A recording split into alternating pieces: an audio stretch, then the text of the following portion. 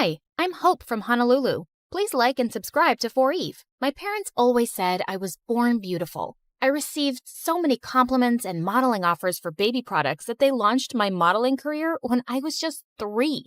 But I never really knew my parents. When I was 6, they started a clothing line named after me and got really busy with it. So they mostly left my older sister Leilani in charge, and she hated me. You promised we'd play with the dolls. You can't always be the center of the universe. I have to take this call. Fashion Kids magazine wants you again. She'd always lie and say we'd do one thing, but we'd do another thing instead, and I'd suffer. You said after my fashion show, we'd go home. I'm tired. Just sign a few more autographs and don't be so ungrateful. Sometimes I wondered if she was so mean to me because she was jealous of my fame. Once when I was 12, I was at a signing event and I escaped from the crowd. I stumbled into an alley where a girl my age was looking through the trash with her mom. I offered them some snacks from my bag, and their reaction was so wonderful. Just then, Leilani found me and dragged me away. And later, when we were on a video call with our parents, she told them what had happened. Hope, it's not okay to sneak off like that. And that poor family could have robbed you.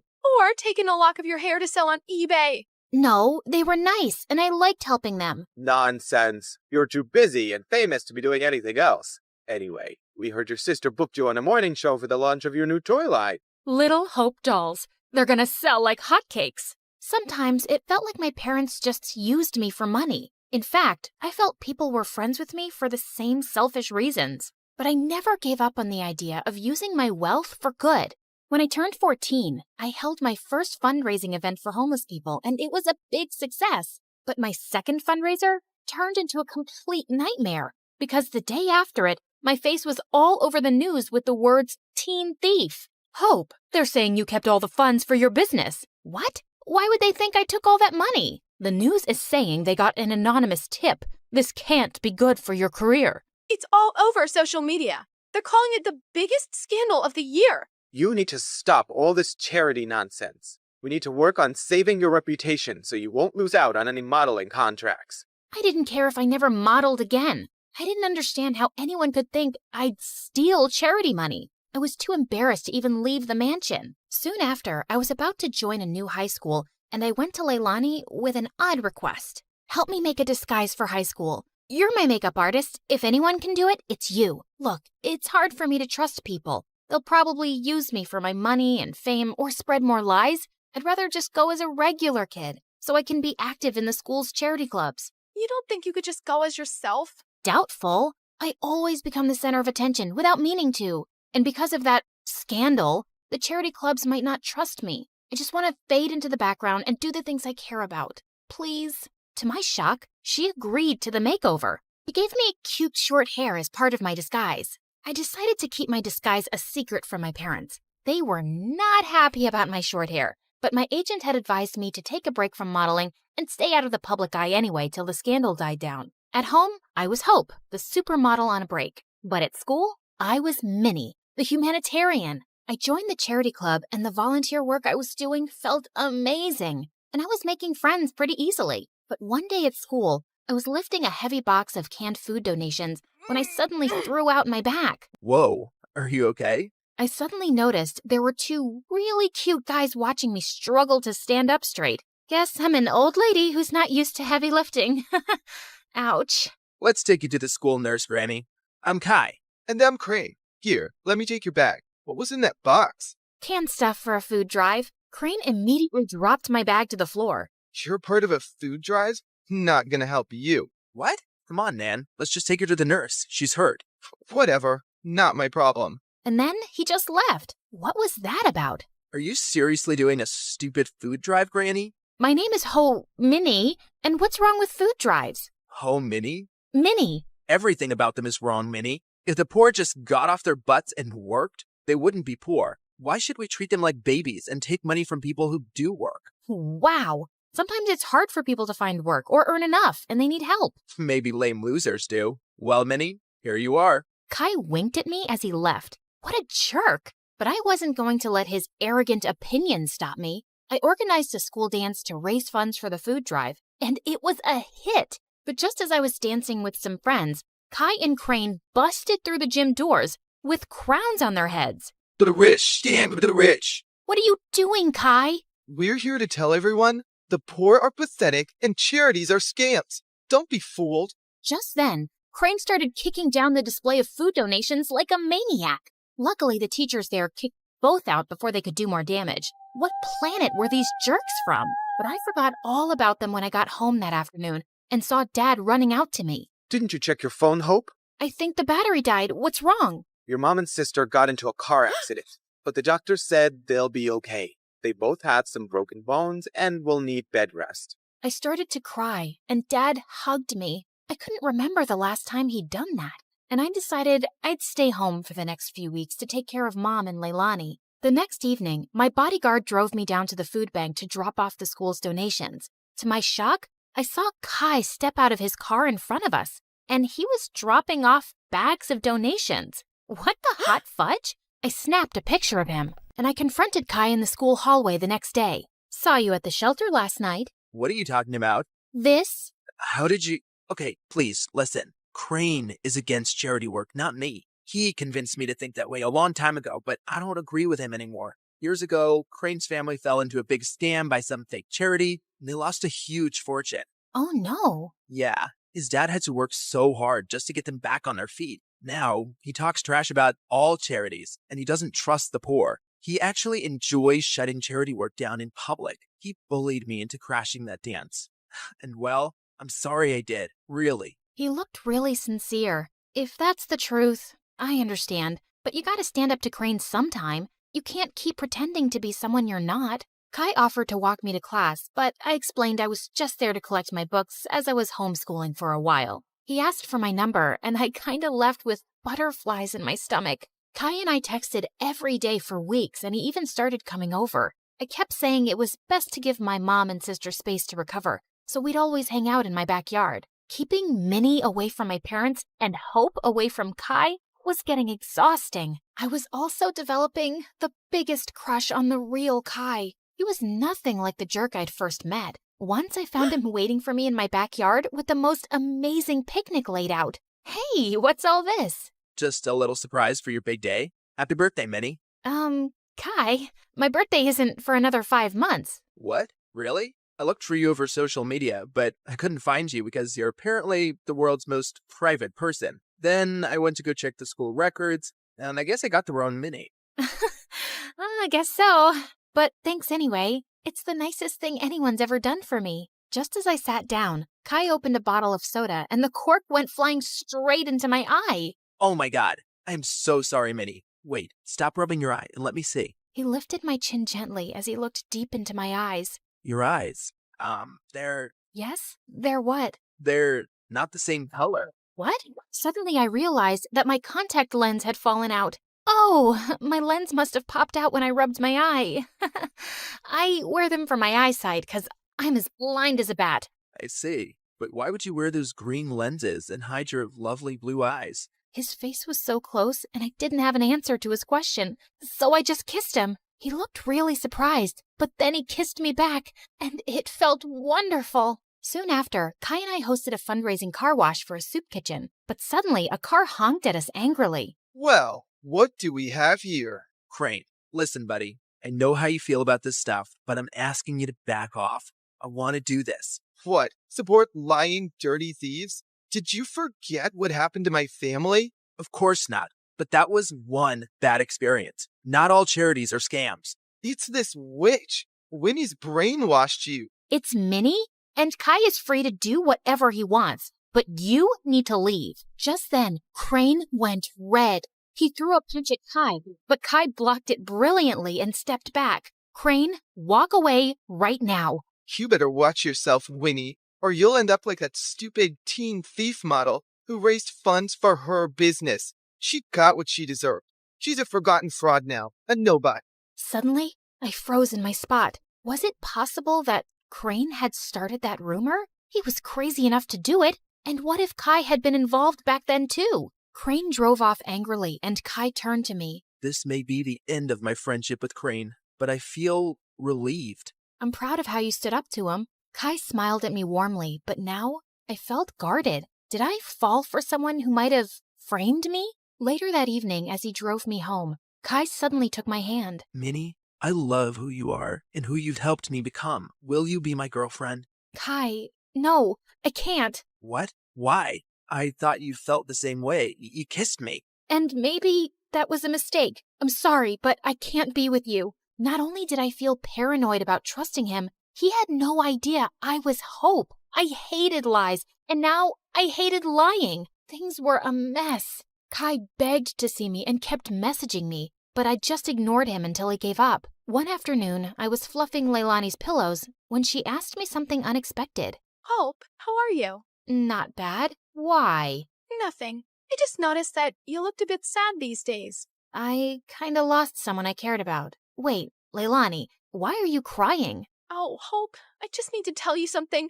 I can't keep it in any longer, especially after you've taken such good care of me. And to my shock, She confessed how she was the one who had started the rumor that I'd stolen the charity funds. I know it was really wrong, and I'm sorry, but I just got so resentful. I was left in charge of you, and you always came first. And you were always in the limelight, while I never even got thanks for anything I did. I got carried away. Leilani, how could you? I really regret it. That's why I agreed to your makeover request, because I didn't want to stand in your way again.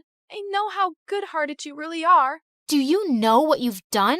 I immediately thought of Kai, this great guy, and how I'd shut him out. I wanted to slap Leilani, but I just stormed off angrily. I told Mom what Leilani had done and said I couldn't stand to be around her right now. To my shock, Mom agreed that I should take a break from her. We arranged for me to stay at my bodyguard's house, and I found out that he lived close to Kai. On my first night there, I walked over to Kai's place. I needed to fix things between us, but his butler informed me that he'd gone to Tokyo for 2 weeks or longer. My heart sank. For 3 days, I texted and called Kai, but he never answered. I knew he was avoiding me, and I deserved it, but I wasn't giving up. I called Mom and explained everything about Kai to her, and she actually listened. Tokyo might be a nicer break for you. OMG, Mom, you'd let me go? Yes, sweetheart. Ever since the accident, your dad and I have been thinking how hard we've pushed you and your sister. We just wanted you girls to know success early on,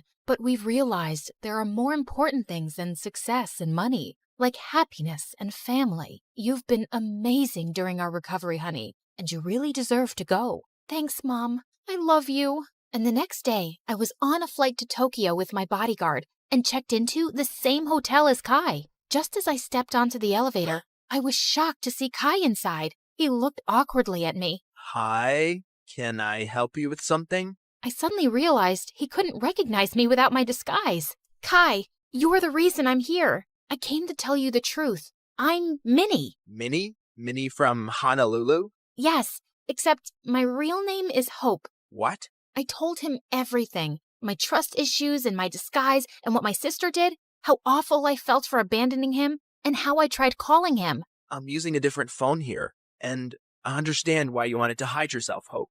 I've missed you. Do you think we could give us another chance? You flew all the way here to make things right? I'd be a jerk if I say no. But could you do just one thing? Give your sister another chance. Come on. Charity starts at home. I will. I promise. Hi, I'm Leah from Indiana. Before I continue, please hit like and subscribe. Since I was a baby, I was meant to be a dancer. I could dance before I could even walk. I would do the cha-cha while cleaning my room, and bust a move while brushing my teeth, and of course, I was shaking it all the way to and from school. People smiled and laughed when they saw me, but I never cared. When I was 10, I would watch my friends head off to dance class after school. It would tear me up inside to see them living my dream. I came home one day as my mom was finishing her makeup. Mom, can I please go to dance class? All my friends are going. You're not going. You have no idea how much that class costs. There was no other parent to ask at that time. Just me and Mom and whoever she was dating that week. But Mommy, please. I swear, I'll do your laundry and chores, and when I make money from ballet, you'll get makeup from Sephora. I'll take you shopping, whatever you want. Pretty please. This means everything in the world to me. We'll see if that ever happens. Right now, I don't have time for this. I'm going to be late. The answer is no, and that's final. She left me alone in the cold house while she sped off in Ted or Fred's Ferrari to some fancy dinner. For me, another night of instant noodles. I felt devastated with how my life was going, just dreaming about my dream of dancing. But then I turned 12. I was alone, like always, and before I could blow out my candle on my plain cupcake, it flickered out. Oh no, there's still so much to wish for. I was about to leave for school when Mom barged in. Hold on, Leah. You have mail. My mom handed me a card with my name and address on it. Who's it from, Mommy? To Leah from Aunt Lucy. Who's Aunt Lucy? I haven't spoken to her in years. I don't talk to that side of the family. She gave me a ticket. Mom snatched it immediately from my hand. That's not a ticket. It's a check for $10 million. My mom went crazy. It was like she stepped into a Louis Vuitton fever dream. I didn't even know she was that loaded. I could do so much with this. I could buy a Gucci dress, an MK bag, and a diamond set. And I can't wait to see the look on Mary's face. She'll be fuming. And oh, that Tony who dumped me, he'll come crawling back like a puppy, begging me to take him back. I didn't remember the last time my mom looked so happy. She showered me with hugs and kisses, even making me twirl around like a ballerina. I had so much to ask Aunt Lucy, but Mom said she didn't have her number or anything. And when I turned 14, Mom decided to move. So we packed up everything and headed to New York City. That's right, the Big Apple, the city that never sleeps. We were ready to start a new life. I finally signed up for dance lessons at an art school. Me, the girl who used to have holes in her shoes, had ballet slippers. I practiced every day until my legs cramped, but I was ecstatic. My mom also had new friends, like Tiffany, Chanel, and Fendi. I had always wanted to be close to Mom, so I joined her shopping sprees, and it worked out great. I guess that's what I was always missing. We would spend our time stocking the malls for the best clothes,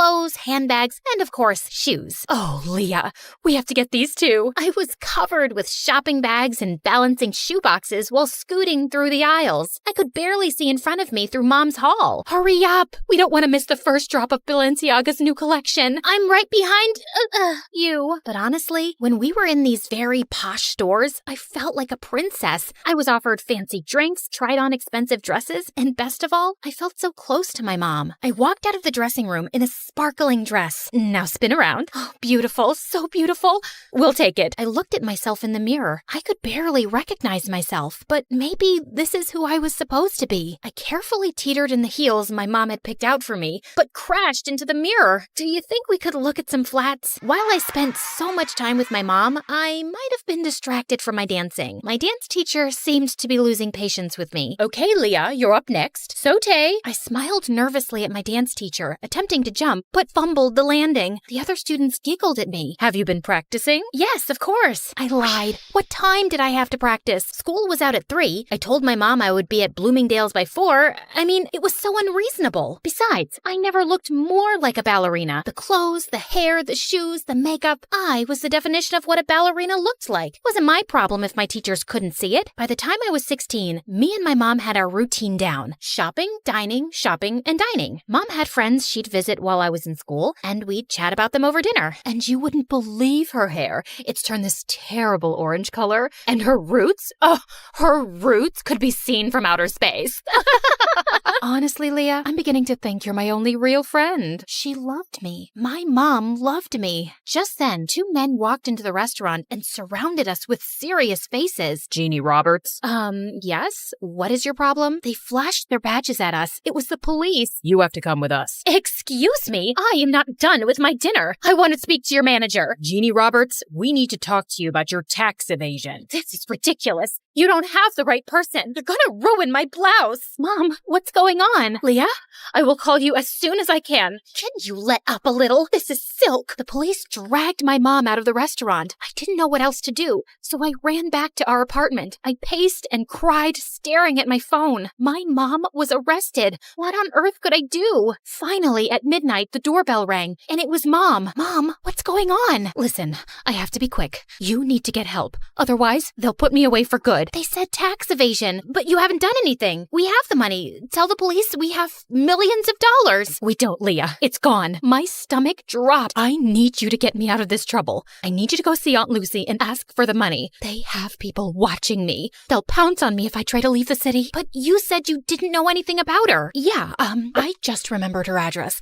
Go to her and get the money so I can get out of here. I had no other choice. It was just me alone, and I had to save my mom. I hopped on the first train I could find. There were 1,000,000 people on the subway, and I squeezed my way through the crowd. The train car jerked, and the guy's soda splashed all over my face. He glared at me. Hey, watch it. But he splashed me. Finally, I arrived at my aunt's house and knocked on the door. Her house towered over me with dozens of closed shutters and fading awnings. I'm not interested in buying anything. I'm not selling anything. I'm Leah. Are you Lucy? I'm looking for my great aunt Lucy. Leah? I ran to her and opened my arms for a much-needed hug, but I was taken aback when Aunt Lucy sidestepped me like she was avoiding a bug. Do you know you look very sticky? I know. I took the subway here. My mom asked for your help. You helped us before, and we appreciate it, so I didn't help you. Well, with the money you graciously gave us, you helped us a ton. That was your father's last investment. I was instructed to cash it out and send it to his next of kin. That's you. My dad? I can only recall bits and pieces of him. I know. You're not missing out. So, Jeannie's in trouble. You want something from me? Why should I bother? We're family, aren't we? I always disliked your mother. Spoiled, selfish, and vain. Does the apple fall far from the tree? You look just like her. But I didn't look like myself. She wanted me to leave, but I couldn't. She was my only hope. I kept pestering and pleading with her for days,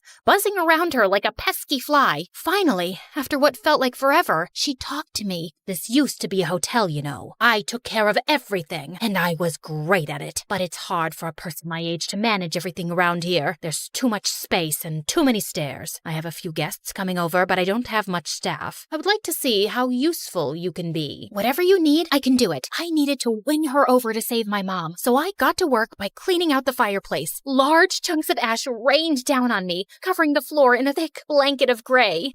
Oh my God, what a mess. Leave this and go wash your face. And when I scrubbed the windows, one of the panes cracked and a large piece of glass fell. I caught the glass right before it hit the floor. Oh no. I heard some guests coming, so I quickly shoved the glass under the bedspread. A large older man entered the room and plopped down on the bed. The glass made a large crunching noise and the man screamed. New sheets. You must need new bed sheets. I scampered out of the room and caught Aunt Lucy giving me the death stare. On the way to get new bed sheets, I bumped into a flower vase and knocked water everywhere. I sprinted off into the hall and grabbed the mop to clean, and then thud! The rest of the guests slipped and fell. Oops, I think I forgot the wet floor sign. Ugh, it's gonna be one of those days. I totally screwed up, and I knew there was no way she'd forgive me. So I hid from her, and when she finally found me, I started bawling like a baby.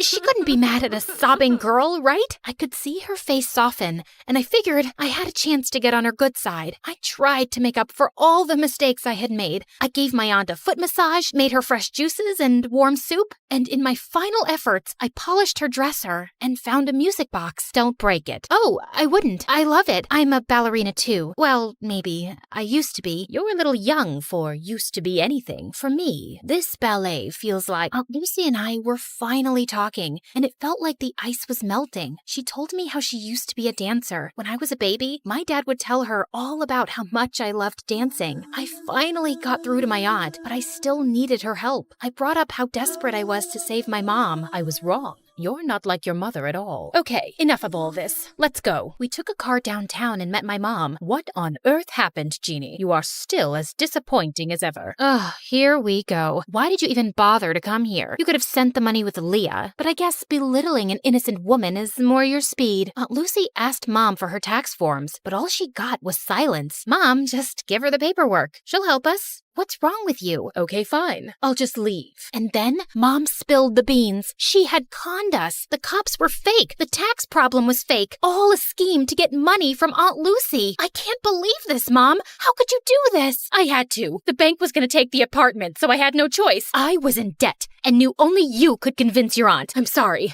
I know I spent a little, but I spent on you too, and it was for us, right, Leah? It made you happy, right? You were happy, and that's what made me happy. But I'm behind on all of my classes. We're out of money, and we don't even have the apartment. And now you're definitely not happy anymore, so I'm not happy. And and I don't see how I could ever become a dancer. Enough. Leah, you need to go to school and work on your studies. You want to be a ballerina? Yes, of course. Then you are coming with me. And Jeannie, you need to pay all of this off. You'll need a source of income to dig your way out of this. This is an impossible situation. I know I made a mistake, but I want to change, and I can't live without you, Leah. I had doubts, and I was furious too. I even stepped outside with my aunt to leave, but then I realized I couldn't abandon my mom, not even after all the things she did. Okay, Mom, I think we should try to be a family, all of us together. I believed that this time it was going to work out. The three of us went back to the hotel and were ready to start our new lives together. But the next morning, Mom, I ran around the hotel but couldn't find my mom. Her clothes and purse were gone. I searched up and down until I got to the front desk. The cashier's box was completely empty. She left and took my Aunt Lucy's money. I was devastated. I brought her here, and it all happened because of me. What should I do? I had brought on enough trouble, and I had to earn and return every penny back to my aunt. Leah, are you leaving too? I'm so sorry, Aunt Lucy. I just wanted us to be a family. I don't want to cause you any more trouble. I thought it would be better if I just left. I'm so sorry about my mom. I wanted to believe that she would be different, but she wasn't. Just the same horrible, selfish woman. Leah, you don't have to go. It's not your fault. We're family. Sometimes the family you're given isn't the family you end up with, and that is okay. Really? Really. I love you.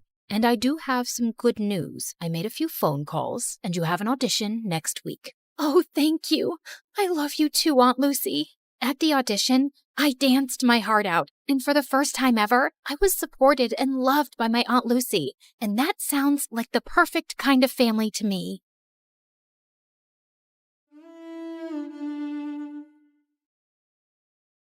When the music kicked off and everyone started dancing, I escaped to the garden for some fresh air. As I sat down by the fountain and sighed, a soft object hit me squarely in the face. Then someone in black jumped down from the tree above me. Brought your favorite cheeseburger. Meredith, what are you doing here? And why would you hit me with a burger? Wait, are you dressed up like Catwoman? Yeah, it's been my look for weeks now. 1, it shows off my fantastic figure, which is a service to humanity. 2, every vigilante hero needs a costume, and I've always found Catwoman classy. 3, Vigilante hero? You basically rob people. Yeah, like Robin Hood, stealing from the rich and giving to the poor. You steal for yourself. I am the poor. And what's all this you nonsense? Last time I checked, we were a team. But sis, what's taking so long with this mission? It's not that simple. It's pretty simple. You make this rich dude fall for you, get access to his vault, steal the painting, and we run off to Bora Bora. Are you having trouble making him fall for you? Maybe he hates your eyebrows. I don't know, but I feel like punching you in the face every time I see your eyebrows, which is basically every time I see your face. Shut up, Em. Everything's going fine. Okay, but hurry up. This catsuit is giving me a butt rash, even though I use baby powder under it. I want to put it away soon and retire on a beach in a bikini. Aren't you looking forward to it? Just take the stupid suit off. You're a con artist, not a cat burglar. And of course I'm looking forward to it. You should go before you blow my cover. And thanks for the burger. It's not a gift. Duh. You're gonna pay me back. I've noted it in my diary. See ya. I couldn't help laughing as I saw her clumsily climb the wall, then fall over to the other side. But as I turned away, I felt troubled. The problem wasn't about making this rich guy I had to rob fall for me. He already had. The problem was, I'd fallen for him too. Let's start from the start, okay? Hi, I'm Claire, originally from Connecticut. And yes, you might have heard some fun words being used for me.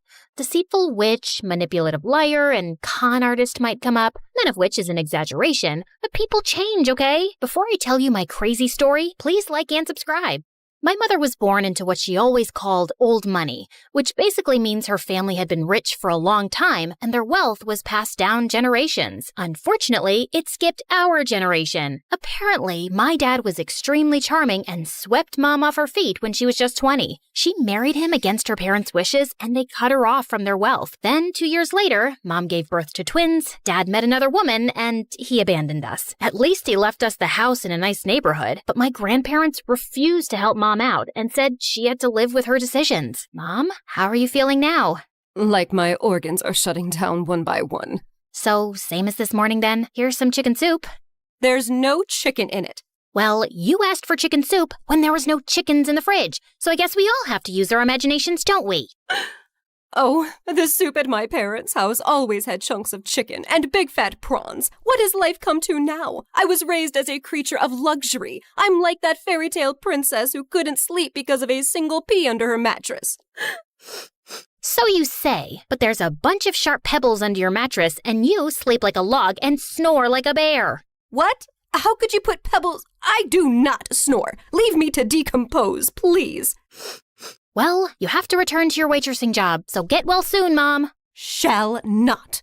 I loved Mom, but she was basically a spoiled, selfish child who just couldn't adapt to her change in fortunes and start acting like a freaking parent. My sister Meredith and I were twins, but we looked nothing alike. With her soft blonde hair and big baby blues, she looked like the kind of sweet soul who saved kittens from trees, helped old people across the road, and sang to birds. She didn't look like she had an ounce of evil in her, which wasn't true, like at all. But we'll come back to that later. From an early age, it was clear to me and Meredith that we had to be resourceful for money. I started doing odd jobs for our rich neighbors in the 8th grade, like raking their gardens, walking their dogs, and babysitting their kids. But Meredith was always finding more creative ways, like taking stupid boys in her class on paid exclusive tours to an alien site she'd discovered in the nearby forest. I'd seen her digging up the crater where the spaceship had landed, or selling youth water to high school girls, claiming she'd traveled far to the Fountain of Youth over summer break and had a limited supply. They actually thought she was telling the truth because it tasted different. Yeah, that's because she was filling up bottles from the neighbor's gross jacuzzi. People eventually caught on and stopped buying from her, and that's when she started stealing from me. But whenever I'd confront her, she'd throw a tantrum and deny it like I'd accused her of killing someone. So the next time, I hid money in my diary and made my latest entry. Dear Diary, guess what? What? When Mom took Meredith to the hospital for her sore throat the other day, the doctors made a shocking discovery. Meredith has a rare, incurable disease. She only has a few more months with us. We've decided not to tell her so she isn't scared and lives the rest of her short life in peace. Yes, I'm sad, but not that much because my baby sister is going to a better place and leaving me all her stuff. I knew my trick had worked when Meredith came down one morning with swollen eyes. When Mom asked her what was wrong, she burst into tears about her incurable disease. Where would you get an idea like that? Yes, Meredith. Please, tell Mom where you got this idea from. You wrote it in your... Oh, wait, you chubby witch! You made me believe I was dying! Meredith lunged at me and we went rolling all over the kitchen floor. But she ended up getting grounded for a month for stealing and invading my privacy. I soon started missing her at dinner time, though. So late one night, I snuck into her room with ice cream to find her playing darts with my face as the target. I'm sorry you're stuck here, but you did steal from me. I know we don't have a lot right now, but we'll work hard and make money in the future. But the future is in the future. What do I do now when I need money for mascara and gummy bears? Maybe we can think of some business idea. Oh, I thought you'd never ask. She pulled out a box from under her bed full of t-shirts. So you know my friend George, the next-door gardener's nephew? Apparently he volunteers at a mental institution every weekend. The owners got t-shirts made from all the patients, but they refuse to wear them, blah, blah. So now the mental place has hundreds of these lying in storage. George said he can score them for me, and we could have our own t-shirt range with cute things written on them. Look, here's one I made for myself. I want to go to Bora Bora, but I'm Bora Bora. Please help me. Funny. I'm very serious, actually. I'm gonna live in Bora Bora one day. So, are we selling these t-shirts? I'm in. I also made one for you. That'll be $10, thanks. Money can't buy happiness, but poverty can't buy anything. Please help me. You should pay me for wearing this. Meredith didn't have the best reputation in our neighborhood or school to sell things, so we decided to hit the other end of town and set up a t-shirt stall outside a private school. With my salesmanship and Meredith's flirting, we managed to sell quite a few on the first day. We started setting up shop at different locations, and one day as we were heading home, Meredith suddenly said she had to pee really badly. So we walked up to the closest house to ask if they'd let us use the bathroom. We rang the bell, but no one seemed to be home. I was peeking in through the window when suddenly I turned around to see Meredith already crawling halfway through one. Are you crazy? That's breaking and entering! I'll kick in your face so hard that you'll need plastic surgery, which we don't have money for. If you don't want to be ugly for the rest of your life, let me pee. I let her go and was standing guard at the door when, to my horror, a car suddenly pulled into the driveway and a snooty woman stepped out. Hey, you girl. What are you doing lurking around my house? Were you thinking of breaking in? What? No, of course not. I'm a Girl Scout selling cookies. Yeah, I study in the, Aston Bridge School for Girls. Oh, I see. It's a lovely school. I know many people whose children go there. Sorry for my mistake. I'll be happy to buy some cookies from you. Put me down for 20 boxes. Sure. It's, $5 a box, so that'll be $100. I'm putting your name down on my list, and I'll drop them by tomorrow. That's perfect, sweetie. Here's the money. I'll see you soon. Just then, I saw Meredith slip out the window, and as soon as the lady went in, we ran like crazy down the block and then collapsed on some grass. Look, I took some pastries from her kitchen. Perfect for a spontaneous picnic. That's stealing. Oh, you're one to talk. I heard the whole cookie conversation from inside. You took that lady's money and you're never going to give her any cookies.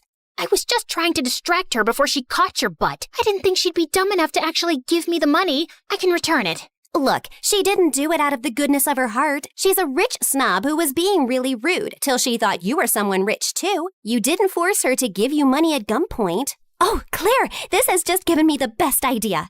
You're not serious. Yes, I am. Dumb people deserve to be tricked. And what does $100 mean to someone who has a gold toilet seat? I knew it was wrong, but it was also so easy. And before I knew it, Meredith and I were wearing private school uniforms and hitting different neighborhoods collecting money for Girl Scout cookies that we had no intention to deliver. We made $2,000 in a month. But one day, when we went up to a rich old lady's house, she invited us in and even offered us cake as we signed her up. How many boxes will that be, ma'am? Oh, none, thank you. You see, I don't buy imaginary cookies. What? I'd heard that there were 2 conning Girl Scouts in town, and I was ready for you. I've called the police, and you 2 will end up in a detention center.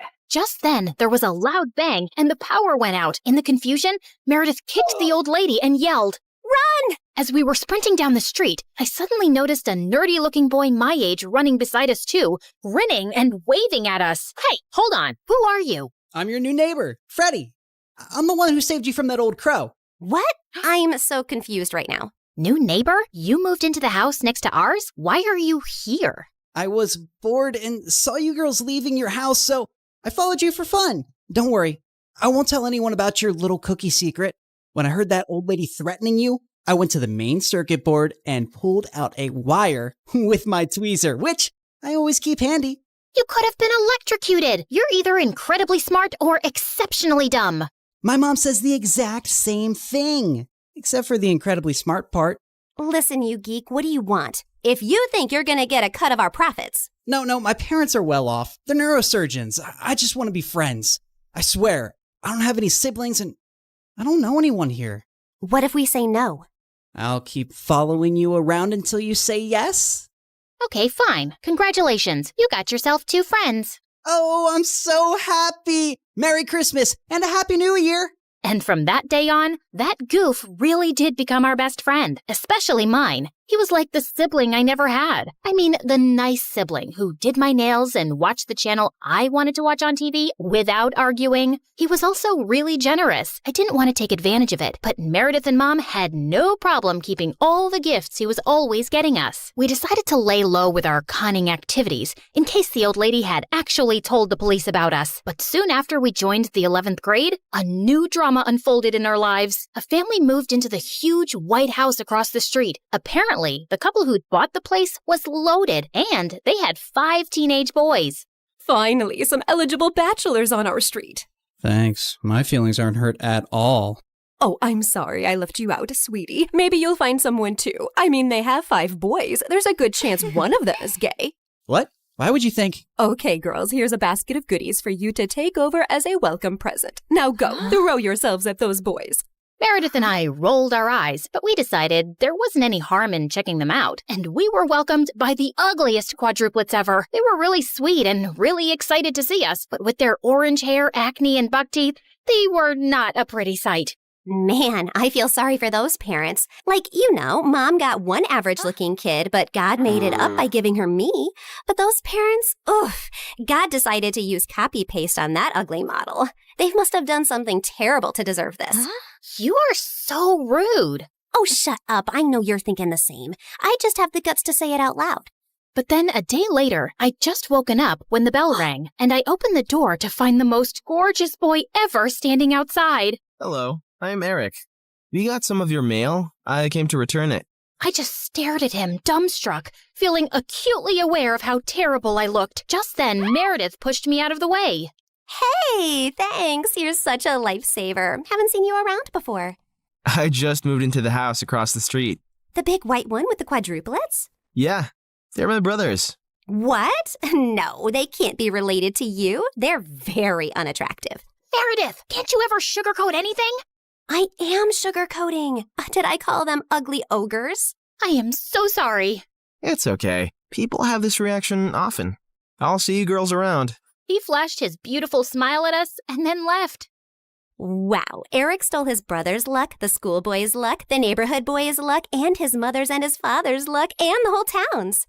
I agree. He's beautiful. I hope he's smart and funny and kind too. I'm sure he is. I never believed in love at first sight till I met Eric. Okay, maybe love is an exaggeration, but I was crushing on him hard.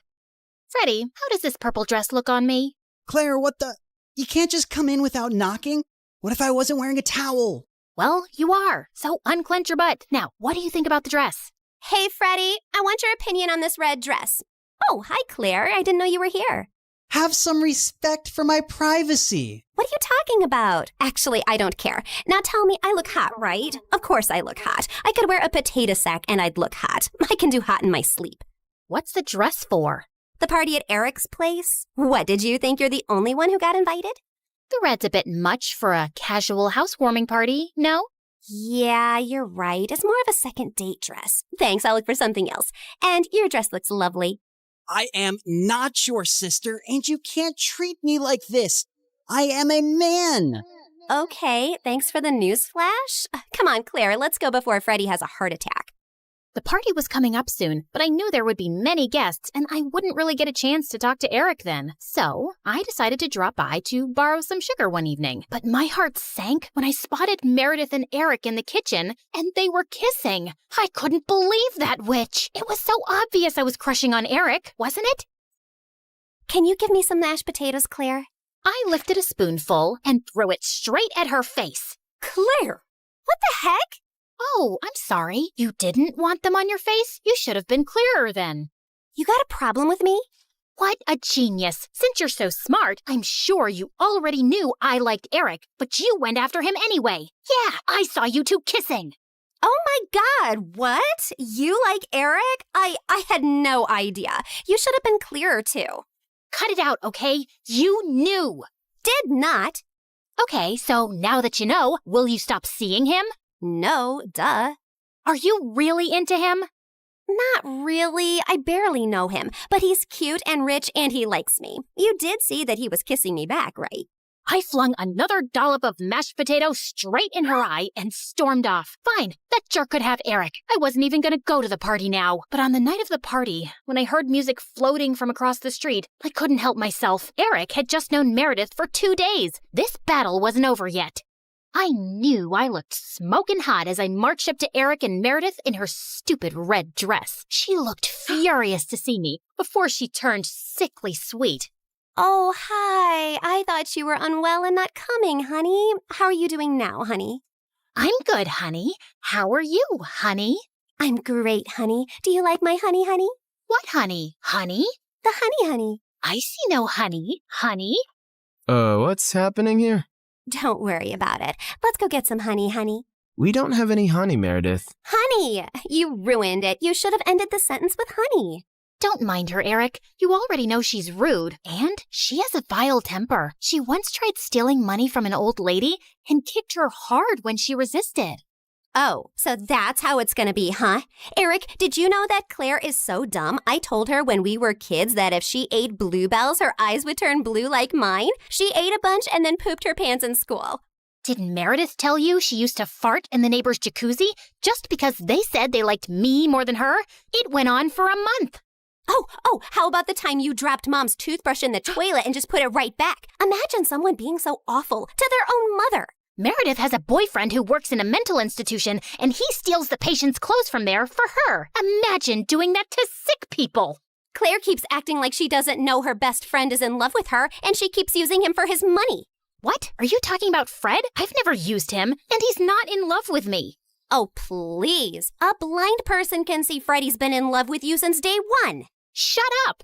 You shut up. How about you shut the heck up? Not till you shut up first. I pushed Meredith out of my way, but I ended up pushing a little too hard, and she crashed straight into the punch bowl. She got up and charged me, and we landed straight on the food table. As Eric was trying to pull us apart, Freddie suddenly ran in. Claire, Meredith, stop! Your mom, she isn't okay. You gotta come now. We ran outside to see Mom unconscious and being wheeled into an ambulance. Since Freddie's dad was a neurosurgeon, he took Mom's case and ran tests for weeks to discover that she had some inflammation in her brain for unknown reasons, which had sent her into a coma. Freddie's dad decided to enter her name in a clinical trial for rare brain diseases since she met all the criteria. But what's it going to cost us? We take one pro bono case for the trial, but there will still be other hospital expenses. And you girls will have to figure out something soon. Do you have any relatives? We had to contact our grandparents, but to our surprise, Mom didn't even have their numbers saved in her phone. All we had was a framed picture with their names signed at the back. Freddie offered to hire a private investigator, and within a week, he said they'd been found and were flying over to see us. But I couldn't help noticing as they got out of the cab that they didn't look rich at all. Those paupers are our grandparents? They're definitely the people from the picture. Why do Grandma's shoes look like something out of a museum? And Grandpa's coat is missing 3 buttons. The old lady hobbled towards us and hugged us tight. Oh, girls, it's so good to see you. We had no idea we had granddaughters till yesterday. You look nothing like our son, though. Your son? No, we're your daughter's kids. Oh, honey, we don't have a daughter. The private investigator who tracked us down did say our daughter was looking for us, but we just assumed that was our son who ran away from home 18 years ago. He was always saying he'd change into a woman one day. What? Our mom used to be a man? No, this is crazy. Look at this picture. Does this woman look anything like your son? Our son is ugly, and I remember this woman. Alfred, you remember this beautiful lady came to stay at our motel many years ago? She disappeared suddenly one night, and the next day some mafia men turned up looking for her. Ah, yes. Those men kept turning up for weeks. They seemed like bad news. I'm happy to hear the lady is okay. So, you're not her parents? Then why does she have this picture of you guys? She took it from the motel. I don't know why. I'm so tired, dear. Can I rest for a little while? No, if you're not our rich grandparents, you gotta go. Taxi! Meredith sent them packing immediately, and we just stood staring at each other. When was Mom in a motel? And why were there bad men after her? She told us all our lives these random people are our grandparents. What else has she been lying about? Apparently, a lot of things. When we checked out if she had any health insurance, she couldn't be found in the system. I went to the diner where she'd been working for years to see if the manager could help, only to find out that no one there had ever seen her. We had no clue where she'd been going all this time while she was pretending to work, or where she got her salary from. Meredith and I tore up Mom's room looking for more clues. We didn't find anything in the closets or under the bed, but I pulled the rug away and came across a loose floorboard. We pried it open to find a laptop and so many fake IDs and passports, all belonging to Mom. Oh my God. Mom? As a French redhead? Her hair is black here, and she's Swedish. We opened the laptop, but we couldn't get past the security code. We asked Freddie to come over and told him everything. And when he went over the laptop, he let out a low whistle. Whoa, this is heavy encryption and insane firewalls. Is your mom from the CIA or something? Have you ever seen her using this laptop? Yeah, I have once, but she told me she borrowed it from a friend to watch Keeping Up with the Kardashians. Who is this woman? We really had no idea, except that her hair dye started fading soon, and we discovered she was a natural blonde. We still desperately needed the money and contemplated selling the house, but we couldn't even find any documents for it. For the first time in my life, I felt overwhelmed and completely out of ideas. Then one night, as Meredith and I were sitting on the porch, Freddie joined us, looking grim. I need to tell you guys something about the clinical trial. There's only a 50% chance that your mom will get the drug that could make her well. What do you mean? Doesn't everyone get the drug? No, half the patients get a placebo drug. Oh god, I did something really wrong. I checked the files of everyone on the clinical trial, and your mom has been assigned the placebo drug. She's not gonna get the treatment. So that's it? We're just gonna sit back and watch, knowing there's no chance of her getting better? Make your dad give her the drug! I can't. Dad would lose his medical license if anyone thought he interfered with the trial. Then why did you even tell us, Freddie? Freddie looked at me silently. He told us because he and his dad can't do anything, but we can. Whatever you plan, I can't be part of it, but you have to do it soon. The trial starts next week. Thank you, Freddie. You don't know what this means to us. Of course. I'd do anything for you, Claire. For the first time, I saw what had maybe been so obvious all along. Freddie was in love with me, and I was about to use it to my advantage. Can you tell me where the trial patient files are? When we visited Mom next at the hospital, I was able to slip away and retrieve Mom's file and another patient's who was receiving the drug. That night, Meredith and I used every Photoshop skill we had to make duplicate copies, complete with the hospital seal and everyone's signatures to ensure that Mom was the patient chosen for the treatment. And the next day, I slipped the files back in. I knew what I'd done was wrong, and I'd broken at least 5 different laws. But as I walked away, I didn't feel like a criminal at all.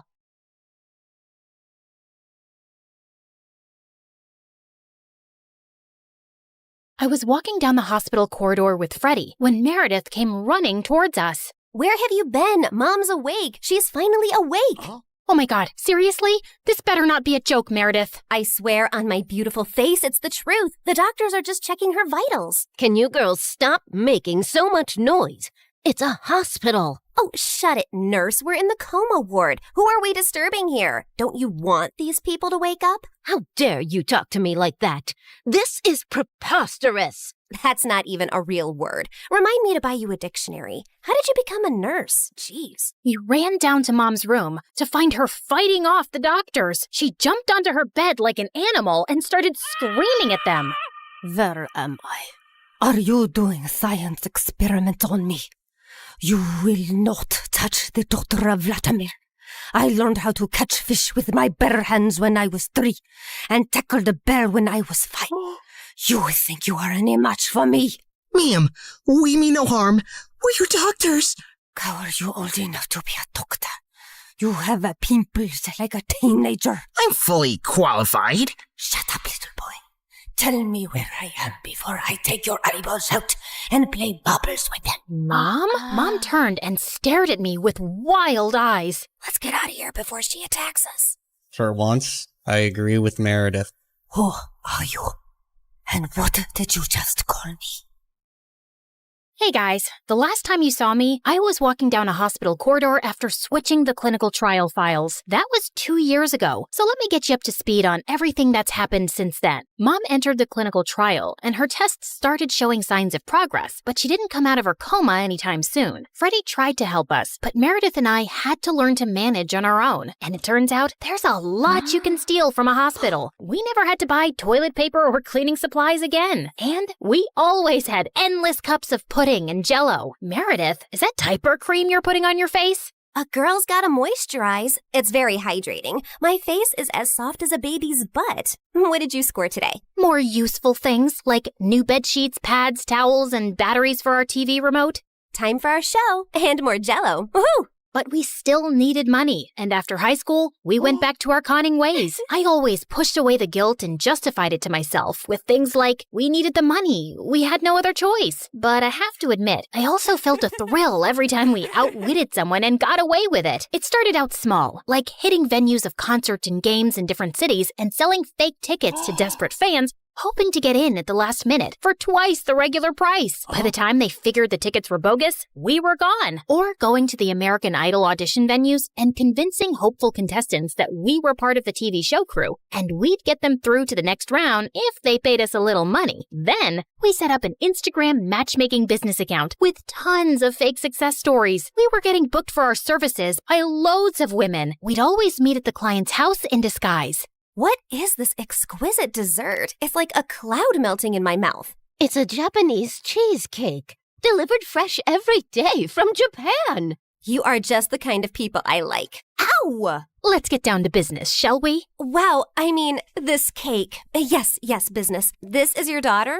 Oof. We know she's a bit plain. And she's 6 feet tall? With that face? Is her case hopeless? Oh no, we've dealt with a lot of uggos before. Believe me. Ow! What my partner means is there's someone for everyone out there, and we're experts at making those two people meet. We'll need a small advance, and we'll bring you a portfolio of suitable bachelors in a week. You'll be the mother of the bride soon, watching your little giraffe walk down the aisle. Sounds good, right? Make that check to cash, please. Can you also pack the rest of this cake? We'd take the advance, keep in touch for a few weeks saying we were gathering options, and then disappear. Of course, people soon started commenting on our page, calling us frauds and reporting our account, but we made a good amount while it lasted. We tried out a wedding planner service next. That's a gorgeous cake, but it's so expensive.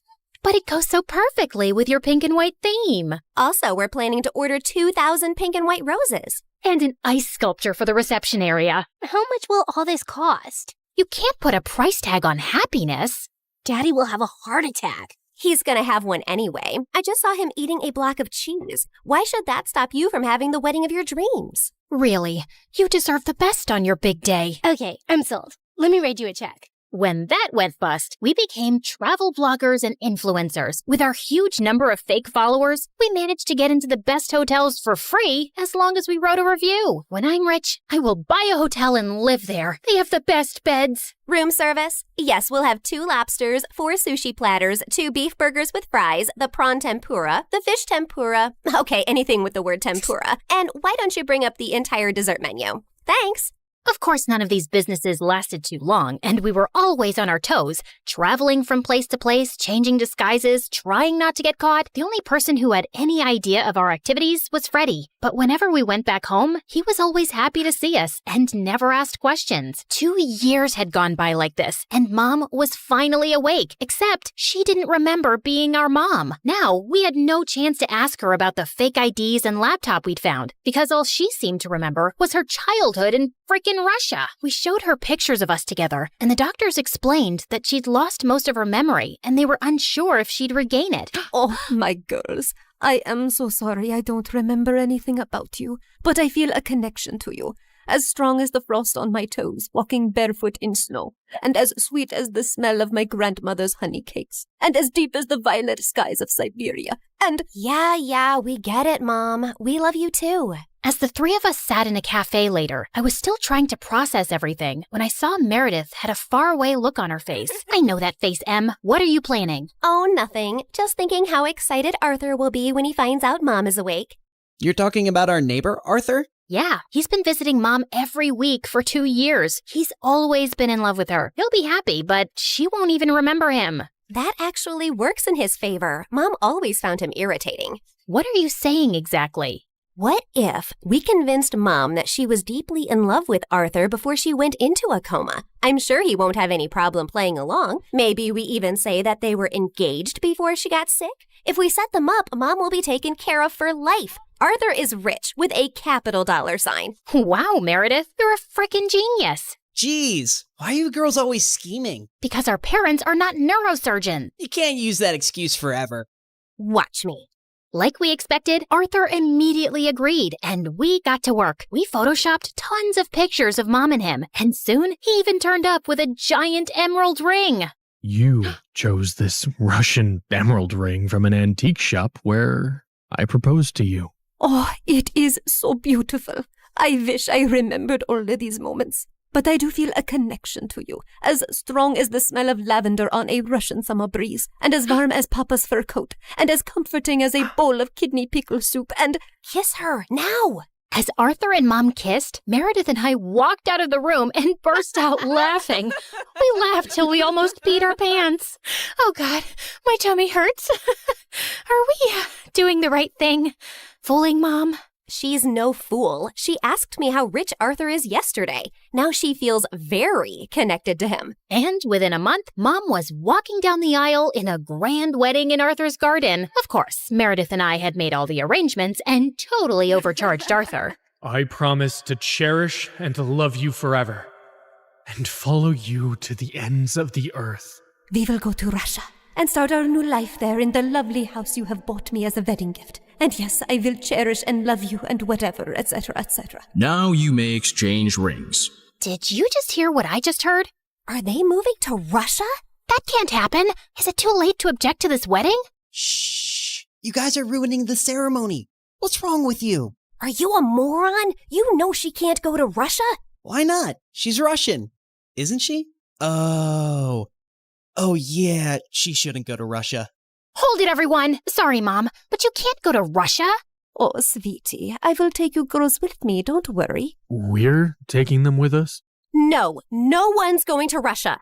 Can we, discuss this later? You're ruining the moment. Arthur, shh. Listen, Mom, we need to talk. As I got up to talk to Mom, I tripped on my dress and crashed into this big cage holding 100 pigeons, and they all started flying off.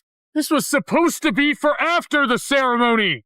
But suddenly, those pigeons turned vicious and came back to attack everyone. They clawed at people's hair, poked them with their beaks, and pooped everywhere. As the guests ran around in chaos, someone slammed straight into the wedding cake. Meredith and I grabbed Mom's arms and dragged her home. What is wrong with you two? There's something you need to know, Mom. Meredith and I ended up showing her all her fake passports, IDs, and the laptop, and she was stunned. My name is Alexei, and none of these IDs have that name. Mom, we don't know who you really are or why you left Russia. What if you were a spy or some sort of criminal? What if you're wanted in Russia? If you go back there, you might get arrested or worse. Apparently, many years ago, some bad people were looking for you, and we don't know why. You have to stay here and keep a low profile. But I want to find my parents and see my home. It's all I remember. You can't risk it. Not till you get your memory back. Or we get someone to tell us what's on that laptop and figure out who you are. We're sorry. We hugged Mom as she cried, then fixed her makeup and returned to the wedding. The pigeons had left, and the guests were leaving too. Stop, everyone. The wedding isn't over yet. And Arthur, Mom wants to move to Hawaii instead. From the top, people! Arthur was very confused, but they finally got married. Later, as everyone moved towards the dance floor, Freddie asked me to join him. So, now your mom is well and you have a rich stepfather. What are your plans? I like traveling around with Meredith. Maybe I'll do that for some time. There isn't any reason to stay here anyway. Ouch. Why don't you just hit me with an axe? Of course, there's you. I can always come visit. That's not good enough, Claire. Look, I have to say this now. I've been in love with you since forever, and let's not pretend you don't know that. Don't you think you can give us a chance? We're best friends, and I'd do anything for you. I know, Freddie, but I just can't. I love you, but not like you want me to. You can try dating me. Maybe you'll feel differently. I don't think I will. And I can give you a good life. You don't need to live like a freaking criminal anymore. Some people might call me an artist. Con artist, yeah. Still a criminal. Maybe I enjoy being one. It's kind of thrilling.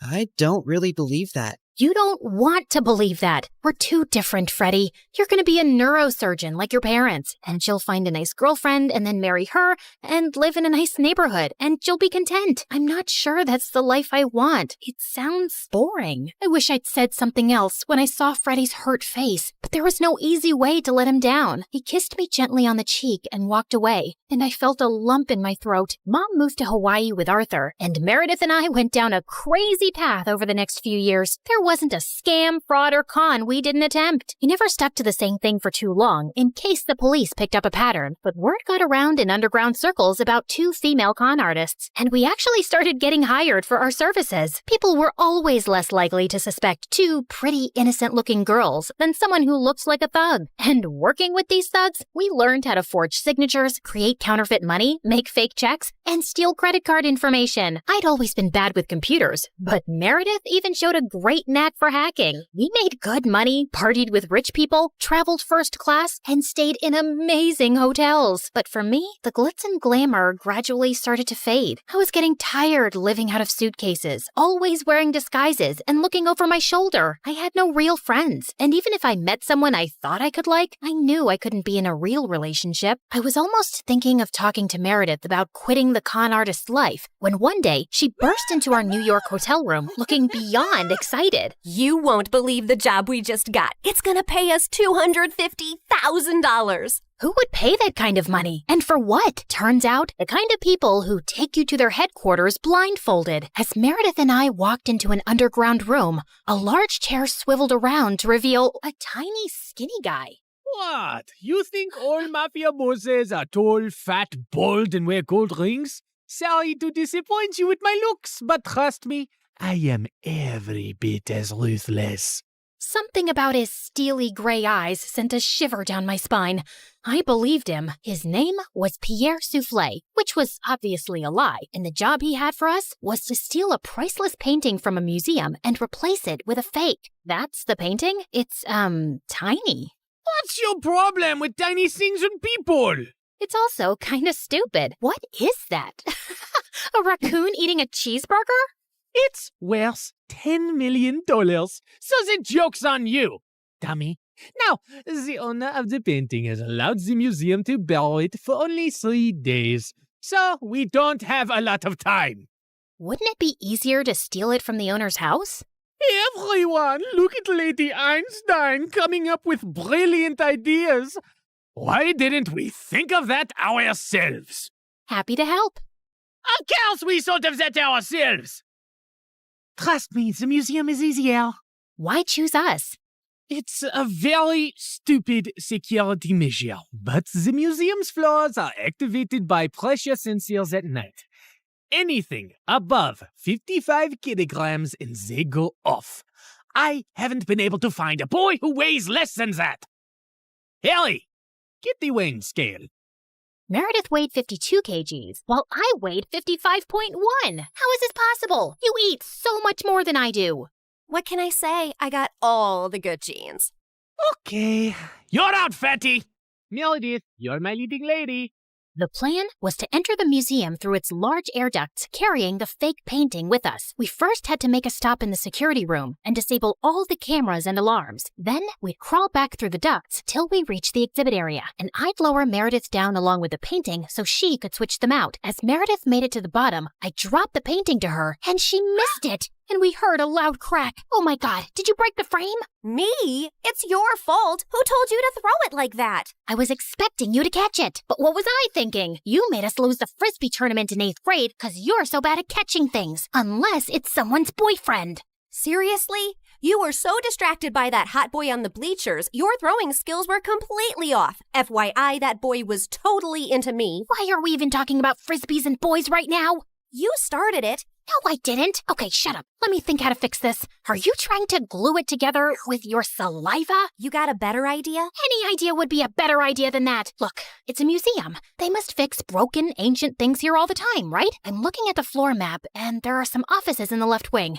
I'll go get some glue. It took me an hour to find glue and return to our spot. And I found Meredith eating a bowl of ramen. Where did you get that? I brought a packet of instant ramen with me, and you were taking forever, so I went to make it in the staff kitchen. There was someone's chicken sandwich in the fridge, so I used the meat from that. And there was also some tofu, and I added a dash of oyster sauce. I'm so happy you chose this moment in your life to become a gourmet chef. Just send the painting back up so I can fix it. Tried to fill in the crack as best I could, then sent it back down to Meredith, who took the real one off and put the fake one on the wall. But just as she started walking back, the whole floor lit up suddenly, and a blaring sound went off. Oh my God, what's happening? I don't know. Is the painting heavier than the fake one? Just hurry up. We gotta get out now. They pulled up Meredith and the real painting and closed the opening in the ceiling seconds before security burst in. We crawled down the ducts and out of the building as fast as we could. We ran a few blocks down where Pierre's van was waiting for us, and we sped away. Oh, I would have preferred if you hadn't alerted all of New York about a break-in. Now I'll have to move this painting around with cops crawling all over the city. Never mind. Here's your check, and Claire, try to lose some weight. Au revoir. And without warning, we were dumped on a dark street. We scrambled to our feet, headed for the subway, and made it home. It was all over the news the next morning that someone had broken into the museum and switched off all the security systems. But apparently, nothing had been stolen, except a chicken sandwich and a block of tofu from the staff kitchen. You ate the entire block? Hey, I'm not the one who needs to watch her weight. I do not need to. Whatever. Listen, I've been meaning to talk to you about something. It'll have to wait. I got a hair appointment. We'll talk over dinner? Yeah, sure. I was gonna tell Meredith that I wanted a break from this life, and I wasn't sure how she'd react. As I sat in a cafe later, I suddenly found a cute guy next to my table. Mind if I sit here? There are no other empty seats. I won't disturb you. I promise. We actually ended up talking for over an hour, and I found him sweet and charming. I'd love to meet you again if you're free. I don't live in New York, but I come every weekend. You come here for work? No, actually, I came to visit my mom, who's admitted in the hospital here for a medical trial. She has some rare brain issue that sent her into a coma. Oh, I'm sorry to hear that. How long has she been in a coma? 6 years now. It's been the toughest thing I've ever dealt with. Actually, she was part of this other really promising clinical trial before, but that didn't work for her. He was in a hospital in Connecticut. As he kept talking, I suddenly felt like I was spinning around very fast, and I could hear my heartbeat in my ears. My chest felt heavy, and I could barely breathe. I don't know what I said to the boy, but I just ran out of there and didn't stop till I got to our hotel room. Hey, I was about to call you. What's wrong? Claire, are we in trouble? I am a terrible person. Hey, you're not that terrible, just a bit ugly. You don't have cops after you, do you? Meredith, I met someone. It's not a cop, is it? No, I met a random guy in a cafe, and his mom was in a clinical trial. I hope this gets interesting at some point. In a hospital in Connecticut. Oh my God, the same hospital Mom was in? And the same trial? What a small world. No, it's not the same trial. It's a different hospital, too. Okay, I'm bored again. The coincidence made me interested for a bit. Meredith, his mom's been in a coma for 6 years. We did that to someone. Didn't you just say it's not the same trial? Yes, but for a few seconds, I thought it was the same trial. And I just realized for the first time today that we did something awful to someone out there. When we switched the patient files, we took away someone else's chance to get better. You realized this just now? Are you dumb or something? Of course that's what we did. I mean, I never really thought about it like this. It was just a name on a file. But meeting someone who's going through that with their mom for years, it just made it so real. We're really bad people. Not really bad, if you consider all the bad people in the world. Okay, look, we didn't have a choice. If I had to do something like that to save Mom all over again, I'd do it in a heartbeat. Okay, so we did that to save Mom, but what about everything else? We had a choice to not continue living this life, but we didn't stop, and I want to stop. What's the big deal, man? It's not like we're stealing from poor people. It doesn't matter who we steal from. It's not about them. It's about us and the people we've become. I don't want to be this person anymore. Look, just calm down. I'll get you a pina colada and everything will seem better. But I pushed her away angrily and she landed on the floor. She looked up at me, stunned. No, I am done. Meredith and I barely spoke over the next few days, and I had no idea what was going through her head. But I'd made my decision. I was gonna go home. I sent Freddie a text to say I'd be coming next week, and he called me back. Hey, I'm actually in New York with my parents for the weekend. Can we catch up? The moment I saw Freddie, I just burst into tears and he hugged me tight. As we talked over dinner, he assured me that he'd talk to Meredith and try to make her come home too. We had just stepped out of the restaurant and walked 2 blocks down when suddenly a black van screeched to a halt beside us and some men pulled us in, handcuffing and blindfolding us. When our blindfolds came off, I realized we were in Pierre's quarters and I found Meredith there too. What's going on here? Welcome, welcome. We just gathered here to discuss a teensy-weensy, itsy-bitsy issue. Now, Meredith, go ahead and tell them the moronic thing of titanic proportions that you just did. Apparently, Meredith had found her way to Pierre's headquarters and stolen the real painting from him. She had then tried to sell it to a buyer she'd arranged, and while the exchange was about to happen on the docks, the cops had showed up. Meredith had barely managed to escape, but the buyer and the painting were in police custody. The police didn't let it get out in the news, but they knew the real painting had been stolen and replaced with a fake. They were probably watching every dock, airport, and train station to see if someone would try and move it out. And your sister practically handed it to them. What were you thinking? It's your whole quitting the biz talk that made me do it. I did it for us, so we could sell the painting and retire to Bora Bora for good. And what the heck is Freddie doing here? Hi, guys. I'm Freddie. Old friend. Nice to meet you. Not terrified at all. You made me lose a fortune, and you double-crossed me. And Pierre does not take betrayal well. Harry! Sam! Yes, sir! You know what to do. Boss? I'm not really sure how I feel about punching a girl. Yeah, boss, I am not really comfortable with this. Maybe we can just punch the boy. I'm not really a boy. I used to be a girl. Ask Claire and Meredith. We practically grew up like sisters. Please don't hurt him. He has nothing to do with this. Silence! You buffoons! I didn't say hurt anyone yet. I just wanted you to threaten them. But of course, you're useless. I'll do myself. Torture Harry and Sam after this meeting. Now, get lost. Then Pierre shifted his cold gaze to me. That painting is everything to me, and I want it back. And now the only way we can get it is from the owner himself. You, Claire, will be executing this mission. The heir of that painting is a young, charming millionaire. And you will get to know him, become his girlfriend, kiss, cuddle, yada yada. You need to earn his trust completely, so he lets you into his life and his home. Then, when the time is right, you'll steal the painting from a high-security vault inside his house and bring it back to me.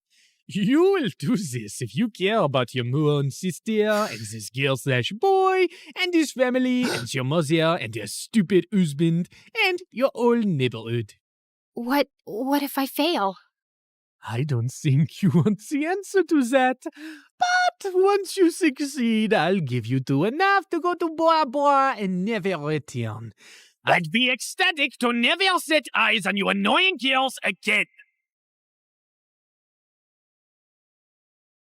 I had my eyes on the target from across the street. As soon as I saw him walk towards the cafe, I headed for the entrance. Just as he opened the door, I bumped straight into him, spilling coffee all over his shirt. Oh, God, I'm so sorry. I wasn't looking.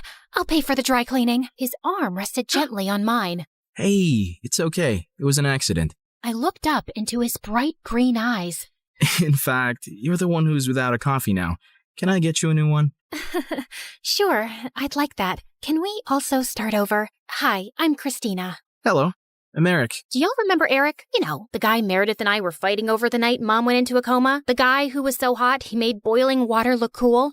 The guy whose smile shone brighter than the sun and whose eyes were deeper than the Amazon rainforest? The guy who... He looks familiar. Oh my God, I've kissed this guy once. Yeah, the guy who stole my heart the minute I saw him. And then Meredith kissed him. Do you girls know him? Not super well, but I'd rate him number 8 on my list of good kissers. And I've kissed tons of people, so that's pretty high. Oh, Pierre, you really gotta see his brothers. They look like... Ugly old girls, I know. I know everything about him, but how well does he know you? He and his family lived in our neighborhood only for a month, and that was years ago.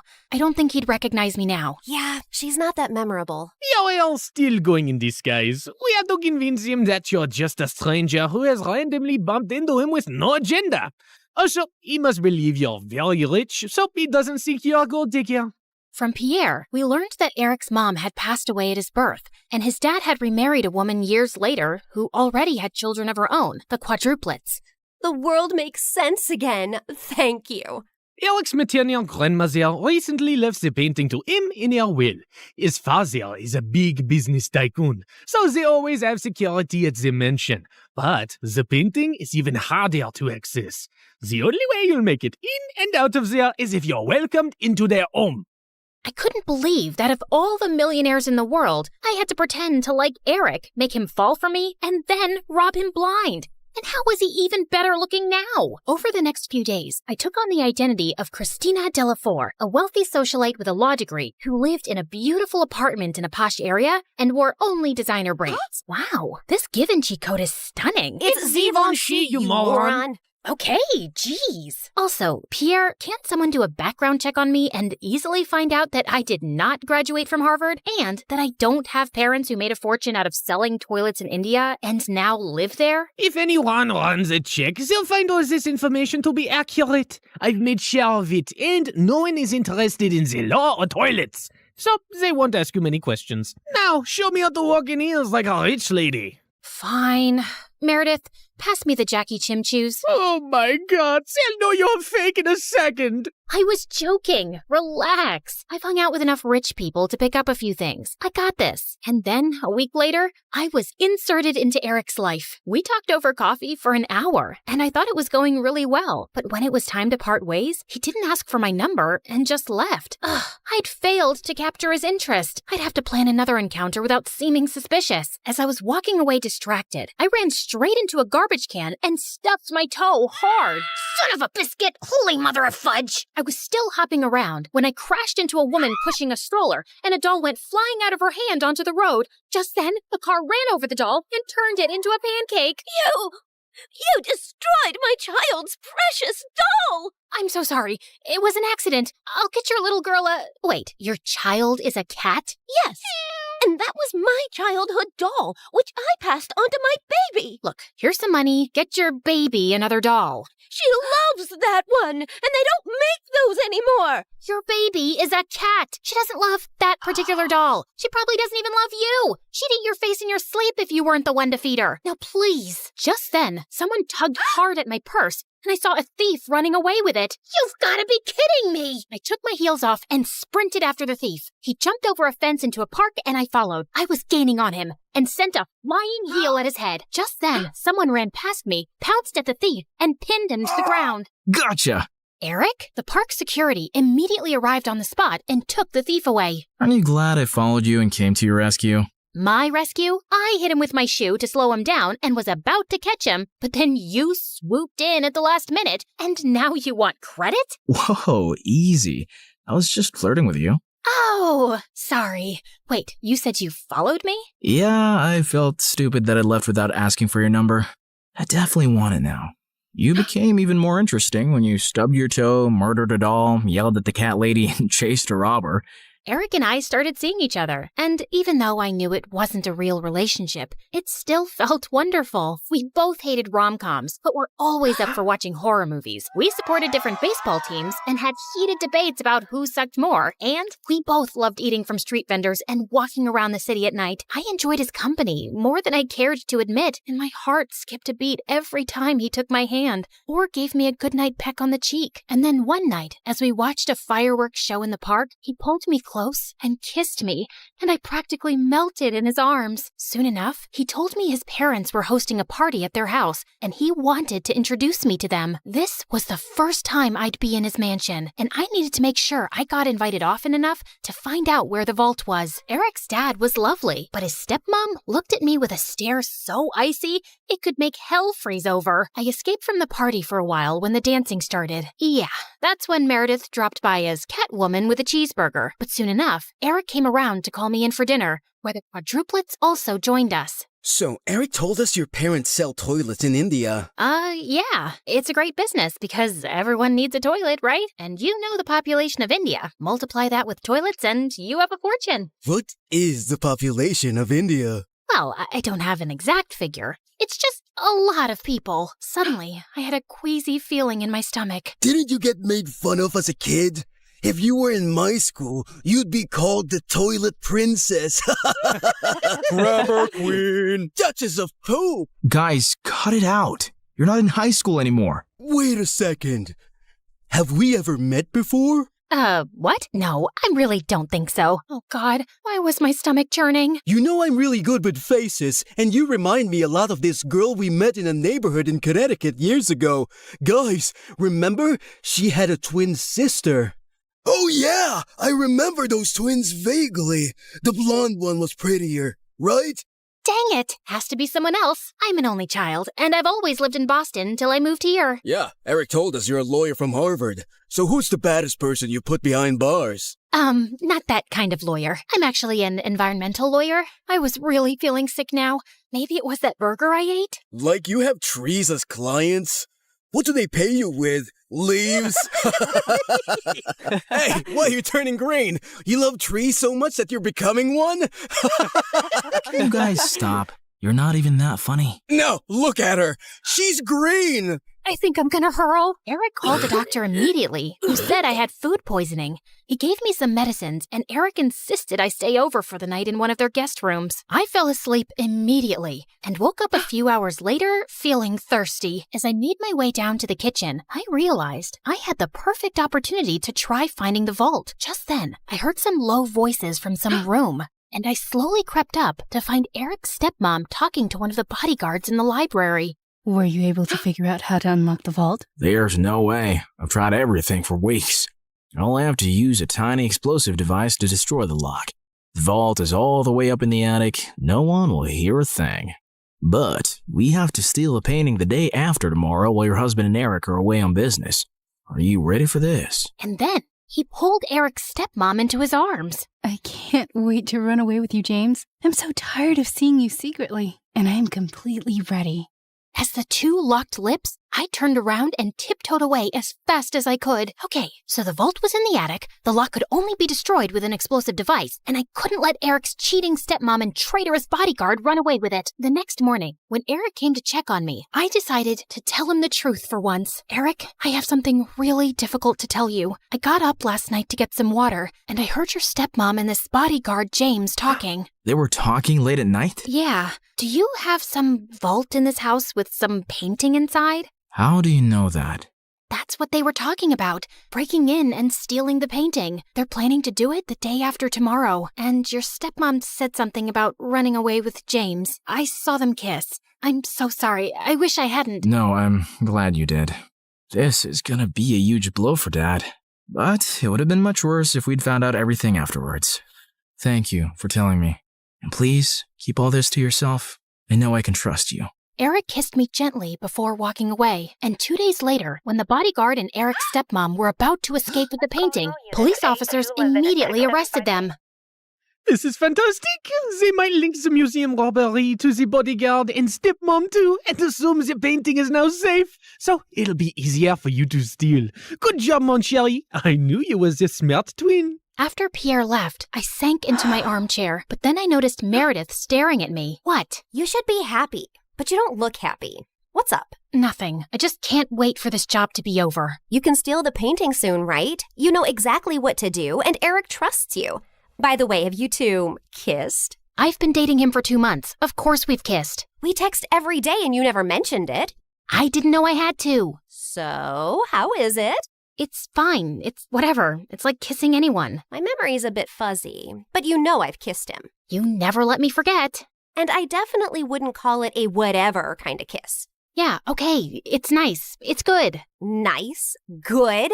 Oh, wow. Don't make me jealous with all the passion. Okay, you want to know what kissing Eric is like? It's like flying through space, like a meteor that explodes into 1,000 stars, and then jumping into really cold water that makes you feel alive all over, and then feeling warm and tingly down to your toes, like having hot chocolate next to a fireplace on a snowy winter night.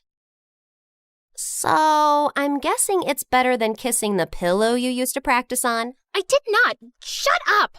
You're in love with him, aren't you? I was about to snap at her again, but then I just sighed. Yes, I am. The night of the heist arrived, and I felt sick to my stomach, but I just wanted to get it over with. Eric's dad was away, and Eric was holding an important shareholders' dinner, with which most of the household staff was busy. I'd volunteered to host the dinner with them, and got ready to leave before their meeting started. Thanks for your help tonight. You're the best. Oh, it was nothing. Don't thank me. So, I'll see you tomorrow at our coffee shop? It's a date. As Eric walked away, my heart felt like it was breaking into a million pieces. This was the last time I'd ever see him again. I gulped down my tears, and instead of leaving, I sneaked up unnoticed to the attic. Inside, I found a heavy metal door to a vault. I took out the tiny explosive device Pierre had given me, placed it on the lock, and activated it. In a few seconds, there was a tiny pop and a sizzling sound. Then, I heard the lock click open. I walked into a tiny, dark vault and found the painting under a glass case. Praying to every god that no alarms would go off, I lifted the case carefully, put the painting in my bag, and started sprinting down the stairs. But just as I'd reached the second floor landing, one of the Ninja Turtles blocked my way. What are you doing? Hey, bro! You know when I stayed over a few weeks ago? I dropped a necklace, and I was looking for that guest room, and I got lost. But it's fine. I'll just get new earrings. See you later. He suddenly grabbed my bag and pulled out the painting. Do you think I'm a moron? A moron? You? No way! Sorry, which one are you? Michelangelo. Okay, no one has time for that. Now listen, Mike, you're definitely the smartest of your brothers, and just a tiny bit better looking than all of them too. We're identical. That's what they want you to believe, but I know you're better. I think you and I can strike a deal, okay?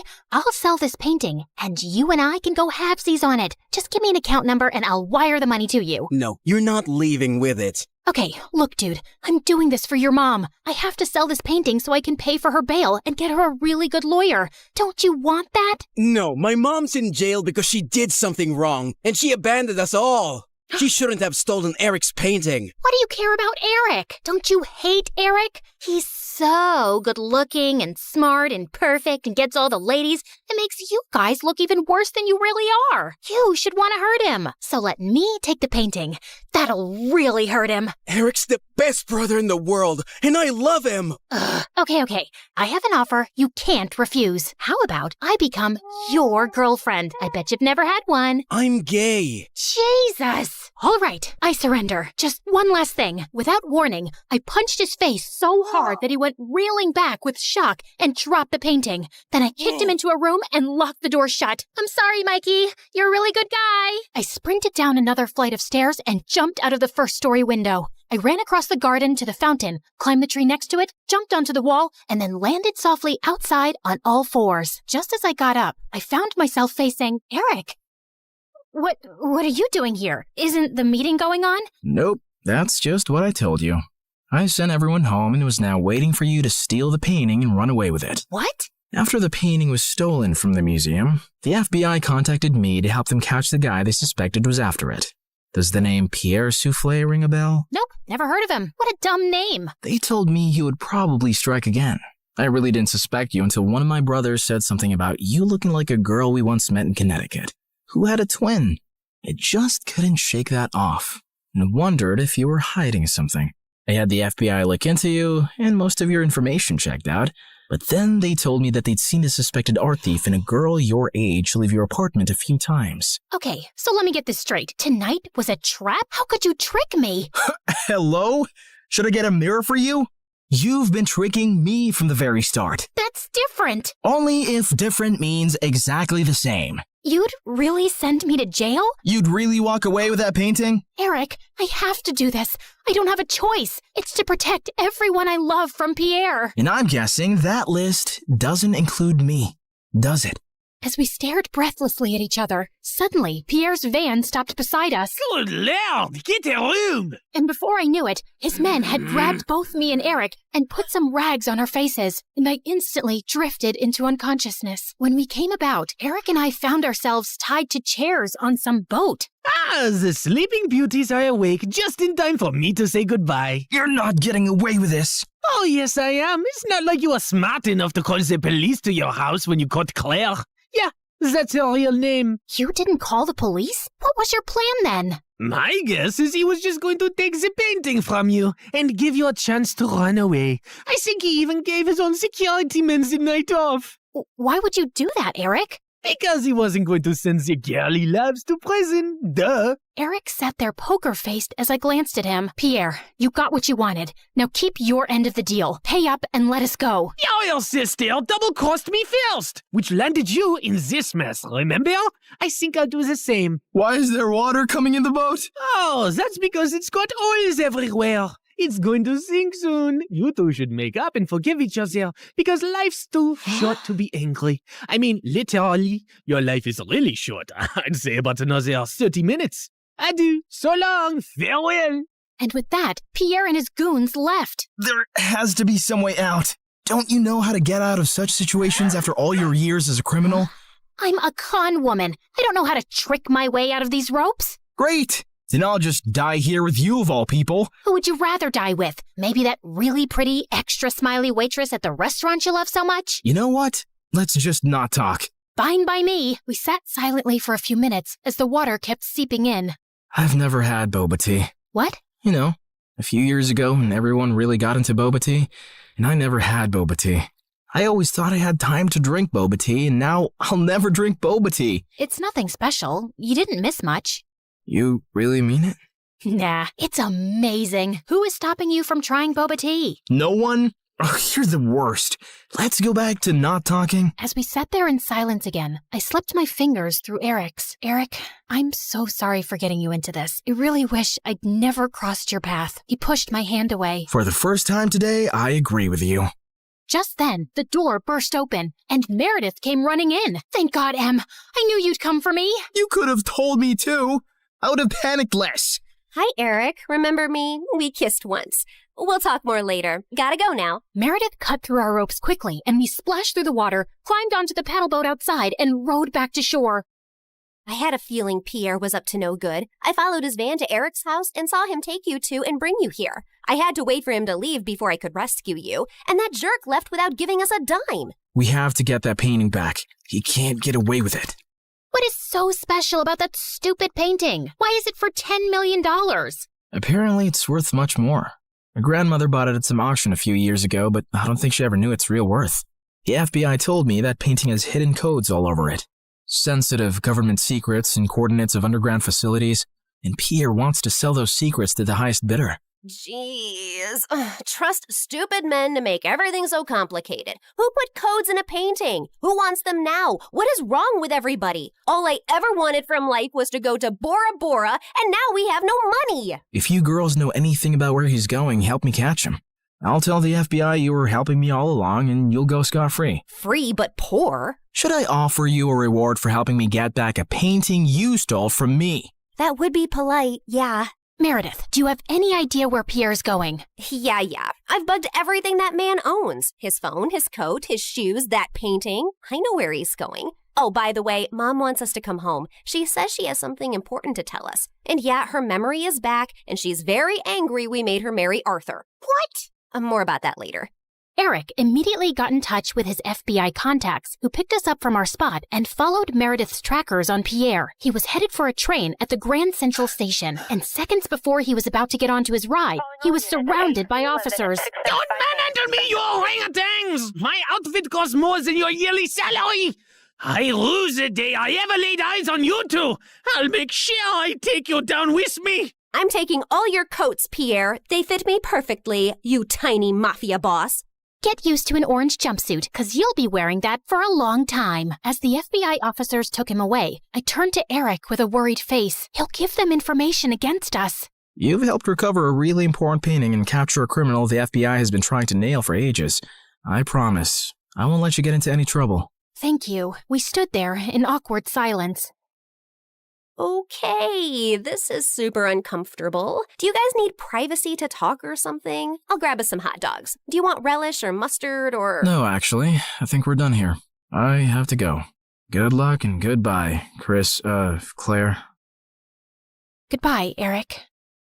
Meredith and I took the next flight to Connecticut to see Mom back at her old house, and I was really happy to see her with her memory back. And then, Mom shocked us with her whole story. Many years ago, I was a government scientist in Russia, working on top secret technology, and our team later wanted to sell it to an enemy country. I refused to do that. and destroyed the technology. And after that, I had to go on the run because I knew those traitors would come after me. I had a boyfriend, and he recently found out I was pregnant. So I never told him about you girls and just escaped. I settled in America and took on the identity of a helpless mom living in the suburbs. Before I left Russia, I set up this laptop as a way to communicate with my father, who sent me a little money every few months to get by. I was even afraid of working in any place for too long, as being part of any system by which I could be tracked down. Whoa, Mom, that's insane and so cool. I'm sorry we never had much, but I was glad you grew up independent and resourceful. When I finally recovered my memory a week ago, I was able to access the laptop and get in touch with my father. He hadn't heard from me in so long, he thought I wasn't even alive anymore. He told me that the traitors working on the project are all behind bars now. It's safe for me to go home. So we're going to Russia? Man, it's so cold there. I always wanted to go to... Bora Bora, I know. That's all you said growing up. We'll visit Russia to see my family, and then we'll go anywhere you girls want. Mom, we're kinda poor, especially since you've left Arthur too. Oh, but my family isn't poor at all. I come from old money. We've been rich forever. There is a God out there. Thank you. Thank you. Claire, we're finally going to Bora Bora. Yeah, it's everything we ever wanted. I tried to be as excited about the trip as Mom and Meredith, but my heart felt heavy. I wish things had ended with Eric on a better note. On the bright side, I got to meet Freddie, and I was so pleased when he introduced me to his lovely girlfriend. I'm so happy for you, Freddie, and I don't know if I can ever thank you for everything. You're amazing. I know. Just don't forget about me and come to visit, okay? On the day of our flight to Russia, we just reached the airport when Mom and Meredith turned to me with strange smiles on their faces. What's going on? Here's your ticket. That's a ticket for New York. Why, are we going there? No, Mom and I are going to Russia, then Bora Bora. You're going to New York. What? Why would I do that? Come on, Claire. You've been so mopey lately. I can't stand your face anymore. Just go talk to Eric, okay? You're in love with him. And even though he's way out of your league, he loves you too. And that's something you shouldn't give up on so easily. Pretty sure he hates me now. Claire, go meet him once. You'll regret not trying. And in case it doesn't work out, you know where to find us, love. Go get him, loser. Mom and Meredith hugged me, and I felt tears flowing down my face fast as I turned away. Suddenly, I got the wind knocked out of me as Meredith gave me a bear hug. I can't say this with you looking at me directly, so don't turn around, okay? I love you more than anyone in the world, sis. You're my BFF and my soulmate and my better half, so you better not stay away too long because of some stupid boy. No one's ever coming between us, Em. I love you too, and I'll see you soon. As I walked out onto the New York airport, I was feeling so nervous about visiting Eric that I accidentally bumped into a man's luggage cart and went down with the suitcases. Are you blind? You blind idiot? It was an accident, sir. You don't have to be so rude. You don't have to be so blind, you blind idiot. You're so obnoxious. I grabbed the bagel the man was holding, threw it on the floor, and started jumping on it. As I continued jumping and he kept yelling, I suddenly found Eric by my side. I'm sorry, sir. She hasn't taken her meds today. So sorry. Jeez, what's with your temper? He started it, and what are you doing here? You texted me that you were coming and wanted me to pick you up. You said it was an emergency? Oh, I'm guessing that was Meredith. Yep, but I did come to New York just to see you, Eric. So I might as well say my piece now, which I've been rehearsing on the plane, and I've forgotten every single word. Dang it. Okay, I'll just spit it out. Look, I'm really sorry about the tricking and the lying and stealing and hitting your brother and endangering your life. The one thing that wasn't part of this assignment was falling for you, but I just couldn't help it right from the start. In fact, you made me fall for you years ago, and I often wondered what had happened to you. I really wish we'd met again under different circumstances, and I know I don't deserve another chance, but here I am, asking for one anyway. Well, they say third time's the charm. They do say that, whoever they are. Just as Eric pulled me closer, we suddenly found ourselves surrounded by federal agents. Did you set me up? I swear I didn't. Ma'am, there's no need to panic. We got notified about your arrival in New York when you checked in for your flight. We've also apprehended your sister before she could leave for Russia. We've been looking for you girls for a long time, actually, but you always managed to get away. Now we have a deal for you. Come work for us and help us nail some con artists, and you'll have a clean slate. Are you offering me a job? Yes, and a really well-paying one. The only catch is that you two will have to serve 6 months jail time first. We have to do that as a formality. No, officer, there has to be another way. Eric, wait. It's okay. I think I need to do this actually. Maybe we got away for too long without any consequences. If this gives me a chance to start over fresh, I'm willing to do it. What about Meredith? Oh, she's gonna be pissed, but she'll do it for me. So, will you come see me in prison? It's a date. How many weeks has it been here already? It's just been 2 days. Oh, God. I was so close to Bora Bora. And you're so ugly and orange. How am I supposed to look at you for 6 months? I think you're actually happy we're getting to spend more time together. You know, since I'm your BFF and soulmate and better half. That was so cheesy. Ow!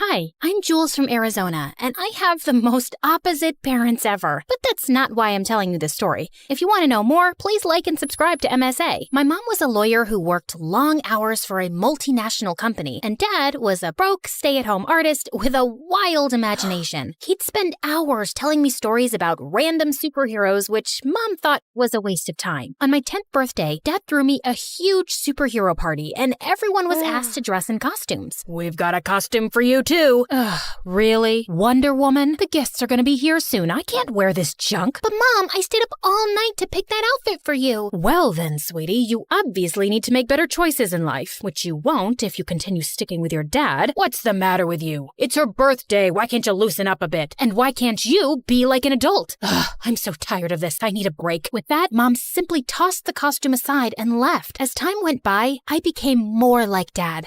I loved art and painting. Life was good, except when I turned 16, Mom asked Dad for a divorce. He tried convincing her otherwise, but she was set. Since Dad was struggling to find a job, Mom won full custody, and I had to move with her to a new city. Mom tried her best, but she had no idea how to take care of me. Eventually, she found a new boyfriend, a bigger house, and a new cook, and that was the end of her efforts. I started school soon, and on my first day, even though the kids were cool, I just wanted to be left alone. So I went to the school garden and had taken out my sketchbook when this girl in a chicken costume flew past me and hid behind a huge tree. And soon after, a group of girls followed. Have you seen a headless chicken running around here somewhere?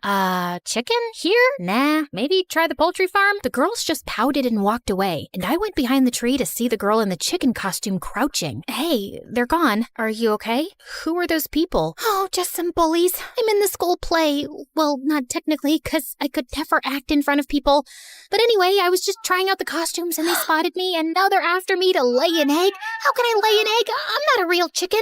I'm Maggie, by the way. Jules, and I think your costume is cool. My dad and I dressed up as superheroes all the time. Maggie and I were quick to become friends. She was a bit introverted and hardly spoke to anyone in school, but when we were alone, Maggie was a totally different person. She would dance, sing, and had some of the best jokes to crack. It was fun to be around her, and with time, Maggie and I got closer. When we turned 17, I started getting a lot of attention from boys, but every time someone asked me out, Maggie would talk me out of it. Heck no, he applies too much gel on his eyebrows. Such a loser. I think his eyebrows are just naturally thick. Nope, he smells like horse poop, but he's so cute. Yeah, so? You deserve better. I didn't think much of it at the time. Maggie was only looking out for me, but then this new guy Charlie joined our school, and boy, was he a stunner. Charlie and I hit it off instantly and bonded over our love for art. We started hanging out, and when he asked me out, it was an easy yes for me. On our first date, Charlie decided to take me to this really fancy place downtown, and I was more than excited. We were having the best time when suddenly Maggie popped up out of nowhere. Oh, hey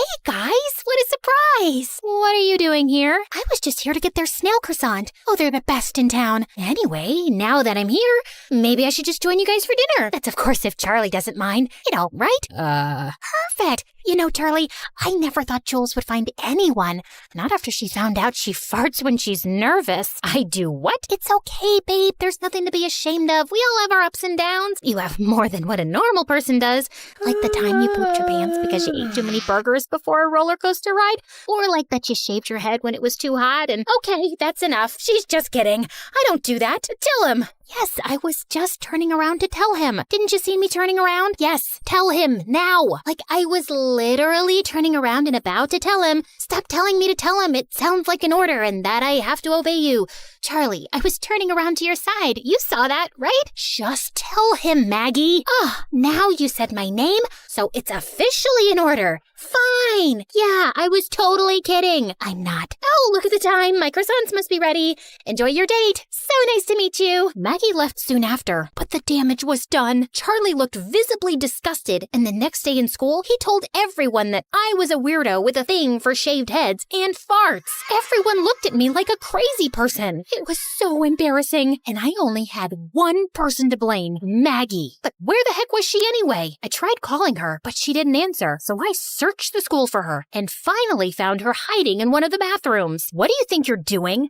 Oh, Jules! Hey! I was just cleaning some spider webs. What's up? What's up is that the whole school is laughing at me after what you said on the date. Why would you do that? Charlie is a knucklehead, okay? I said all those things because I wanted to see how he'd react, and look, he acted like a jerk. That's a sign. He doesn't deserve you. Stop it, Maggie. No one is ever good enough for me according to you. I'm so done with this. Just go and tell everyone that you made everything up. Maggie did end up telling Charlie that she lied, but obviously he didn't believe her, and no boy in school ever asked me out again. I was so mad at her. I refused to meet her or even take her calls, even though she kept apologizing. It was frustrating.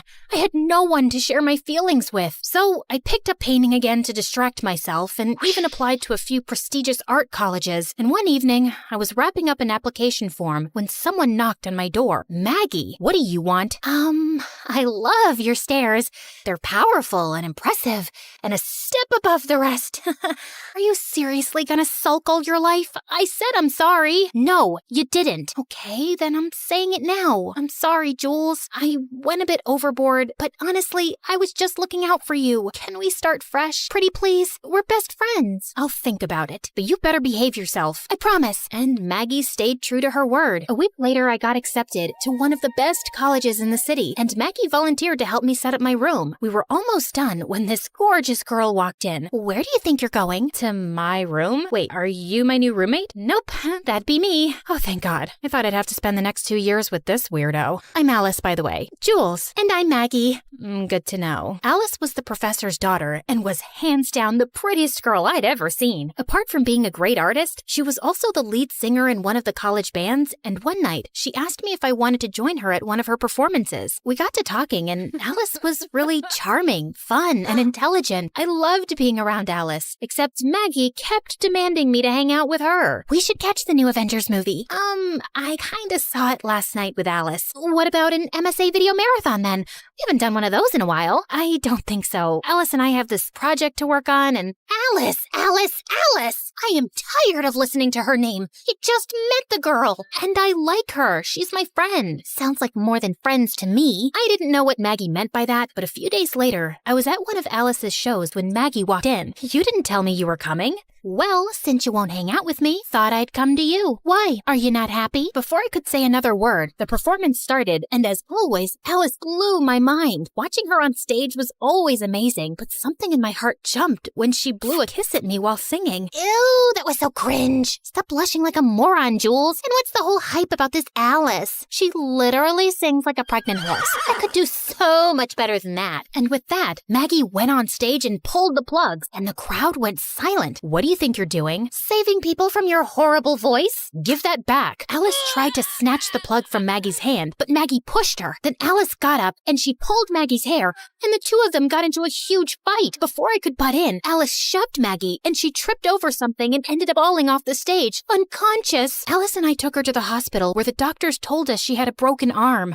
Maggie got discharged the next day, but the doctor said that she needed to rest. Her parents requested if I could help her with her recovery since she was always happy around me, so I tried to drop in whenever I could, but every time I said I couldn't come over, she'd freak out or have a full-on panic attack, making me feel like I had to drop everything and go see her. Even Alice started noticing how stressed I was. Then one day, she told me about this great art exhibition in town, and I really wanted to see it. I told Maggie that I wasn't well, and surprisingly, she understood. Alice and I were having a great time, and the exhibition was out of this world. I've missed that smile, you know. Me too. Thanks for bringing me here. I don't remember the last time I felt so happy. Stick with me, and you'll always be happy. Alice brushed a strand of hair away from my face, and I felt my insides explode. She came closer, like she was about to kiss me, when suddenly someone screamed my name. I turned around to see Maggie staring at us furiously. So that's why you couldn't come over, huh? Because you wanted some time away from your girlfriend? I thought you were sick, so I brought you chicken soup. But then I saw this dumb art fair invite, and I knew you tricked me. You didn't leave me a choice. I'm sick of babysitting you. I have my own life too, and it doesn't revolve around you. So it revolves around Alice? I've seen how you two look at each other, and it's not just friendship. That's none of your business. Stay out of this, you witch. Enough. You can't talk to Alice like that. So you'll take her side over mine? With that, Maggie started crying like a banshee. She picked up expensive art pieces and started smashing them to the ground, one by one. I tried to stop her, but she ran around like a mad person before security finally caught up to her. The police were called, and Maggie and I were immediately taken in for questioning. Our parents were called, and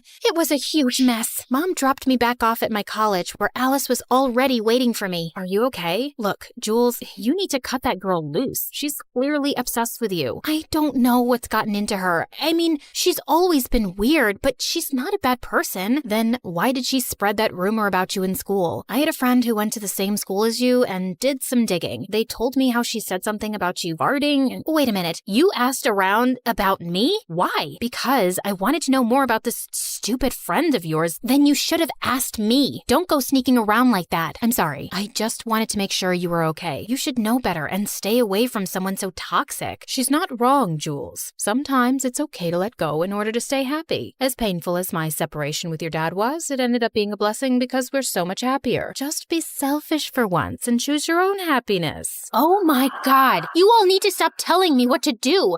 I'm not some kid, okay? I can make my own decisions and do my own thing too. With that, I stormed off. I knew what Maggie did wasn't right, but I was so tired with everyone trying to make decisions for me. Maggie got out soon after, and she would send me gifts and bouquets to say how sorry she was, but I was done with her. Alice tried talking to me too, but soon after finals started and I got busy with my studies. I just needed some space from everyone. Then one day, I was buying groceries when I spotted Maggie in the line ahead of mine. She saw me too and immediately walked over. You've been avoiding me, but I don't blame you. I pushed your buttons too hard, and I deserve this. But I miss you, Jules. Maggie, you're a great person, but I think it's better if we don't stay in touch anymore. I'm finally happy in my space, and I want to keep it that way. I get it, but at least can we have coffee? One last time, for the sake of our friendship? I wanted to say no, but looking at Maggie's desperate face, I agreed. She led me to her car and started driving, but I noticed soon that we were not headed in the right direction. I asked her, and she told me that it was this new place a little outside the city. I felt uneasy and asked her to stop the car, but Maggie started speeding up.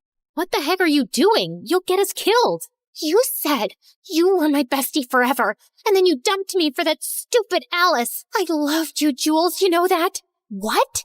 Yes, I loved you, but you told me you were into guys. That's why we couldn't be together. I kept begging Maggie to slow down, but she just wouldn't listen. Panicked, I tried to take the wheel from her hand, but the car slid off the road and hit a tree. Within seconds, a crowd gathered around us and helped me and Maggie out. Thankfully, we weren't injured. Jules, I'm so sorry. Are you hurt? Get away from me, you freak! Don't you dare touch me! 15 minutes later, both our parents arrived. Maggie's parents apologized and begged me not to press charges, even though I really wanted to. Mom took me home, and this time, I decided to cut Maggie off for good. I got a restraining order from the court, and after that day, I never saw Maggie again. I went to therapy and started feeling a lot better. A few days later, Alice asked me to meet. We sat on the hood of her car watching the sunset. So, I've been thinking about you, and I feel like we have a spark. No, it was just a firefly. Really? Such a pity. Yeah, I know. These sparks are getting out of hand lately. Maybe we can set them on fire? We grinned at each other, knowing exactly what was going to happen next.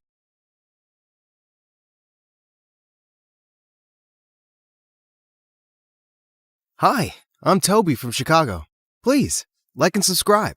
I was born to the kindest people you'll ever meet.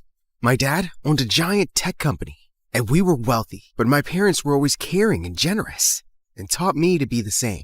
When I was in the first grade, my parents took me to an amusement park for my birthday, and as we were leaving, I suddenly spotted a boy crying behind a bench. I realized it was Nathan from my class. He was a giant bully, but I couldn't just leave him there. Hey, Nathan, are you lost? Let me help you. My parents and I searched for his parents all over the giant park and finally found them after 2 hours. And it turned out that Nathan's dad was my dad's biggest business rival. His parents didn't even thank us and just took him away. Rude. I thought after what happened though, maybe Nathan and I could be friends. But the next day at school, I was walking down the hallway when he suddenly pinned me against the wall. If you tell anyone you saw me crying, I will deal with you. Do you get me? I won't. But how about you stop being a jerk to me? Why? I still don't like your face. He pulled my bag and threw it across the hall, sending my things flying everywhere as he laughed and ran away. And things never got better. He kept being a jerk, and my revenge was beating him in both studies and sports. And everyone else at school really liked me, but I always tried to be kind and helpful. Once in 8th grade, I was helping our driver wash the cars when I noticed something heartbreaking at the gate. It was a girl my age, searching the trash for food. I walked up to her, but suddenly she dashed away like a cheetah. Oh, wait, come back! I don't want to hurt you! But she was so fast, I couldn't keep up. We have lots of food in the house, even cakes. I'll get you some. She stopped immediately, then slowly walked back to me. Cakes? When I told my parents about her, they immediately invited her for lunch. Her name was Jessica, and she gobbled down her food like she hadn't eaten in weeks. Jessica started coming to our house every day after that. She never talked about her family, and whenever I asked, she got moody, so I dropped it. One day, we were having lunch when we heard a loud knock on the door, and seconds later, a huge man barged into the dining room. Jessica, it's time to go home. Hey, I don't know who you are, but it looks like she doesn't want to go with you. I'm her father, and I don't need your charity. Stay away from my child. Jessica, we're leaving. Now! She crept out and he led her away, and she didn't come again. My parents and I were really upset, and we contacted Child Services to try to track Jessica down. And it turned out that her father was a wanted criminal. He was arrested soon after that and was sent to jail, while Jessica ended up with some nice foster parents, who even enrolled her in my school. Hey, I'm really sorry about your dad. It's okay. I don't really miss him. He wasn't very nice. He often forgot to get me food and made me leave school because he was on the run. That's awful, but it's all in the past now. Yeah, and I wanted to stay there. I don't ever want to talk about it again. Pinky swear, we won't talk about it again. I wanted to give Jessica a present for her first day at my school, so I asked my mom to take me to the mall. And I picked out a beautiful red sweater for her, and I waited for her at the school gate. She was late, and I was beginning to panic. What if she decided she didn't want to go to school anymore? But thankfully, she showed up. You thought I changed my mind, right?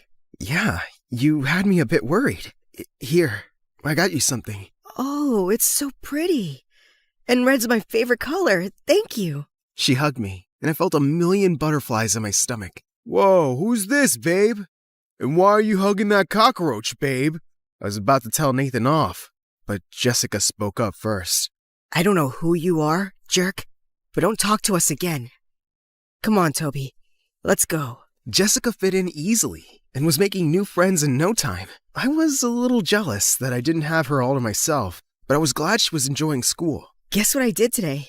I joined the track team. That's awesome. I'm sure you'll beat everyone. I'm still trying to catch my breath from the first time I chased you. The secret to slowing me down is to say, hey, I got cakes. I'll probably stop running and follow that person. Having Jessica around was a dream come true, and I was just falling more in love with her. One day after school, I was looking for Jessica when I found her in the hallway with Nathan.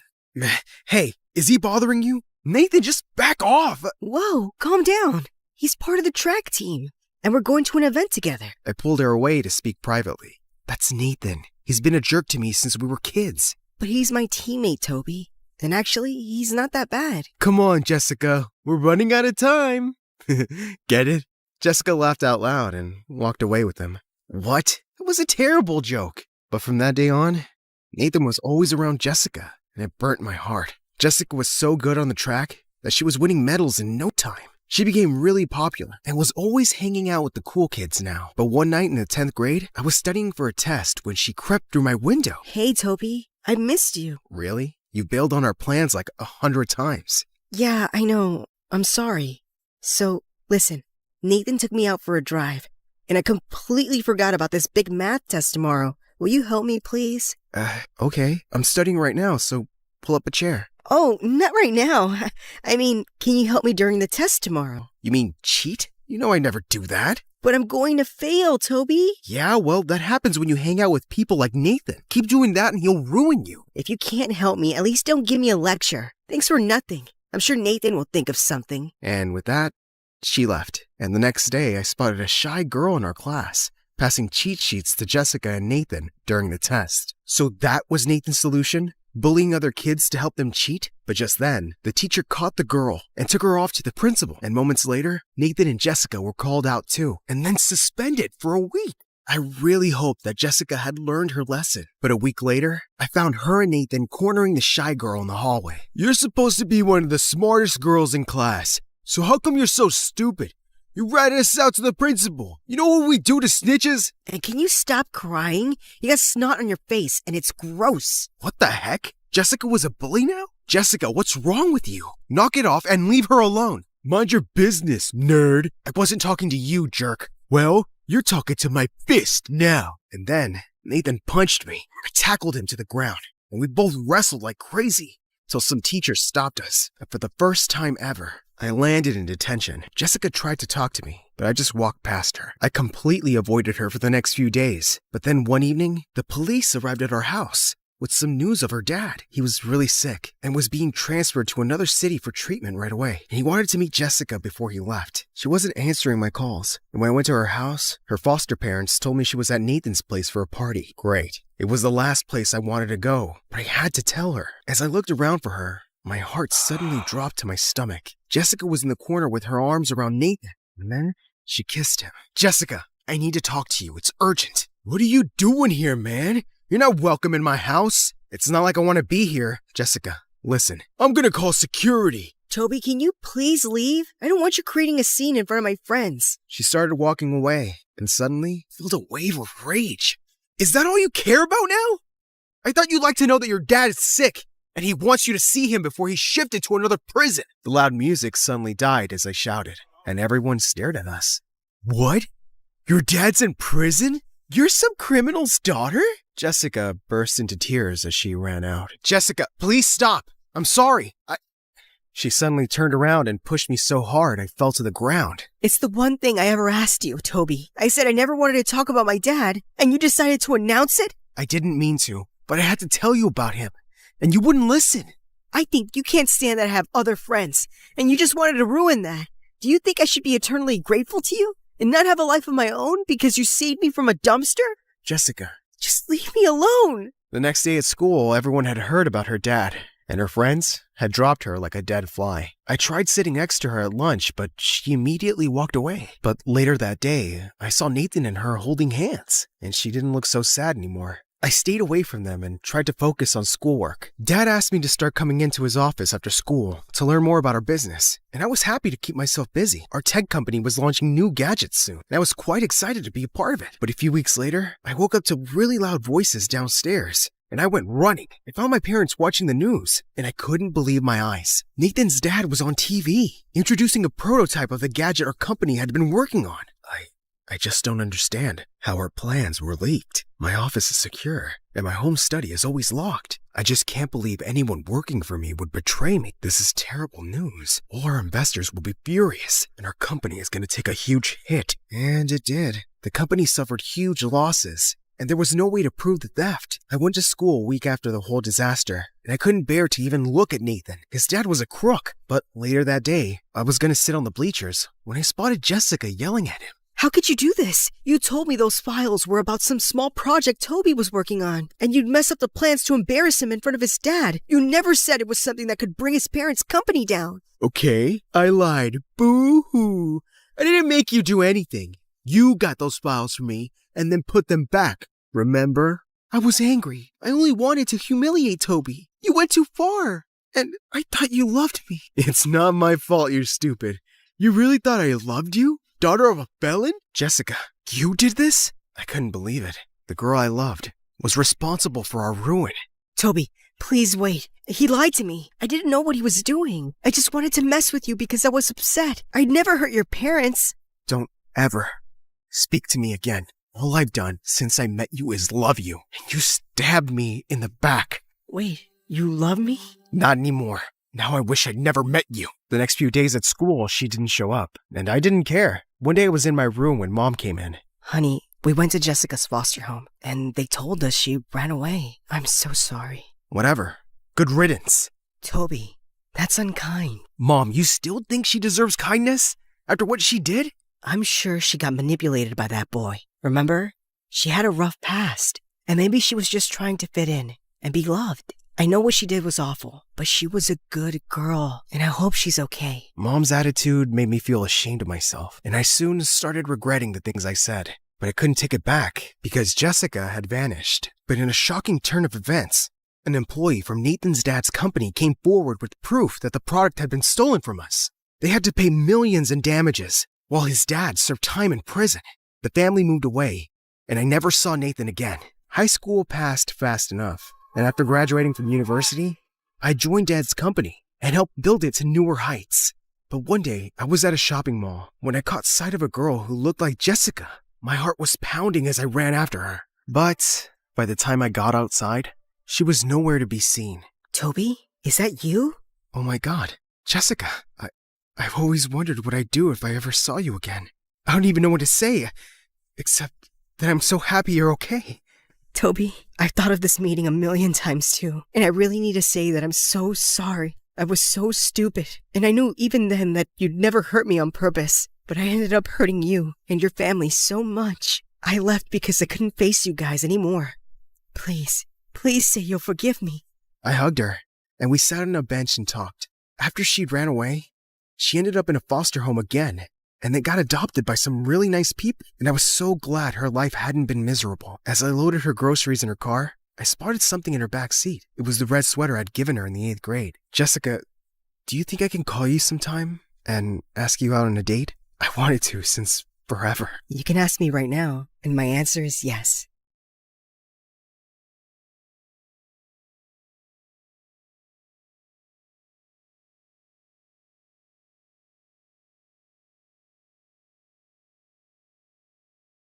Hi, my name is Elena, and I'm from Seattle. Please like and subscribe. I was born to a single mom who used to travel from one place to another, entertaining people on the streets.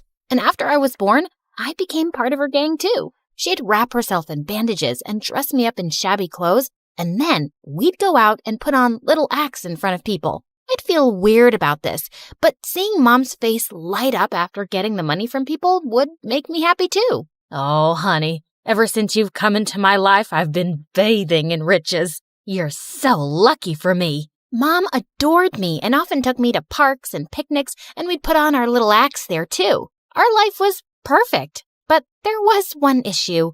I couldn't speak. No matter how hard I tried, not even a single word would come out of my mouth, and it really upset me. Honey, you're gonna be fine. We love you just the way you are. But when I was 7, I discovered something really shocking. Like always, Mom asked me to put on an act and faint in front of an approaching bicycle one evening. But surprisingly, the man went all bonkers on us. Get the kid out of my way, you morons! OMG, what have you done to my daughter? I know people like you. Frauds. You rob innocent people like this, but I'm not gonna fall for your act. Suddenly, a crowd gathered, and Mom broke into tears, and I couldn't keep still. I got up and hugged her. Look, she's totally fine. Huh?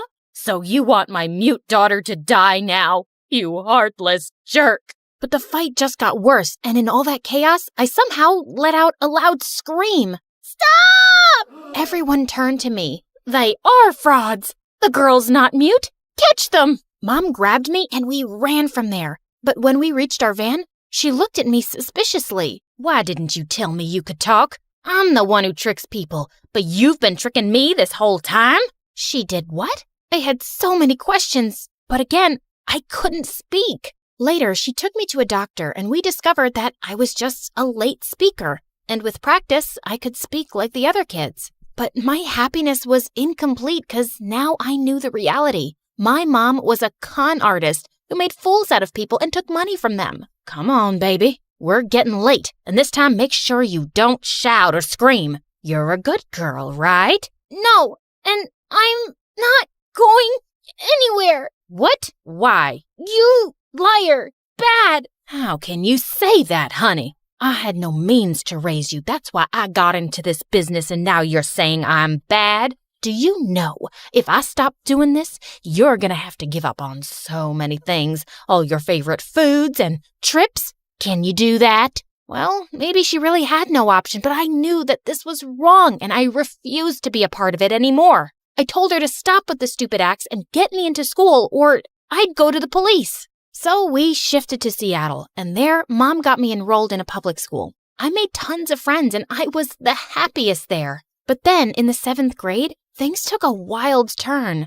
A woman named Mrs. Miller came knocking on the door and claimed that she was my birth mom. That's rubbish. She's my daughter. The woman told us that she discovered some years back that I got exchanged at birth, and ever since then, she'd been looking for me. I don't believe you. You look like some fraud to me. And believe me when I say I can smell 'em. Mom!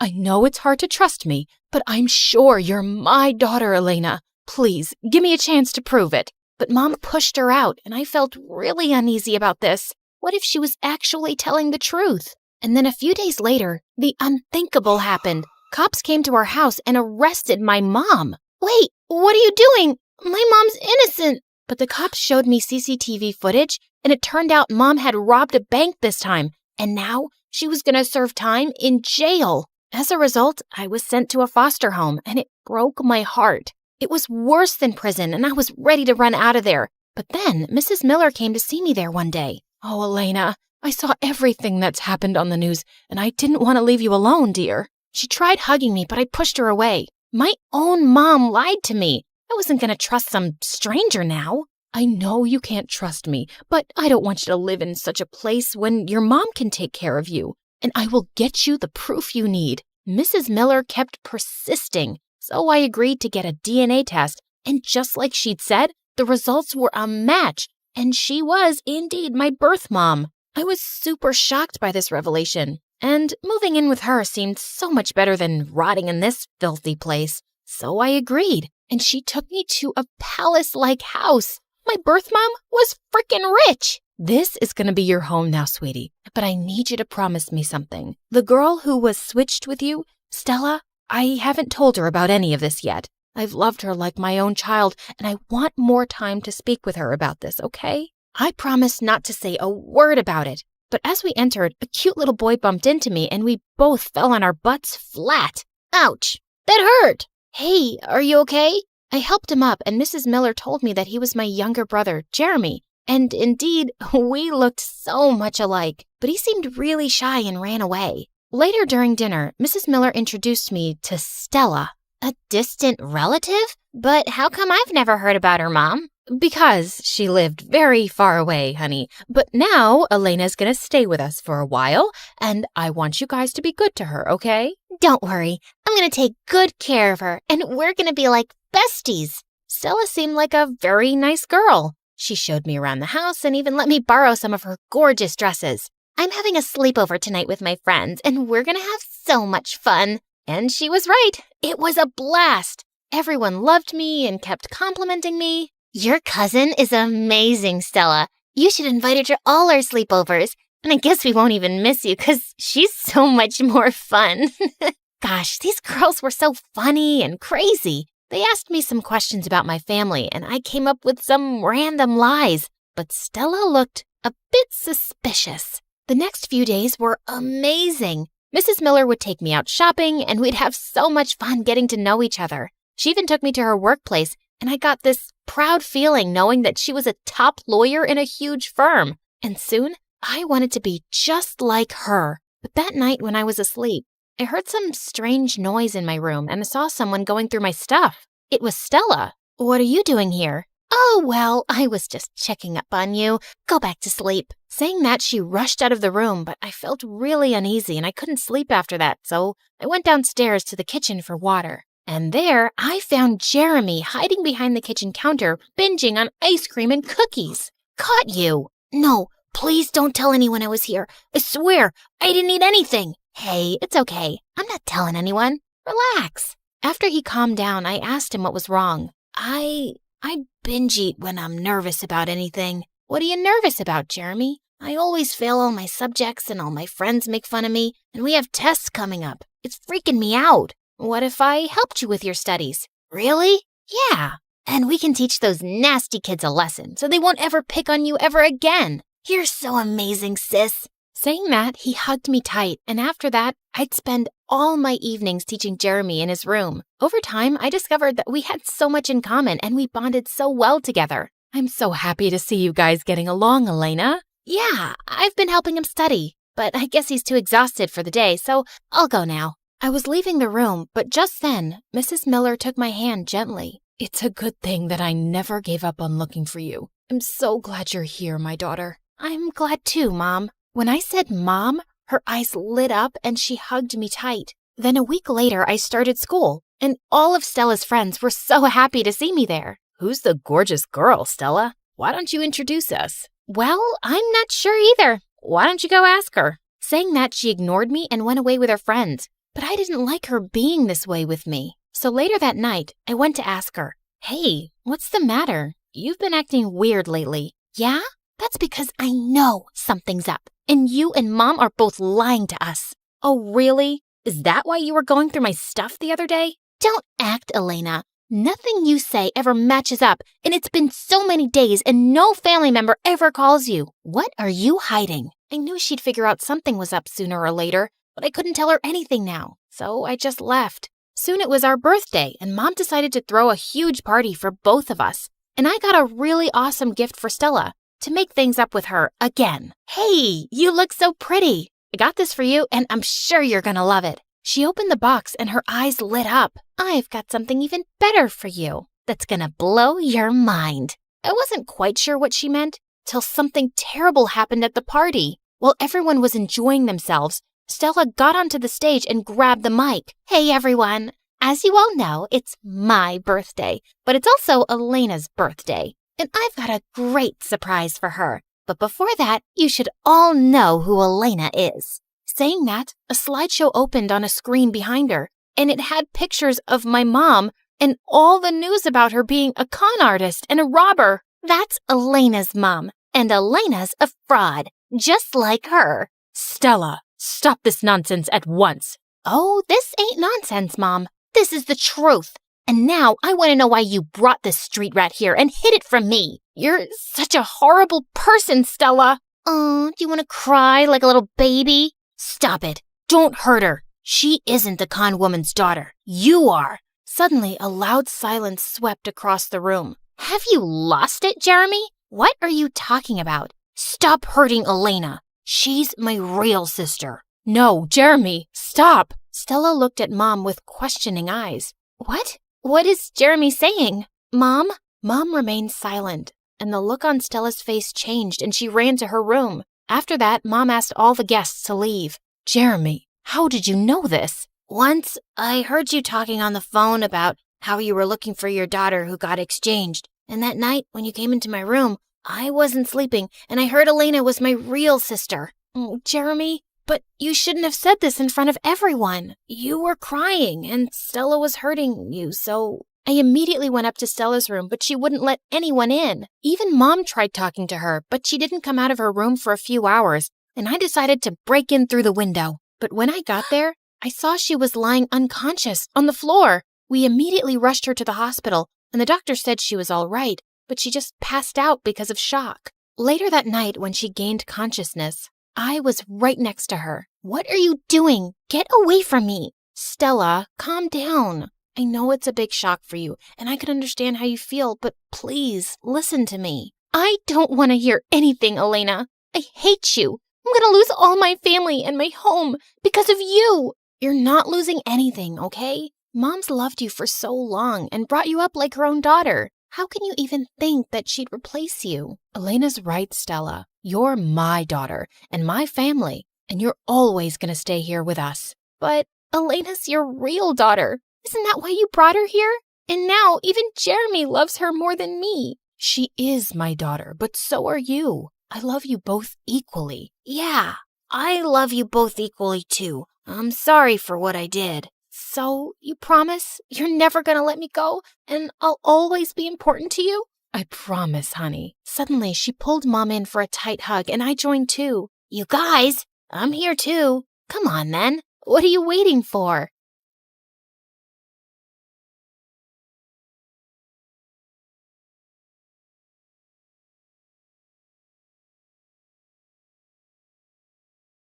So, have any cute guys caught your eye yet? Well, there's this one guy. Girl, we need to hunt him down. It's just a harmless little crush. And who knows, he might be taken already. Just please, don't do anything stupid. Oh, don't worry about it. I got you. I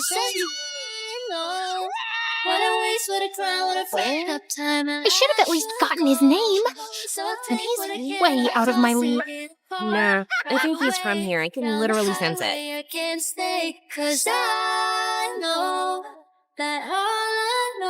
It's time to go.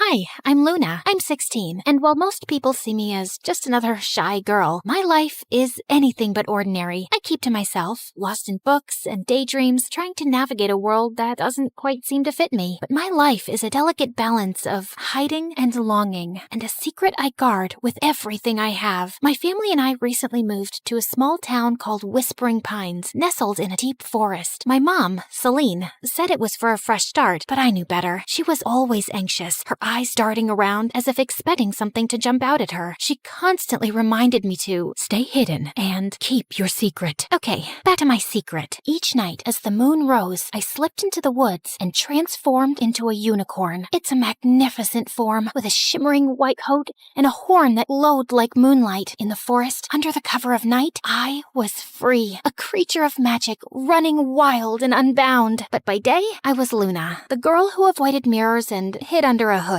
I was isolated, not quite fitting in with any group at school. I didn't seek out friends or companionship because getting close to anyone could have put me in danger. So I remained on the fringes, living a double life that was both exhilarating and exhausting. Then there was Jasper. He's an artist with a sketchbook perpetually in hand, always drawing and observing. There was something different about him. His eyes seemed to see beyond the surface, and he had been curiously watching me ever since I arrived. His presence was a mix of intrigue and unease for me. One day, after school, cornered me by my locker. Hey, Luna, I've noticed you always wear that hood. Is there a reason? I shrugged, attempting to sound nonchalant. Just like it, keeps me warm. He raised an eyebrow, unconvinced. There's something more, isn't there? You're always hiding. I laughed nervously, trying to deflect. What about you? Always drawing? Jasper flipped open his sketchbook to reveal a detailed drawing of a unicorn. My heart skipped a beat. The other night, while I was walking through the woods, I found these strange tracks in the snow. So I did a little research, and maybe, just maybe, there are unicorns out there. I tried to maintain a casual demeanor, though anxiety bubbled beneath the surface. Unicorns aren't real, Jasper. He looked at me, his eyes sparkled with curiosity. What if they are? What if there's something magical out there that we don't know about? I forced a smile, feeling a sense of dread. Maybe.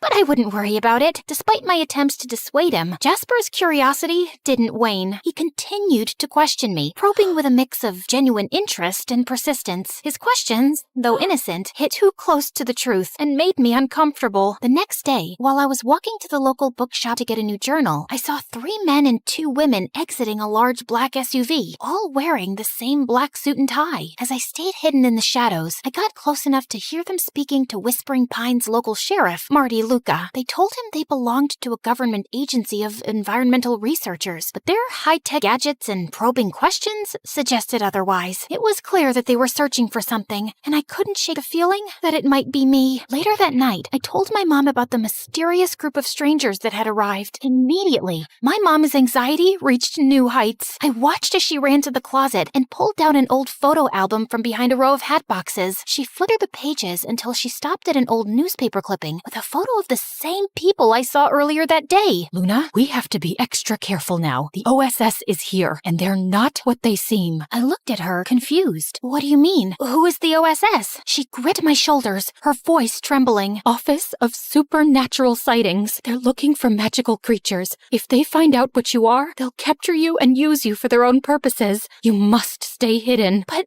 I need to go out at night. It's the only time I truly feel alive. My mom's eyes filled with tears. I know, sweetheart, but it's too dangerous. Please, promise me you'll be careful. I nodded, but in my heart, I knew it was a promise I may not be able to keep. The allure of the forest and the freedom it represented was too strong. That night, I snuck out as usual, but the OSS's presence was palpable. Their advanced sensors and patrols made it clear they were on the lookout for something. My heart raced as I navigated the forest. I was careful to stay out of sight, but in my panic, I accidentally left behind a few strands of my magical mane caught on a branch. The next day, Jasper found the strands while sketching in the woods. He was intrigued, examining them closely. Later, he approached me in the school hallway, holding the strands out with a mixture of curiosity and excitement. Luna, look what I found! He held them up to the light. They sparkled with cosmic energy. They're different, almost magical. I tried to dismiss his concerns with a laugh, but Jasper's gaze was unwavering.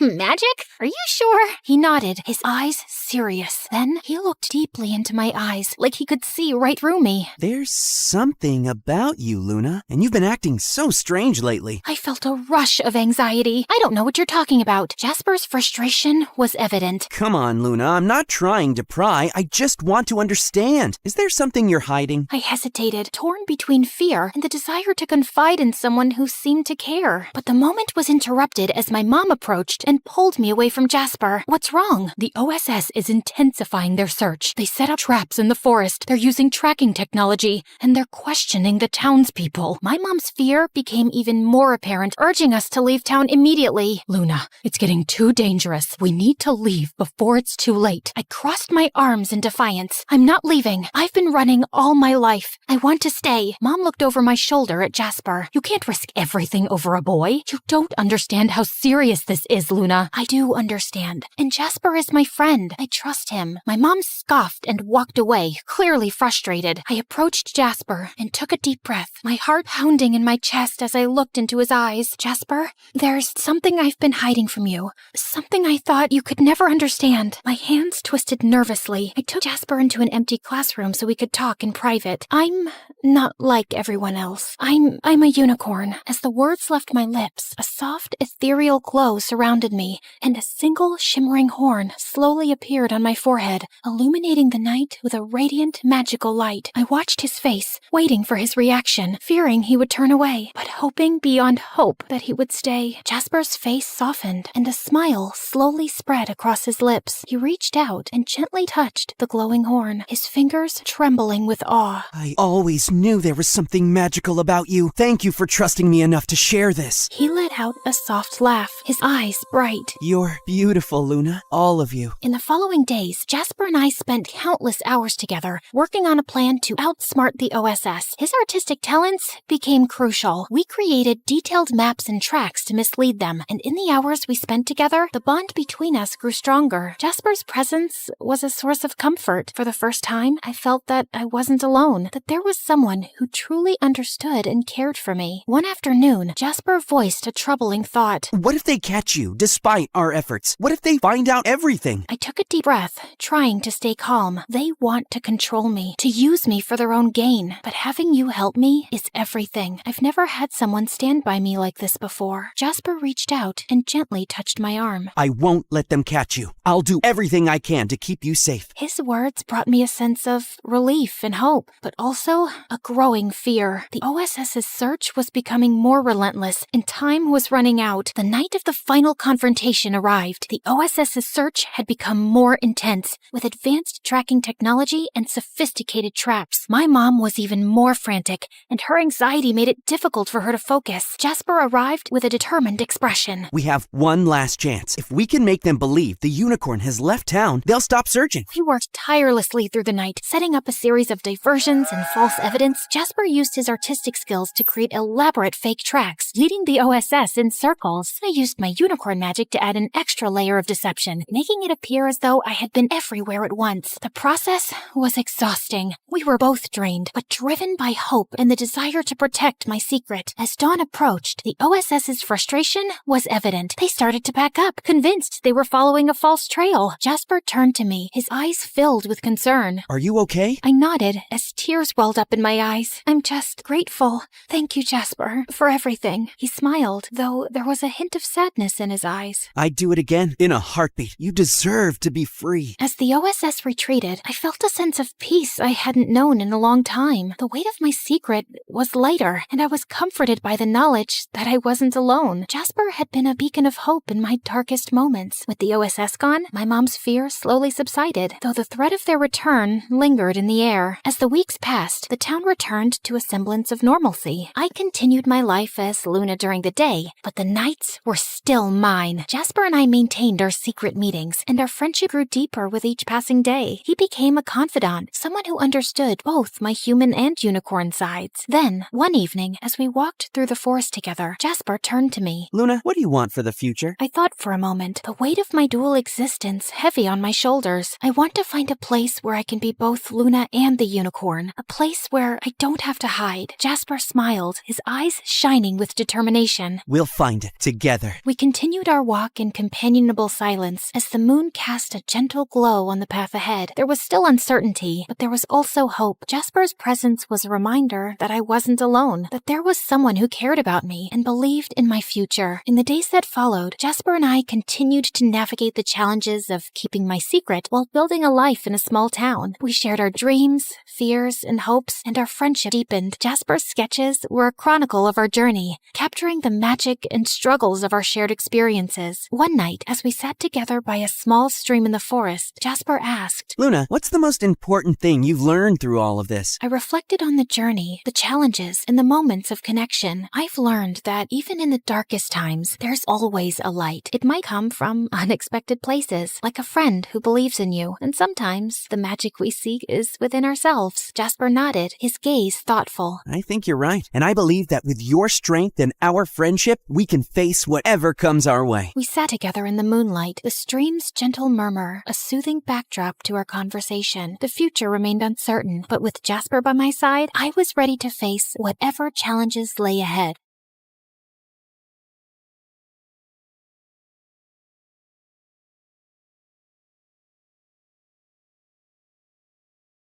Flying to the other side of the world just to try this steak was totally worth it. Medium rare, juicy and tender. Wasn't just a steak. It was a 5-star marriage proposal to my tongue. Her freaking scream makes me want to freaking lose my freaking appetite. Freaking yeah! This tastes like my childhood and my 20-second divorce healing at the same time. My life was basically all about food. Eating and tasting dishes, restaurant hopping, food festivals, cooking show marathon. But here's the thing. I have golden taste buds, and they never lie. So the question is, are you joining the club just to roll your eyes at me every 5 minutes? Or do you actually cook? The world doesn't revolve around you and your stupid food cravings, you annoying brat.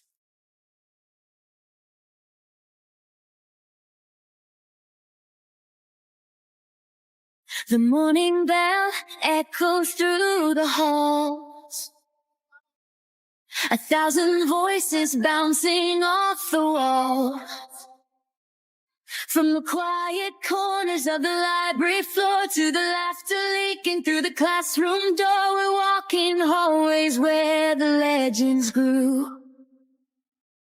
But today the ink is fresh and the story's new. A student stares at a blank white screen while an artist paints the things unseen. The scholar's lamp burns through the night. The athlete runs towards the morning light. A teacher sighs, hoping the spark they lit survives. Finding the light when the halls get dark. Oh, welcome to the life that ends you, where the story's changing and the lead is you.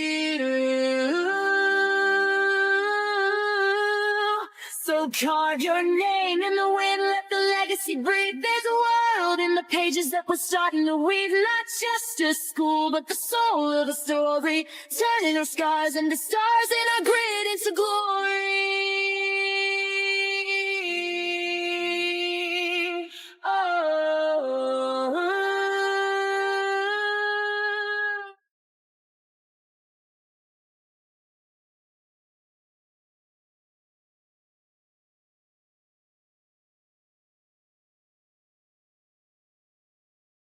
Nutmeg makes soup creamier. Rosemary is steak's best friend. Basil goes with almost everything. Cinnamon brings comfort to sweet and savory alike. And chili sets the soul alight. But nothing could have prepared my tongue for what came next. Flying to the other side of the world just to try this steak was totally worth it. Medium rare. Juicy and tender, garlic butter glaze, flame-kissed edges. The scent alone levitates my soul to heaven, like it was invited to have lunch with the beautiful angels up above. Okay, here comes the love of my tongue's life. Oh my Gordon freaking Ramsay! My taste buds were twerking like it was a Friday night.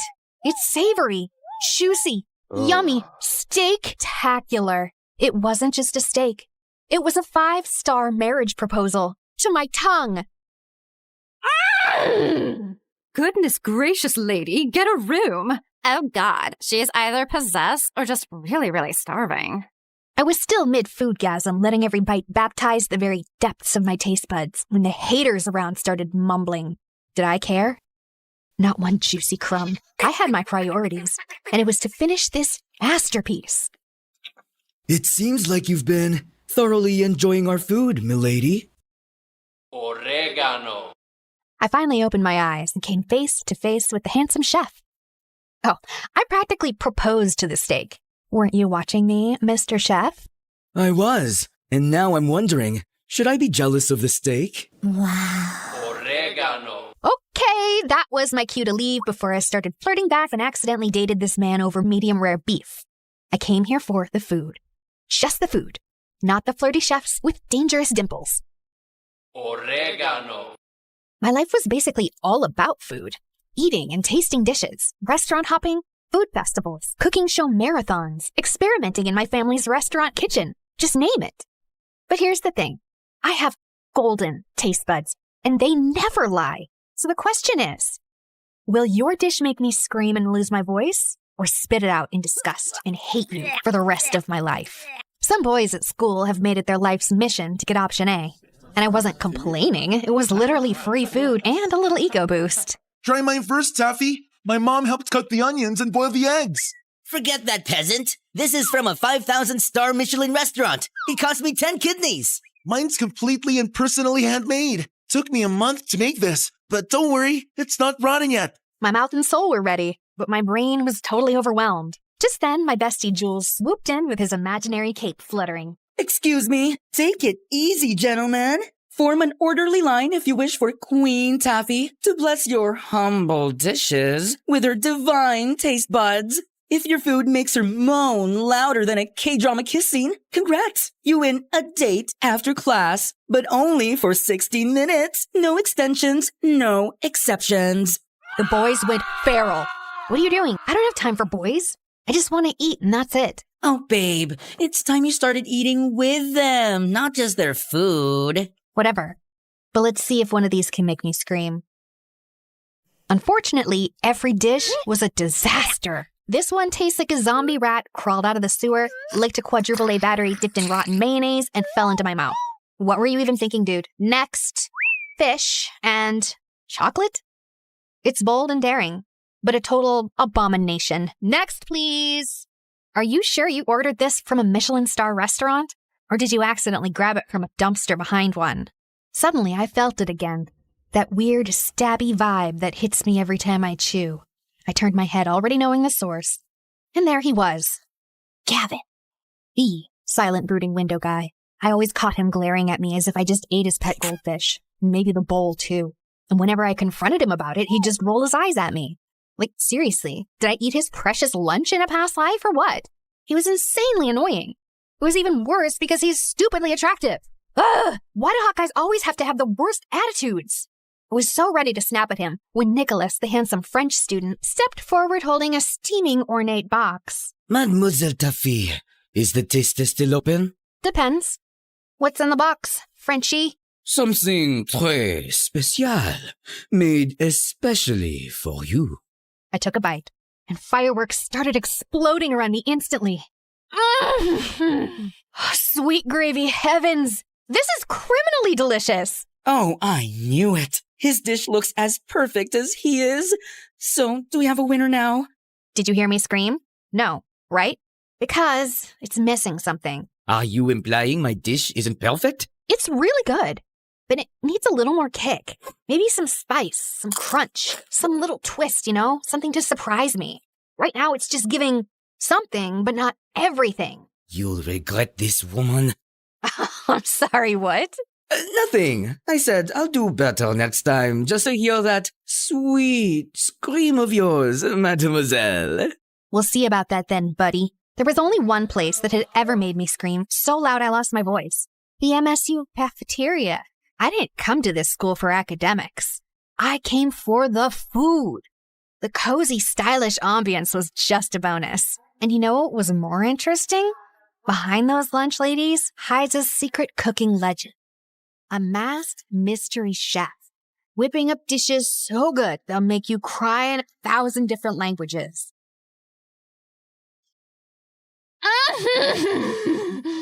The texture, the crunch, the glaze, the magic. There she freaking goes again. Her freaking scream makes me want to freaking lose my freaking appetite. Freaking... She's just a freaking freshman, but she freaking acts like she freaking owns this freaking cafeteria every freaking day. So freaking annoying. I freaking know, right? Girl, you're moaning like a feral sexy cat in heat. Tone it down, or those freaking girlies will start complaining again. Those freaking haters can choke. I only listen to flavor, not jealousy. It had been 6 months since we started at MSU, and I still hadn't made any new friends. Just Jules, my ride or die since diapers, now slaying here in MSU on a fashion scholarship like he owned the runway. And that's exactly why you don't have friends. You treat food like it's your boyfriend. So what? I've got you. Oh, wait. Are you getting tired of me? Tired? Never, babe. But let's say I get kidnapped by a cute guy in Milan. What's gonna happen to you then? Are you sure he's the one who'll kidnap you, or is it the other way around? Excuse me, Miss Ma'am. That's a bit rude. Just then my phone buzzed. It was from my older sister Tanya, and my heart leapt when I saw the word emergency. I zoomed out of the school and headed straight to our family restaurant without wasting a second. What's going on? Taffy! Oh, the mayor's here with the whole table of business tycoons, and they asked for a special twist on our signature steak. I tried tweaking the sauce, but the flavor's flat. Oh, something's off. I've added, adjusted, prayed. Nothing's working. If we mess this up, we'll be trending for all the wrong reasons, and Dad's gonna kill me. Breathe, okay? Let me see. Too much soy, not enough soul. All right, everyone, I got this. I swung the spice rack open and started working my magic.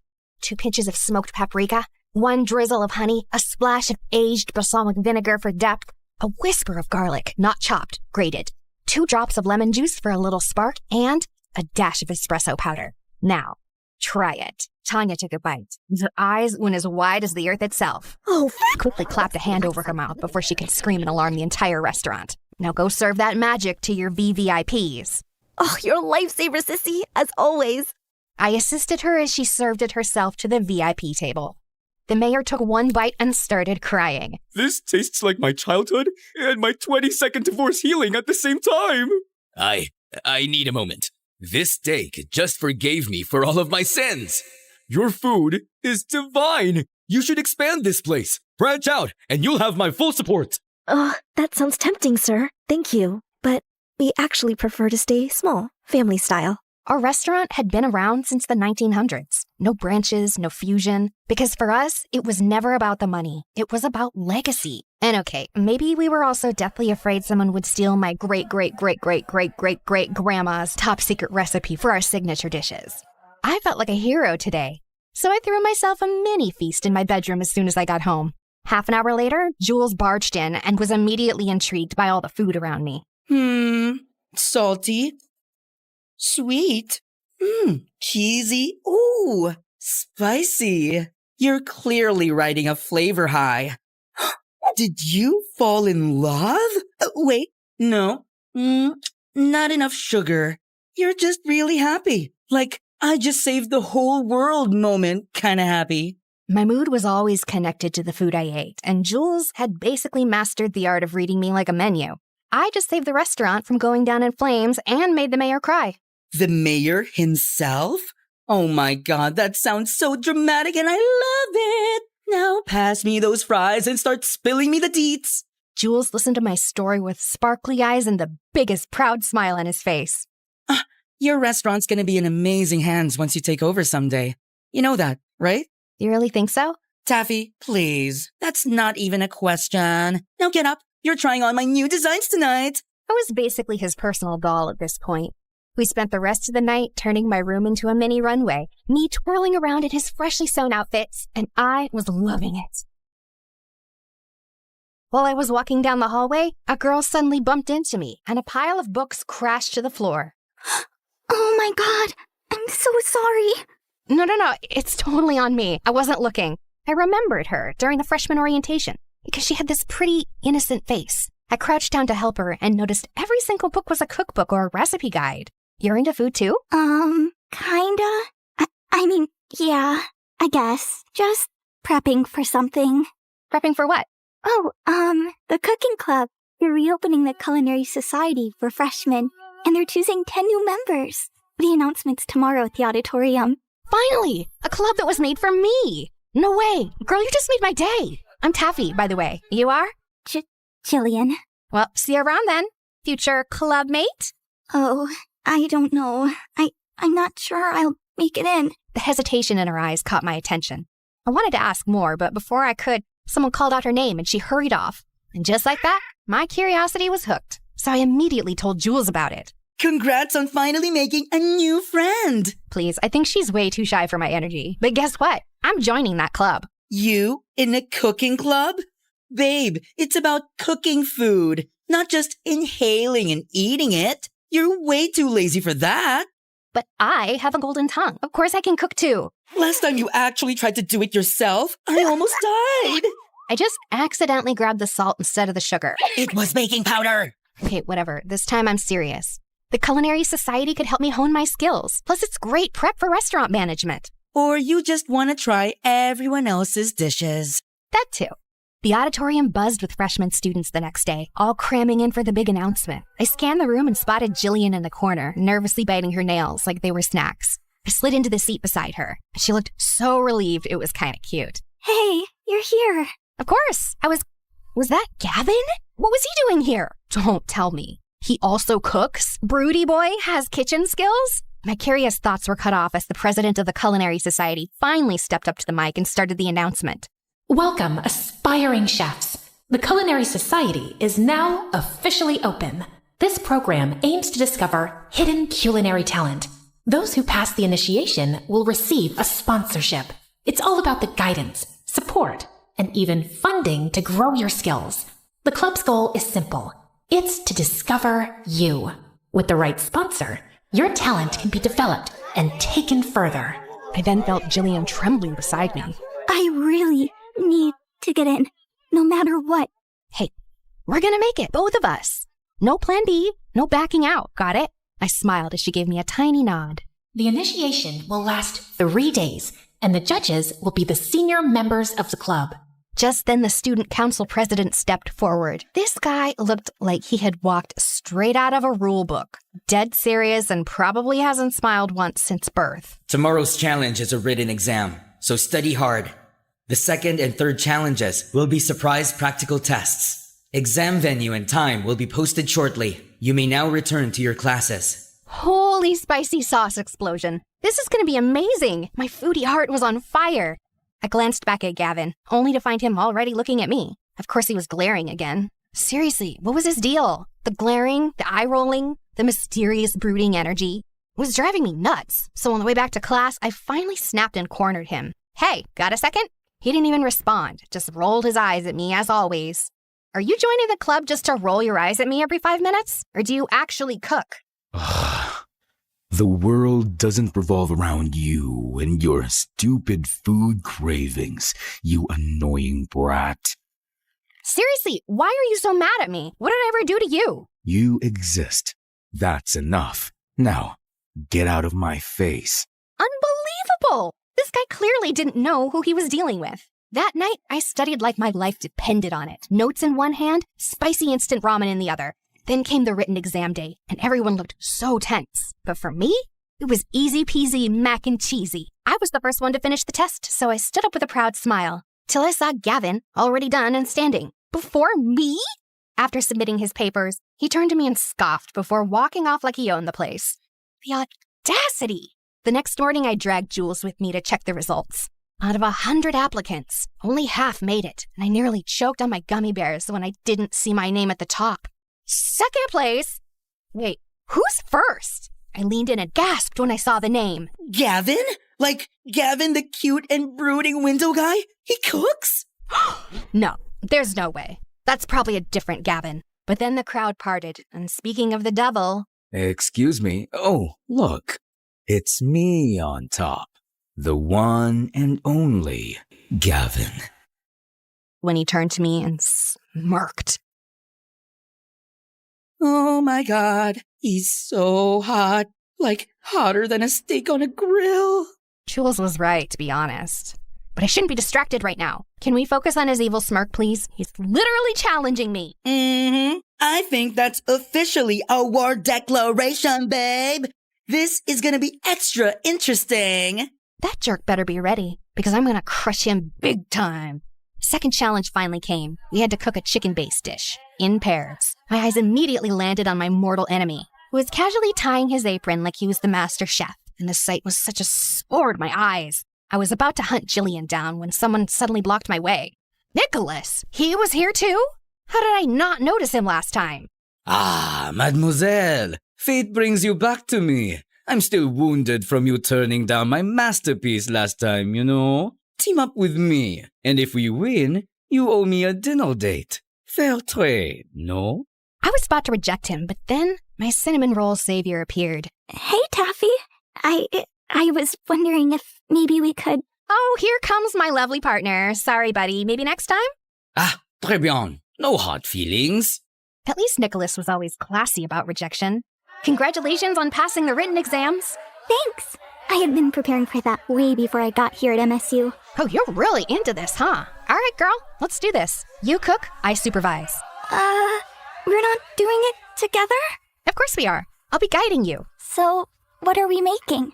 Let's go with crispy garlic honey chicken with mango salsa. That sounds fancy. Okay.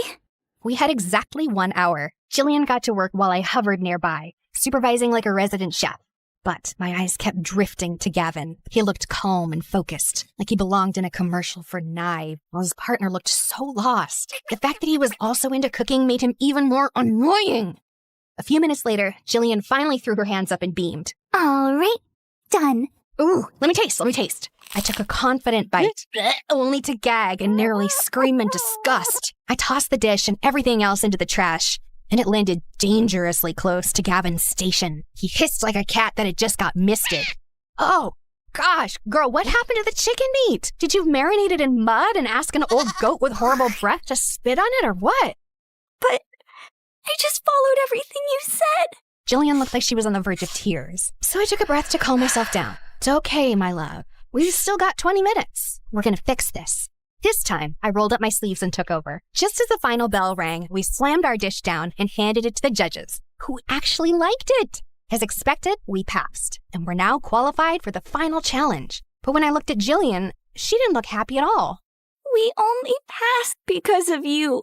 We almost failed because of me. Oh, come on, girl. It was my fault, too. I made you do most of the work. It was supposed to be a team effort. You know what? Let's practice after hours. Together. Is that okay with you? Of course. We then snuck into the kitchen later that day. A few other students were there, too, including Gavin, of course. For the sake of my sanity, I ignored his brooding presence and locked in on Jillian. This girl needed serious kitchen rehab. She was way too clumsy to be left alone with fire, knives, or even a blender. Honestly, if someone didn't supervise her, she'd either blow up the kitchen or food poison someone. Or both. She tried dish after dish, and I sacrificed my precious tongue for each one. Is this supposed to be a hard-boiled egg or a charcoal? The oil is separating from your sauce. Did you forget to stir, or did it walk out on its own? Your rice is crunchy. Were you trying to make popcorn? Then came her meat dish. Okay, listen. Onion, honey, or pineapple. Any of those can tenderize meat. Pick whichever one's available. Okay, got it. Noted. Soon we had a mountain of failed dishes in the trash. While we were about to try one last dish, Gavin suddenly stormed over, looking like an offended bull. You wasted all of this? For what? For your stupid little practice? Huh? Why are you acting like you bought all of this? Are you the official supplier of this school now?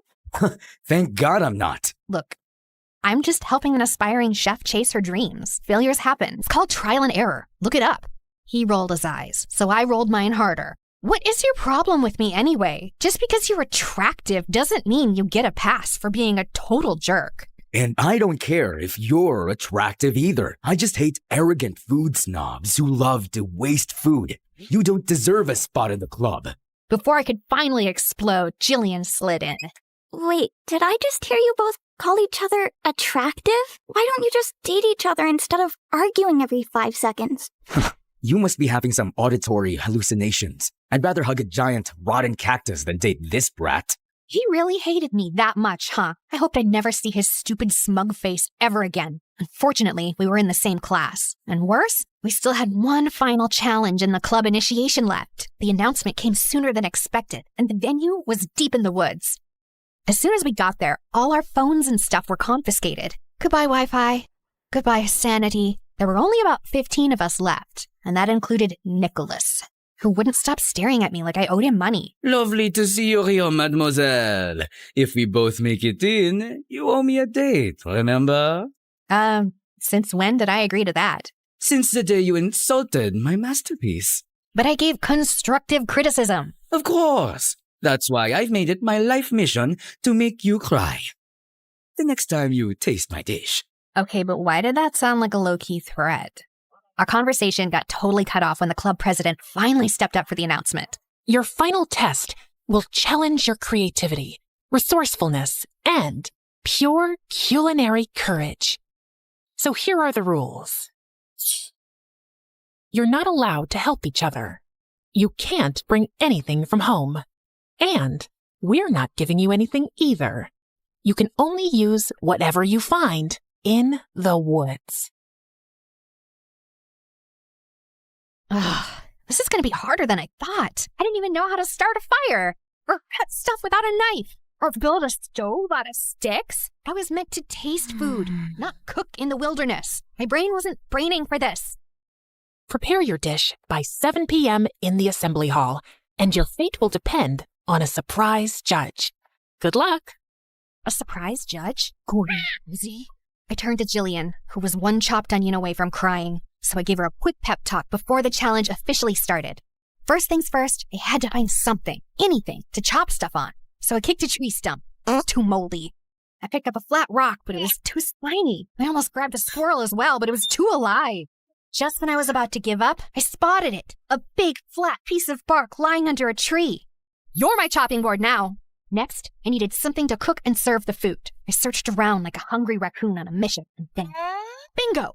I found an old tin can that could work as a pot and some giant leaves that looked perfect for plates. Now for the utensils. It took me several minutes to find a rock knife, a stick spatula, and a shell spoon. Finally, the ingredients. Good thing I knew a bunch of wild plants thanks to my grandma and her obsession with tea. Let's get those herbs and spices, baby. I continued walking around until I reached the riverbank. I leaned down to grab a leaf, then my foot slipped on some mud.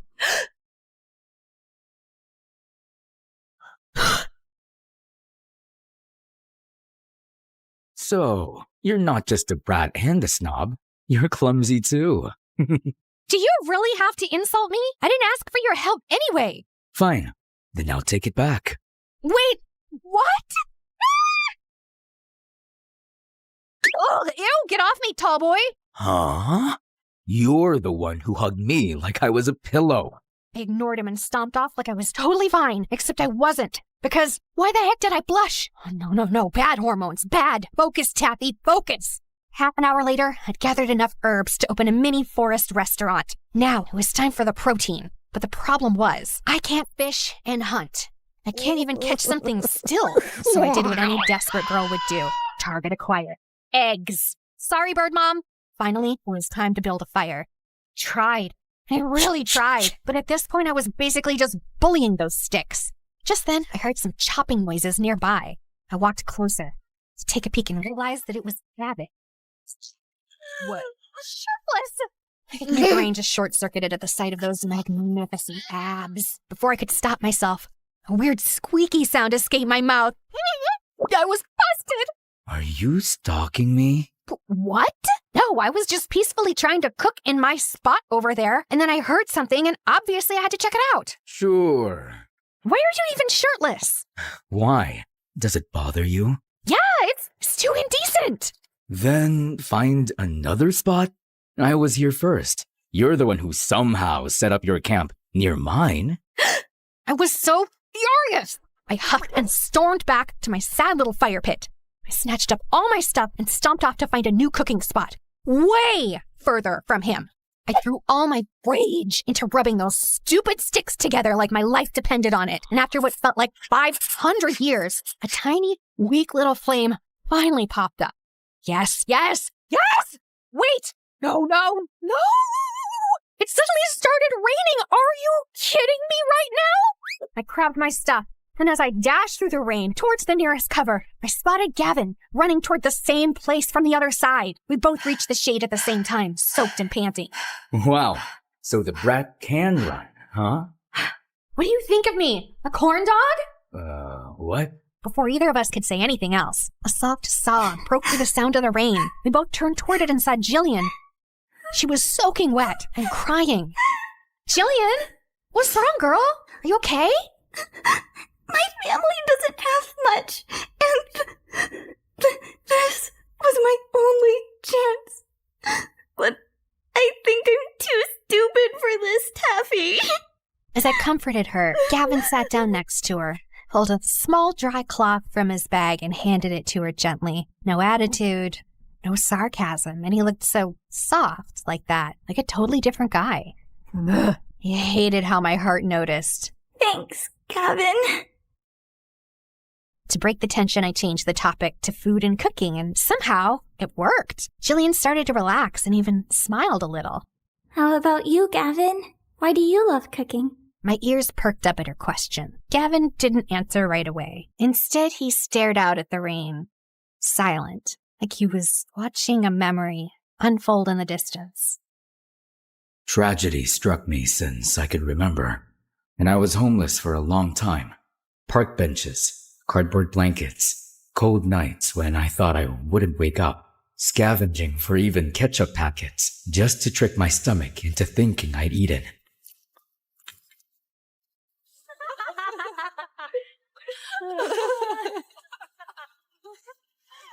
One night, I saw this couple fighting outside a fancy restaurant. They were screaming, throwing words and insults, and then the guy just tossed their untouched takeout into the trash like it meant nothing. I hadn't eaten in days. I was dizzy, shaking.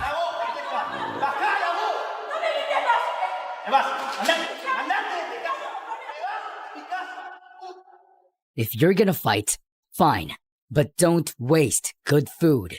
The guy looked at me like I was dirt. Then go ahead and eat it if you care that much. I didn't hesitate. Right there on the wet pavement, I sat down and ate every bite like it was a 5-star meal. I remember whispering, "They're fools. They don't even know what heaven tastes like."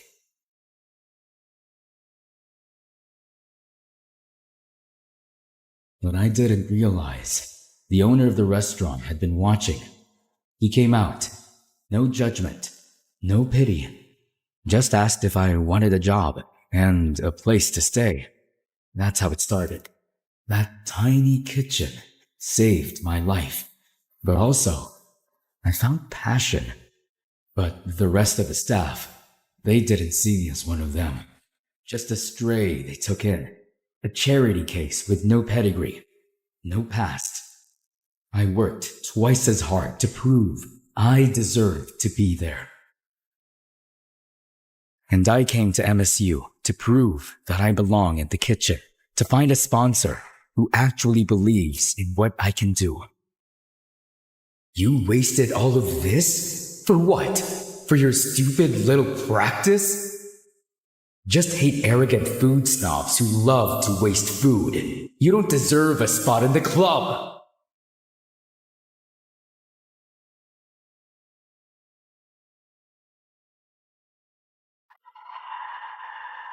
I gasped as my eyes flew open.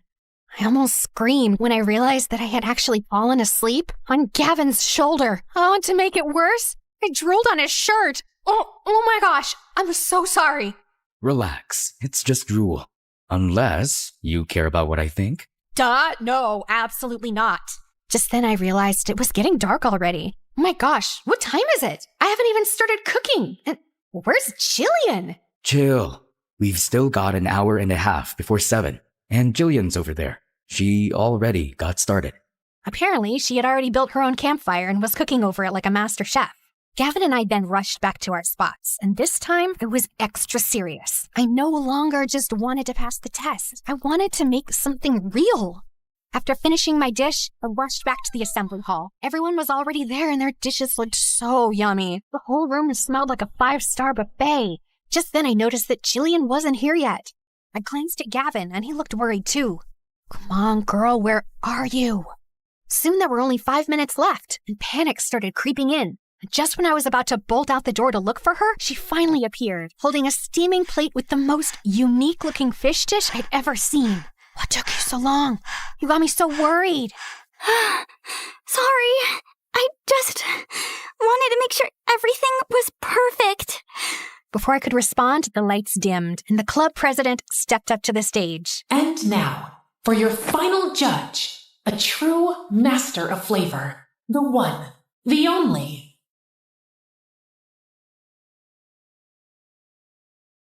The masked cafeteria chef, the legend behind the lunch trays. Y'all lined up in front of him, clutching our plates like newborn babies. He was just sitting at the table, silently tasting each dish one by one, but his presence commanded attention. Then it was my turn.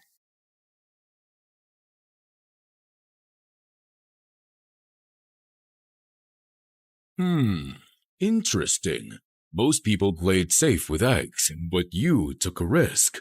The texture's playful, the flavor's daring, and this sauce, it's bold, defiant, and unforgettable. Just like you. I nearly passed out from happiness, or hunger, or his dangerously calm voice. Then came Jillian's turn. There was a long pause before he finally spoke. This is not perfect, but passionate. I like it. Oh, Jillian was finally able to breathe. The judging ended. Then came the moment we'd all been sweating for. The announcement of the top 10. The official new members of the Culinary Society. As expected, Gavin and I made the list. My name flashed on the screen and I nearly screamed. Then, the final spot. Jillian was trembling as she gripped my hand. We all held our breath. And the last spot goes to Jillian. She instantly burst into tears. As we celebrated, I noticed someone storming out of the venue looking furious. Nicholas! Wait, he didn't make it? That actually surprised me. As the winners celebrated, Gavin then strolled over to us, holding his plate like a trophy. Well, well. Looks like we all made it. Want to try my dish? Taffy, you have to try this. Careful. She might scream loud enough to summon the forest spirits. Oh, please. My golden tongue has standards. Oh, I know. That's why I strategically kept my masterpieces far away from you. Strategically? Yes. I knew the moment you tasted my food, you'd scream your lungs out and fall hopelessly in love. I'm gonna throw this plate at your face. But not before you taste it. Fine. 1 bite. I took a bite and instantly exploded. Oh my freaking goodness! This is... In the middle of my foodgasm, I saw him smirking, so I immediately stopped myself from praising his dish. I knew it. 1 bite and there goes your dignity. Shut up! He kept teasing me all the way home on the bus. But of course, I had to stay strong for my pride. I will never admit it, ever. Unfortunately, I couldn't stop thinking about him and his cooking skills that night, so I stuffed my face with sugar to distract myself. That was when Jules barged into my room. Girl, why are you blushing and inhaling candy like you just caught feelings? Are you in love or something? I'm not blushing, and no, I'm not in love. Got it, miss. Totally not in love. Anyway, why is your voice all scratchy? He was never finding out my voice died because of Gavin's food. He'd never let me live it down. It's the rain. My vocal cords got water damage. Sure. The next day at school, my voice was completely gone. Jules wouldn't let it go. Are you sure it was because of the rain and not because of screaming over a certain someone's cooking? I glared at him in silence. Just then, because the universe hates me, Gavin walked by looking extra smug, like his ego had its own stupid fan club. Oh no, please. Not now. Don't say it. Don't. Lost your voice, huh? Told you my dish was too good. Jules nearly choked from laughing. Since then, things just got weird. Gavin and I started getting closer. Before, he used to glare at me all the time, but now that glare was replaced with a stupid little grin that made my brain malfunction every time. Like that time in the hallway when I opened my locker and a sticky note fell out. Try not to scream over my food next time. Gee. I looked around, and of course, there he was, leaning against the wall with that grin. Ugh, so annoying. During lunch, he started joining us at our table, like he was officially part of our squad. Relax. I'm here for the food, not you.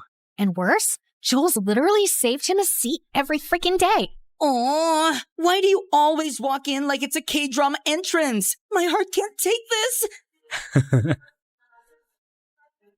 Nowadays, I just find myself finishing all my food. Clean plate and no crumbs, even if the dish wasn't perfect. And of course, he had a comment about it. The trash bin must be lonely without all the food you used to waste. Seriously, who kidnapped old you? People change, duh. And I didn't do it because of you. Sure you didn't. Can you two stop? I'm getting secondhand butterflies. Shut up. And because of him, the kitchen feels weird now. Am I too conscious of Gavin? He's still him, the broody, annoyingly talented chef in the making. Lately, he's been working way too close to my station, offering help I didn't ask for, smirking whenever I refuse like he's deliberately trying to make me skittish. Ugh. Your knife grip's a little stiff. Don't sneak up on people! Holy broccoli, why is he standing too close? I wasn't sneaking, just helping. I turned back to the cutting board, trying not to imagine how good his voice sounded that close. Tappy, focus, knife, chop, chop, scallions, not his stupid smirk. You really don't have to hover. I'm not gonna murder the soup. I wasn't worried about the soup. My heart skipped. What was that supposed to mean? Geez, are you just gonna stand there and silently judge me all afternoon? Just observing. You're interesting when you're flustered. What? What? I'm not flustered.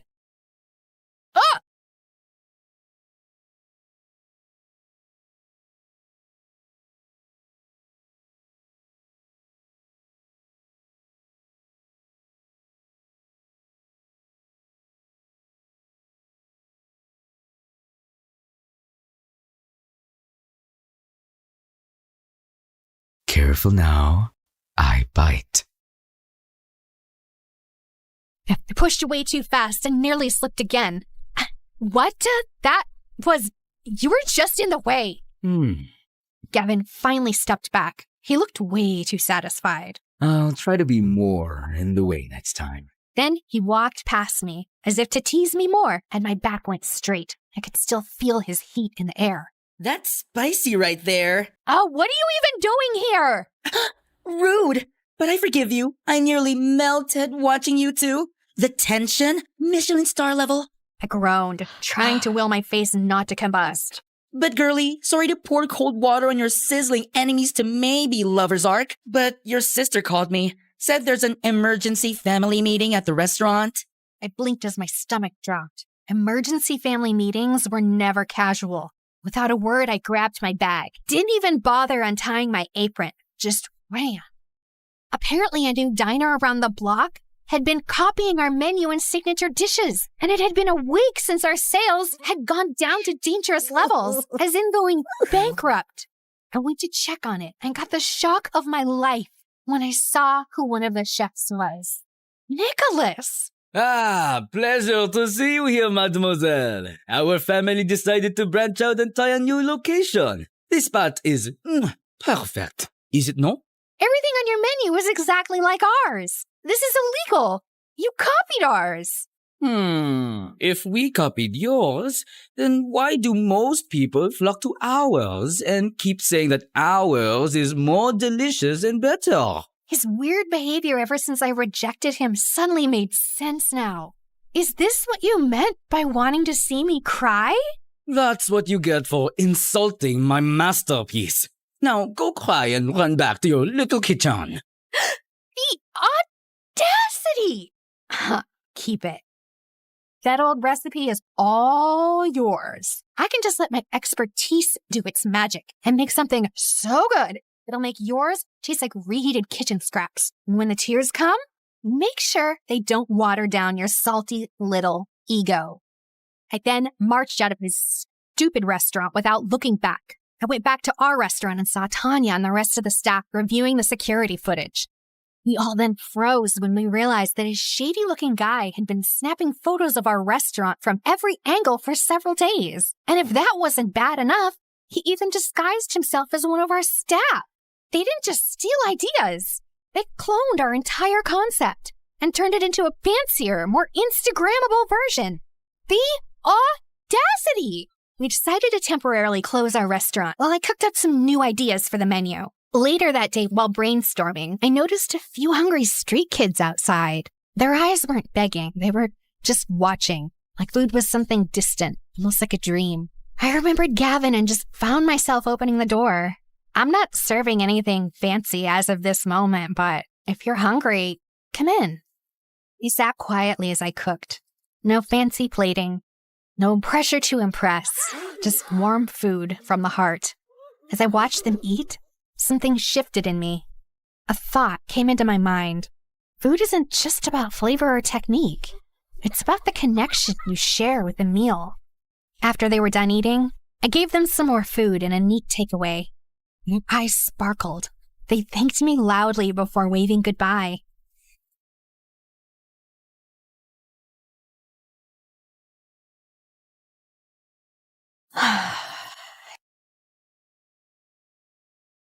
Think about some charity project and look for some volunteers to feed those kids again. Oh my God! Gavin! You scared the carrots out of me!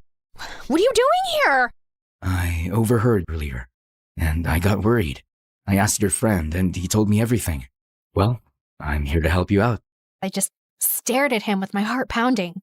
So, the food waster is now feeding kids, huh? Hey, what are you, a stalker? Gavin just shrugged and gave me that infuriatingly smug smirk. Okay, fine, I'll admit it. Your story got to me, all right? I realized food isn't just for enjoyment. It's something to be grateful for. Not everyone gets something to eat every day. Gavin's eyes lit up with something fierce and warm all at once. So hot I couldn't breathe. The air between us shifted. I really want to kiss you right now. What?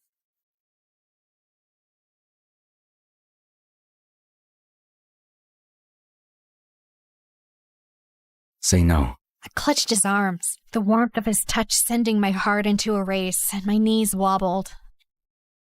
He grinned. His intense eyes smiled. I take that as a yes. Then he pulled me in, and before I could blink, his lips crushed into mine. Hot, intense, sweet, and it tasted like cinnamon made from heaven. I melted. I never knew kissing the person you like is the sweetest thing ever. More than the best macaroons in the universe. I wanna stay here with you. All that we have is just I told you, I bite. promise I won't leave your side. Be who you are and you'll be enough. If you're giving me your love, giving me your love. All that we have is each other now. Promise you won't leave my side. I hope who I am is enough for you. If I'm Maybe it's the kiss. Okay, no, it was definitely the kiss that inspired this new recipe. Sweet, warm, with the right amount of spice. It lingered and was very special. Whoa, you made this look like it belongs in a 5 million-star restaurant. Thanks for helping out, Jillian. While we worked on our test dishes, we discovered her secret skill. She was amazing at plating, garnishing, and all the aesthetics. Just don't ask me to actually cook it, like, ever. Girl, you're now officially the queen of food catfishing, and I say that with love. Then Jules popped in while holding up a sketch pad. Okay, if we're leveling up the food, then we're leveling up the fashion.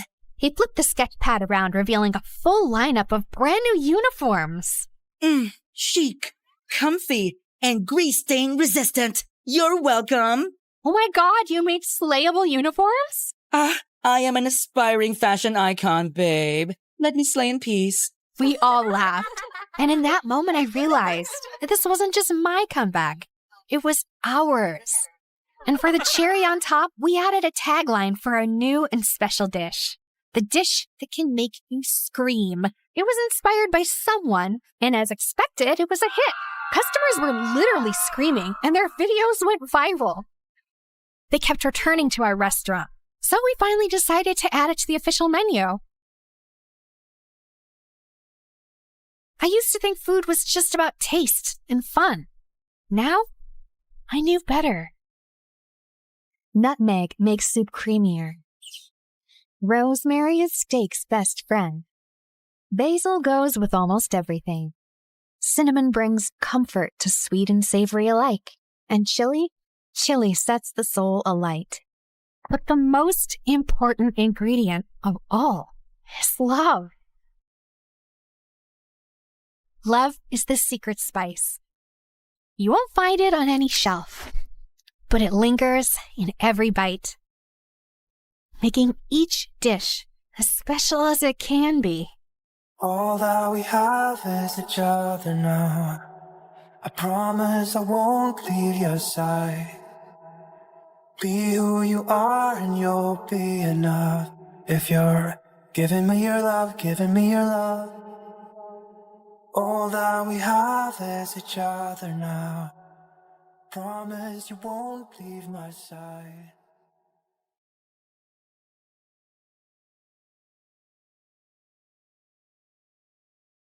The student stares at a blank white screen while an artist paints the things unseen. The scholar's lamp burns through the night. The athlete runs toward the morning light. A teacher sighs, hoping the spark they lit survives. Finding the light when the halls get dark.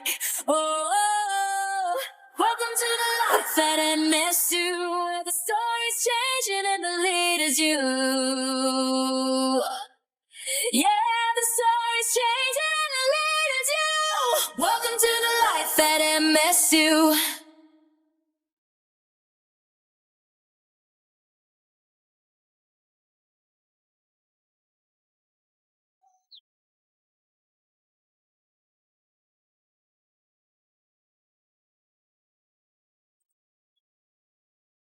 My heart jumped all the way to my toes when I finally reached the huge MSU gate. For a hopeless romantic introvert like me, the first day of high school was both super scary and a little exciting. New year, new school, a whole new vibe. Would I make any friends here? Or maybe find love? Wait, what was I thinking? I worked so hard to get a scholarship to be here. I should focus on my studies, not boys. I quickly spotted my fellow freshmen gathered near the gate, all waiting for the tour to start. All right, Candy, this is it.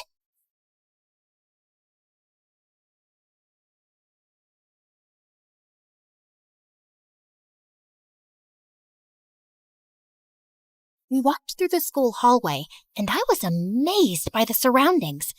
Everything was clean and neat, and I could even smell the natural scent of bamboo and flowers. The ambiance was peaceful.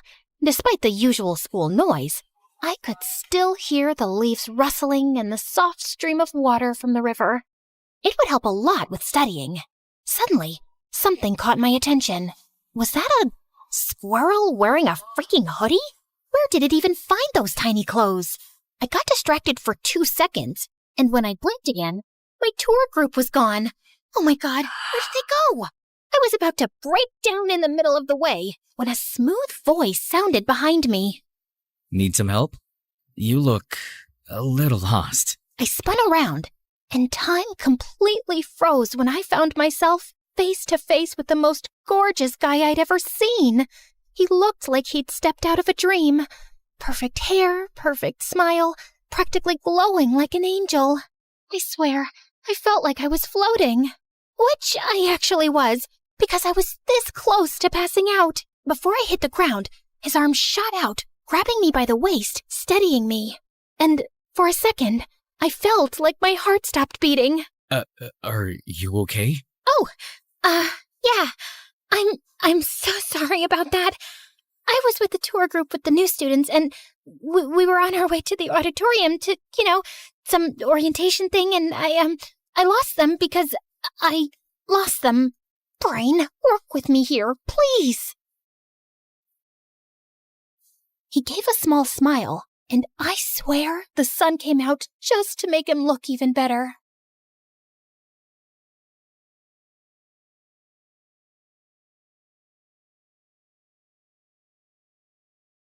Well, you're not far off.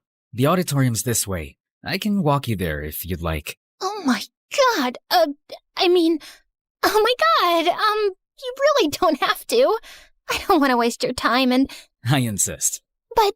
Please. Okay.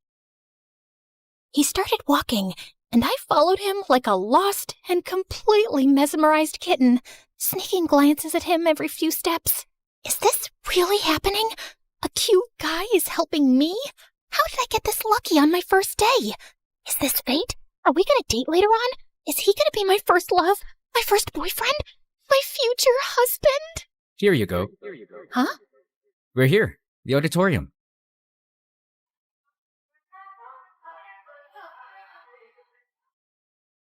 And I think the freshman orientation is about to start. Oh, right. Thank you so much. No problem. I'm happy to help. Anytime. He then reached into his pocket and pulled out something small. Here. A little good luck for your first day. A candy? I stared at it like he'd just handed me a diamond. I swear I will never eat this. This candy is sacred now. I'm keeping it forever. Maybe I'll even build a shrine for it. Oh, thank you for this. This looks sweet. I mean, this is a candy, right? Good luck. I just stood there, frozen, clutching my new good luck charm. By the time I snapped out of it, he was already gone. Panicking, I took a few steps forward, scanning the crowd. Where did he go? I should have at least gotten his name. Soon enough, the ceremony wrapped up, and I followed my fellow freshmen toward our building, my eyes darting around like I was on a secret mission to spot my crush. When we finally got to our homeroom class, I headed straight to the back. I then glanced at my seatmate, only to find her glaring at me. She's really pretty, but she looks like a meanie. What was her problem? Do I know her? Did I accidentally steal her seat or something? She kept up the death glares all through our next classes without saying a single word, and it was driving my paranoid butt crazy. By lunchtime, I was on edge, so I slipped into the cafeteria, found a quiet corner, and started eating, hoping she'd forget I existed. Just then, someone slammed a tray down right across from me. I looked up to see none other than her. Mind if I sit here? She sat down right next to me, staring at me like I was her next meal. Yeah, sure. I mean, it wasn't like she gave me much of a choice. Oh, so you do talk. Thought you were mute or something. I'm Trixie, by the way. You're not mad at me? What do you mean? You kept glaring at me all day. Oh, sorry about that. That's just my resting witch face. But hey, maybe I do want to eat you alive. You look like a cute little candy. Funny you say that. My name is actually Candy. Wait, let me guess. Your last name is Crush? I laughed, and just like that, all the awkwardness melted away. I usually have a hard time making friends because I was always scared to make the first move. But Trixie and I clicked instantly. It felt like I'd won the friends lottery on my first day. I guessed my lucky charm was already working. And as an introvert, one solid friend was all I needed. Soon enough, we were already talking about our crushes and dark secrets. So, have any cute guys caught your eye yet? Trixie, it's only been a week. So what? The lower campus is filled with hot nerds and athletes. You could collect at least 5 crushes in an hour. I assume you already have one? Oh, please. I'm already eyeing one. Just testing the waters to see if he's just a crush of the day material or, crush to marry potential. Like I told you, I easily lose interest if they crush me back. It just gets boring after that. I'll spill the details once I'm sure about him. How about you? Well, there's this one guy.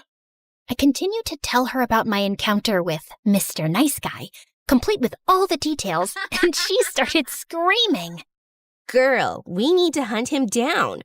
Hey, let's take it easy, okay? It's just a harmless little crush, and who knows, he might be taken already. Just please, don't do anything stupid. Oh, don't worry about it. I got you. But telling Trixie about him was a huge mistake. She immediately spilled it to Cass, the ridiculously gorgeous, effortlessly classy girl sitting on her other side in class. Yes, that one that looked like a princess.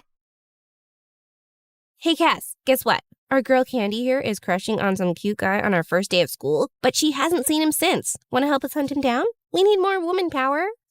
That's adorable. So what's he like? Did you at least get his name?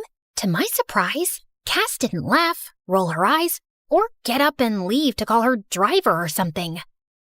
Unfortunately, no. Candy here is a total amateur. Like she's already planned their wedding, but she forgot step 1, basic introductions. That's why she needs our help. I'm in. Ugh, this is so embarrassing. Thankfully, Cass was busy babysitting her little sister over at the grade school campus in between our classes, so she wasn't all up in this drama. Meanwhile, Trixie was out here trying like her life depended on it. Every day, she'd literally drag me around campus, turning every walk into a full-on stakeout. We'd scan buildings, gardens, and parks, peeking around corners like wannabe detectives trying to find a freaking serial killer. Then one day, we finally spotted him. He was tall, standing by the fountain with the same blue hoodie I'd mentioned he'd wore the first day. Oh, that's him. Go say something.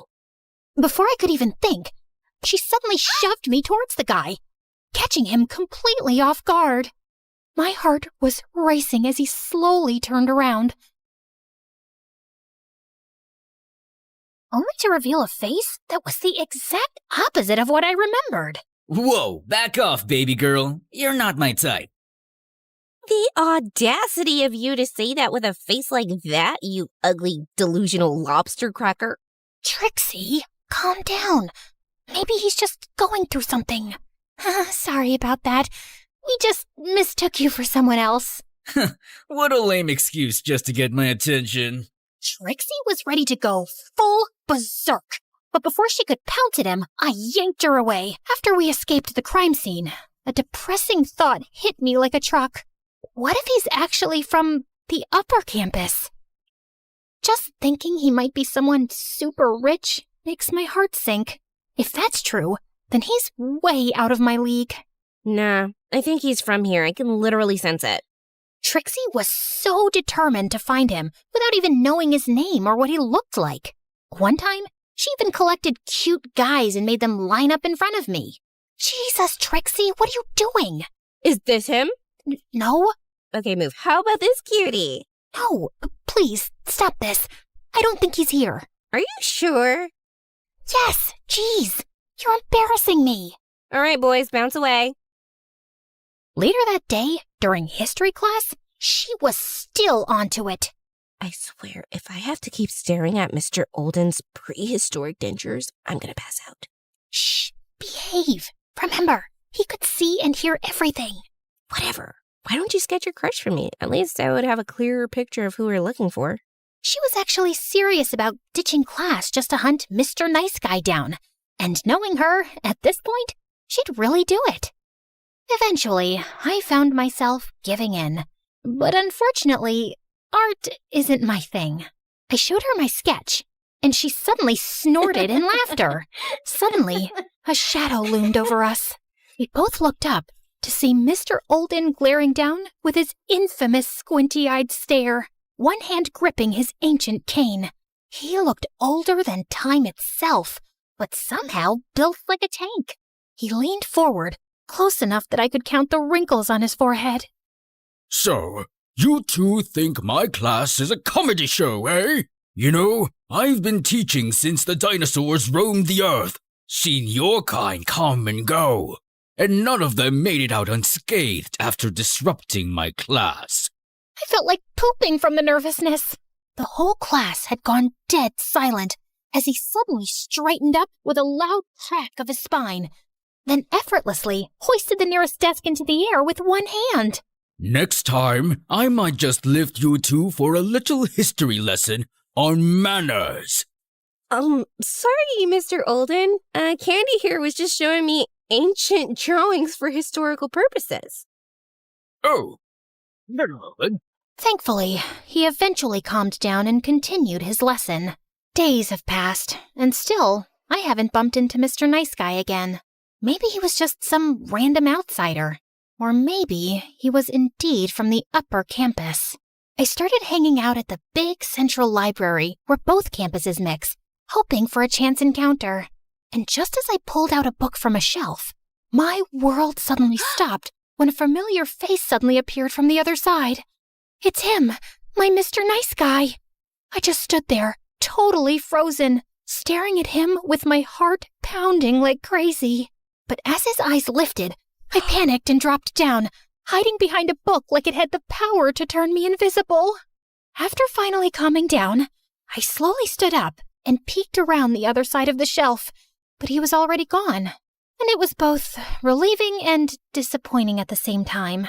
The next morning, as I walked through the school gate, a familiar little flutter filled my chest. I glanced back, and there he was again, just a few steps behind me. Oh my freaking God! My heart practically backflipped out of my chest. I could feel each of his steps getting closer, and soon we ended up side by side. I could barely breathe, trying to act normal, only to end up walking like a limping dog. From the corner of my eye, I could feel just how tall and handsome he was. Every step was pure torture, in the best way possible. I finally managed to breathe normally again when he changed direction and headed into the sophomore building. So, he's a sophomore, huh?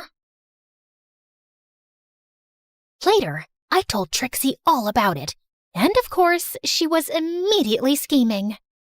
Let's go check out the sophomore building. Come on, he could still be around. We lurked into the lobby, trying to look casual.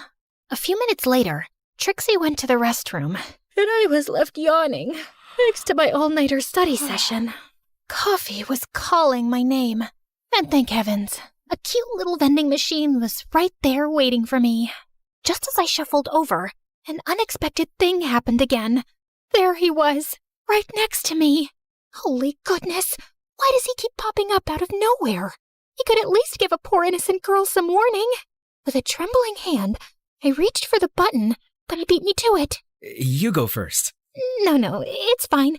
You go ahead. Please, I insist. My mind was racing. I could ask his name, maybe mention that I still had the candy he'd given me. But my courage totally bailed on me. Come on, Candy, you've got this. I took a deep breath, preparing to say something, anything. But he'd already disappeared down the hall. But what about his coffee? Just in time, Trixie returned, her eyes lighting up. OMG, guess what? I had the cutest moment with my crush in the hallway. Is this the same crush you told me about last time? I wish I'd seen it. I'll point him out to you next time I see him. Okay. Anyway, while you were off having your rom-com moment, I kinda had a cute encounter with my own crush at the vending machine. While I was away? How rude. How did I miss that? Did you at least take a picture of him? No. It's not exactly nice to take photos without permission, you know? Okay, but what if you, took a selfie and just accidentally got him in the background? Trixie's idea came in handy later in the cafeteria during lunch, because the moment she got up to grab more food, I saw Mr. Nice Guy pass by again. I quickly lifted my phone, pretending to take a selfie, and managed to catch him in the background. Trixie, look! I finally caught him! Her eyes went wide, excitement all over her face. But then, strangely, her expression shifted. Oh, good for you. That was weird. For the next few hours, Trixie seemed distant until finally she excused herself to leave early. I watched her go, wondering what exactly ruined her mood. I spent the rest of the evening obsessing over the picture I took. He's so handsome and cute. I was grinning like an idiot, replaying every fantasy in my head while playing with the candy, and eventually falling asleep with my phone clutched in my hand. His face, the last thing I saw before drifting off to dreamland. The next day, Trixie didn't go to school. She'd mentioned she was sick, but her replies to my messages were short. I kept thinking how weird her replies were, and the realization hit me like a freight train. What if we actually have the same crush? They both were in the sophomore lobby that day. The thought made my stomach twist. Trixie still hadn't come to school for a few more days, and I was really worried now. Cass told me she saw her at MSH Hospital. It turned out she was sick enough to be admitted. I decided to skip our last class to check on her. I hopped on the school bus and told the driver to drop me off at the hospital. After showing my visitation card to the information desk, they gave me Trixie's hospital room number. As I made my way to the door, a nurse came out of the room, and I caught a glimpse of a sight that shattered my world to pieces. Mr. Nice Guy was sitting by her bedside, taking care of her. So, we were indeed sharing the same crush all this time. Hurt and confused, I turned around and ran back to the elevator. Alone inside, I fought the tears from spilling out of my eyes. When the elevator slid open, I hurried out and accidentally bumped into some guy. Sorry, I needed to be anywhere but there. The next day was the weekend, and I spent it sulking, replaying that scene in my head over and over. I ignored Trixie's texts, especially the one asking why I'd left so quickly when I'd come to visit her. I didn't know what to say, or how to explain the pain in my chest that I didn't even fully understand. Monday came, and I went to school early just to clear my head and nurse my broken heart a little bit more before facing Trixie. Hello, Candy to Earth. I blinked my eyes and looked up to see her. Trixie. Sorry, I was just daydreaming. How are you feeling? All better now. I tend to get sick easily. I know it doesn't match with my strong attitude and demoness face. Anyways, Candy, I have something to confess. Please don't be mad, okay? I already know, Trixie. Your crush, he visited you at the hospital. Wait, how did you know he visited me? Look, I get it. If he likes you, I understand. You're prettier and more charming than I'll ever be, so it only makes sense. As I rambled on, her expression shifted. She suddenly grabbed her phone and dialed a number. Get over here now. I don't care what you're doing. Not even a few minutes later, the most unexpected person suddenly showed up, looking a bit confused and slightly out of breath. Hey, Why are you crying? Why does he look so worried about me? Okay, confession time. This guy's name is Drew, and newsflash, he's my brother. Huh? This guy, your crush, Mr. Nice Guy, is my brother, and his name is Drew. Drew, Mr. Nice Guy, your crush, my brother. Is that clear enough for you now? Wait, what? You never mentioned to me that you have a brother? We've been friends for months. I've literally told you like 23 times by now, but you were always too busy studying or, obsessing over your crush who just happens to be him too. I froze, trying to process what she just said. The reason I didn't say anything earlier was because as your protective and very pretty best friend, I wanted to make sure that he was serious about whoever he was crushing on at school. He mentioned he had a crush, but didn't give me details. Then last weekend, I caught him scrolling through your Instagram. He already knew we were best friends, but was too shy to tell you. He knew? All this time? Trixie smirked and gave her brother a little shove toward me. He just got a little too shy, but trust me, I've been pushing him to confess since he's the guy here. Wait, so who was your crush that visited you? That's a story for another time. Right now, you better do this right, bro. With that, she walked off, leaving me alone with Drew. I fiddled with my fingers, sneaking glances at him, waiting for him to make the first move. Please, say something. Soon enough, he finally cleared his throat. Sorry about my sister. She can be kinda intense sometimes. Intense, right. You're right. She's indeed intense. Another stretch of silence fell over us, and I found myself awkwardly staring at the river. After a bit of shuffling, he sat down beside me, but there was a good 2 inches between us, like he was trying not to get too close. I glanced over, catching him looking at me, and he quickly looked away. He took a deep breath, staring down at his hands. I'm sorry. I don't really know how to do this. Do what, exactly? This romance thing. Me too. This is my first time. I actually like you. Since the first time I saw you. You liked me? Like, since the beginning? Every time I saw you on campus, I didn't know what to say. I tried to act cool, but I just felt like melting because you're just too cute. Me? Cute? He then inched closer, and eventually our hands brushed. The little spark that shot through me made me dizzy.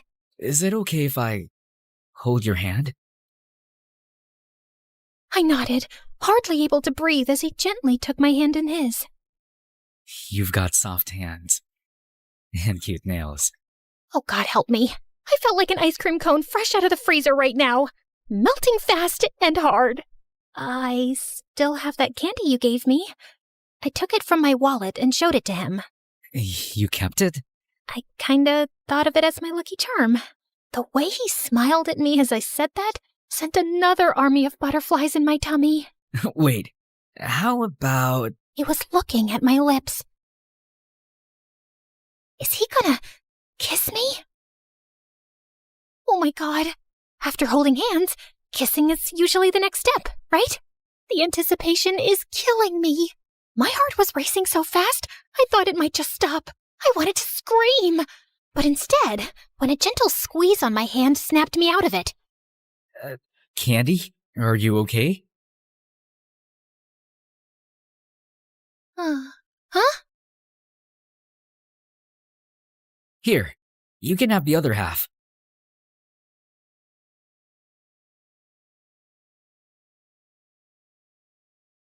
Oh!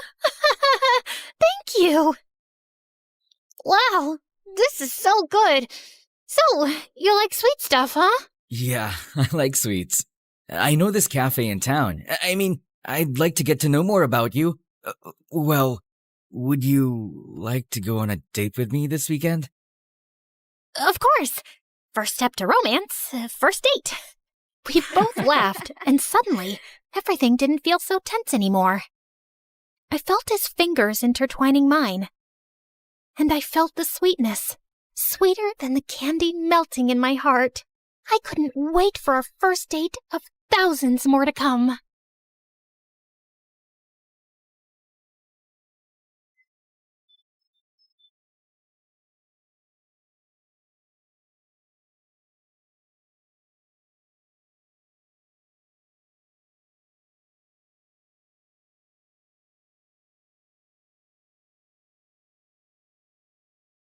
Hi, I'm Alvita from Jamaica. Please like and subscribe. My parents were the most successful members of their family. Dad was a lawyer and Mom was a doctor, and they always worked really hard and bought their dream mansion in a posh neighborhood. And then they were blessed with me. Whenever their family and friends met me, they were dazzled by my shiny dark hair and big green eyes. Wow, you guys are so lucky to be blessed with this beauty. Alvita will definitely be a model one day. As I got older, modeling never interested me much, but I did love talking. Whenever my cousin Maya came over to visit, we loved playing newscasters.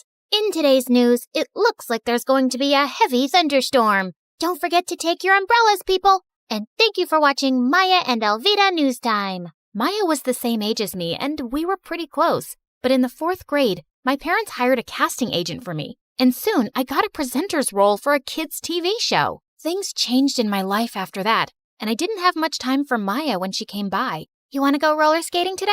Oh, Maya, I have to go through my script for tomorrow's show, plus homework. I know, you're very busy. Soon after, I became more famous and her family grew richer, which was great. But I couldn't help noticing that people around us started acting so fake. Once in 8th grade, Maya's mom threw her a party, and when I got there, she made a huge fuss over me. Oh, Alvita, darling, thank you for coming. I know how busy you celebrities are. By the way, you looked gorgeous in this week's show. Thank you, Auntie. This is for Maya. Oh, you brought a present. You didn't have to. Your presence is a gift for us. Maya! Alvita got you a present. Come thank her. Oh, Alvita, thank you so much. Whenever Maya hugged me now, I always had this feeling like she was rolling her eyes. Aunt insisted that Maya open my present right away, and they both looked disappointed at the watch inside. It's very nice. Thanks. I don't know why I was expecting a gold bracelet. You know, like the one your mother gave you on your birthday.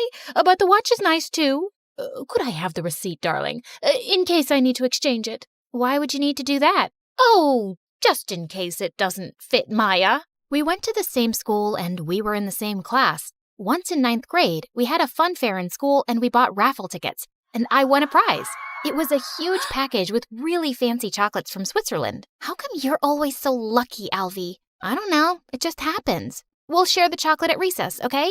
But at recess, the entire class crowded around me. Apparently, Maya had told everyone that I was sharing the chocolates with the whole class. And now I had no choice. Maya, why did you do that? Oh, come on. It's not like you don't have the money to buy dozens of these packages. Yeah, but this was my prize, and I get to choose who I share it with, no?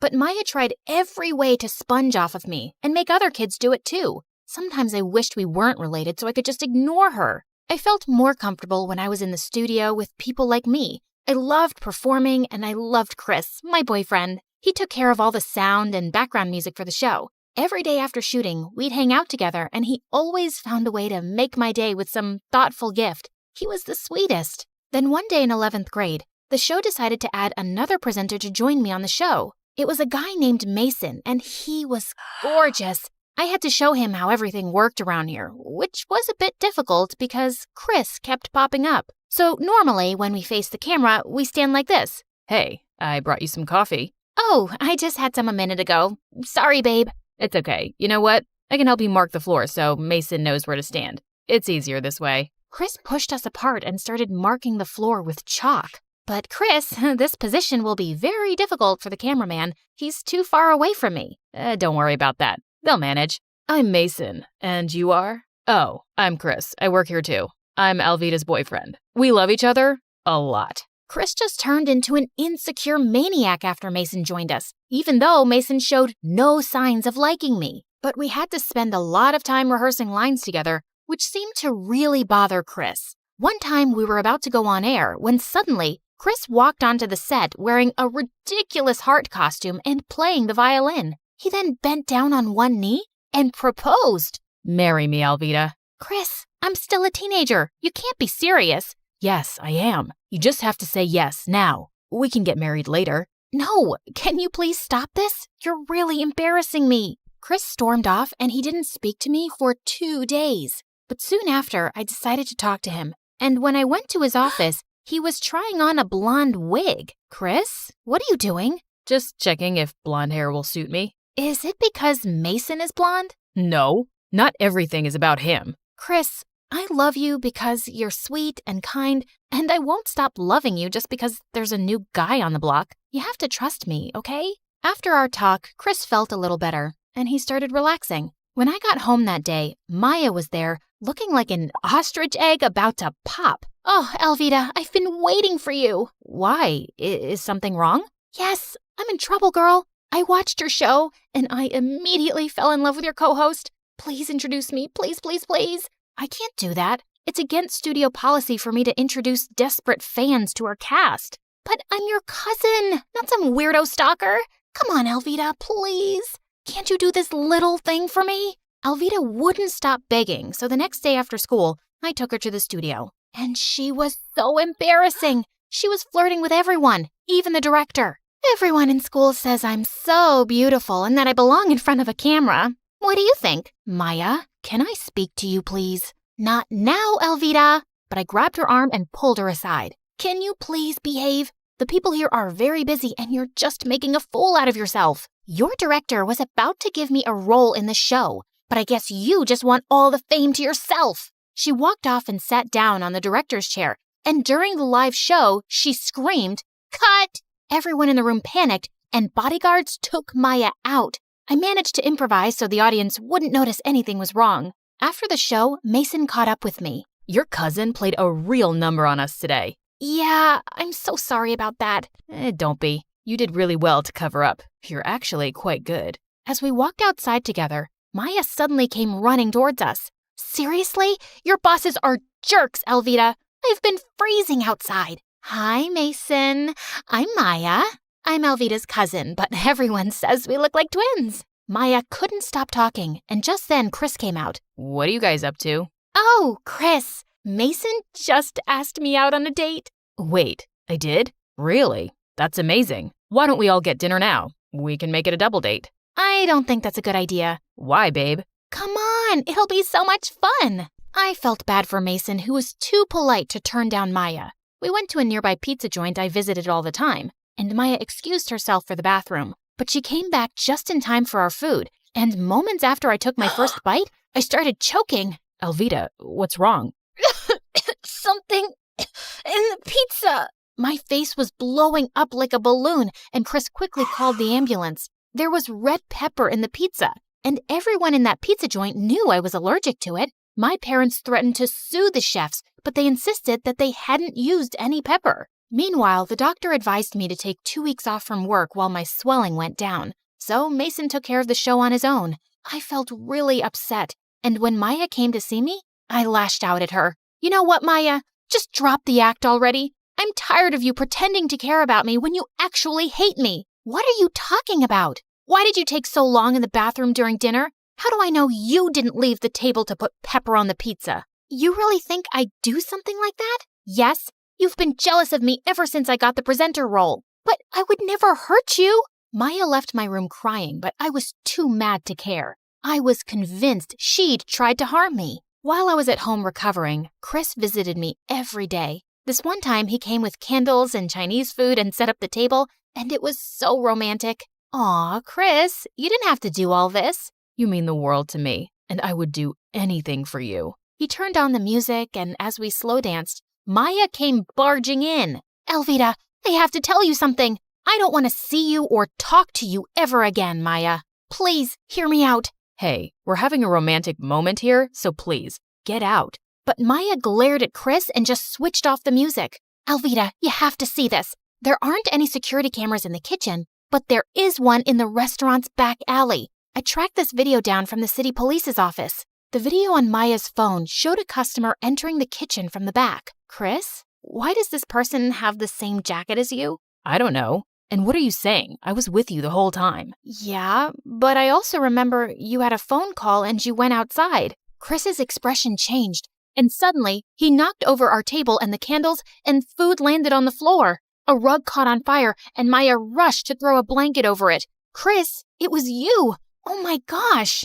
You were getting so close to Mason, so I had to do something. Aren't things so much better between us since you've been away from the show? You just needed to see how much I love you, Alvida. No, You made me so sick you could have killed me. That's not love. Well, if I can't have you, then no one can. But before Chris could do more damage, we heard police sirens. Too late. I already called the police. Chris tried to run out, but the police caught him and he was taken away. Maya, I owe you an apology. Maybe you were right, Alvita. Sometimes I have been jealous of you, but I swear I'd never hurt you. I know, and you have every reason to hate me. I don't hate you, but do you really have something going on with Mason? No, and there never will be. I know you like him. A few days after, I went back to school and my job, but a lot of things had changed in such a short period. Mason was now showing me what to do. The director really likes all my ideas. We've decided that now you only need to come in to introduce the next program. But that's just 10 seconds on the screen. Yeah, but that's what the show wants. I was so disappointed, but I went with the flow. One day after the show, I was leaving when Mason caught up with me and took my hand. Mason, what are you doing? I see the way you look at me, and I think I like you too. What? Are you... Alvita? What are you doing? I turned around to see Maya behind us, and Mason was still holding my hand. Maya, this is not what you think. But Maya ran off angrily, and I stomped hard on Mason's foot and went after her. Maya, there's nothing going on between us. Yeah, right. So you were just holding his hand because it's part of the show? No, he took my hand and just save it, Alvita. She refused to talk to me for days and ignored me in school too. And I just hated being on the show with Mason. So one day at the studio, I made a big live announcement. Hey guys, today is my last day on the show, but you'll definitely see me on screen again. Maybe with my talented cousin Maya, who was my first co-host. See you around, folks. The director was furious with me, but I didn't care. If he wanted Mason to run the show, he was welcome to have him. I was out. Later that evening, Maya came by. Hey, you want to play a newscaster? We're too old to play it now, but we'll be doing it for real. Did you really mean that? I just got a call from my producer who wants to help me with my own show. She says my ratings are much higher than Mason's. And yeah, you'll be my partner. It'll be the Maya and Alvita show. Wow, this is a dream come true. Thank you, Alvita. And I'm sorry I jumped to conclusions about you and Mason. It's okay. I forgive you. I did the same thing too once before. And if you really want to see Mason, you can ask him out. Although, I think he's a jerk. I think I trust you on that one. I learned that you must never let jealousy and misunderstandings get in the way of your most important relationships. It's better to get the whole story before jumping to conclusions.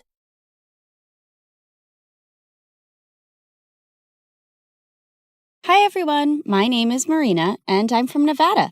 Please like and subscribe. I was raised in a small town by my aunt who owned a small bakery and loved me to bits.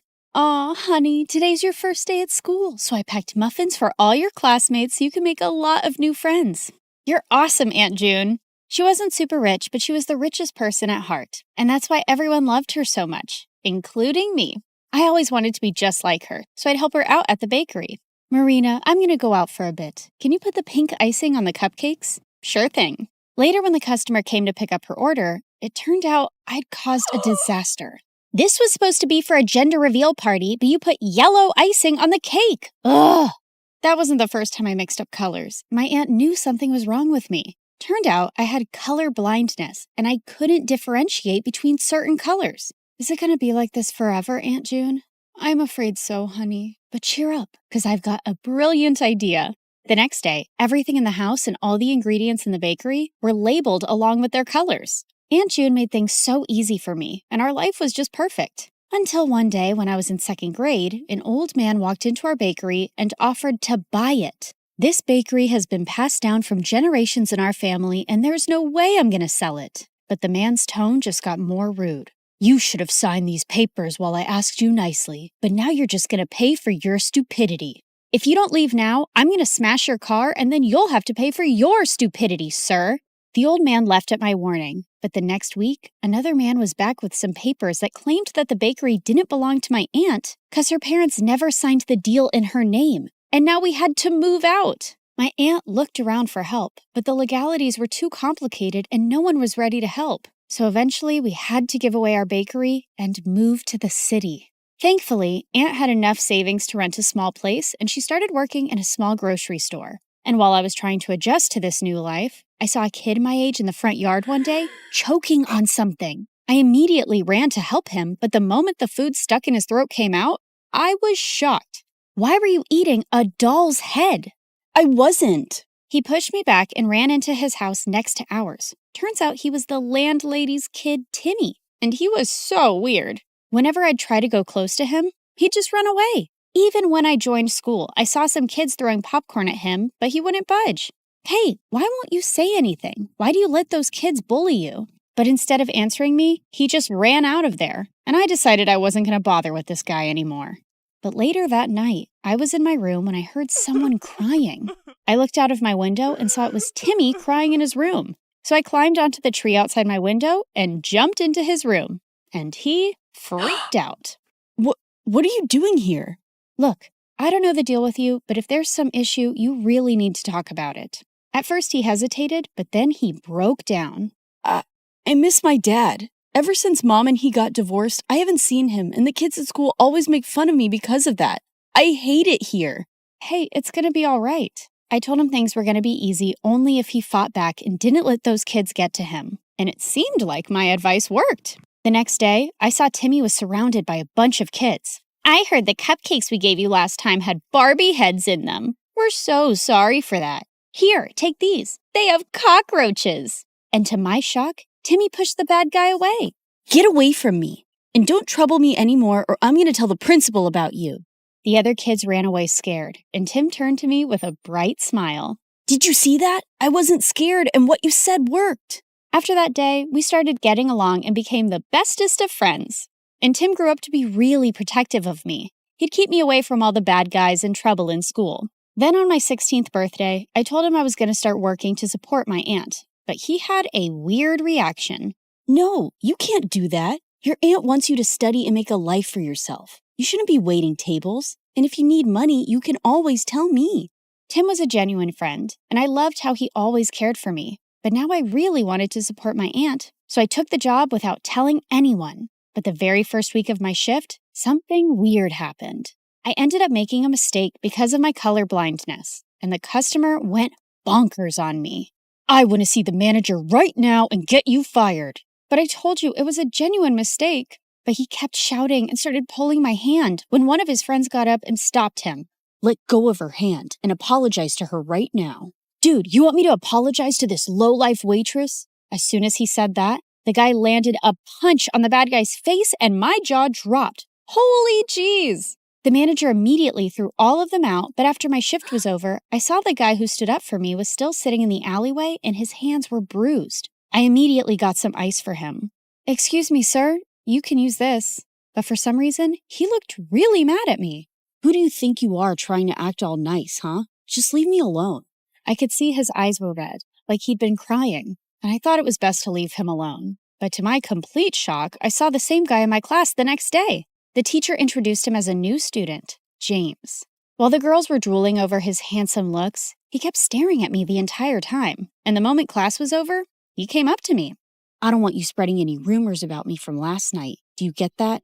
Before I could even reply, he just stormed away, and Timmy came running to me. What happened? Was that guy bothering you? I didn't want Timmy knowing about my job or anything about how I knew James, so I brushed it off and went ahead to prepare for my chemistry practicals. But turns out, James was already there. Minutes into the practical, I realized some of the labels on the chemicals were missing, so I asked James to help me differentiate, but he didn't even look at me. That jerk. I continued guessing and mixing the chemicals, but suddenly they caught fire, and I almost got hurt when James jumped in and pushed me out of the way. I quickly got up and put out the fire. What are you, nuts? Did you want to die? Suddenly, my eyes went to the burn on his hand, and I rushed him to the nurse's room and gave him first aid myself. Seems like you're always helping people who are hurt. Yeah, especially those who get hurt because of me, and with you, it's every single time.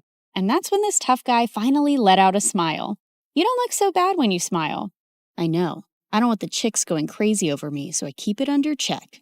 This guy had multiple personalities. As time went by, we started spending more time together because we had similar projects, and James turned out to be a really fun person to hang out with. He'd often walk me to my work after school, and we'd enjoy all sorts of treats on our way. And even though he was a little mysterious, he was growing on me by the day. but there was someone who just hated our closeness. What's going on between you and that new guy? He's bad news. Stay away from him, Marina. What are you talking about? And how do you know he's bad? Oh, come on. Haven't you seen? He's always covered in bruises. Just stay away from him, okay? Well, I could understand Tim's concern, and there were things I wanted to know about James, too. A few days later, we were at a friend's party playing Truth or Dare when I was given a dare to kiss James. My heart raced with excitement, but I saw Timmy looking at me with furious eyes. I wanted to run out of there, but thankfully, James got up and left first, and I let out a loud sigh. But later, when I went out, he was waiting for me. Was it that bad, huh? The idea of kissing me so you sighed with such relief when I left? No, it's not like that. It's just that there's only so much I know about you, and I didn't... Suddenly, he pulled me close and looked deep into my eyes. What do you want to know about me, Marina? Well, why did you cry that night in the alleyway? And is there something that you keep from me?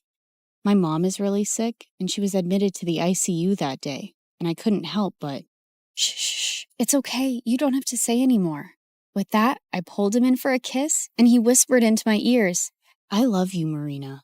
Gosh, I loved him too. But the very next day at school, my fairy tale came to an end when I received a message from James's phone. Here's my parting gift to you, Marina. There were several pictures of me kissing him and me working as a waitress with ugly captions, and he shared them with everyone in the school. What in the world? I tried to call James about what was going on, but he wouldn't answer it. And I felt so embarrassed and furious about everything, but then Timmy came to me. Hey, are you all right? I thought he'd question me about the pictures, but he just took me home and comforted me. I don't believe what's going on, and I can't even reach James. He left, Marina, and he's never coming back. He then showed me the newspaper articles of how James was the grandson of the same businessman who took away my aunt's bakery. I heard his grandfather sent him here as a punishment because he used to be a jerk at his old school, but looks like he's still going around messing with people's feelings. Gosh. There was no way I was going to forgive a jerk like him, but I wasn't going to cry over him either. I blocked him everywhere and decided to shift to another city for my college, along with my aunt. And after graduation, I joined a top law firm and helped my aunt open a nice bakery in the city itself. For the opening day, we sent out invites to everyone across the city, and it all went so well. After we were done with the day, we were about to close up when Timmy took me to the roof and proposed to me. I love you, Marina. I have always loved you and... Oh, Timmy, please stop. I liked him too, but he was my friend and I could never see him any other way. What is it now? Don't tell me you still love that moron. Timmy, what are you saying? You know I hate him. Then why won't you say yes to me? I tried to explain to him, but he wouldn't listen. And suddenly he pulled me in and tried to kiss me. God, Timmy, just stop. Just then, I saw a man pull him away and punch him hard. James, what in the world are you doing here? How dare you touch her, you filthy. I pulled him away before he could hurt Timmy anymore and slapped him hard in the face. Who do you think you are walking into my life again? Didn't you already mess around enough last time? Marina, what are you saying? I never messed around with you. Oh, really? Then why did you leave? And what about those texts and pictures? What? I have no idea what you're saying. I know it was my fault to leave you like that, but I told Timmy everything. What? What do you mean? That night after you left the party, I received a call that my mom had passed away. My grandfather wanted me to return home. Timmy was right there, and I asked him to inform you. What? I even tried to contact you, but you had me blocked everywhere. And when I called Timmy, he said you hated me and you were with him now. Timmy, what is he saying? Did you hide this from me and lie to him? Yeah, I hid the truth. I didn't want you to be with a jerk like him when I've loved you all my life. So I lied. For you. But those messages from your phone and those posts. I have no idea, Marina. I lost my phone the same night. You didn't lose it, moron. I stole it and sent those messages and those pictures. Timmy, I can't believe you. You son of a witch. No, James, just let him go. He's a jerk and doesn't even deserve that. Oh, Marina, please don't cry. I'm here. I'm here for you now.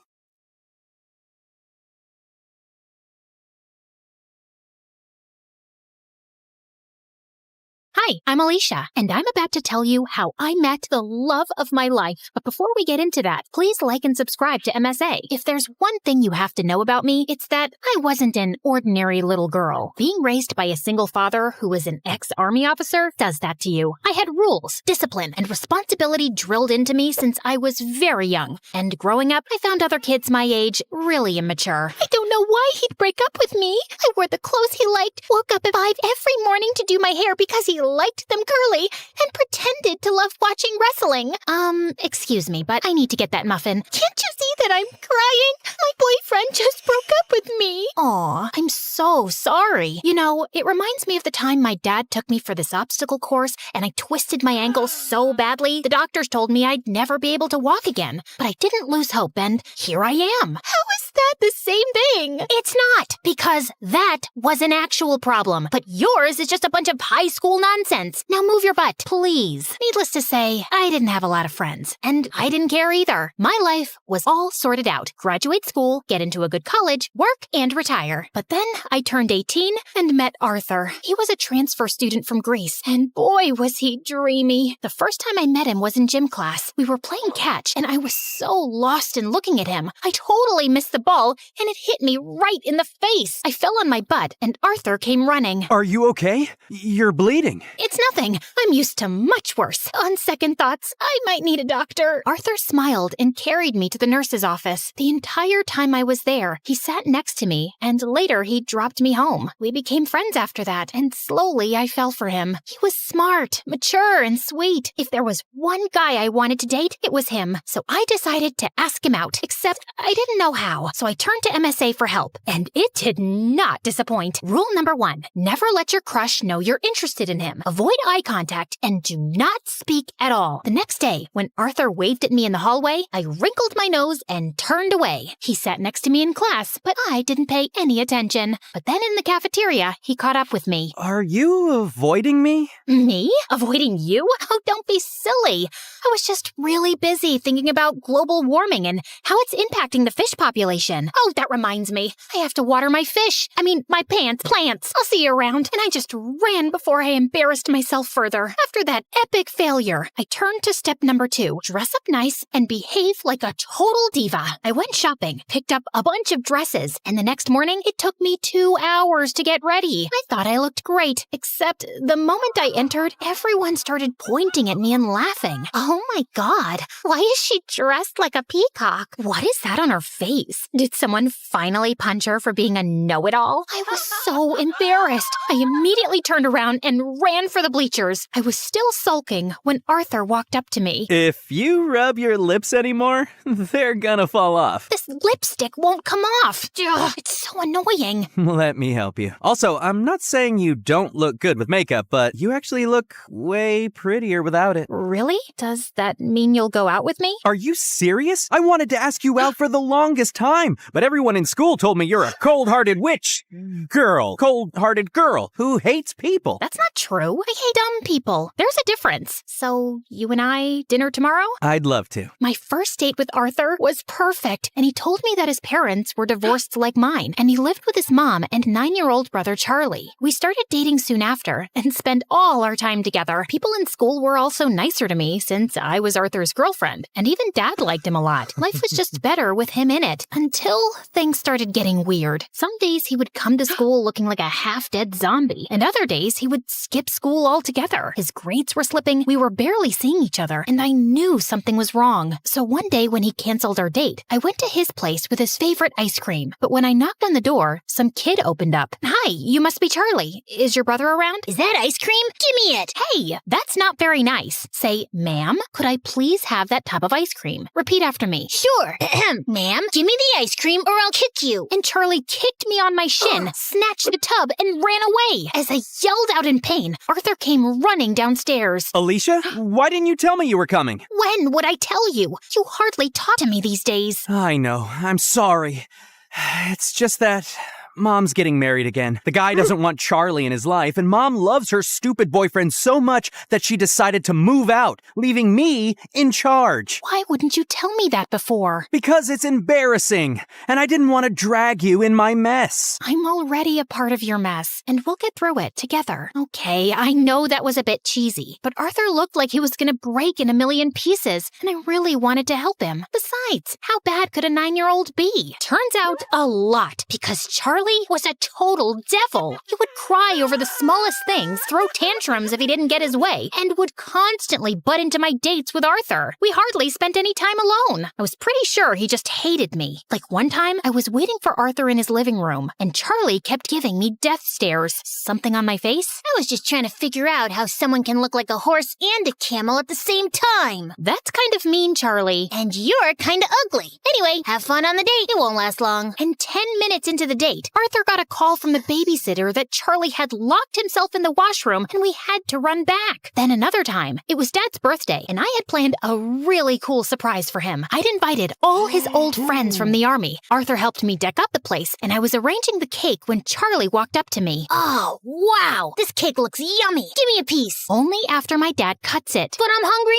now. Then eat something else. There's a whole pizza on the counter. Are you stupid? I said I want the cake. Charlie tried to get the cake, but I got in his way. He shoved me away, and I accidentally knocked into the cake, which crashed to the floor. Whoopsie. Guess no one gets to eat it. What happened? I heard some noise. Your brother ruined my surprise. I just asked her to give me some cake. And I asked you to wait. Relax, Alicia. We'll get a new cake. I'm sure your dad won't know. That's not the point, Arthur. Your brother is a spoiled brat. He needs some discipline. You put that kid on a leash, or I swear I will. He's my brother, not some dog I can put a leash on. I know he made a mistake, but he's just a kid. You know what? We'll just leave. We wouldn't want to ruin your evening any more than we have. Perfect. Arthur took Charlie's hand and they left. I wanted to stop them, but I was too mad. Later that night, when I calmed down, I realized I might have been too rude and called Arthur up, but he didn't answer. He didn't even show up to school the next day, and neither did Charlie. So I went to his place to talk to him and saw Charlie crying on the porch. What's wrong? Arthur wasn't here when I woke up this morning,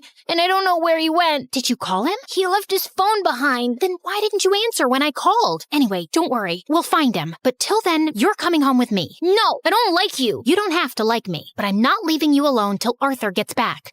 So annoying. We waited the whole day for Arthur to show up or get in touch, but he didn't. By nightfall, I decided to sleep in the lounge and offered Charlie my room. If you need anything. The next morning, Arthur was still a no-show. I couldn't reach his mom either, and then remembered he'd told me she was out of the country on her honeymoon. Next, I asked his friends and colleagues, but none of them knew where he was. Eventually, I contacted the police, but even a week later, they had no news of him, and I was worried sick. What could have possibly happened to him? Meanwhile, Charlie refused to go to school or shower. He mostly kept himself locked in my room and reacted rudely to any nice gesture I made. I was losing my mind. So I turned to Dad for help, and he promised he'd get a word out to his colleagues in the army to track Arthur down. I still don't know what to do with Charlie. He shuts me down every time I try to talk to him. He's been through a lot, Alicia. What he needs is some distraction to keep his mind off things.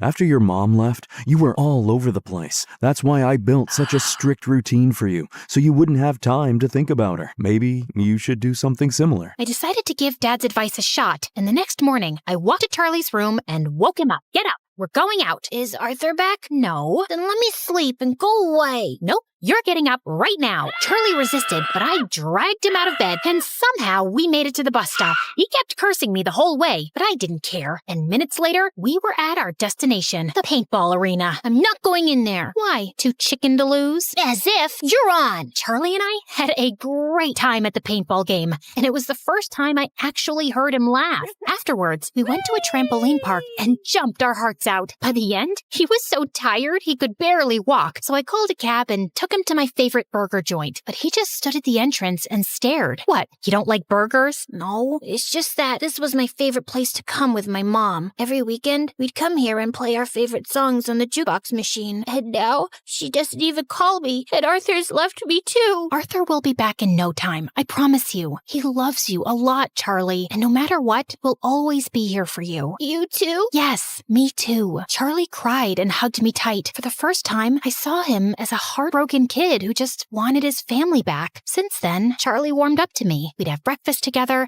and he would always make my bed when I got home from school. He was a lot calmer and hardly threw a tantrum. I couldn't wait for Arthur to come back and see how much progress Charlie had made, but we still had no leads on him. I wanted to be strong, but with each passing day, my hopes of ever seeing him again were getting dimmer, and it broke my heart. Finally, one night, I broke down in front of Dad. I don't think Arthur's coming back, Dad. It's been weeks, and no one knows where he is. If he was in town, we would have found him by now. And Charlie, he's lost his mom and might lose his brother too. What can I even say to him? What? I turned around and saw Charlie standing at the door. You've been telling me all along the police will find him. You said you were sure. No, I'm sure he's fine, Charlie. I was just... Stop lying. Why do all grown-ups lie so much? I hate you. All of you. And Charlie just ran out of the house. Dad said he'd go after him. And as I was sitting in the kitchen in despair, the phone suddenly rang. It was the police, saying they'd found Arthur in a hospital close to town. I rushed to the location and texted Dad on the way. The doctors at the hospital told me that Arthur was brought in a few days back by the forest rangers. Apparently, he went on a hike and got injured, and since then, he'd been in a coma. I was sitting next to him when Charlie walked in with Dad. How is he? He hit his head, but he's out of danger. Doctors say there's a very good chance he'll be just fine. Charlie, promise me, no matter what happens, you and I will never fight again. I promise. I will never scream again, and I will always be a good brother. He will wake up, right? What do you think?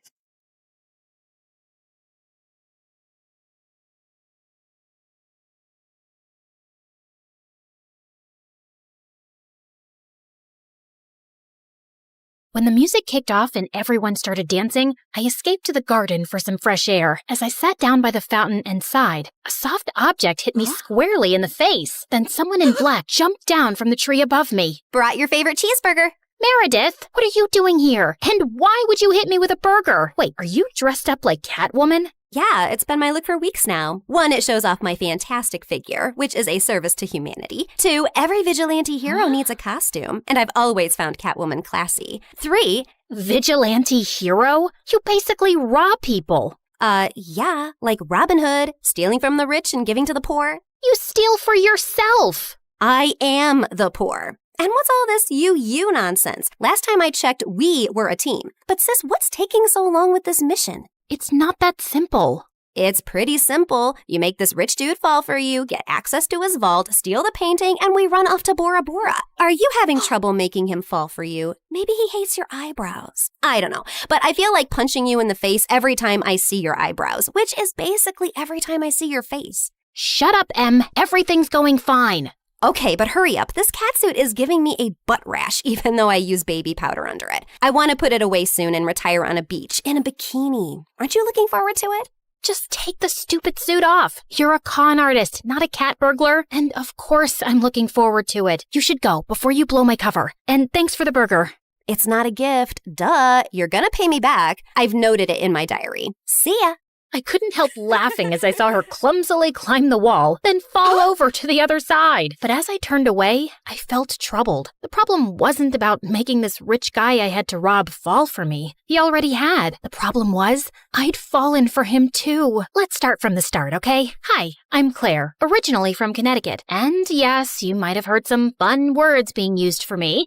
Deceitful witch, manipulative liar, and con artist might come up, none of which is an exaggeration. But people change, okay? Before I tell you my crazy story, please like and subscribe. My mother was born into what she always called old money, which basically means her family had been rich for a long time and their wealth was passed down generations. Unfortunately, it skipped our generation. Apparently, my dad was extremely charming and swept Mom off her feet when she was just 20. She married him against her parents' wishes and they cut her off from their wealth. Then, 2 years later, Mom gave birth to twins, Dad met another woman, and he abandoned us. At least he left us the house in a nice neighborhood, but my grandparents refused to help Mom out and said she had to live with her decisions. Mom, how are you feeling now? Like my organs are shutting down one by one. So, same as this morning then? Here's some chicken soup. There's no chicken in it. Well, you asked for chicken soup when there was no chickens in the fridge, so I guess we all have to use our imaginations, don't we? Oh, the soup at my parents' house always had chunks of chicken and big fat prawns. What has life come to now? I was raised as a creature of luxury. I'm like that fairy tale princess who couldn't sleep because of a single pea under her mattress. So you say, but there's a bunch of sharp pebbles under your mattress and you sleep like a log and snore like a bear. What? How could you put pebbles? I do not snore. Leave me to decompose, please. Well, you have to return to your waitressing job, so get well soon, Mom. Shall not. I loved Mom, but she was basically a spoiled, selfish child who just couldn't adapt to her changing fortunes and start acting like a freaking parent. My sister Meredith and I were twins, but we looked nothing alike. With her soft blonde hair and big baby blues, she looked like the kind of sweet soul who saved kittens from trees, helped old people across the road, and sang to birds. She didn't look like she had an ounce of evil in her, which wasn't true, like at all. But we'll come back to that later. From an early age, it was clear to me and Meredith that we had to be resourceful for money. I started doing odd jobs for our rich neighbors in the 8th grade, like raking their gardens, walking their dogs, and babysitting their kids. But Meredith was always finding more creative ways, like taking stupid boys in her class on paid exclusive tours to an alien site she'd discovered in the nearby forest. I'd seen her digging up the crater where the spaceship had landed, or selling youth water to high school girls, claiming she'd traveled far to the Fountain of Youth over summer break and had a limited supply. They actually thought she was telling the truth because it tasted different. Yeah, that's because she was filling up bottles from the neighbor's gross jacuzzi. People eventually caught on and stopped buying from her, and that's when she started stealing from me. But whenever I'd confront her, she'd throw a tantrum and deny it like I'd accused her of killing someone. So the next time, I hid money in my diary and made my latest entry. Dear Diary, guess what? What? When Mom took Meredith to the hospital for her sore throat the other day, the doctors made a shocking discovery. Meredith has a rare, incurable disease. She only has a few more months with us. We've decided not to tell her so she isn't scared and lives the rest of her short life in peace. Yes, I'm sad, but not that much because my baby sister is going to a better place and leaving me all her stuff. I knew my trick had worked when Meredith came down one morning with swollen eyes. When Mom asked her what was wrong, she burst into tears about her incurable disease. Where would you get an idea like that? Yes, Meredith. Please, tell Mom where you got this idea from. You wrote it in your... Wait, you chubby witch! You made me believe I was dying! Meredith lunged at me and we went rolling all over the kitchen floor. But she ended up getting grounded for a month for stealing and invading my privacy. I soon started missing her at dinner time though. So late one night, I snuck into her room with ice cream to find her playing darts with my face as the target. I'm sorry you're stuck here, but you did steal from me. I know we don't have a lot right now, but we'll work hard and make money in the future. But the future is in the future. What do I do now when I need money for mascara and gummy bears? Maybe we can think of some business idea. Oh, I thought you'd never ask. She pulled out a box from under her bed full of t-shirts. So you know my friend George, the next door gardener's nephew? Apparently he volunteers at a mental institution every weekend. The owners got t-shirts made from all the patients, but they refuse to wear them, blah, blah. So now the mental place has hundreds of these lying in storage. George said he can score them for me, and we could have our own t-shirt range with cute things written on them. Look, here's one I made for myself. I want to go to Bora Bora, but I'm Bora Bora. Please help me. Funny. I'm very serious, actually. I'm gonna live in Bora Bora one day. So, are we selling these t-shirts?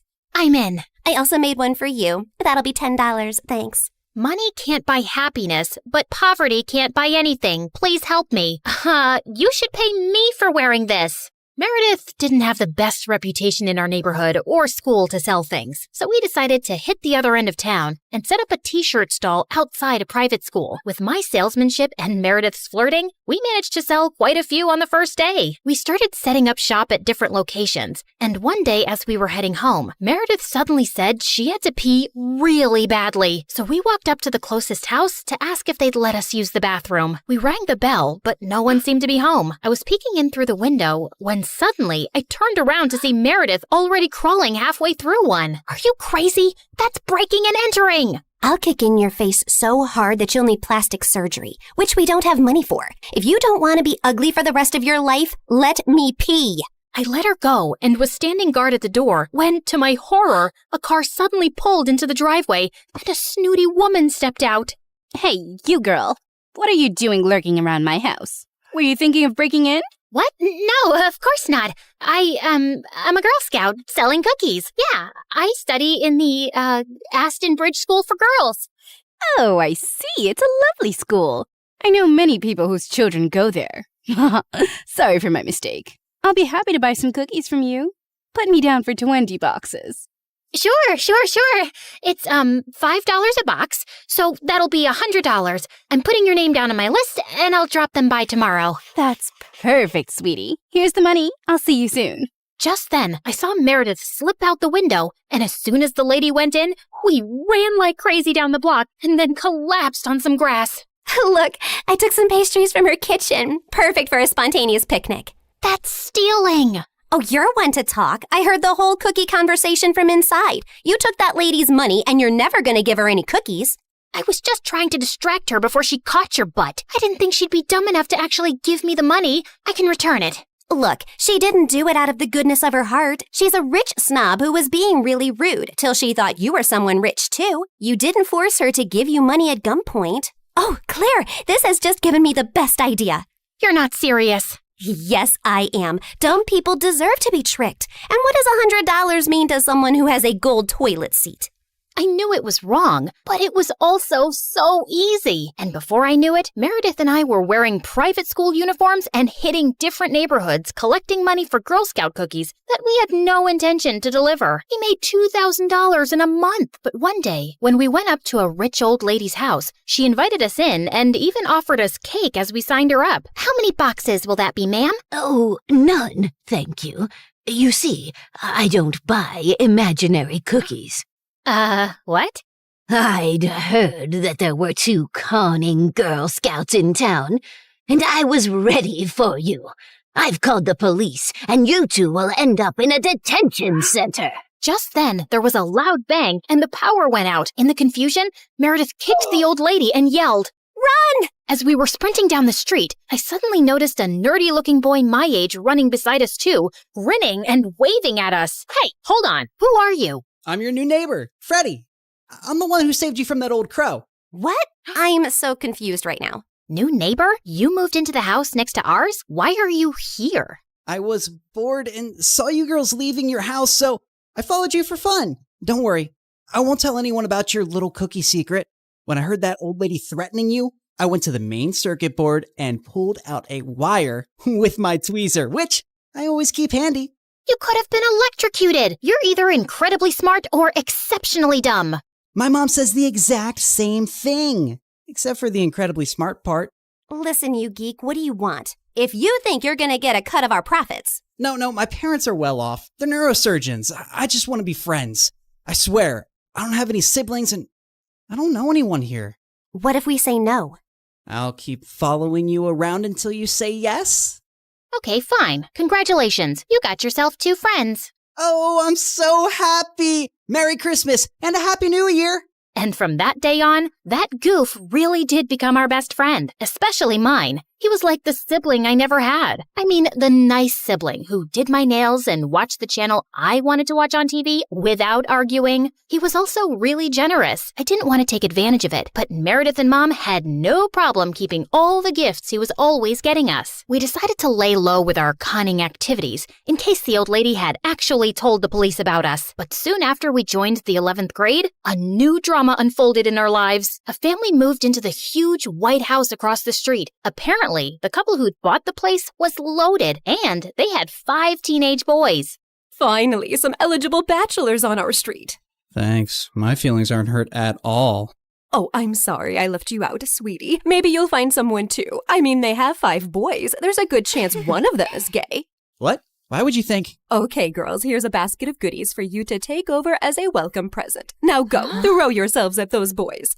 Meredith and I rolled our eyes, but we decided there wasn't any harm in checking them out. And we were welcomed by the ugliest quadruplets ever. They were really sweet and really excited to see us, but with their orange hair, acne, and buck teeth, they were not a pretty sight.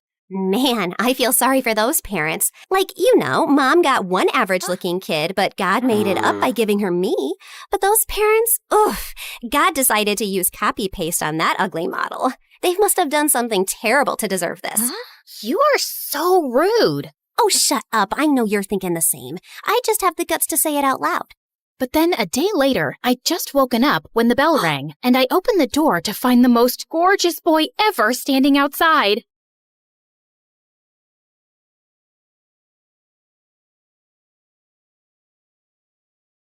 You could say that I was born with a brush and an eyeshadow palette in my hand. I was always obsessed with makeup, and I even sneaked into my mom and dad's room at night to practice on them. A little pink eyeshadow, some red lipstick, and glitter. Perfect. Hi guys, I'm Regina from Seattle, Washington. Before I continue, please hit like and subscribe. I had a happy family. My dad was in the army and was as big as a bear and as strong as a lion. When I was little, I used to daydream about all the exciting missions he went on. Daddy is defeating tigers today. He's building a hospital for children in Africa. Despite how proud I was of my dad, I couldn't help but miss him. Luckily, my mom was amazing too. She worked at a cosmetics store, so she was like my personal shopping assistant and taught me everything about fashion and makeup. But everything changed when I turned 7. Mom fell madly in love with an accountant, and Dad let her go. Will Mom ever come back? I don't like to see her only through video calls. My baby girl, I know you're sad. But see, your mom is happy and will be happy too. I'll get a desk job and I'll take care of you from now on. But even though Dad was so sweet, he was an army man and he didn't know any better. So he would wake me up at 5 every morning with a trumpet to go for a run. He could only cook beans and sausage. And when it came to my hair, the brush is stuck. Ouch! Let's watch a tutorial, okay? Before I end up completely bald. After a good dose of online tutorials and MSA videos later, Dad finally evolved into a normal parent. Here's your packed lunch and your PE bag. Ready for school? Thank you, Daddy. You're the best. Except when it came to boys. When I was in middle school, one of my classmates gave me a chocolate heart for Valentine's Day, and I showed it to him. Dad, look! A boy asked me out. My dad snatched the chocolate and ate it in one enormous bite. No boyfriend until you turn 21. You'll have time once you're grown up, but right now, you need to focus on your studies. Okay, Dad. And the day after, the boy who had given me the gift transferred to another school. What if Dad scared him off? I felt furious about Dad and told Mom everything when she video called me. But suddenly, she hung up, and I realized it was because of her new husband, who didn't really like her talking to me. And gradually, she ended up only calling on birthdays and Christmas. I learned to live with it and got busy watching makeup tutorials and trying makeovers. But then, in my junior year, I met Simon, and he was so perfect. It was no wonder I forgot everything else, even my passion. I'm sure Dad'll change his mind when he sees him. Hey, Dad, I'm bringing a friend for lunch today, okay? Sure, bring her over. It's a boy. I expected Dad to explode, but he said nothing. Ooh, did he change his mind? But I was wrong. So wrong. When we got back from school, Dad opened the door without a smile and stared at Simon before turning back towards the kitchen. Your dad's kinda scary. Him? No, he's sweet, fluffy. I dragged Simon into the kitchen. See? He made fried chicken. He likes you. Sit down, sit down. But after he'd filled our plates, Dad grabbed a piece of chicken tight and, looking Simon in the eyes, he snapped it in half. Simon literally squeaked and shot to his feet. I suddenly remembered I have to water my fish. I mean, iron my plant. Bye.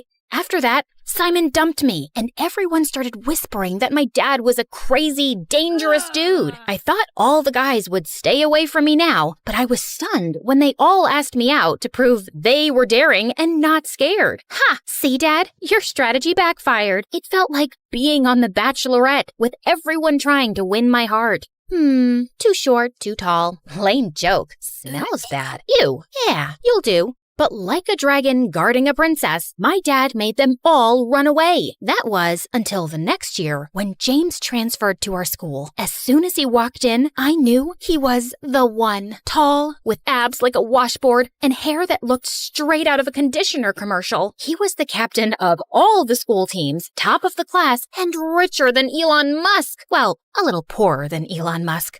Oh boy, is it even legal to be this hot? I was pretty, but for someone in James's league, I had to up my game. The next day, I woke up at 3 a.m., and after literally hours of careful styling, I was ready. That day at lunch break, I gathered my courage and went straight to sit beside James. Hi, I'm Regina. And I'm amazed. Haven't I seen you on TikTok? You look like a celebrity. Then he kissed my hand like a gentleman. Play it cool. Breathe. Breathe. James asked me out a few weeks later, so I brought him home. There's no point in dating him if he can't get past Dad. Just so you know, my dad can be a bit hyperprotective.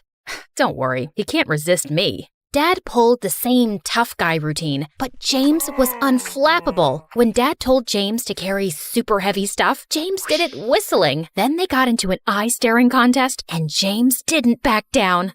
Okay, I'm going to bed. Have fun, you two.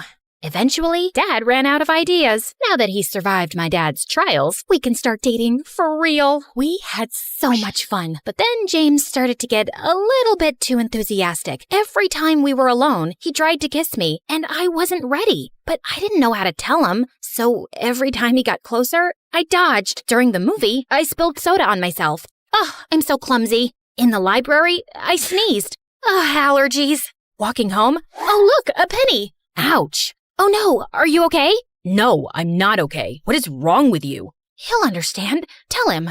Can we take things a bit slower? What? I like you, but maybe we should get to know each other better. You know what? I only dated you because everyone said your dad was too scary, but he's not all that. You're breaking up with me?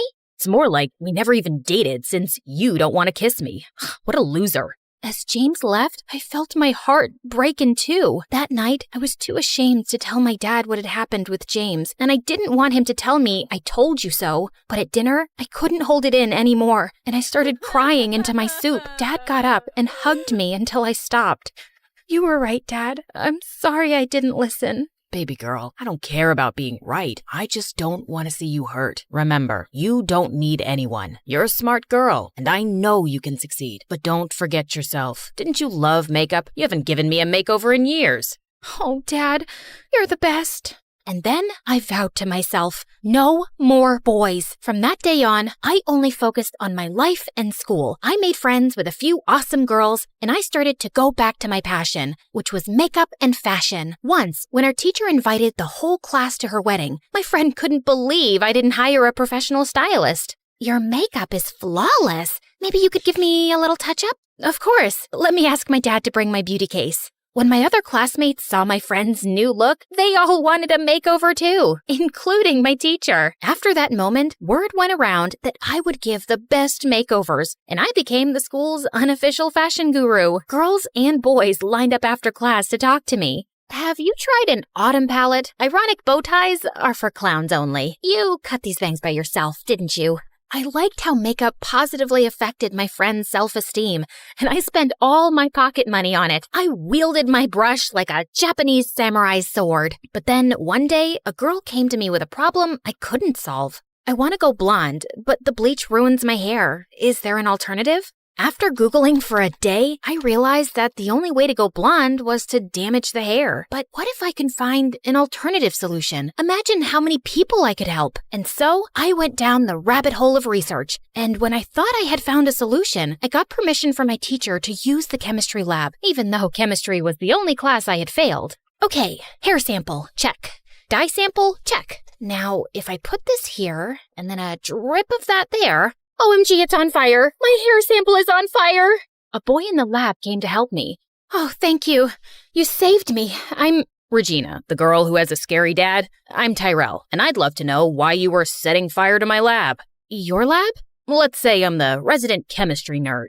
I looked at him. Pimples, thick glasses, bad haircut, and oh my god, are those khaki pants? Gosh, this guy really needs a makeover. But I wasn't in the business of giving unrequested advice, so I told Terrell about my research instead. He gave me suggestions, and I realized that my love for all things beautiful was totally rooted in chemistry. Who knew science could be so glamorous? But no matter how much I wanted to learn, I kept messing up with chemicals.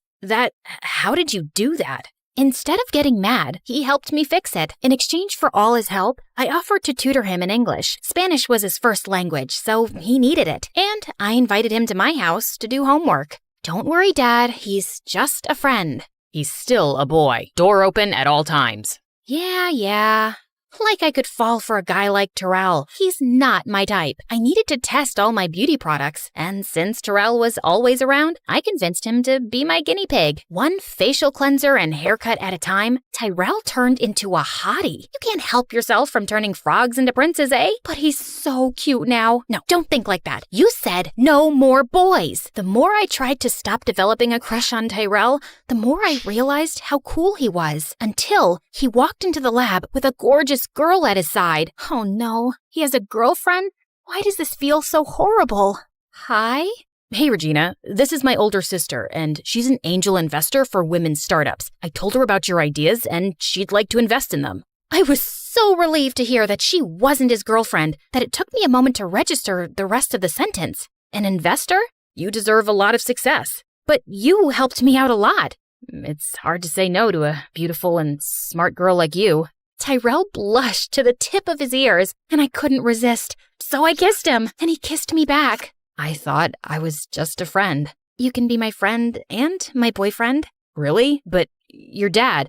I'll talk to him. Tyrell was nothing like the boys I had been with before, and I hoped that he could see it too. But when I explained, he refused. If he really likes you that much, he can wait a few years. No, that's not fair. It doesn't have to be fair. Now, didn't I promise to take you to the mall? If you think you'll mollify me with some shopping, you're mistaken. Dad really seemed determined to make me forget, and he said yes to everything I wanted. But I had other plans. I texted Tyrell to meet us in the garage where we had parked. If I can't convince him by myself, maybe Tyrell will. But when we were in the elevator to get to the car, it suddenly stopped, and the lights went off. I switched on the torch on my phone and pressed all the buttons, but nothing changed. It looks like we'll be stuck here for a bit. Dad didn't reply. He was staring at the floor. Dad? He doesn't look so good. I'm sorry, baby girl. Dark, small spaces bring back bad memories. My chest. I feel like I can't breathe. I looked at my dad, stunned. I always thought he was invincible, but the truth was, he was just human. I pressed the emergency button, but nothing happened. Dad started breathing very fast. He's having a panic attack, and there's no signal in here. Sit down, put your head between your knees, and think about nice things. I miss your mom most of the time. I sat beside my dad and wrapped my arms around him. I miss her too, but we are happy together, and you've been an amazing dad. I'm so proud of you. And I am of you too. I kept talking to my dad until he was a little bit calmer, and then the doors to the elevator opened. It was Tyrell and the firemen, and they were getting us out. My hero! I'm glad you're okay. I got worried when you weren't answering the phone. I realized the elevator was stuck, and I called the emergency service. That was very clever of you. I think your daughter is amazing. I came here to convince you to let me date her, but I know how much she cares about you. And if it's really important, I'll wait for her for a few years. But just maybe, please don't let me wait forever. Dad looked at me, and I could see something changing in his eyes. You have shown me that strength is not always in the muscles. Some old memories brought me to my knees, but you kept your cool and helped me through it. So yeah, I think you're strong enough to take care of yourself. And I like this guy. Oh, thank you, Dad. But if you hurt her, I'll crush you. Like a can. That is very clear, sir. Luckily for me, Dad didn't have to crush anyone because Tyrell was the perfect boyfriend who grew up into a perfect man. With his help, I developed a makeup line that became a global sensation, and Tyrell became my head of research. Knowing I was in good hands, Dad retired early and started traveling the world, challenging himself to explore the darkest caves. And in one of those caves, he met a spry, adventurous widow, whom he married the next year. See, Dad, true love always finds a way.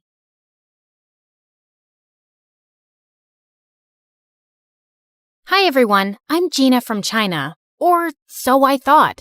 Please like and subscribe. I was only a newborn when my adoptive dad found me outside a Shaolin temple in China one night. He was a martial arts teacher and the owner of the Shaolin temple. He tried to find out who my parents were, but when nothing turned up, he decided to take me in and raise me like his own daughter. I knew nothing of my real family. But the only clue I had was a very unique-looking necklace they'd left with me. Growing up, I was weaker than the other kids, but Dad was always there to look after me and trained me hard so I'd become stronger. But the kids at the temple were the worst, and they always made fun of me. Their nasty comments would make me really upset. What happened, Gina? What's wrong? Everyone says you're not my father and I should go back to where I came from, Dad. Oh, honey, you should not let their words get to your heart. You are my daughter, and you're super strong. But I'm so small. No, you're not. Look at that ant. It may seem small, but see how she's lifting a sugar cube? The same way, your strength should come from your mind and not your body alone. Dad's words always encouraged me, and I started focusing on myself. By the time I turned 8, I had a sudden growth spurt, and suddenly I was taller than most kids my age. With time, even my martial arts skills improved a lot, and I started winning many competitions. But the kids at the temple would feel jealous and try to mess with me all the time. This went on until I was 17, and then one day, something weird happened. I was in the market when I crashed into someone, and all my groceries fell to the floor. Hey, watch where you're going and say sorry. But he just ran off into the alley, and I went after him and pinned him down. Oh, God, stop. Are you gonna kill me? What were you trying to do, huh? He told me his name was Drake, and he was a super famous singer from the US. And now he was running away from some crazy fans who were chasing him. I left my hotel in disguise to take a walk around the city, but my fans somehow recognized me. I'm totally lost. Please, help me get back. I decided to help him, but he didn't even know the name of his hotel. What? But you have your phone, right? Call someone. I left it at the hotel. Gosh, he was such a handful. Take me with you. What? I can't do that. No outsiders were allowed inside the temple, but this guy kept begging me, and I decided to sneak him in. You have to stay all quiet in here, okay? Ugh.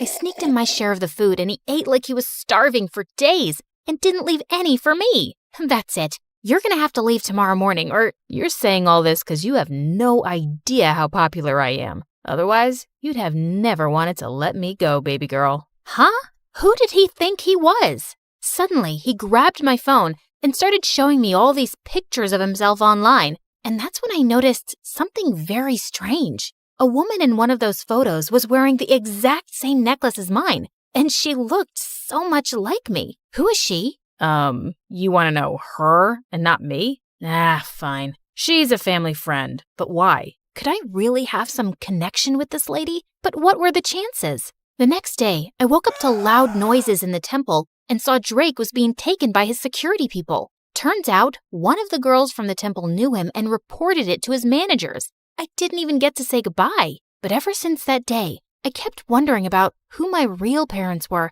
and why they left me. And my dad could tell soon that something was bothering me. Gina, it seems like you're lost, my dear. What's the matter? I told Dad everything that was going on in my mind, and he had the best advice. If it bothers you so much, you should go out there and seek the truth for yourself, my love. But Dad, how can I leave you and go all by myself? I raised you to be strong and independent. I know you're going to be just fine. Oh, Dad. A few weeks later, when I reached the US, I tracked down Jake's place and went over, but his security people wouldn't let me in. But I know him well. Oh, yeah. All the crazy fangirls know him well and try to break in all the time. You see that line over there? That's why we're hiring personal bodyguards for him. Oh, yeah, that's exactly why I'm here, to be his bodyguard. Nice try, but it's male bodyguards only. Now off you go, little girl. I couldn't give up like that. Only Drake could lead me to that woman, and I had to find a way to get to him. So I bought some makeup and wigs from a nearby shop and disguised myself as a guy. Later, when I went to audition for the job, everyone was fascinated by my smooth martial arts skills, and they hired me in an instant. They even gave me a room to stay at Drake's mansion. On my very first day, Drake's manager told me that he was running late for a photo shoot and asked me to go wake him up. But when I reached his room, I saw a girl trying to click pictures of him while he was asleep. You, get away from him. I pulled the sheets from under their butts and they both fell to the floor. What? Are you nuts? You broke my butt. Before she could record more, I took her phone and threw it out the window and she jumped onto me. You jerk! That was my brand new iPhone. Seconds later, Drake separated us and told me that she was his girlfriend. Then why was she clicking your pictures like that? Turns out, Drake's girlfriend, Blythe, was a social media star, and all she did was post pictures with Drake for popularity. She stuck to him like chewing gum and wouldn't give me any time to be alone with him. Even when we'd step out, she'd join us and give me death stares. Why do you keep following me all the time? Ma'am, I'm Drake Sir's bodyguard, and it's my job to protect him. That's enough, Blythe. He's just doing his job, so cut it. But she wouldn't miss a chance to mess with me. There was a fan signing event for Drake soon, and Blythe was live streaming when she tried to make me fall and humiliate me in front of Drake and the crowd. But I moved aside just in time, and she ended up bumping into one of the fans and falling face flat. Are you blind, moron? Can't you see? When the fans saw her rude behavior, they got real mad, and Blythe ran out of there to save her butt. But some of the anti-fans started throwing rotten eggs and tomatoes at Drake. I ran towards him and shielded him from all the nasty stuff and took him inside safely. When all the chaos was over, I realized I smelled gross, and I immediately ran to the washroom. But the moment I started washing my clothes, I heard a loud scream and Blythe came running towards me. You moron! I knew it! You're a pervert, and you've been following me this whole time! What? Have you lost your mind? Why would I do that? It's then when I realized I was in the girls' washroom, and Blythe pulled me out in front of everyone. I want you to fire this guy immediately, Drake. He followed me into the washroom. I swear, it was a mistake. I was the one who asked him to go and look for you. What? He took my side in front of all those people over his girlfriend, and I had no idea why. So later that night, when I saw him sitting in the garden, I went to talk to him. Hey, are you okay? Yeah, all thanks to you, man. You were the one who came to save me even when Blythe ran away. That's just my job. He then signaled me to sit down, and I did as he asked. Why did you take my side today? 'Cause I knew Blythe was lying. I've known her ever since we were kids, and I know when she doesn't like anyone, she makes a huge fuss about it. But still, she's your girlfriend. Sometimes, I wish she wasn't. I always saw her as a friend, but one day, she asked me out. I said no, but my mom and Blythe's mom are best friends, and Mom said I couldn't break Blythe's heart. But you should have told your mom you didn't love Blythe. I did, but she didn't listen. Like she never listens to me about wanting to quit music for a while. But I thought you loved creating music. I do love music, but I just want to do it at my own pace. But my mom keeps pushing me into advertisements and other projects all the time. Then you should tell her to stop. If you don't like something, you don't have to do it, Drake.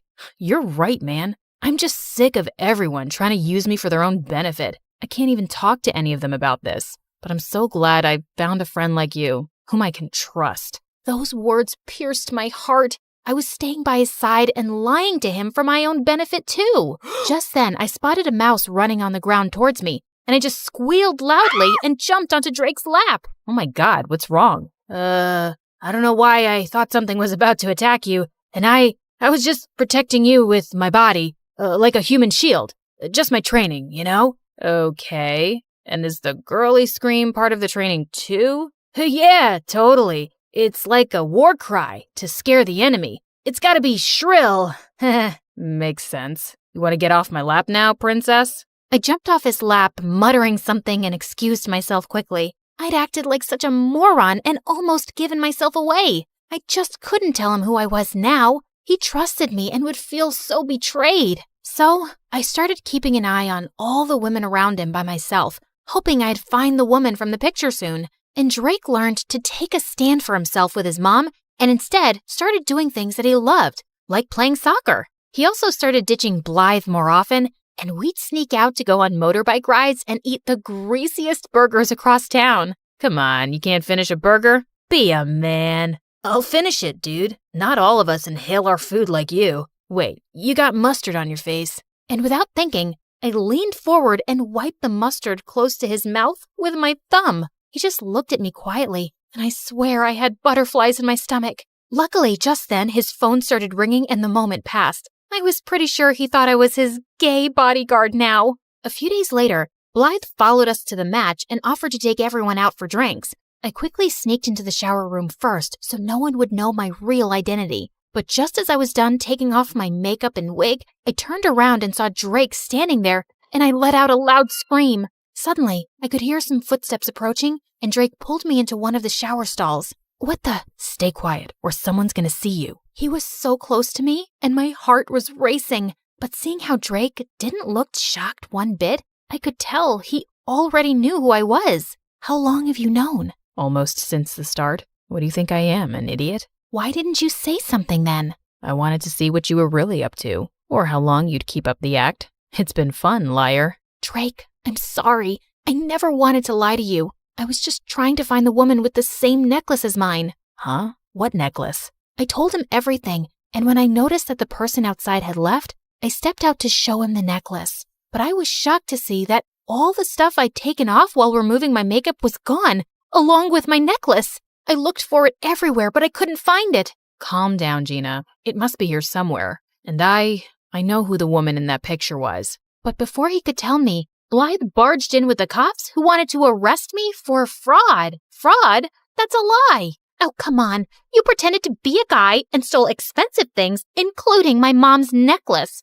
I've called her. She'll be here any minute, officers, and you can ask her. But arrest that fraud first. Your mom's necklace? What are you talking about? I didn't steal it. It's mine. Gina's right. She didn't steal anything and she didn't lie to anyone. I knew who she was all along. And Blythe, I'm breaking up with you. Blythe looked ready to explode. But just then, Blythe's mom entered and took the necklace from her hand. Where did you get this from? It's mine. She turned to me, and that's when I saw she was the same lady from the picture, and she was wearing the same necklace. I told her everything about myself, and at first she looked stunned, but then she broke into tears. Oh, honey, my daughter, I can't believe it's you. You're alive. She then told me how she got pregnant before marriage, but her super rich family was against her giving birth here and ruining their reputation, so she fled to China. Soon after I gave birth to you, my parents found me, and the doctors told me you had passed away because you were too weak. But now I know. They lied to me. So you didn't abandon me? Ugh, stop with your act. She's a liar, Mom, and this necklace must be a fake. Blythe, I know it's a lot to take in, but it's not a lie. She's indeed your sister. I can tell just by looking at her. Ugh! Blythe stormed out of there in anger, and the lady turned towards me. I'm so sorry that you had to live like this for all these years, but I'm so glad that you found your way to me. Please, give me a chance to make up for all these years. I can't do that. What? All my life? I wanted to know the truth about who I was, and now that I've discovered it, my heart is at peace. But this isn't where I belong. I have a life and a loving dad back in China, but I promise I'll visit often and get to know you more. Oh, dear. Does this mean I'm losing my favorite bodyguard? Pretty much. But you've got a friend for life. Just a friend? No chance you'd say yes if I asked you out? I'll have to think about it.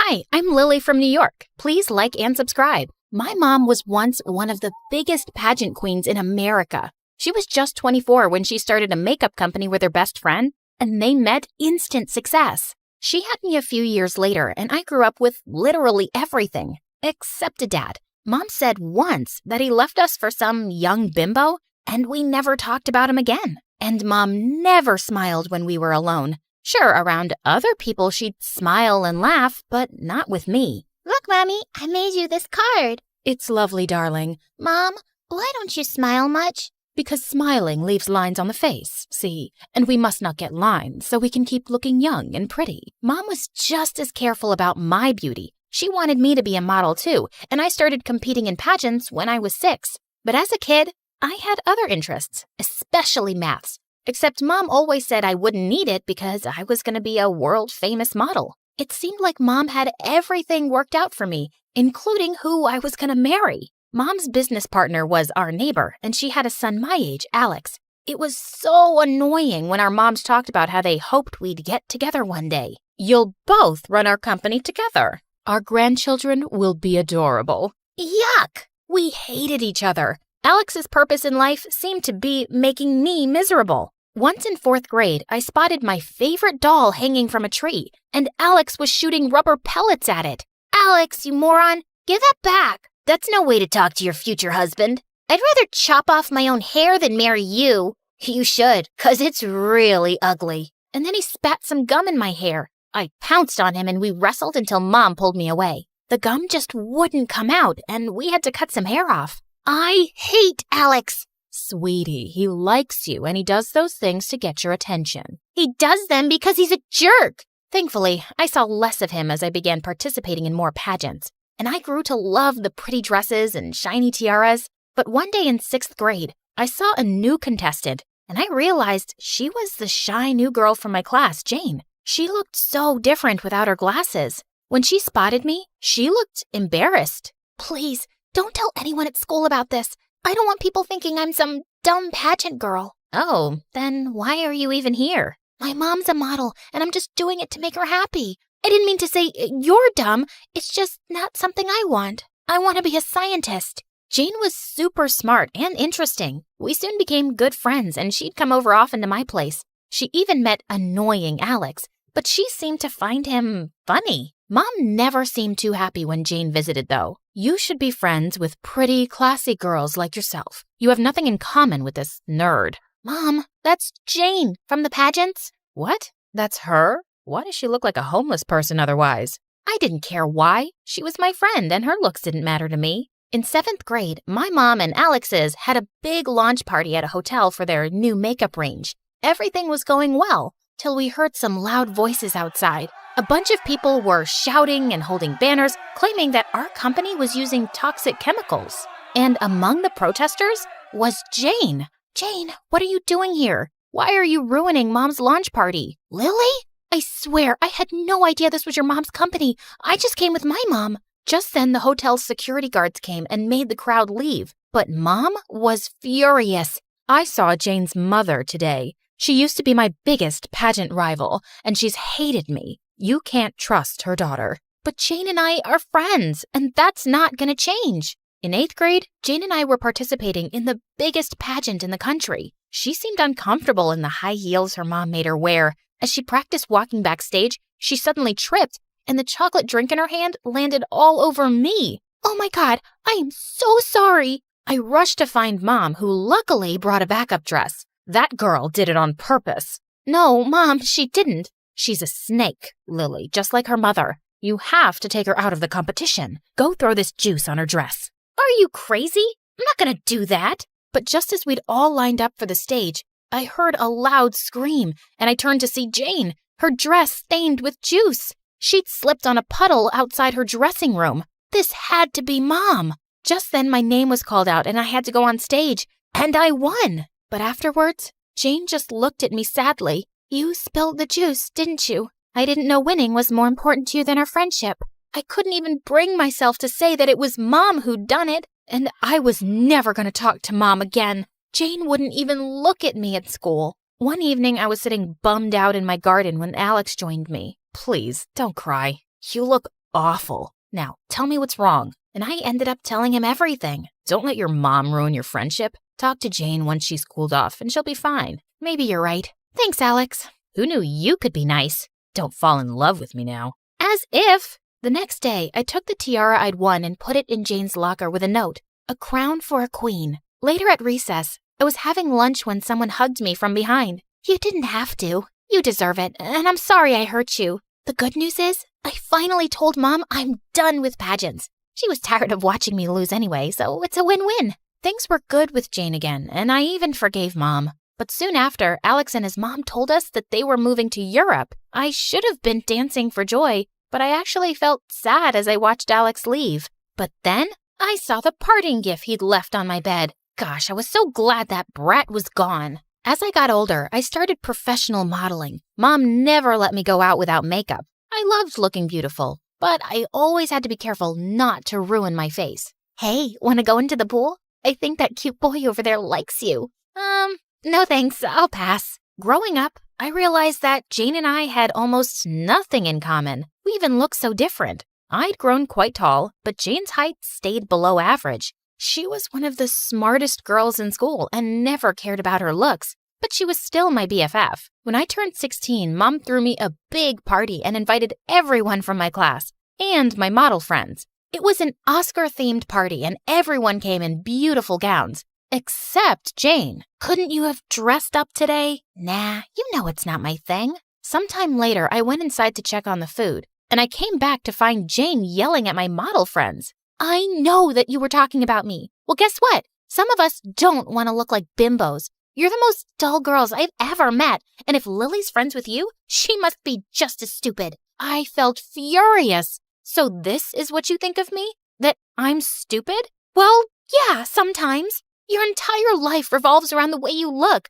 Doesn't that sound dumb to you? Sometimes I just feel sorry for you. You have no right to judge my career, and you've just insulted the people I work with. Oh, please. You're making it sound like you work for NASA. Anyone can get dolled up and be a model. I used to be one, remember? Not a very good one. But you still felt threatened enough to sabotage me. Thanks for not letting that go. And thanks for ruining my birthday. I grabbed some cake and I rubbed it in her face. I half expected Jane to attack me, but she just turned and left. And I couldn't really enjoy the party after that. We avoided eye contact in school the next day, but later, Jane caught me alone in the library. Let me speak first. I don't think you're dumb, and I know modeling isn't easy. I just felt judged by your friends, and I overreacted. I'm sorry for ruining your party, and here's your birthday present. Maybe it's lame. I unwrapped it to find a snow globe with me and Jane's figurines inside. It's perfect, and I'm sorry too.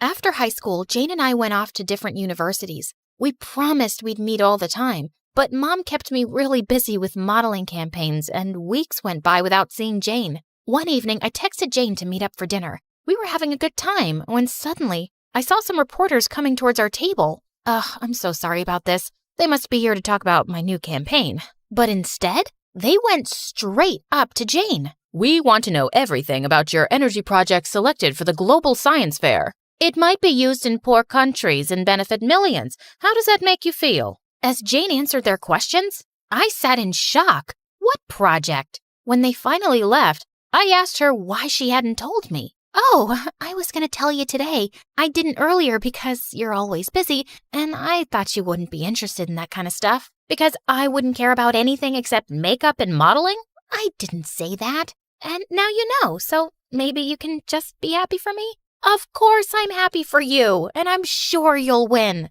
She did win, and it came with a huge cash prize and some fame. She was given a medal by the mayor, and people in town kinda treated her like a celebrity. She was more famous than me now, and sometimes it bothered me. That summer she was in France for an internship, and I met her after 3 months. Her looks and wardrobe had improved a lot. Guess who I met in France this summer? I turned around to see a boy joined our table, and I couldn't believe it. Alex? Gosh, it's been so long. Wow, Lily, you look amazing. He looked pretty good himself. He told me that he and his mom were moving back to town, and I felt thrilled. Moments later, he left the table to attend a phone call, and Jane turned to me. He's really cute, isn't he? We became quite close over the summer, and I think I'm going to ask him out soon. Oh, yeah, you totally should. Over the next few weeks, Alex and Jane kept inviting me to their plans, and I just couldn't help feeling attracted to him.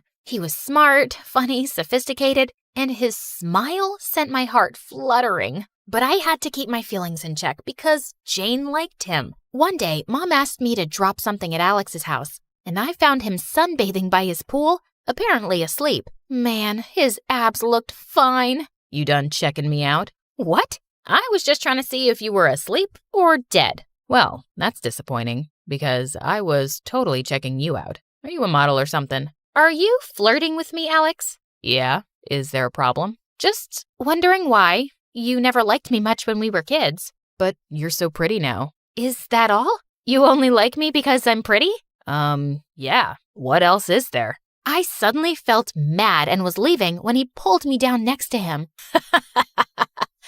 Gosh, it's always been so easy to tease you. For the record, I always liked you. You're smart and interesting, and it doesn't hurt that you're beautiful. Then he leaned in and kissed me, and it felt amazing. Till I remembered Jane. When I got home, I found Jane in the lounge, and she knew So I dropped by earlier to see Alex and found you making out with him. What a backstabber. Jane, it's not like that. Shut up, Lily. You could have any boy, but you went for him. I think you just can't stand that lately I've been doing better than you. You got jealous, so you decided to hurt me this way. It wouldn't be the first time you played dirty. Oh my God. That freaking pageant. I didn't spill the juice, okay? My mom did. It was awful of her, but seriously, it was like 1,000,000 years ago. Who cares? You're a scientist, just like you always wanted. And yeah, Alex likes me, so deal with it. So I guess Alex just likes a pretty painted face,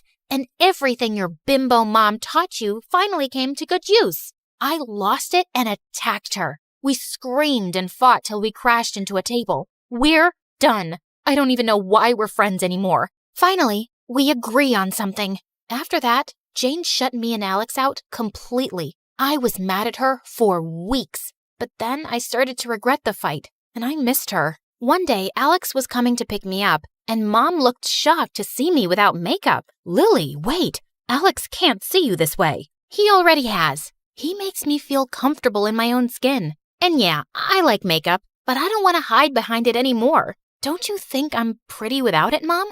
You know men, sweetie. Your dad left me for someone younger. Then he was a jerk, Mom. But Alex is not that person. And Jane always told me not to worry so much about the way I look, too. And she was right. A few days later, I was in my room and there was a gentle knock.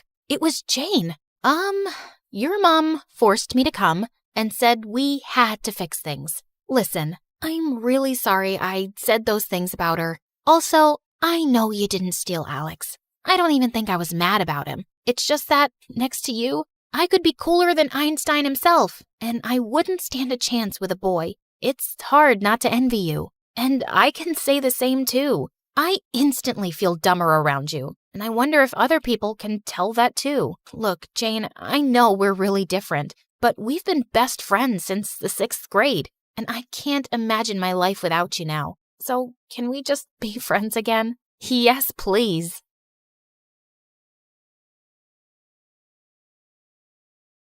And I opened the door to find the most gorgeous boy ever standing outside. Hello, I'm Eric. You got some of your mail? I came to return it. I just stared at him, dumbstruck, feeling acutely aware of how terrible I looked. Just then, Meredith pushed me out of the way. Hey, thanks. You're such a lifesaver. Haven't seen you around before. I just moved into the house across the street. The big white one with the quadruplets? Yeah, they're my brothers. What? No, they can't be related to you. They're very unattractive. Meredith, can't you ever sugarcoat anything? I am sugarcoating. Did I call them ugly ogres? I am so sorry. It's okay. People have this reaction often. I'll see you girls around. He flashed his beautiful smile at us and then left. Wow, Eric stole his brother's luck, the schoolboy's luck, the neighborhood boy's luck, and his mother's and his father's luck, and the whole town's.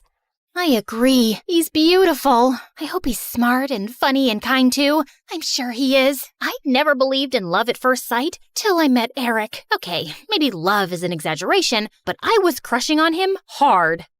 Freddie, how does this purple dress look on me? Claire, what the? You can't just come in without knocking? What if I wasn't wearing a towel? Well, you are. So unclench your butt. Now, what do you think about the dress? Hey, Freddie, I want your opinion on this red dress. Oh, hi, Claire. I didn't know you were here. Have some respect for my privacy. What are you talking about? Actually, I don't care. Now tell me, I look hot, right? Of course I look hot. I could wear a potato sack and I'd look hot. I can do hot in my sleep. What's the dress for? The party at Eric's place? What, did you think you're the only one who got invited? The red's a bit much for a casual housewarming party, no? Yeah, you're right. It's more of a second date dress. Thanks, I'll look for something else. And your dress looks lovely. I am not your sister, and you can't treat me like this. I am a man. Okay, thanks for the newsflash. Come on, Claire, let's go before Freddie has a heart attack. The party was coming up soon, but I knew there would be many guests, and I wouldn't really get a chance to talk to Eric then. So I decided to drop by to borrow some sugar one evening. But my heart sank when I spotted Meredith and Eric in the kitchen, and they were kissing. I couldn't believe that witch. It was so obvious I was crushing on Eric, wasn't it? Can you give me some mashed potatoes, Claire? I lifted a spoonful and threw it straight at her face. Claire, what the heck? Oh, I'm sorry. You didn't want them on your face? You should have been clearer then. You got a problem with me? What a genius. Since you're so smart, I'm sure you already knew I liked Eric, but you went after him anyway. Yeah, I saw you two kissing. Oh my God, what? You like Eric? I had no idea. You should have been clearer too. Cut it out, okay? You knew. Did not. Okay, so now that you know, will you stop seeing him? No, duh. Are you really into him? Not really. I barely know him, but he's cute and rich and he likes me. You did see that he was kissing me back, right? I flung another dollop of mashed potato straight in her eye and stormed off. Fine, that jerk could have Eric. I wasn't even gonna go to the party now. But on the night of the party, when I heard music floating from across the street, I couldn't help myself. Eric had just known Meredith for 2 days. This battle wasn't over yet. I knew I looked smoking hot as I marched up to Eric and Meredith in her stupid red dress. She looked furious to see me before she turned sickly sweet. Oh, hi. I thought you were unwell and not coming, honey. How are you doing now, honey? I'm good, honey. How are you, honey? I'm great, honey. Do you like my honey, honey? What honey? Honey? The honey, honey. I see no honey. Honey? What's happening here?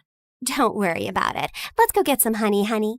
We don't have any honey, Meredith. Honey! You ruined it. You should have ended the sentence with honey. Don't mind her, Eric. You already know she's rude. And she has a vile temper. She once tried stealing money from an old lady and kicked her hard when she resisted. Oh, so that's how it's gonna be, huh? Eric, did you know that Claire is so dumb? I told her when we were kids that if she ate bluebells, her eyes would turn blue like mine. She ate a bunch and then pooped her pants in school. Didn't Meredith tell you she used to fart in the neighbor's jacuzzi just because they said they liked me more than her?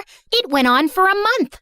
Oh, how about the time you dropped Mom's toothbrush in the toilet and just put it right back? Imagine someone being so awful to their own mother. Meredith has a boyfriend who works in a mental institution, and he steals the patient's clothes from there for her. Imagine doing that to sick people. Claire keeps acting like she doesn't know her best friend is in love with her, and she keeps using him for his money. What? Are you talking about Fred? I've never used him, and he's not in love with me. Oh, please. A blind person can see Freddie's been in love with you since day one. Shut up! You shut up! How about you shut the heck up? Not till you shut up first! I pushed Meredith out of my way, but I ended up pushing a little too hard and she crashed straight into the punch bowl. She got up and charged me, and we landed straight on the food table. As Eric was trying to pull us apart, Freddie suddenly ran in. Claire, Meredith, stop! Your mom, she isn't okay. You gotta come now. We ran outside to see Mom unconscious and being wheeled into an ambulance. Since Freddie's dad was a neurosurgeon, he took Mom's case and ran tests for weeks to discover that she had some inflammation in her brain for unknown reasons, which had sent her into a coma. Freddie's dad decided to enter her name in a clinical trial for rare brain diseases since she met all the criteria. But what's it going to cost us? We take one pro bono case for the trial, but there will still be other hospital expenses. And you girls will have to figure out something soon. Do you have any relatives? We had to contact our grandparents, but to our surprise, Mom didn't even have their numbers saved in her phone. All we had was a framed picture with their names signed at the back. Freddie offered to hire a private investigator, and within a week, he said they'd been found and were flying over to see us. But I couldn't help noticing as they got out of the cab that they didn't look rich at all. Those paupers are our grandparents? They're definitely the people from the picture. Why do Grandma's shoes look like something out of a museum? And Grandpa's coat is missing 3 buttons. The old lady hobbled towards us and hugged us tight. Oh, girls, it's so good to see you. We had no idea we had granddaughters till yesterday. You look nothing like our son, though. Your son? No, we're your daughter's kids. Oh, honey, we don't have a daughter. The private investigator who tracked us down did say our daughter was looking for us, but we just assumed that was our son who ran away from home 18 years ago. He was always saying he'd change into a woman one day. What? Our mom used to be a man? No, this is crazy. Look at this picture. Does this woman look anything like your son? Our son is ugly, and I remember this woman. Alfred, you remember this beautiful lady came to stay at our motel many years ago. She disappeared suddenly one night, and the next day some mafia men turned up looking for her. Ah, yes. Those men kept turning up for weeks. They seemed like bad news. I'm happy to hear the lady is okay. So, you're not her parents? Then why does she have this picture of you guys? She took it from the motel. I don't know why. I'm so tired, dear. Can I rest for a little while? No, if you're not our rich grandparents, you gotta go. Taxi! Meredith sent them packing immediately, and we just stood staring at each other. When was Mom in a motel? And why were there bad men after her? She told us all our lives these random people are our grandparents. What else has she been lying about? Apparently, a lot of things. When we checked out if she had any health insurance, she couldn't be found in the system. I went to the diner where she'd been working for years to see if the manager could help, only to find out that no one there had ever seen her. We had no clue where she'd been going all this time while she was pretending to work, or where she got her salary from. Meredith and I tore up Mom's room looking for more clues. We didn't find anything in the closets or under the bed, but I pulled the rug away and came across a loose floorboard. We pried it open to find a laptop and so many fake IDs and passports, all belonging to Mom. Oh my God. Mom? As a French redhead? Her hair is black here, and she's Swedish. We opened the laptop, but we couldn't get past the security code. We asked Freddie to come over and told him everything. And when he went over the laptop, he let out a low whistle. Whoa, this is heavy encryption and insane firewalls. Is your mom from the CIA or something? Have you ever seen her using this laptop? Yeah, I have once, but she told me she borrowed it from a friend to watch Keeping Up with the Kardashians. Who is this woman? We really had no idea, except that her hair dye started fading soon, and we discovered she was a natural blonde. We still desperately needed the money and contemplated selling the house, but we couldn't even find any documents for it. For the first time in my life, I felt overwhelmed and completely out of ideas. Then one night, as Meredith and I were sitting on the porch, Freddie joined us, looking grim. I need to tell you guys something about the clinical trial. There's only a 50% chance that your mom will get the drug that could make her well. What do you mean? Doesn't everyone get the drug? No, half the patients get a placebo drug. Oh God, I did something really wrong. I checked the files of everyone on the clinical trial, and your mom has been assigned the placebo drug. She's not going to get the treatment. So that's it? We're just gonna sit back and watch, knowing there's no chance of her getting better? Make your dad give her the drug! I can't. Dad would lose his medical license if anyone thought he interfered with the trial. Then why did you even tell us, Freddie? Freddie looked at me silently. He told us because he and his dad can't do anything, but we can. Whatever you plan, I can't be part of it, but you have to do it soon. The trial starts next week. Thank you, Freddie. You don't know what this means to us. Of course. I'd do anything for you, Claire. For the first time, I saw what had maybe been so obvious all along. Freddie was in love with me, and I was about to use it to my advantage.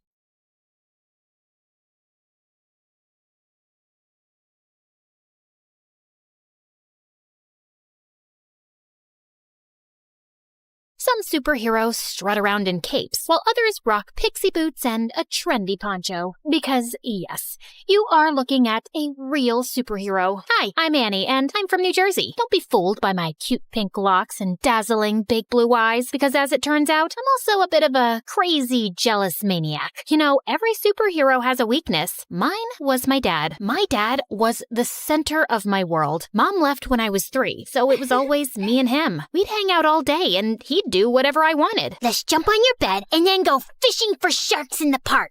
I've just made the bed and it's raining outside, but whatever makes you happy, my angel. My dad was the best. He was my superhero. We did everything together and made a big effort to share each other's interests. For example, he learned the names of all the dogs from Paw Patrol. You're such a sky. In return, I learned to play chess, which was Dad's favorite game. Kapow! Now, that's a check and a mate. One time, when I had a high fever, I asked him not to leave my side for 1 minute. I promise, Annie, I never will. And I totally believed him. He even made a pulley system to get the Uber food delivery to my bedroom window without leaving my room. But then, the worst thing happened. A couple of days later, instead of making me breakfast, he grabbed his car keys and let a babysitter in. I must go to work today, Angel Annie. Teresa will look after you. No, Daddy, I'll go with you. I'm sorry, sweetie. I have to go alone. It's for the best. Why? Because we need the money to live. Fine. If you want to leave, you'll have to step over me, and everyone knows that's bad luck. And to my surprise, he actually stepped over me to leave. I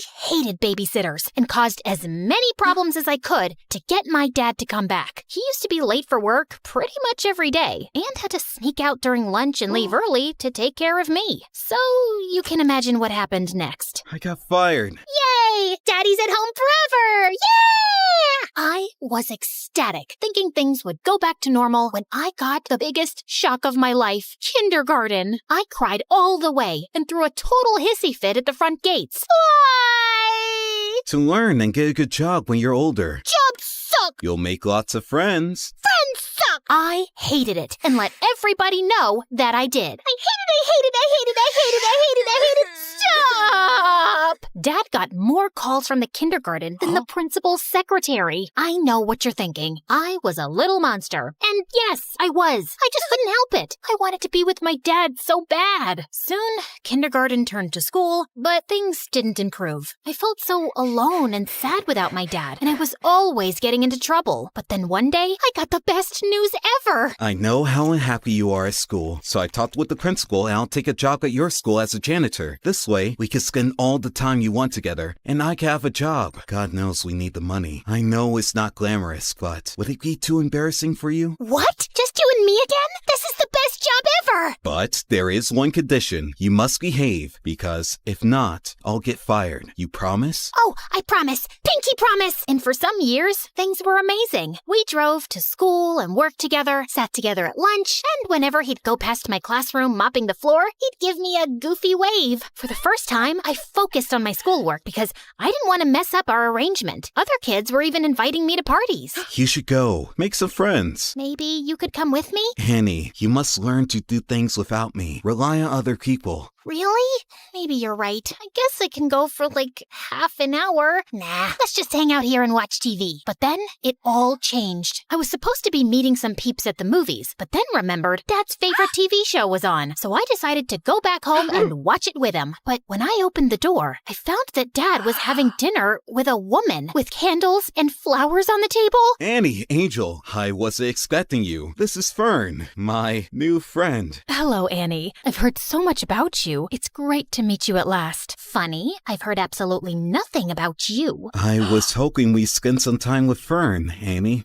Three's a crowd. Suddenly, I felt so jealous. Why would he want to spend time with her and not me? Soon, Fern became a permanent fixture at our place. Despite my grumpy face when she was around, she was always super nice to me. Wanna hit the shops? I have the biggest discount card. Maybe you can use it to buy another book on winning over skeptical teenagers. And at school, Dad was always calling her. She even joined us for lunch some days. I tried to do everything to get his attention when they were together. Like the time in the canteen, she'd made us all sandwiches, and I pretended to choke.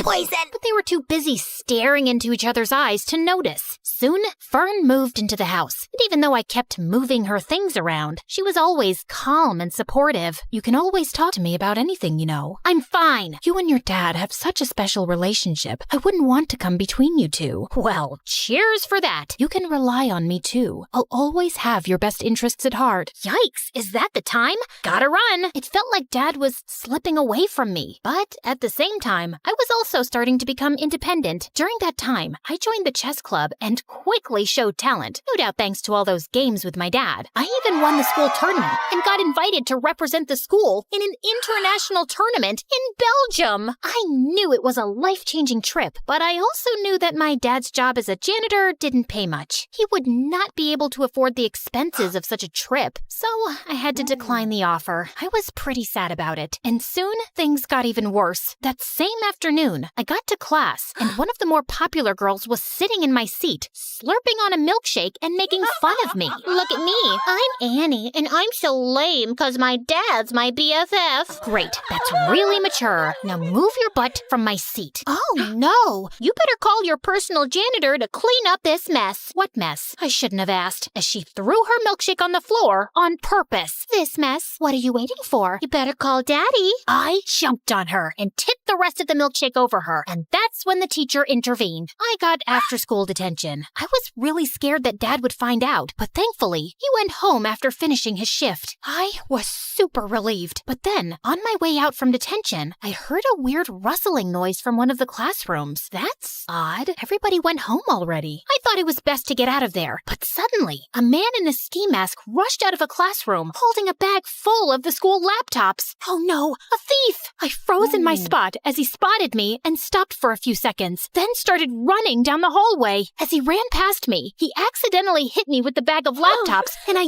yelled in pain as I stumbled to the floor. Oh my god, are you okay? I looked up in shock as I recognized that voice. Dad? Suddenly, he dropped the bag and ran down the hallway and out of the school. I tried to follow him, but he was too fast. So I sprinted home, and there he was, Dad, completely out of breath and with the ski mask in his hand. The first thing he told me was to keep my voice down so Fern wouldn't hear. Dad, seriously? Stealing from the school? Are you crazy? Annie, you've got it all wrong. Oh, really? Ski mask? Swag bag? Come on! Keep it down, will you? We can't let Fern hear this. Start talking. I did it for you, Annie. Professor Carker told me about the chess tournament and the trip to Belgium. He told me that you turned him down without even telling me. I want the best for you. I don't want you to lose out on something like this because of me. But the moment I saw you, I knew I couldn't go through with it. Now, we can't let the police know. They'll lock me up. If you think about it, no harm was done. Nothing was stolen, so everything's great. Of course, everything wasn't great. While his intentions were sweet, he made a huge mess in school. The principal had reported the attempted robbery to the authorities, and I had to testify in front of the police as the only witness. I couldn't turn in Dad, so I had to lie. I told them that the thief was super short and had green hair. I hoped to keep a low profile about the whole thing, but the next day at school, I was treated like a hero. The girl who saved the school. My hair would have just frizzed out in fear. You're like a real superhero now. Yep, I guess that's me. Want to hang out with us and tell us all about it? And oh, let's snap a selfie. I need to boost my feed with some genuine hero vibes. But the worst thing was, since I caught Dad red-handed, he'd become increasingly clingy and hardly left my side. I guess he was scared I'd confess the truth, but it was really annoying. Like when this really cute boy Warren, who I liked but I didn't think had ever noticed me, talked to me. Hey, Annie, I love to take you out for a burger. Sorry, she's busy. Dad? Come on, hun. It's lunchtime. The first one to our seat wins the pudding. Sorry, Warren. I'll just have to go now. A burger soon, though. Sure. But soon, I started hanging out with Warren and his new friends all the time, while Dad's excuses to drop by became increasingly awkward and downright embarrassing. I came by to check if you've seen my lost, mop. Thought I might have wandered into your classroom. And he'd always pick the worst times to barge in. I think I'm falling for you in a big way. I think we need to clear the air here. Dad? I'd had enough, and on the way home, I thought of ways to let him down gently. But I ended up screaming the truth at him in the driveway. Dad, it's time for a reality check. You can't shadow me forever. How about picking up a hobby that doesn't involve stalking me? You're suffocating me. Then he looked down and rolled his puppy dog eyes. I began to feel very guilty. But then big news popped up on my phone. A very short man with green hair had been arrested for the school robbery. And it was all because of me. Annie, we must go on the run. No, Dad. You need to confess. Confess to what? And suddenly, we both turned around, and Fern was standing there with the groceries. To not cleaning the bathroom properly. You have never cleaned it properly, Annie. Oh, I think my sock drawer needs some reorganizing. Annie, you can tell me anything. I'll always take your side. You can trust me. I didn't tell Fern. I thought she wouldn't understand. I tried to forget the whole thing, but I felt so guilty. That innocent guy was in jail because of me and my dad, and we needed to set the record straight. But I just couldn't turn my father over to the police. That night, I didn't sleep at all. I was so angry at my dad that the next morning, I skipped breakfast and took took the bus to school. But when I got there, I saw him getting into a cop car. Dad! Loads of people were standing around, watching and filming, and I was mortified. I tried to make my way through, but when I reached the police car, it drove away from the school. Then the principal came over and pointed at me. Warren and my friends were shocked. It seems Annie isn't a superhero after all. She was an accomplice to her dad. I've never felt such deep shame. If I had superpowers, I'd have vanished right there or zapped myself to the North Pole. I covered my face, crying, and was ready to run away from there, but a cop caught my arm. Time to face the music and confess. But when I finally told the truth, I felt like a weight had been lifted from my shoulders. They let me off with just a warning since I was a minor, and my dad took full responsibility. Fern came to pick me up, and I was enraged with her. I knew she couldn't be trusted. How could you betray us like that? I must confess that I heard you guys whispering around. I quickly understood what was happening,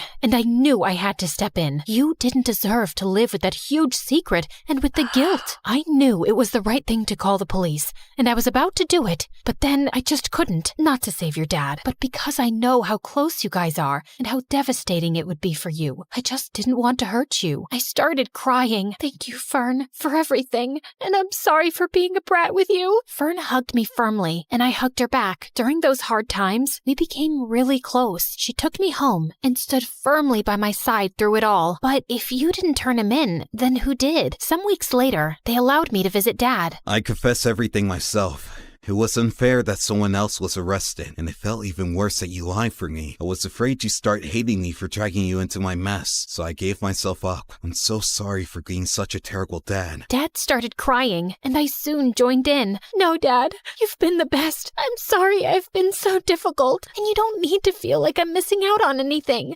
Promise, you won't ever do anything like this again. Pinky promise. And now, a few months later, Dad has been released, and we're moving with Fern to a new city for a fresh start, and I'm looking forward to making new friends.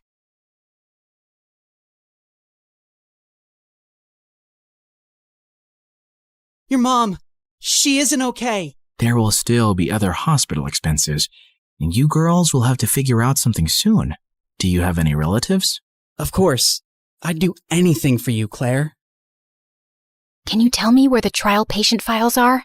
When we visited Mom next at the hospital, I was able to slip away and retrieve Mom's file and another patient's who was receiving the drug. That night, Meredith and I used every Photoshop skill we had to make duplicate copies, complete with the hospital seal and everyone's signatures to ensure that Mom was the patient chosen for the treatment. And the next day, I slipped the files back in. I knew what I'd done was wrong, and I'd broken at least 5 different laws.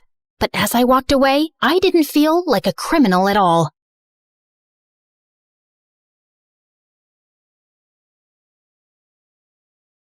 I was walking down the hospital corridor with Freddie when Meredith came running towards us. Where have you been? Mom's awake. She's finally awake. Oh my God, seriously? This better not be a joke, Meredith. I swear on my beautiful face, it's the truth. The doctors are just checking her vitals. Can you girls stop making so much noise?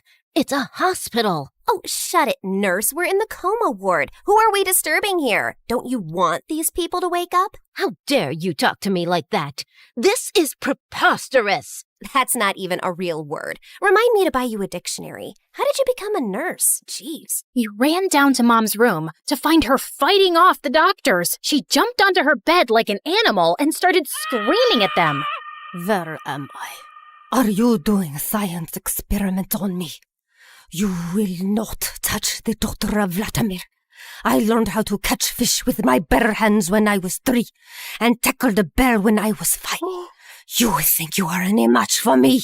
Ma'am, we mean no harm. We're your doctors. How are you old enough to be a doctor? You have a pimples like a teenager. I'm fully qualified. Shut up, little boy. Tell me where I am before I take your eyeballs out and play bubbles with them. Mom? Mom turned and stared at me with wild eyes. Let's get out of here before she attacks us. For once, I agree with Meredith. Who are you?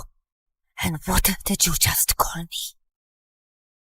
Hey guys, the last time you saw me, I was walking down a hospital corridor after switching the clinical trial files. That was 2 years ago, so let me get you up to speed on everything that's happened since then. Mom entered the clinical trial, and her tests started showing signs of progress, but she didn't come out of her coma anytime soon. Freddie tried to help us, but Meredith and I had to learn to manage on our own. And it turns out there's a lot you can steal from a hospital. We never had to buy toilet paper or cleaning supplies again. And we always had endless cups of pudding and Jell-O. Meredith, is that diaper cream you're putting on your face? A girl's gotta moisturize. It's very hydrating. My face is as soft as a baby's butt. What did you score today? More useful things like new bed sheets, pads, towels, and batteries for our TV remote. Time for our show and more Jell-O. Woohoo! But we still needed money, and after high school, we went back to our conning ways. I always pushed away the guilt and justified it to myself with things like, we needed the money, we had no other choice. But I have to admit, I also felt a thrill every time we outwitted someone and got away with it. It started out small, like hitting venues of concerts and games in different cities and selling fake tickets to desperate fans, hoping to get in at the last minute for twice the regular price. By the time they figured the tickets were bogus, we were gone. Or going to the American Idol audition venues and convincing hopeful contestants that we were part of the TV show crew, and we'd get them through to the next round if they paid us a little money. Then, we set up an Instagram matchmaking business account with tons of fake success stories. We were getting booked for our services by loads of women. We'd always meet at the client's house in disguise. What is this exquisite dessert? It's like a cloud melting in my mouth. It's a Japanese cheesecake, delivered fresh every day from Japan. You are just the kind of people I like. Ow! Let's get down to business, shall we? Wow, I mean, this cake. Yes, business. This is your daughter? Oof. We know she's a bit plain. And she's 6 feet tall? With that face? Is her case hopeless? Oh no, we've dealt with a lot of uggos before. Believe me. Ow! What my partner means is there's someone for everyone out there, and we're experts at making those two people meet. We'll need a small advance, and we'll bring you a portfolio of suitable bachelors in a week. You'll be the mother of the bride soon, watching your little giraffe walk down the aisle. Sounds good, right? Make that check to cash, please. Can you also pack the rest of this cake? We'd take the advance, keep in touch for a few weeks saying we were gathering options, and then disappear. Of course, people soon started commenting on our page, calling us frauds and reporting our account, but we made a good amount while it lasted. We tried out a wedding planner service next. That's a gorgeous cake, but it's so expensive. But it goes so perfectly with your pink and white theme. Also, we're planning to order 2,000 pink and white roses. And an ice sculpture for the reception area. How much will all this cost? You can't put a price tag on happiness. Daddy will have a heart attack. He's gonna have one anyway. I just saw him eating a block of cheese. Why should that stop you from having the wedding of your dreams? Really, you deserve the best on your big day. Okay, I'm sold. Let me write you a check. When that went bust, we became travel bloggers and influencers. With our huge number of fake followers, we managed to get into the best hotels for free as long as we wrote a review. When I'm rich, I will buy a hotel and live there. They have the best beds. Room service? Yes, we'll have 2 lobsters, 4 sushi platters, 2 beef burgers with fries, the prawn tempura, the fish tempura. Okay, anything with the word tempura. And why don't you bring up the entire dessert menu? Thanks.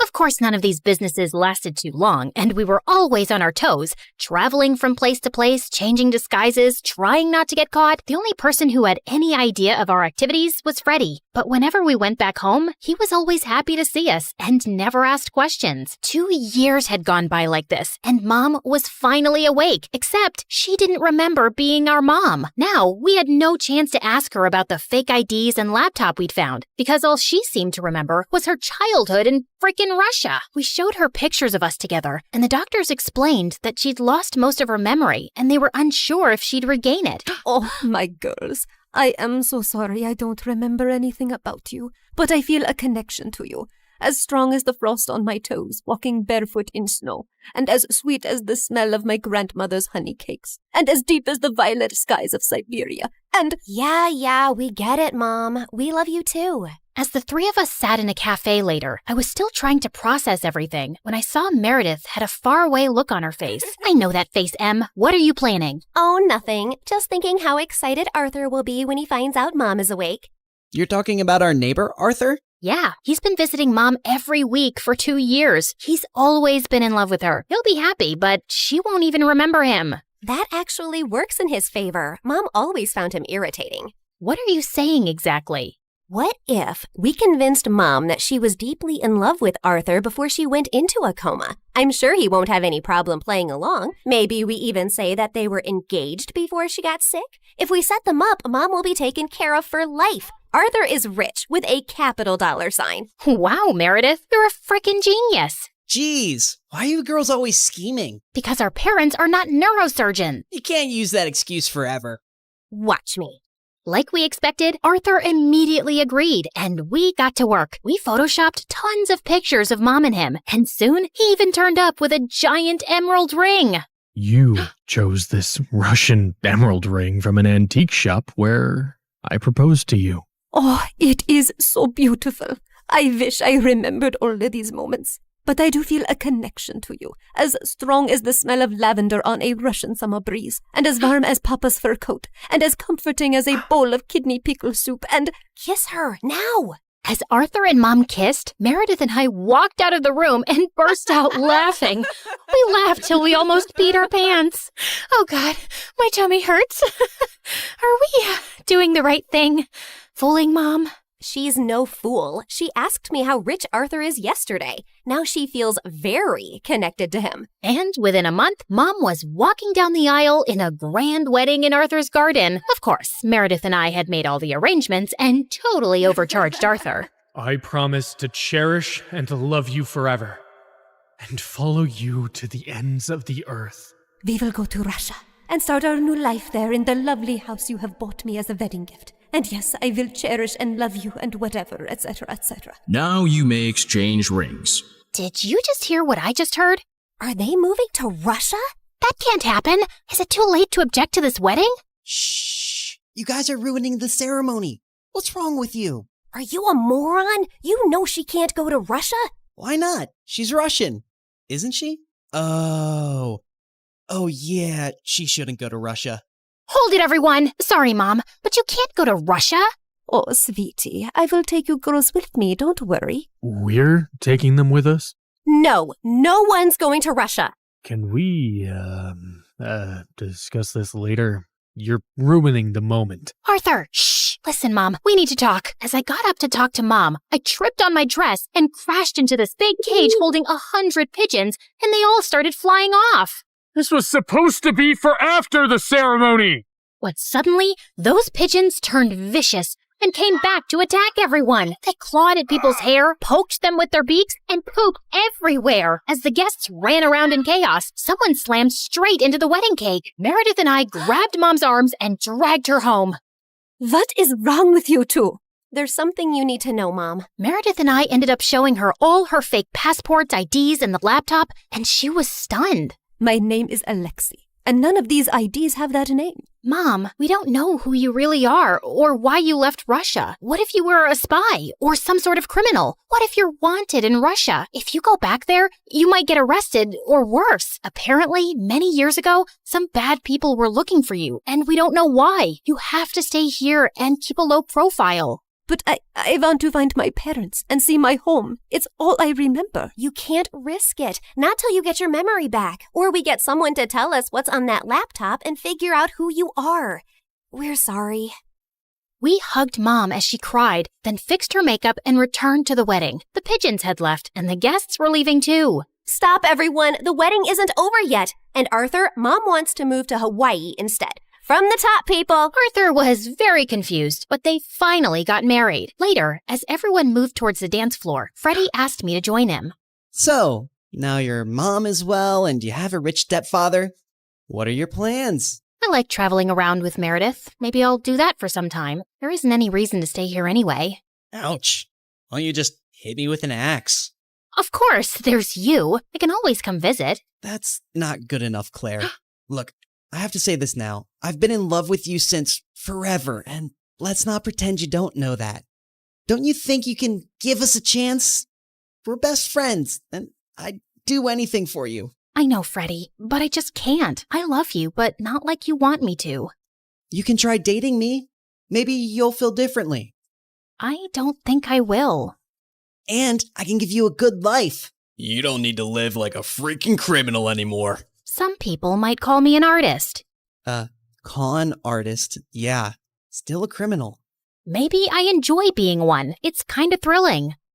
I don't really believe that. You don't want to believe that. We're too different, Freddie. You're going to be a neurosurgeon like your parents, and she'll find a nice girlfriend and then marry her and live in a nice neighborhood, and you'll be content. I'm not sure that's the life I want. It sounds boring. I wish I'd said something else when I saw Freddie's hurt face, but there was no easy way to let him down. He kissed me gently on the cheek and walked away, and I felt a lump in my throat. Mom moved to Hawaii with Arthur, and Meredith and I went down a crazy path over the next few years. There wasn't a scam, fraud, or con we didn't attempt. We never stuck to the same thing for too long, in case the police picked up a pattern, but word got around in underground circles about 2 female con artists, and we actually started getting hired for our services. People were always less likely to suspect 2 pretty, innocent-looking girls than someone who looks like a thug. And working with these thugs, we learned how to forge signatures, create counterfeit money, make fake checks, and steal credit card information. I'd always been bad with computers, but Meredith even showed a great knack for hacking. We made good money, partied with rich people, traveled first class, and stayed in amazing hotels. But for me, the glitz and glamour gradually started to fade. I was getting tired living out of suitcases, always wearing disguises and looking over my shoulder. I had no real friends, and even if I met someone I thought I could like, I knew I couldn't be in a real relationship. I was almost thinking of talking to Meredith about quitting the con artist life, when one day she burst into our New York hotel room looking beyond excited. You won't believe the job we just got. It's gonna pay us $250,000. Who would pay that kind of money? And for what? Turns out, the kind of people who take you to their headquarters blindfolded. As Meredith and I walked into an underground room,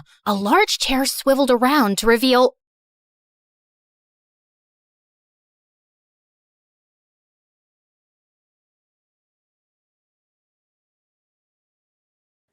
Hi, I'm Blair, and I'm about to tell you a crazy story. Before we continue, please like and subscribe to MSA. Growing up, my parents fought constantly over money. Dad was a struggling sculptor, and Mom, who was a waitress, cursed the day she met him because we constantly had money problems. She always said dropping out of school was her biggest mistake, so she made sure I studied hard. That's how I earned a full scholarship to one of the city's top schools. But my true passion was painting. I fell in love with it at 5, taught myself through YouTube, and by 13, I was winning major school competitions. Dad was proud, but Mom didn't like it one bit. Art's a hobby, Blair. You can't make a career out of it. Definitely not a successful one. It was my dream to become a world-famous artist. Well, mine and my best friend Ashley's. She was an artist just like me, and we'd been best friends since middle school. Ashley was rich, so she got to go to amazing art classes and shared everything she'd learned with me. And whenever my parents argued, I'd sneak over to her mansion. Life was just better with Ashley around, except for her annoying twin brother Dexter. He mocked our art, hid our supplies, and chased us with his paintball gun. Whenever we complained to Ashley's parents, Dexter would just put on his innocent face and get away with it. Even at school, everyone adored him for his sense of humor. Ashley absolutely hated him, and I could see why. Like on their 15th birthday, Ashley spent hours getting ready, and she looked beautiful. But the moment Dexter walked in, everyone gathered around him, completely ignoring Ashley. Look at him, smiling like he owns the world. I will never understand what people see in him. Probably his athletic body. I mean, if you look at it from an artistic point of view, Dexter's pretty much perfect for a portrait. What? I mean, so what if he's good looking? You've got a great personality. That's what you tell ugly people, Blair. You're also so much more creative and way smarter. People would notice that someday. Notice what someday? That you're a total jerk. Aw, are you jealous because no one's paying you attention? Go away, Dex. It's her birthday too. Don't make things worse. Fine, I'm sorry. Here, I got you a flower, little sis. Happy birthday. But as soon as Ashley took it, the flower squirted water all over her face, ruining her makeup, and Dexter ran away laughing. As we grew older, Dexter just got more annoying. At 17, he joined the football team, became the most popular guy in school, and a serial heartbreaker. Every day, some girl would be crying over him, and it was nauseating. As for me, my parents were fighting a lot more lately, and one day, Dad just packed his stuff and left. Shortly after, he filed for divorce, and Mom went bonkers. She refused to shower or step out of the house, and a week later, she came home and told me she'd quit her job. Between rent and expenses, we soon ran out of our savings and didn't even have enough money for food. Do you have cash? Sure. Let me just grab some from the secret trust fund your dad left me. No, I don't have cash, you moron. Just run the card again. I've already tried 3 times. It's not working. Pay or leave. Mom just started yelling at the cashier like a madwoman. He called security, but as they approached, Mom grabbed a bunch of stuff and bolted in the other direction. She went round and round in circles before the security guys finally caught her and dragged her out. Since Mom was acting all kinds of crazy, I took up a part-time job at a cafe to help out. But between work and school, my life was miserable, and Ashley wasn't helping. What do you mean you're not coming for the concert? We booked this months ago. Things were different back then. Now I have to work. Ask someone to cover your shift. We're short-staffed, and I need the money. But Hank's gonna be there, and I need your help talking to him. You're not getting out of this. Ashley kept pushing me, but I kept refusing, and eventually she gave up. The next morning, she told me Hank had asked her out, and I was happy for her. College applications were looming, and I desperately wanted to get into NYU's art program, where Ashley was applying to. It was expensive, and I needed a strong portfolio for a scholarship. I couldn't risk my mom finding out, so I stayed late after my shifts at the cafe to work on my portfolio. One day, while I was heading back home, it started raining heavily. It was already late, so I couldn't get the bus, and was waiting for a cab when someone walked up to me with an umbrella. Dexter, what are you doing here? I was just across the road running some errands, and by errands, I mean date that didn't go too well. Anyway, I saw and I thought I'd help. Dexter led me to his car, and on our way, we got talking. He asked me how I was doing, and I don't know why I ended up telling him everything about Mom and how things were really tough at home. Ashley told me about your parents' divorce, but I didn't know things were so bad. If you need anyone to talk to, I'm here. Something about the way he said it made my heart melt. And after that day, Dexter and I got closer. He would wait for me at the cafe and then walk me home. We'd debate over classic movies, argue over music, and bond over our favorite MSA videos. The more time we spent together, the more I saw a different side of Dexter. One that was kind, funny, and surprisingly thoughtful. And before long, I started having feelings for him. You know, I've always had a bit of a crush on you. Really? Why? You're kind, beautiful, smart, creative, and you're probably the toughest person I know.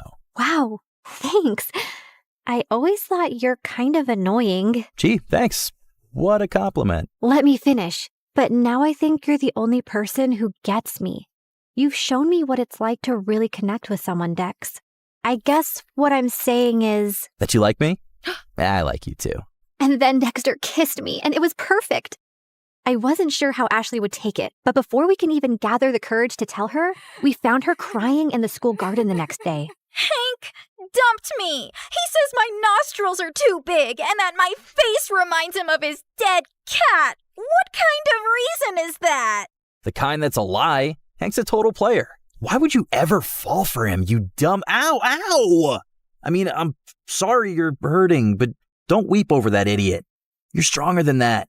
Be a man, woman, girl, be a girl. Did you hit your head or something? Why are you even talking to me? Blair, I need a hug.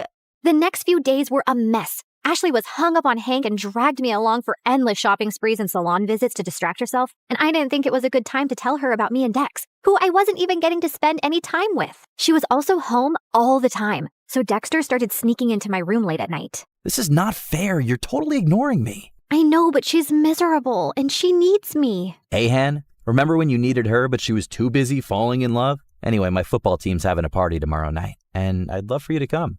It's low-key, just close friends. How close are we talking?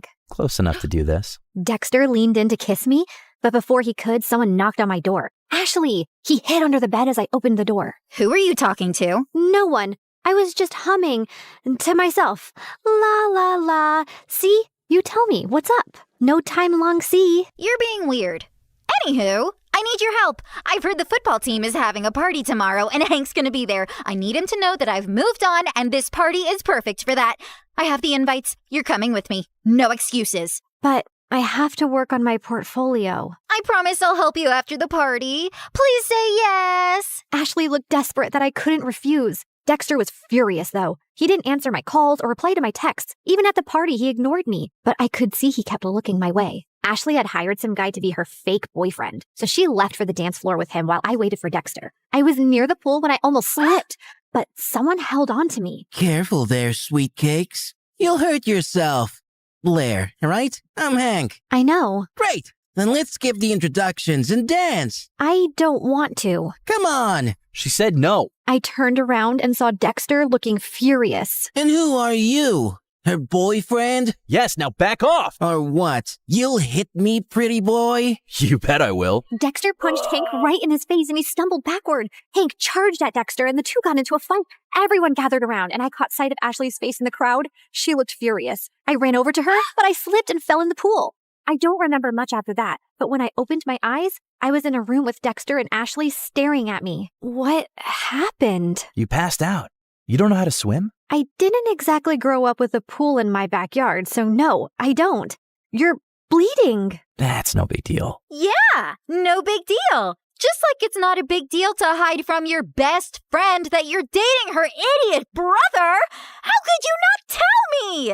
I don't know, okay? I freaked out. You've always hated Dexter, and then you'd just broken up with Hank, so I didn't want to rub my relationship in your face. You don't have to treat me like I'm a child who doesn't have a handle on her emotions. Anyway, you've chosen Dexter. Although I can't understand why him out of all the boys on the planet. But you did, and you're my best friend. So I'll accept it on one condition. Never, never make out in front of me, or I'll projectile vomit all over you. Deal? Deal. After that, things went smoothly. Dexter and I could now date openly, which made me really popular. One of his friends asked me to create a portrait for her dad. He loved it so much that he gave me a lot of commissioned work. Soon, I was making enough to quit my job at the cafe, and life became a lot easier. I even finished my art portfolio and was working on some last-minute changes one night when Mom barged in. You're applying to an art college? Why didn't you tell me? Who told you? Doesn't matter. Have you forgotten how much we've struggled because of Dad? And who will even pay for this college? I don't have that kind of money. I'll get a scholarship, Mom. I made a portfolio. Look. No, art school is too expensive and not worth it. You'll join a community college and stay close to me. Now give me that. Mom snatched the portfolio from me and left. I followed her, but she locked herself in her room. No matter how much I begged, she wouldn't open the door. Mom didn't get out of her room the whole day. And since submission was only 2 days away, I had no choice but to give up on my dream. I was talking to Ashley and Dexter about it when he came up with a brilliant idea. Dad knows the dean personally. How about I talk to him and get you a personal interview? And we can ask my friend whose dad bought paintings from you to let us borrow those. It could be your portfolio. That'll work. It should. I'm not letting you give up on your dreams, Blair. What about Mom? She just has to make peace with it. I know you love her, but what she's asking of you is not fair. She's acting like the kid in this relationship. The interview was scheduled for 2 days later, and I spent every second preparing. On the big day, I felt really confident. But as I was on my way, I got a call from the admissions office saying that my interview was canceled. Apparently, I had called and canceled my interview, claiming my mom was unwell, even sending medical reports as proof and withdrawing my application because I needed to take care of her. I tried telling them so many times that it wasn't me, but they just cut the call. I had no idea how Mom had found out about my interview, but I was furious that she'd done this. I went back home to confront her, but to my shock, I found her passed out on the floor. I called 911 and immediately rushed her to the hospital. On my way, I messaged Dad, and by the time we reached, he was already there. And what he told me next shocked me. A month ago, your mom fainted at work and was diagnosed with a rare heart disease. She needs a transplant, but since she couldn't afford it, she turned to me for help. But why didn't you tell me? We're trying to arrange money, and we wanted to wait till then to tell you. She didn't want to worry you. And here I thought she was lying when she submitted those documents. What documents? I explained about NYU and my interview with the dean. I don't think your mom's behind this. She was skeptical, but after seeing your portfolio, she was impressed. She told me she was changing her mind about you pursuing an art degree. I thought she threw my portfolio away. No, sweetie. She was proud of you. But Dad, if Mom didn't call them, then who did? Does anyone else know that she's sick? Yeah, Ashley's dad knows. We needed money for tests, so I asked him for a loan and sent pictures of your mom's report to prove it. I told him to keep it a secret so you wouldn't find out. I immediately understood who might have done this. But just to be sure, I called the admissions office and asked them for the number they received the call and reports from. And when I saw who it was, my mind exploded with anger. I took a cab, reached Ashley's place, and barged into her house. You called the admission office and told them that my mom was sick and I won't be attending the interview? Don't even try to lie to me. I have proof. My mom was sick, Ashley. You could have told me that at least. Instead, You used that against me. Hold on, I think there's some confusion. Why would Ashley do that? Ask her. And suddenly, Ashley's face twisted into rage. Yes, ask me. Ask me why I'd go out of my way to make your life miserable, Blair. It's 'cause I hate you. There, I said it. I hate you. First, you were my best friend, and you chose to date the person I hate most, my doofus brother. It was bad enough my parents always chose him over me, but even you? Also, I couldn't stand how perfect your life was. You have a football jock boyfriend. Everybody loves your art. Everybody loves everything about you. Heck, even the boy I likes you more. I didn't want to go to college and be second to you again. So I told your mom about your art school plans, hoping she'd stop you. And when she failed, I used the pictures and did what I had to. I can't believe I trusted you. I thought you were my best friend. How can you do this to me? You've shattered everything we had. I never want to see you again. We're done. Don't think I'll cry over it. I'm going to NYU, Blair. I'll make new friends. You disgust me. Whatever. I never saw Ashley's face again, and Dexter told me that his parents heard her entire confession and ended up grounding her big time. She didn't even get through NYU, but I did, thanks to Dexter's dad who got me a second interview. Mom stayed in the hospital for a few more weeks before coming home. A month later, we found a donor. It was tough to get the money for the surgery, but we managed, and Mom made a full recovery. Today is my first day in college, and I couldn't be happier.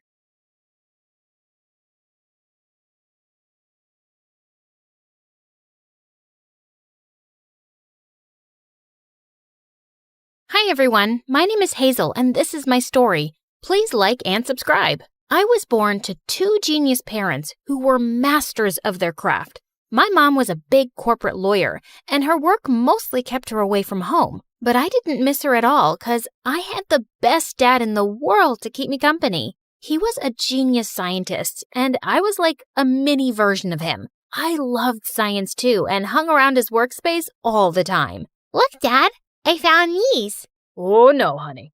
Get away from that. I was really notorious and would cause trouble around the lab all the time. Where did all the lab rats go? Hazel! As a result, Dad and his best friends, Mr. Jones, would shut me out of the lab during all their cool experiments, and I'd just hate it. I was 6 and a science genius in my class. I wasn't going to give up so easily. So I went to the kitchen to eat something and fuel my brain. But there I saw a really chubby kid munching on some donuts Dad had bought for me. Hey, you thief! How did you get in here? The kid immediately dropped everything and crawled under the dining table. Tell me who you are right now, or I'm gonna call the cops. He came out shivering and told me his name was Andy. And surprisingly, he was Mr. Jones's son. As we began talking, he told me that he mostly stayed at home with his nanny and didn't really have any friends. And why's that? They all pick on me for looking different, and 'cause I don't have a mom. Suddenly, his eyes went teary, and it kind of melted my heart. Don't worry, I'll be your friend, and if anyone tries to bully you, I'll kick their butts. Before I could finish, he hugged me tight, and in no time, we became the bestest of friends. We even built our own lab and spent all our time playing together. One evening, I was baking a cake to surprise Andy on his 9th birthday when I heard Dad and Mr. Jones arguing. Just then, Mom grabbed Mr. Jones's hand and stormed out of there. What was going on?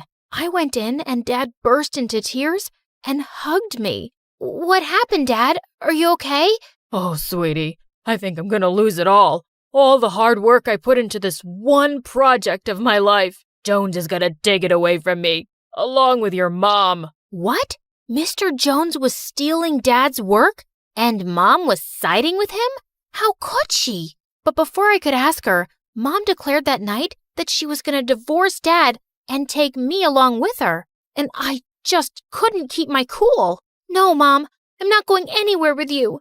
Dad was the one who raised me while you were never here. And now that he needs us, you want to leave? You're awful. And I hate you. I stormed back to my room while Mom tried to talk to me. I wasn't going to listen to her. A few days later, Mom moved out, and I never got to see her, Mr. Jones, or Andy after that, and it kind of broke my heart.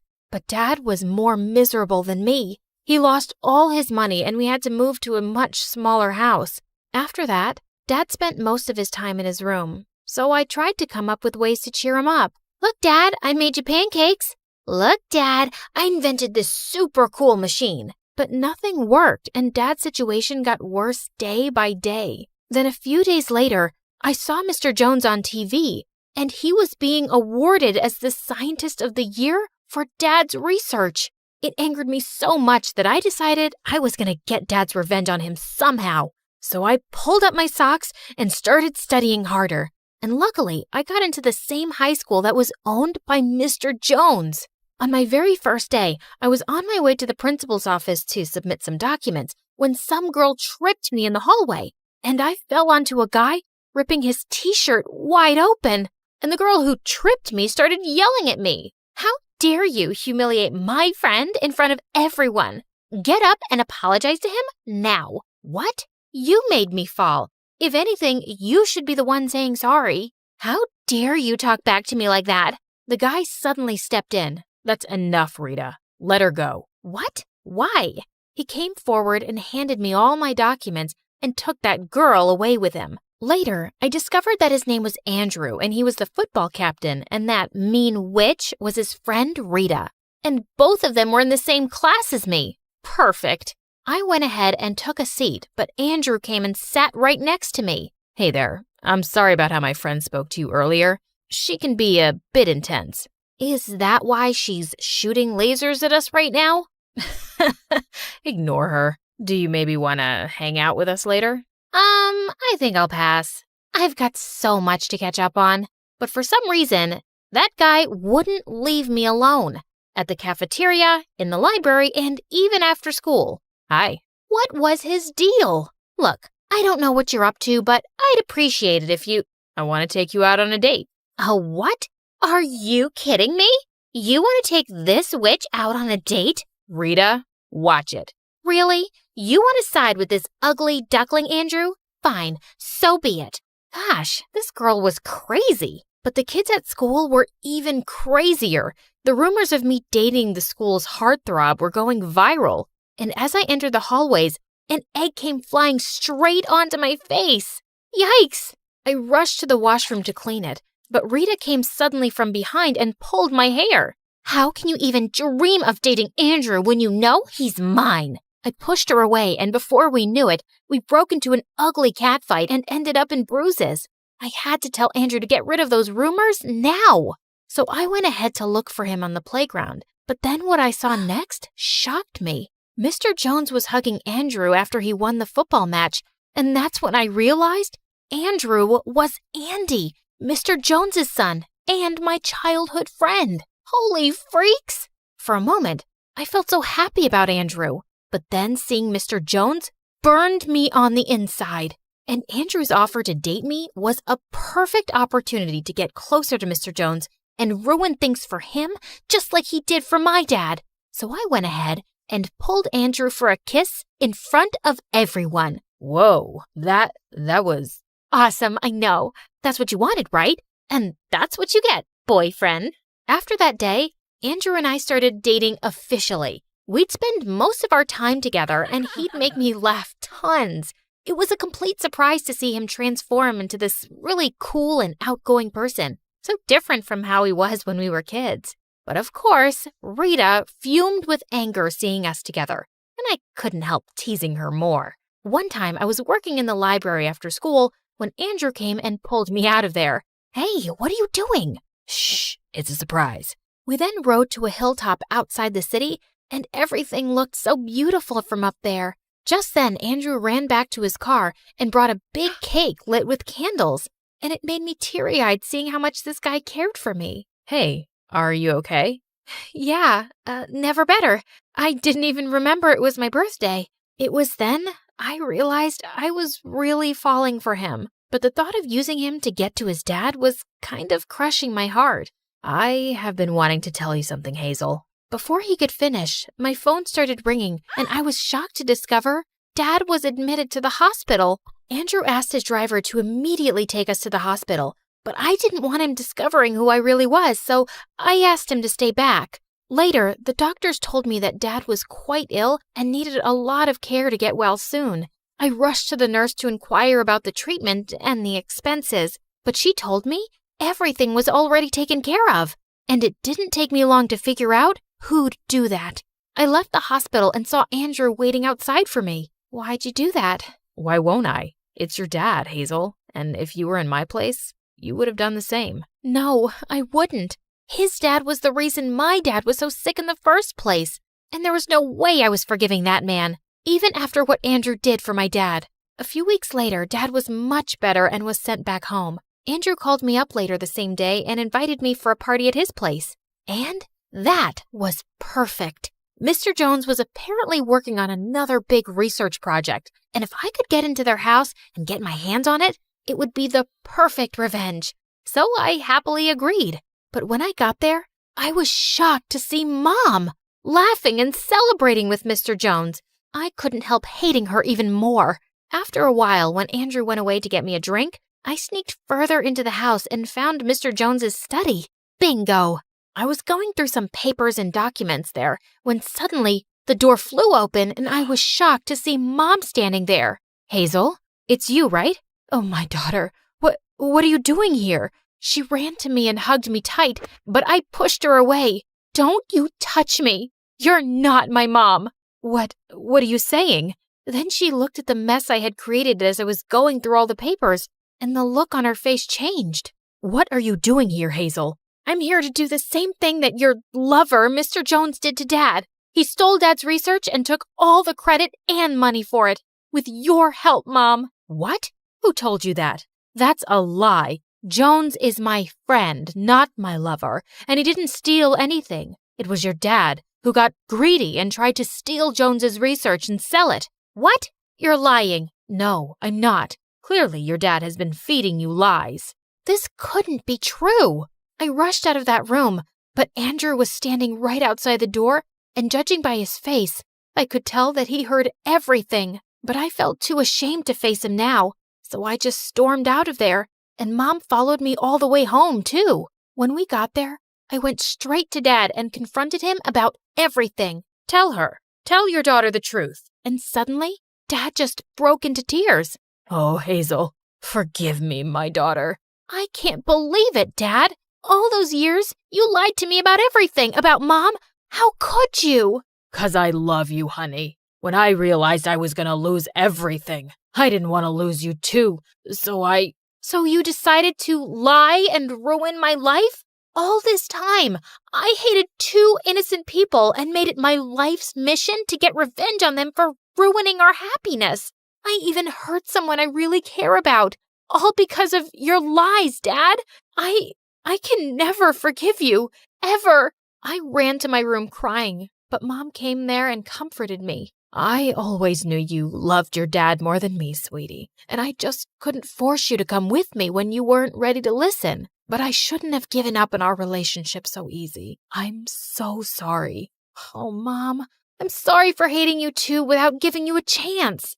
I moved out with Mom and we shifted to a different city. She got me enrolled into a really good school and I reconnected with her all over again. A few months later at Christmas, I was decorating the house with my mom when I heard a knock on the door. I was shocked to see Andrew standing right in front of my eyes. What? What are you doing here? Your mom invited me. I still couldn't bring myself to look at him, so I turned around. But Andrew took my hand. Listen to me, Hazel. It wasn't your fault. Your mom told me everything. How does it change anything, Andrew? I hid the truth from you and dated you to hurt your dad. So you're supposed to hate me. I can't, because I love you. I've always loved you, Hazel, ever since we were kids. And you weren't the only one hiding things.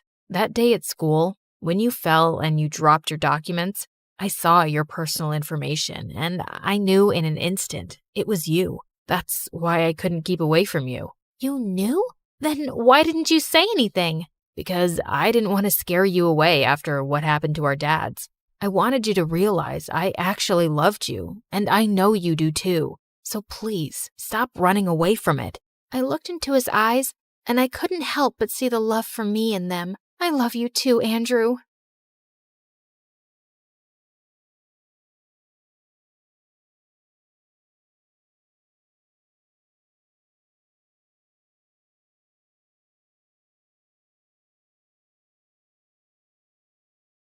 As Hermes, messenger of the gods, I've borne witness to countless tales spun across the tapestry of Olympus. With my winged sandals, I have traveled across the realms of the universe, carrying tidings that have altered fates. Among these tales, one that stands out in my mind is the story of Persephone and how a twist in her fate affects every mortal until eternity. You see, Demeter is the goddess of harvest, and she could turn the earth green with her touch. She made countless flowers bloom and coaxed bountiful crops from the soil. With her presiding over the planet, no living creature ever went hungry. She took great joy in her role, but her heart belonged entirely to her daughter Persephone, the Maiden of Spring.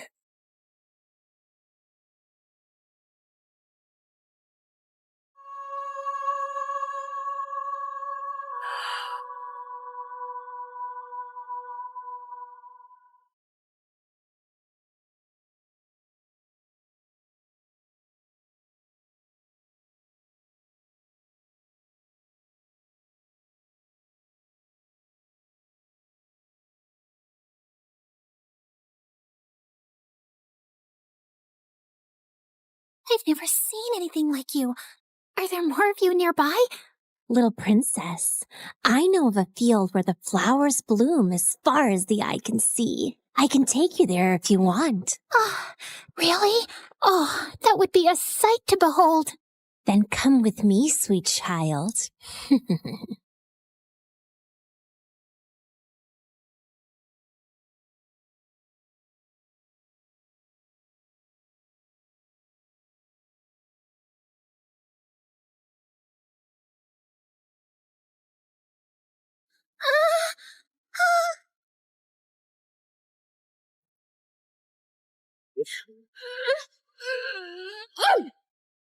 Enough, spirit of mischief! I have given you plenty of chances to change, but it seems all you want to be is a troublemaker. Did you think you could lure my daughter away and I would be unaware? Curse you, Demeter! Why should you and your child receive all praise and adoration when we, the spirits of nature, fade into the background? A heart that is as poisoned with envy as yours cannot be cured. You are banished forevermore from these woods.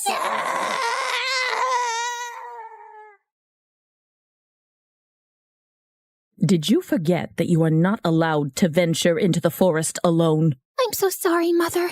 I only wished to see the magical flowers. And you shall see many wonders, my child, but always within the safety of my reach. The world holds great beauty, but also grave danger. Come now, it's almost dawn. Let us go out into the meadows and make our own magical flowers bloom. That sounds perfect, Mother. Demeter always wanted to keep Persephone close to her. But as her daughter grew older, she turned into a beautiful young goddess who attracted the attention of many young suitors. Anytime a god smitten by Persephone's beauty sought her hand in marriage, Demeter sternly turned them away. I cannot marry her off, Hecate. She is too delicate for the harsh world outside. Huh? These gods who come after her, they only see her beauty, not her gentle soul. They cannot care for her as I do. Demeter, you must be mindful of what Persephone wants too, or she might grow to resent her cage. A cage? Is that what you would call it? She has everything here that she could possibly desire. She's a powerful goddess, and under my guidance she can wield life from barren soil. Any god she marries will only dim her light. No, she will be here with me forever. Innocent and loved. I do not desire to leave your side, Mother. I will stay here, forever. But fate had different plans for Persephone. On a rare trip to Earth's surface, the Lord of the Underworld, Hades, was wandering through a grove of trees when his gaze fell upon a scene that held him transfixed.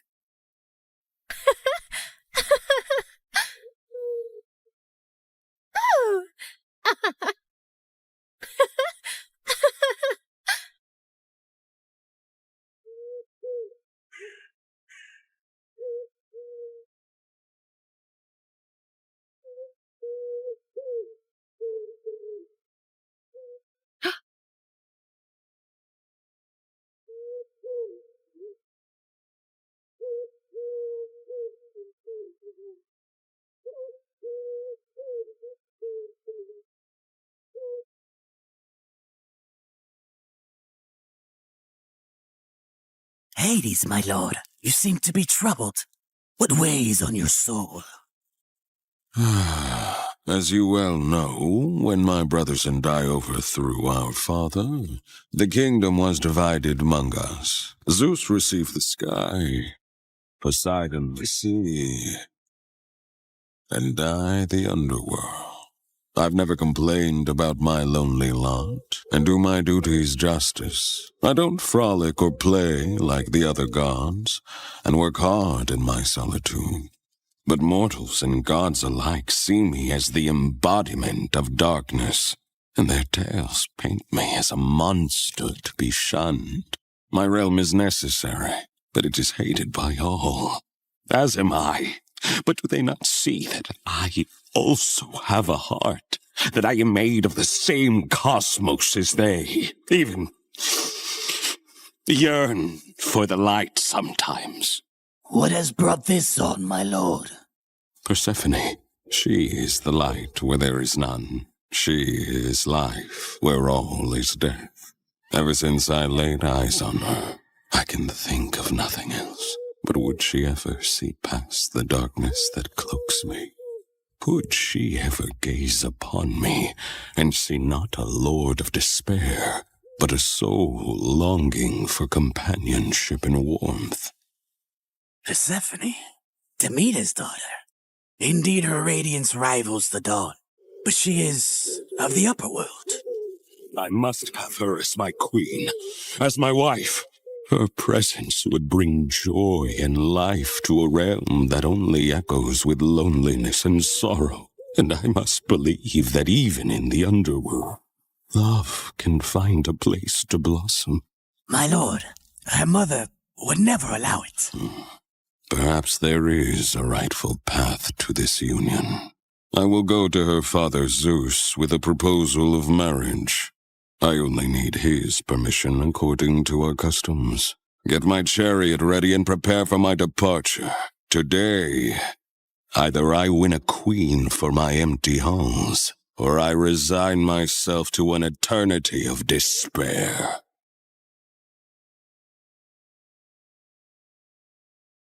The next day, when Persephone had wandered far from her companions in a field and was kneeling down to admire Narcissus, suddenly the earth beneath her shook.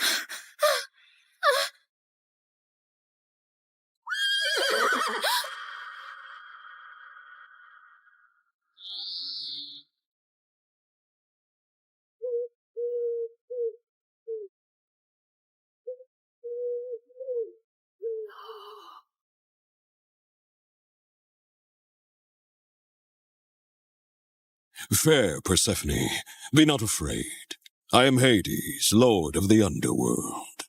My kingdom is vast and rich, but it lacks the radiance of your presence. Unhand me! Come with me and rule by my side in the shadows where eternity lies. Let me go. My mother will tear the world apart to find me, and there will be no place dark enough to hide.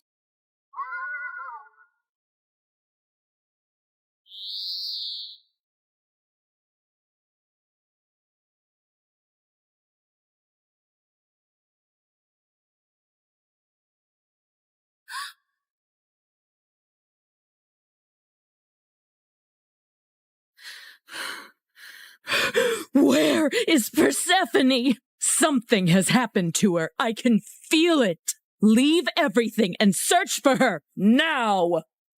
Demeter's grief upon discovering her daughter's disappearance was immense, and as she roamed the earth searching for Persephone, she had neglected her duties. And so, the crops and trees began to suffer. My daughter! My heart! In her desperation, she sought the counsel of her old friend, Hecate. Hecate, you who see into the shadows, help me find my daughter. You must seek Helios, Demeter. His all-seeing gaze pierces through deceit and darkness. Taking the advice to heart, Demeter ascended to the chariot of the sun, where Helios guided the day. Helios, please, You must tell me where my Persephone has gone. You see everything from your throne. Surely you must know. I can't bear this pain any longer. Helios the sun god had indeed seen everything that fateful day, but had chosen not to interfere. However, he was moved by Demeter's grief.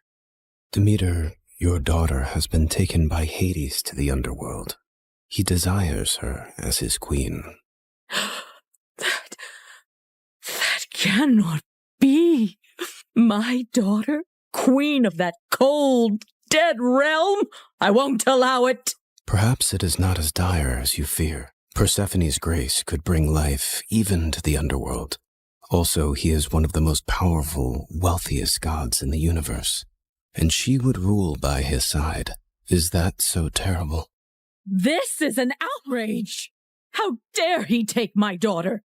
Did Zeus know about this too? Zeus allowed it. In her fury, Demeter descended back to earth. Return my daughter to me, or I will let the earth perish in my sorrow. I will let this world turn into ice and ash. I will plunge it into eternal winter. Meanwhile, in the underworld, Persephone wept in despair and lashed out at Hades any time he tried to speak to her. To rule the underworld by your side? I want nothing to do with you. You've stolen me away from the sun, from my mother. I understand your anger, Persephone. I only hope, with time, you will see me and my world differently. Until then, I will respect your wishes. As enraged and heartbroken as Persephone was, she eventually got tired of her despair and ventured out of her chambers to observe Hades and her new home.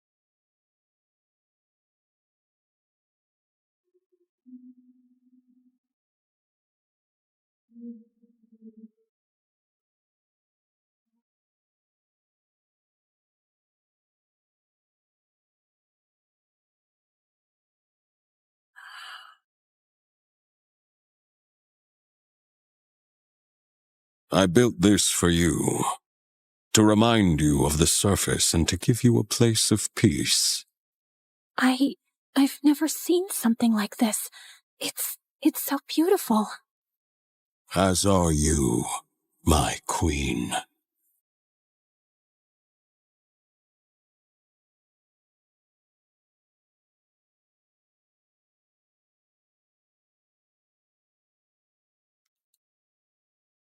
Each realm has its supreme ruler, Persephone.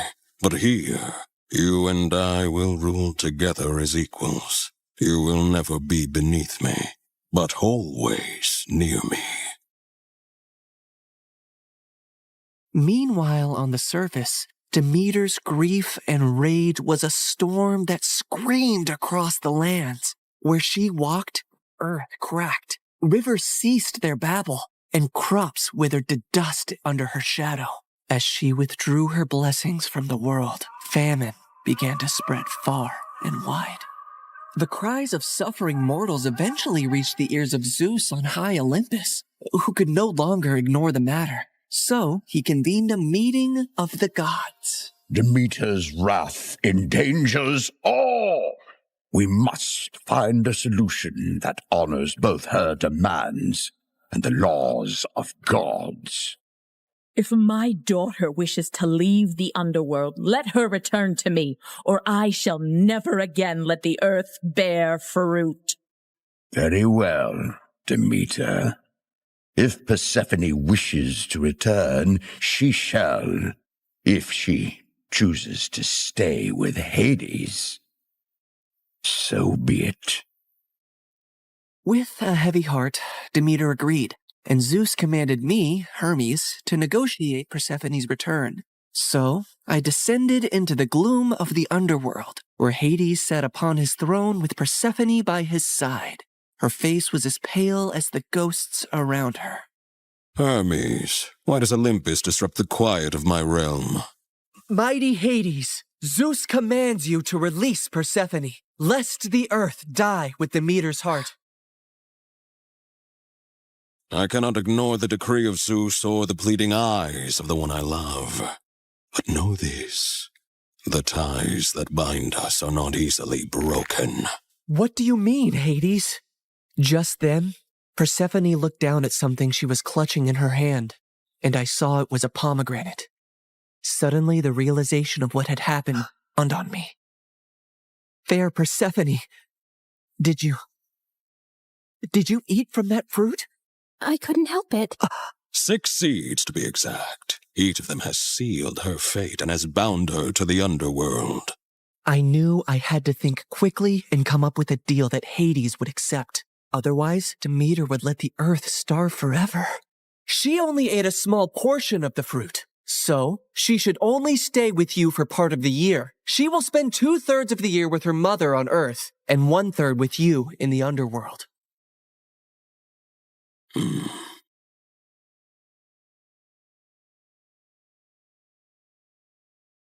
Go now to your mother, but feel compassion kindly in your heart towards me, and do not feel sorrow upon your return. For while you are here, you shall rule as my equal, and have the greatest rights and honor among the gods, as well as my undying devotion. Persephone assured him she would return on the agreed time, and he arranged his chariot for her to depart.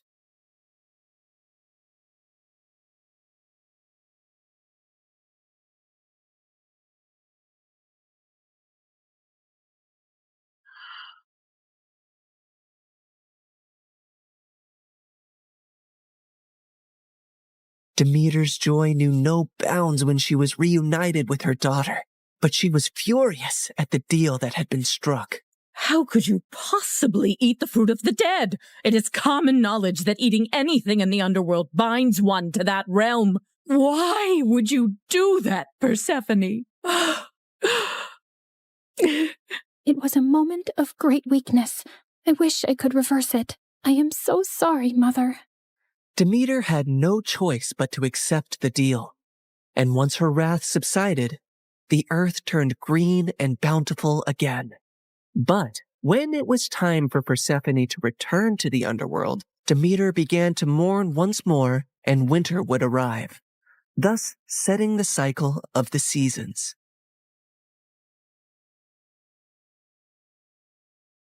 My daughter, my soul, your return brings life to this world.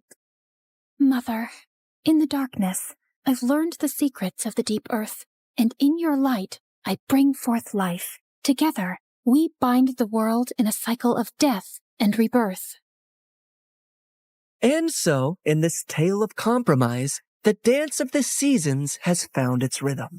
An enduring love story was also set into motion, for even eons later, Hades and Persephone are often mentioned as Greek mythology's most happily married couple. I can give you all the wealth of the earth, Persephone, but I cannot give you the sun and the breeze. I know you long for them when you are here. You have given me more than I ever expected to experience in my life, Hades. You have given me respect, power, and a love that is genuine and rare. With you, I feel the most like myself. With you, I feel free. So you do not regret your decision to eat the pomegranate seeds? Never, my love.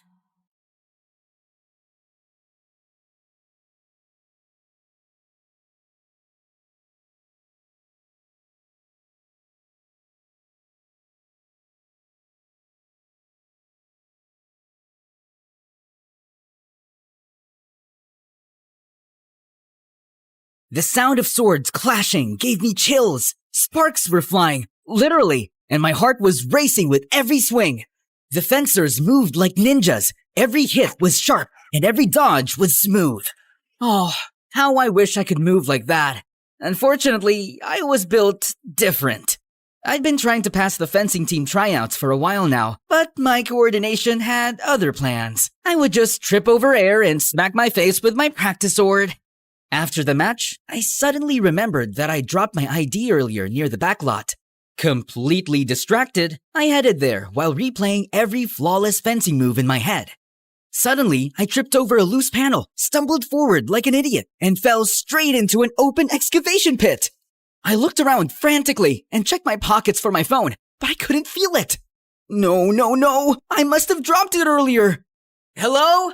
Somebody, please, help me! I'm stuck here! But there was only silence. Eventually, I gave up and slumped down, feeling totally defeated. I must have cried myself to sleep, because when I opened my eyes again, all I saw was total darkness. I had no idea how long I'd been stuck down here. It was so cold, and I couldn't see a thing. Somebody, please, help. I looked up and noticed the faint blue glow of the moonlight spilling over the edge. It wasn't much, but somehow it felt comforting. Then suddenly, a girl's head slowly peered over the edge. Hey, could you help me out? Please, I've been trapped down here for hours and... I trailed off when I noticed her cold, crimson eyes glowing with an emotionless stare. Hi? If you made it down, then the path upward exists as well. Whether you find it is up to you. Right. Super inspiring. But maybe instead of a life lesson, you could toss down a rope, a ladder, a vine, a thread, or a snakeskin? Seriously, I'll climb anything at this point. Hey, wait! Where are you going? I panicked when her head suddenly disappeared. Come back, please! At least toss down my phone. It fell out of my pocket up there, somewhere. But she didn't respond anymore. Unbelievable. Just my luck to meet a weird and mysterious girl in the middle of the night.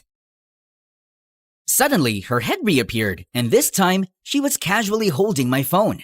Are you referring to this? Yes, that's mine. Please, if you're not gonna help me, just toss it down at least and... If you want it, then climb. Wait, what? I was at least 20 feet down. I can't. It's too high, and I have the strength of a baby. Strength begins when you choose to reach for what seems unreachable. Okay, I'll try. At first, I jumped weakly, but I felt so pathetic, so I hyped myself up and pushed harder, clawing my way up the dirt wall as if my life depended on it. Finally, with one last desperate lunge, I jumped higher than I ever thought possible, scaling the wall like Spider freaking man, and pulled myself over the top. Whoa! I did it? Wait, I actually did it! Somehow, this strange girl made me find strength I didn't even know I had. I stood up and finally faced my mysterious savior, her silver white hair standing out in the dim light. That was intense! Thanks for the motivation. What are you doing here at this hour, by the way? And what's your name? Then she turned to me, and my heart nearly stopped. Holy mother of hell! Up close, she didn't look real. She wasn't just beautiful. She was otherworldly. This is one of the many reasons I never wished to visit here. But oh well, I suppose I had no choice. What are you talking about? Where are you from? But she just ignored me and drifted off like a beautiful lantern. Hey, wait! Can you at least tell me your name? We turned a corner, and just like that, she was gone. I searched all over the school, but it was like she vanished into thin air. What if she was actually a ghost? The thought alone almost made me pee in my pants. I just kept thinking about her, even in class the next morning, and Belle must have noticed it. $1 billion for your thoughts? Huh? Oh, sorry, just spaced out. Belle had been my best friend since we were kids. We were next-door neighbors, survived high school together, and now we were in the same university, taking the same course like it was fate or something. Come on, buddy, spill it. What's got you daydreaming so hard? Well, yesterday I went back behind the school to look for my ID, and I met this mysterious girl. I was about to finish my story when the door suddenly burst open, and our professor finally arrived with a girl trailing behind. My jaw then dropped straight to the floor when I saw her familiar face. No freaking way! It was her! Class, this is Sky, a transfer student. She will be joining us today, so please, make her feel welcome. As expected, the other boys also lost their minds the second she walked in. They were practically drooling on their desks. Sky, do you have anything you'd like to say to the class before we start our lecture? I held my breath as she scanned the room like an emotionless queen. I have little to say to those I have yet to understand, but I'll observe, and perhaps learn something worth remembering. We were all dumbfounded by what she said. Believe it or not, but that's the girl I was just telling you about. I see. She seems interesting. Well, that was quite a speech, Sky. Thank you. You may take any empty seat you like. Without a word, she walked straight down the aisle and sat right next to me. Hey, it's me. From last night. You know, the guy in the hole? But she just stared straight ahead, like I didn't even exist. And when the lecture finally started, she was completely locked in, silent, still, eyes focused on the presentation like they were battle strategies or something. Seriously, who is this girl? And where did she even come from? Later that day, I dragged Belle to the announcement board to check out the newest fencing team updates. Just then, a calm, serious voice spoke behind me. How do I join this battle? I turned and nearly jumped out of my skin when I realized it was Sky. Man, her ethereal presence gave me goosebumps. Battle? You mean the tryouts? They're holding practice today, but you'll need to, sign up first, fill out some forms, maybe get a tetanus shot, probably wrestle with a few waivers, and... Where's the gym? She cut off Bella with a look that could end conversations in 46 different languages. We then pointed wordlessly down the hall, and she immediately walked away, like a warrior headed for her next conquest. Wait, girl, you can't just barge in. There's, a system. We followed her, and by the time we reached the gym, practice had already started. Sky walked in like she belonged there, and one of the senior members stepped forward. Can we help you? Who leads here? I guess that'd be me, captain of the team. She approached the rack and picked up one of the practice foils, turning it slowly in her hand. These weapons, they lack edge, but the balance is decent enough. Those are regulation practice foils, kind of the point. Then it will suffice. You here to try out, or...? I simply wish to test the limits of your strongest fighters, if you allow it. There was a moment of awkward silence before the captain spoke again. All right, mysterious transfer girl, let's see what you've got.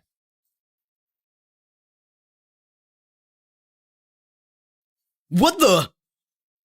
Sky then turned to the rest of the team like nothing had happened. Next. 2 more stepped in, then 3, 4, 5, 10.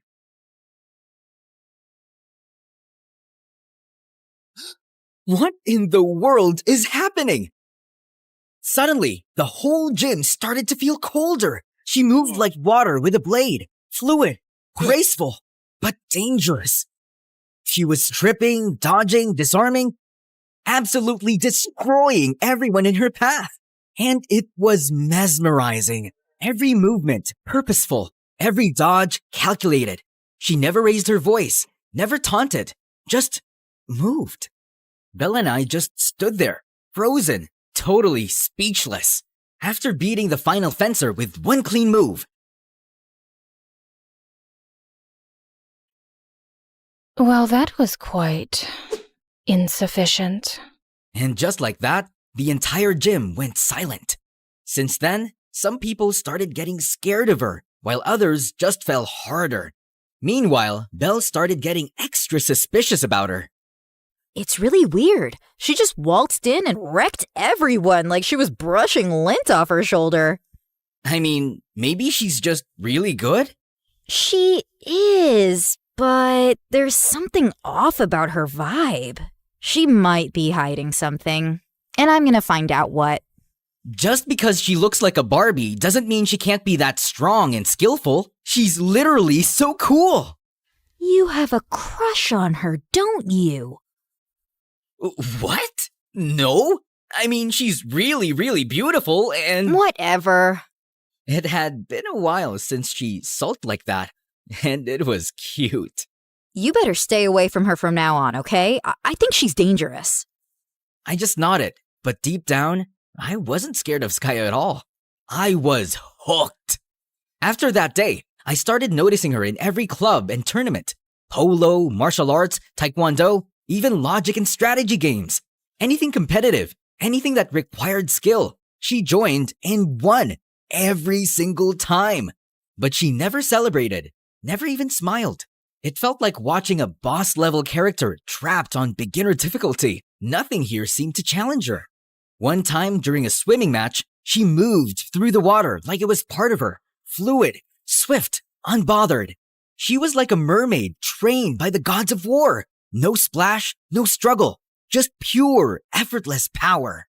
Another time, I saw her watching a freshman student from the martial arts club, a shy girl who always kept to herself and stood in the back. Without a word, Sky walked over, gently adjusted the girl's stance, then stepped back and nodded once. The girl blinked, startled, then smiled like someone had finally seen her. Sky didn't say anything else. She just returned to her corner and resumed her own training. But that one gesture said everything. She wasn't just strong, she inspired strength in others. Who really are you, girl? One day, Belle came up to me and slapped a notebook on the table. It's time to put on our detective hats. We follow her, subtly. Define subtly. These. Midnight Stealth Tint, limited edition. Put them on. You are not serious. I've never been more serious in my life, Eli. And just like that, we became Sky's personal shadows. Day one, Sky walked into the abandoned art wing and never came out. We waited for 53 minutes and found no exits, just a clay sculpture of what I think was a horse or maybe a giant oven. Day two, she went to an aquarium and underwater zoo and had a staring contest with the sea creatures for 2 freaking hours as if they were besties or enemies. Day 3, we caught her standing under a flickering hallway light for a full 5 minutes, unmoving. She was just staring into the corner. She's talking to the shadows. She's just probably checking that wall paint. Or maybe she's possessed? Wait, what if she's a spy? Oh, a vampire. She's totally a vampire. Eli, this is serious. Just then, we both screamed when Sky looked directly at us from 50 feet away, even though we were clearly behind a potted fern. One night, after watching a horror movie that Belle swore wasn't scary when it actually was, we stopped by a convenience store to grab some snacks. The store looked quiet, just us and the bored cashier. Just then, 2 sketchy guys in knockoff tracksuits stepped up to the counter and turned to us. Well, well, you 4 look loaded. How about a deal? 4? There's only 3 of us here, and... We turned and saw someone I didn't expect to be here. Sky. She was silently reading the back of an ice cream tub like it was ancient prophecy. We'll take $1 billion or someone's getting folded. Dude, we're literally just college students. Do we look like we own 108 yachts and private islands to you? Honestly, no. But I don't care. Just hand over everything you've got. He then shoved me straight into a shelf of ramen, and I almost passed out. Touch him again, and I swear I'll make you cry like a little boy who dropped his ice cream on a poop. But the jerk just laughed at Belle and grabbed her arm. Before I could even get up to stop him, the lights started flickering, and the air suddenly got colder. Sky suddenly stepped in and grabbed the goon's wrist, twisted it with a crack, and yeeted him into a snack shelf so hard he passed out on impact. She then turned to Belle like nothing had happened. Are you hurt? I think I'm in love? She just nodded once, turned, and started walking out. But just as we thought it was over, the other jerk stumbled outside and somehow got into a freaking bulldozer. I'm taking down this whole store and taking you broke and useless college kids with it! Belle and I panicked, but Sky just calmly stepped forward and grabbed the front of the bulldozer like it was a freaking shopping cart. Then, without a word, she lifted it, and yeeted the entire machine into a glowing thing that appeared out of thin air. Gone, just like that. What the? Belle, did you see that? But Belle was already out cold on the floor, straight up passed out from disbelief. I couldn't stop replaying it in my head later that night. Sky was literally out of this world. Like, she lifted a bulldozer. Who does that? But what bothered me more was me. I couldn't even stay on my feet long enough to protect Belle. The next day, I saw this tiny scratch on her forehead, and my stomach flipped. I was such a loser. All I did was stand there and breathe dramatically. It was sunset when I wandered to the back of the school to get some air, and I was surprised to see Sky just standing there, perfectly still, half in shadow like she was about to disappear through the crack in the earth. Hey, you saved us last night! You were like a superhero! Seriously, why are you even that strong? Belle could have seriously gotten hurt, and I couldn't even help her. I panicked, and you showed up like a force of nature, coming like a hurricane. Apparently, she had no plans to speak, so I finally gave up. Anyway, I just wanted to say thanks, and sorry for being totally weak and useless. And that was when she finally looked at me. You carry too much shame for someone who stood up. That is more than most would do. But it wasn't enough. Strength isn't always loud or immediate. Sometimes it begins when you decide to stop running. I didn't know what to say. Her words just echoed in my head. If you still wish to change, then follow me. I just found myself following her like a clueless puppy as she led me behind the trees until we stopped at a tall brick wall. Then, with a flick of her wrist, she summoned this glowing thing again. A strange, shimmering light pulsed in the air like it was alive. I must be dreaming right now. What's happening? What is that? She then stepped through it like it was nothing, and without thinking, I followed. Suddenly, I was standing in a massive, dimly lit space. Blades lined with the walls, swords, spears, weapons I couldn't even name. Let's begin.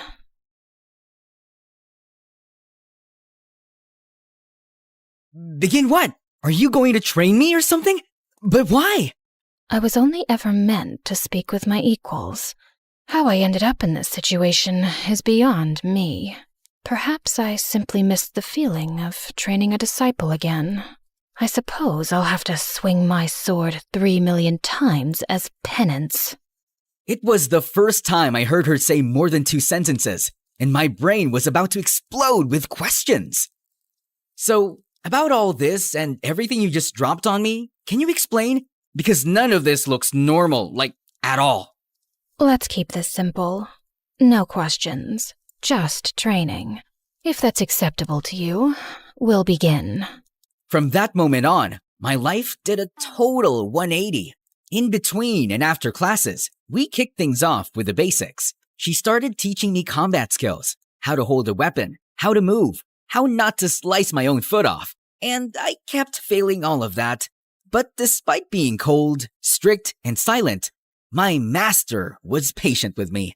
Soon, we moved on to one-on-one fights. She fought me with one hand and still destroyed me every single time, like she was swatting away a fly. One time, I arrived a little earlier than usual. The portal buzzed softly as I stepped through, but something was different. Sky was already there. She was waiting. She was training alone, focused and unshaken. With a sword in hand, she moved through a relentless series of drills. Strike, spin, parry, recover, over and over. Not a single break. Only 2,972,000 left. I froze. She wasn't counting victories. She was counting some kind of punishment. I stood there, hidden in the shadows, and for the first time, I realized she wasn't just strong. She was relentless, and that made her unstoppable. When I tried to ask her about it, all she did was give me a cold stare and continued training me. As the days went by, Belle got more and more suspicious of my frequent disappearances, but I kept throwing out excuses. Until one day, she caught me sneaking back to class looking like a total mess. Okay. You've been disappearing, coming back looking like you lost a duel with a garbage disposal. Talk. I was jogging? Try again. Belle? Spill it. I saw you with Sky. You're doing something sus with her, aren't you? You were following me? Are you kidding? I've got notes, charts, a full Sky timeline. Okay, fine. I'm training with her. Training? For what? Is this like fencing? Demon hunting? A secret society initiation? To become stronger. Eli, I know you. You're soft. You're gentle. You cry during dog food commercials. But I'm tired of being weak, of always being the one who needs saving. I couldn't protect you at the store. I saw that scratch on your forehead and, Belle, I hated it. I hated myself. I'm done feeling like a loser. Yeah, but she's weird. She's powerful and quiet, and we don't know anything about her.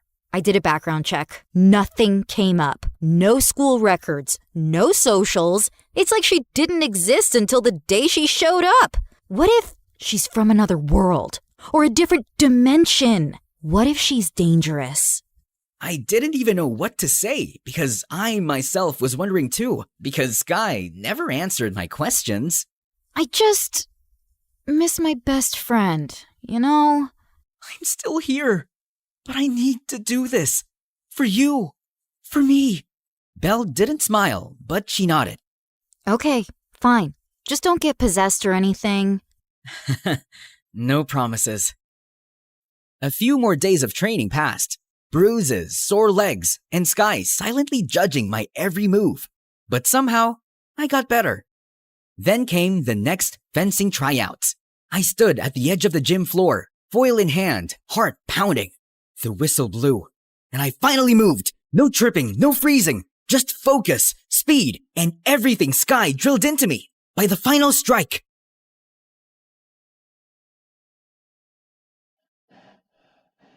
the scoreboard lit up with my name at the top. I passed. I actually passed this time. Finally! The seniors clapped me on the back. Who trained you, man? A ghost? Maybe a goddess. Still not sure. I left the gym feeling like a superhero with only one thought in mind. I needed to tell Sky about this, so I ran straight to the portal. But when I stepped through, she wasn't there. The room was empty. I looked for her everywhere, but there were no traces of her. She hadn't shown up in days, and it was driving me crazy. Then one night, just as I was about to sleep, I suddenly felt that familiar chill in the air. I found myself walking to my balcony, as if something is calling me.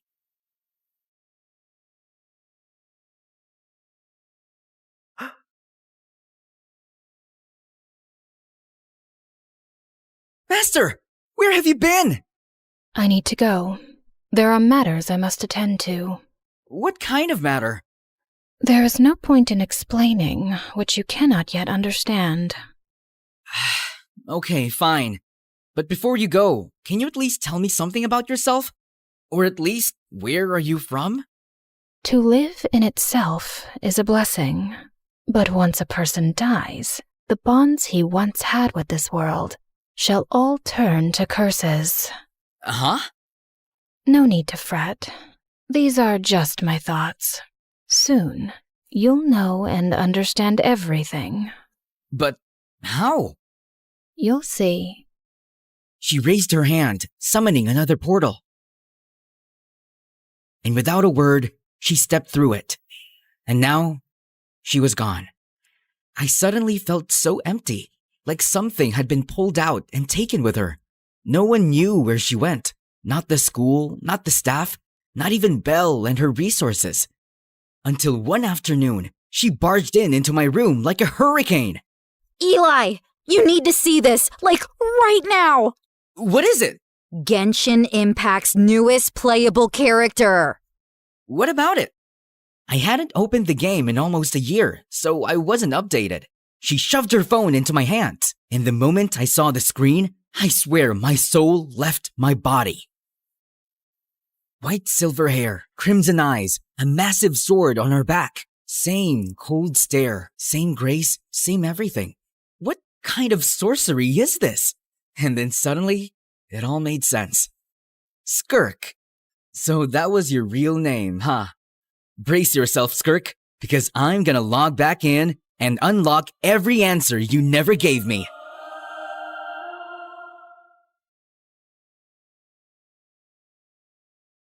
The next chapter of Genshin Impact is here, and it's bigger than ever.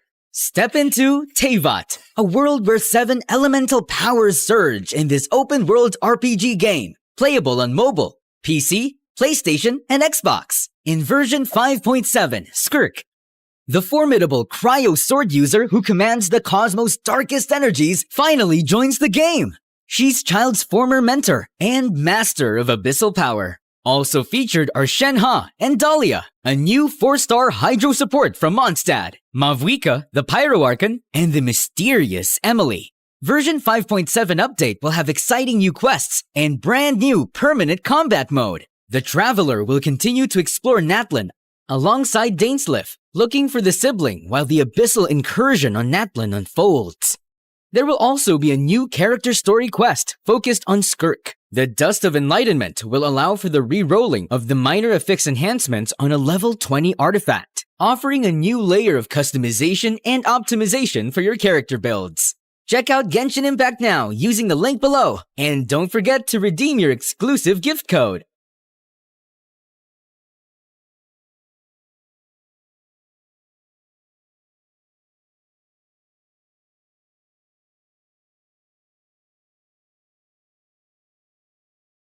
Hi, I'm Alicia, and I'm about to tell you how I met the love of my life. But before we get into that, please like and subscribe to MSA. If there's one thing you have to know about me, it's that I wasn't an ordinary little girl. Being raised by a single father who was an ex-army officer does that to you. I had rules, discipline, and responsibility drilled into me since I was very young. And growing up, I found other kids my age really immature. I don't know why he'd break up with me. I wore the clothes he liked, woke up at 5 every morning to do my hair because he liked them curly, and pretended to love watching wrestling. Excuse me, but I need to get that muffin. Can't you see that I'm crying? My boyfriend just broke up with me. Aw, I'm so sorry. You know, it reminds me of the time my dad took me for this obstacle course and I twisted my ankle so badly, the doctors told me I'd never be able to walk again. But I didn't lose hope, and here I am. How is that the same thing? It's not, because that was an actual problem. But yours is just a bunch of high school nonsense. Now move your butt, please. Needless to say, I didn't have a lot of friends, and I didn't care either. My life was all sorted out. Graduate school, get into a good college, work, and retire. But then I turned 18 and met Arthur. He was a transfer student from Greece, and boy, was he dreamy. The first time I met him was in gym class. We were playing catch, and I was so lost in looking at him. I totally missed the ball, and it hit me right in the face. I fell on my butt, and Arthur came running. Are you okay? You're bleeding. It's nothing. I'm used to much worse. On second thoughts, I might need a doctor. Arthur smiled and carried me to the nurse's office. The entire time I was there, he sat next to me, and later he dropped me home. We became friends after that, and slowly I fell for him. He was smart, mature, and sweet. If there was one guy I wanted to date, it was him. So I decided to ask him out, except I didn't know how. So I turned to MSA for help, and it did not disappoint. Rule number 1, never let your crush know you're interested in him. Avoid eye contact and do not speak at all. The next day, when Arthur waved at me in the hallway, I wrinkled my nose and turned away. He sat next to me in class, but I didn't pay any attention. But then in the cafeteria, he caught up with me. Are you avoiding me? Me? Avoiding you? Oh, don't be silly. I was just really busy thinking about global warming and how it's impacting the fish population. Oh, that reminds me. I have to water my fish.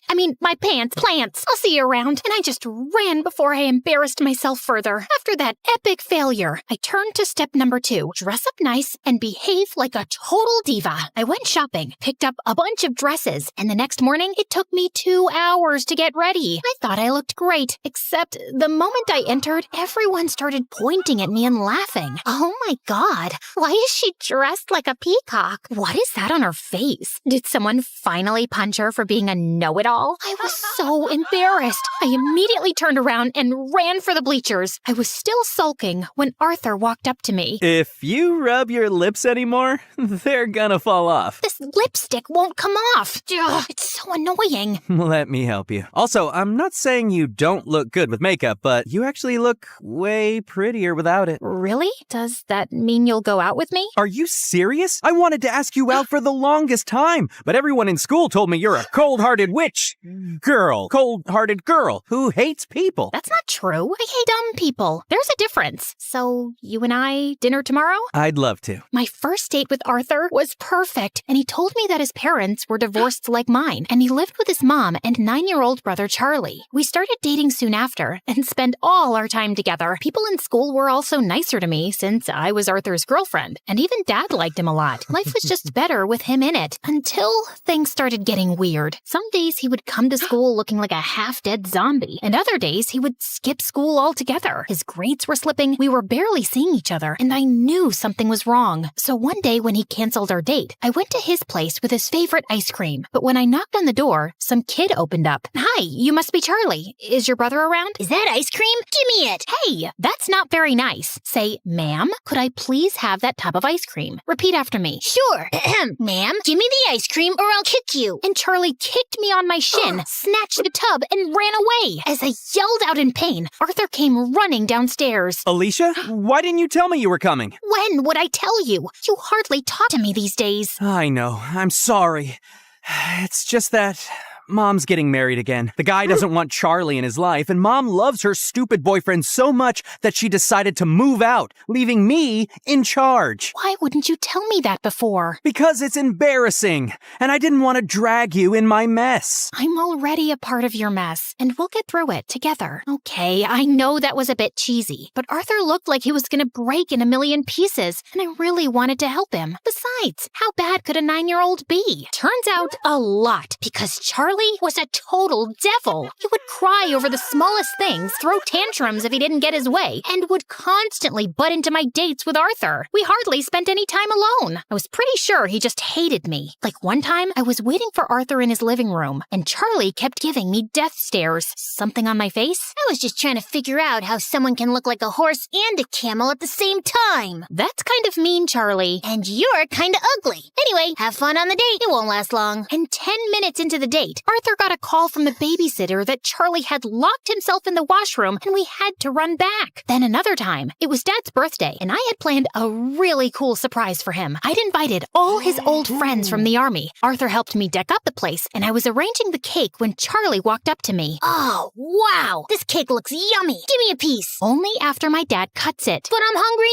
now. Then eat something else. There's a whole pizza on the counter. Are you stupid? I said I want the cake. Charlie tried to get the cake, but I got in his way. way. He shoved me away, and I accidentally knocked into the cake, which crashed to the floor. Whoopsie. Guess no one gets to eat it. What happened? I heard some noise. Your brother ruined my surprise. I just asked her to give me some cake. And I asked you to wait. Relax, Alicia. We'll get a new cake. I'm sure your dad won't know. That's not the point, Arthur. Your brother is a spoiled brat. He needs some discipline. You put that kid on a leash, or I swear I will. He's my brother, not some dog I can put a leash on. I know he made a mistake, but he's just a kid. You know what? We'll just leave. We wouldn't want to ruin your evening any more than we have. Perfect. Arthur took Charlie's hand and they left. I wanted to stop them, but I was too mad. Later that night, when I calmed down, I realized I might have been too rude and called Arthur up, but he didn't answer. He didn't even show up to school the next day, and neither did Charlie. So I went to his place to talk to him and saw Charlie crying on the porch. What's wrong? Arthur wasn't here when I woke up this morning,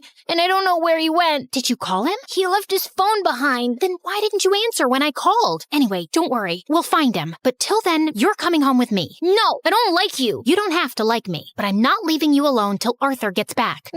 So annoying. We waited the whole day for Arthur to show up or get in touch, but he didn't. By nightfall, I decided to sleep in the lounge and offered Charlie my room. If you need anything. The next morning, Arthur was still a no-show. I couldn't reach his mom either. And then remembered he'd told me she was out of the country on her honeymoon. Next, I asked his friends and colleagues, but none of them knew where he was. Eventually, I contacted the police. But even a week later, they had no news of him, and I was worried sick. What could have possibly happened to him? Meanwhile, Charlie refused to go to school or shower. He mostly kept himself locked in my room and reacted rudely to any nice gesture I made. I was losing my mind. So I turned to Dad for help, and he promised he'd get a word out to his colleagues in the army to track Arthur down. I still don't know what to do with Charlie. He shuts me down every time I try to talk to him. He's been through a lot, Alicia. What he needs is some distraction to keep his mind off things.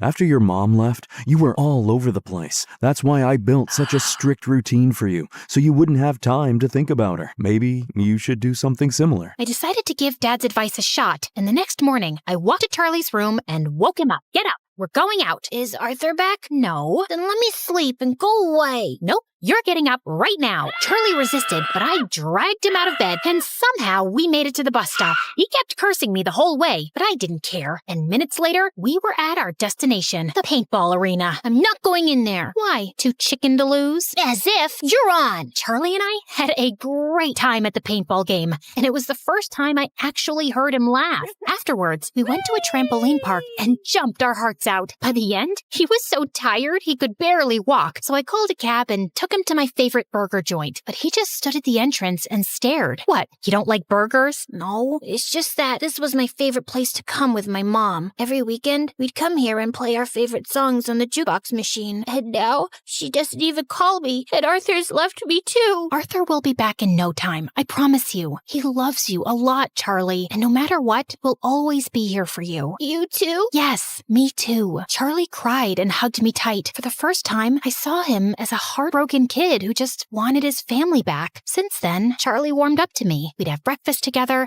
and he would always make my bed when I got home from school. He was a lot calmer and hardly threw a tantrum. I couldn't wait for Arthur to come back and see how much progress Charlie had made, but we still had no leads on him. I wanted to be strong, but with each passing day, my hopes of ever seeing him again were getting dimmer, and it broke my heart. Finally, one night, I broke down in front of Dad. I don't think Arthur's coming back, Dad. It's been weeks, and no one knows where he is. If he was in town, we would have found him by now. And Charlie, he's lost his mom and might lose his brother too. What can I even say to him? What? I turned around and saw Charlie standing at the door. You've been telling me all along the police will find him. You said you were sure. No, I'm sure he's fine, Charlie. I was just... Stop lying. Why do all grown-ups lie so much? I hate you. All of you. And Charlie just ran out of the house. Dad said he'd go after him. And as I was sitting in the kitchen in despair, the phone suddenly rang. It was the police, saying they'd found Arthur in a hospital close to town. I rushed to the location and texted Dad on the way. The doctors at the hospital told me that Arthur was brought in a few days back by the forest rangers. Apparently, he went on a hike and got injured, and since then, he'd been in a coma. I was sitting next to him when Charlie walked in with Dad. How is he? He hit his head, but he's out of danger. Doctors say there's a very good chance he'll be just fine. Charlie, promise me, no matter matter what happens, you and I will never fight again. I promise. I will never scream again, and I will always be a good brother. He will wake up, right? What do you think?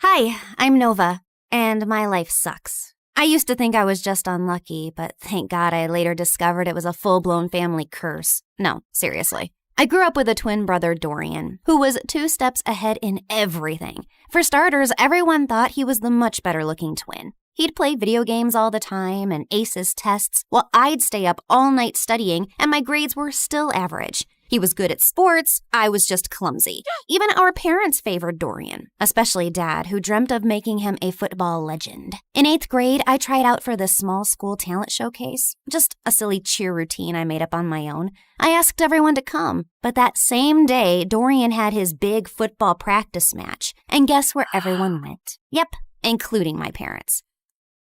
What's going on? Your brother scored the winning goal at his big match, so we called all his friends over to celebrate. So you missed my talent show for a dumb match? You participated in a talent show? Why? You're so uncoordinated. Just last week you tripped over a sock and hurt your head. Thanks, but I don't need your judgment. I'm just saying, maybe next time choose something you're good at. Oh wait, you can't.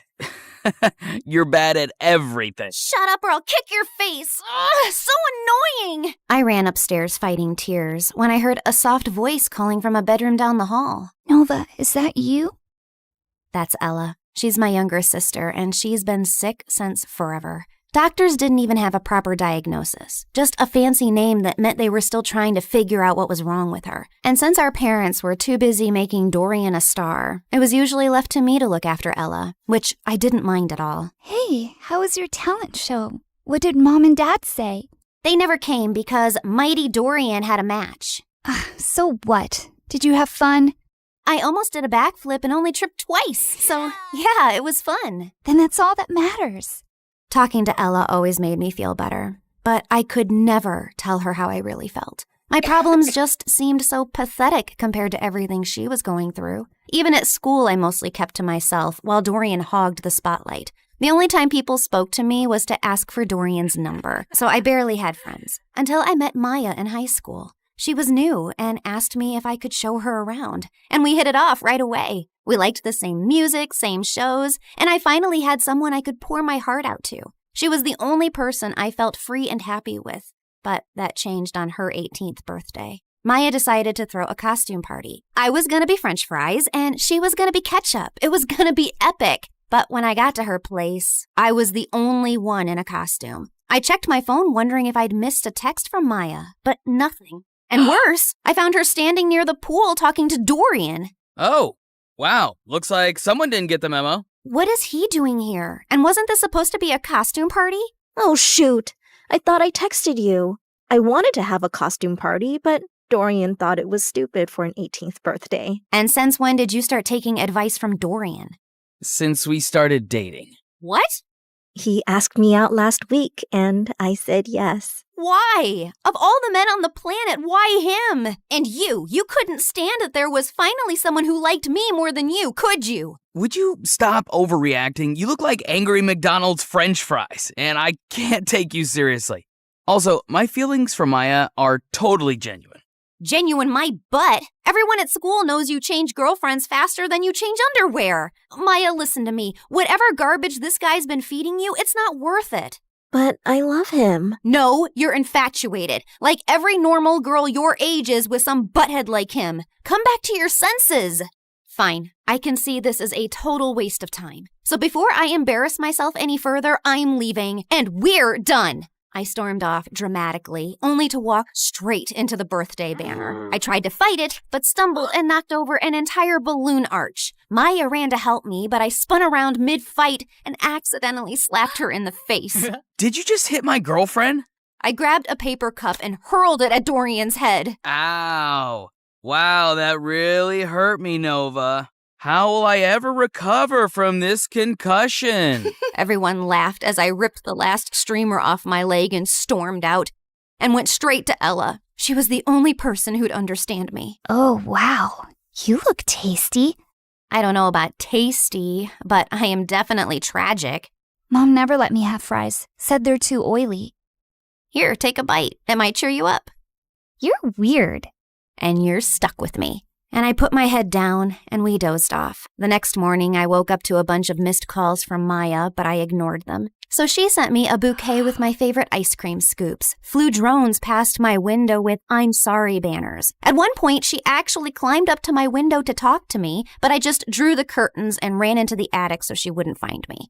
I was looking for some boxes to hide behind when I accidentally knocked one over and a diary fell out. It had my grandmother's name on it, with a photograph of her standing next to someone who looked exactly like her. And there was a note. Lumiere se dara kinsol, veher dul ambrax? What? That's what it said, written in this bizarre language I've never seen before. Luckily, someone had scribbled a translation underneath. To break the curse, balance must be found. One light shall rise, one shadow bound.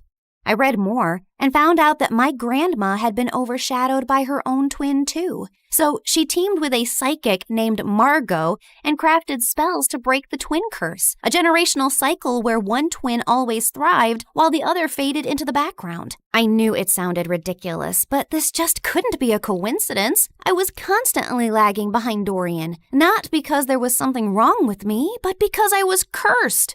The note also said that to unlock the curse, like and subscribe to this video and leave a comment. Gotcha. She didn't write that. But seriously, like and subscribe. Things are about to get weird. I had to find out more, so the next day I skipped school and tracked down the psychic Margot. It wasn't too difficult since Grandma had her address in the diary, and by afternoon I was already knocking at the door of a rundown apartment. I waited for some old witchy lady to open the door, but instead it was a girl not much older than me. Sorry, I think I must have gotten the wrong address. No, you're in the right place. We've been expecting you. Like me and the spirits. They told me you were coming. You're Nova, right? Hilda's granddaughter. You know me? I know a lot of things. Like it's gonna rain in about 5 seconds and you should come in. And right on cue, it actually started raining. Freaky. Anyway, I walked in and the girl told me she was Margot's granddaughter and her name was Coco Lin. My dad's Chinese and my mom's American. They couldn't decide whether to give me a Chinese name or an English one, so they mashed them together.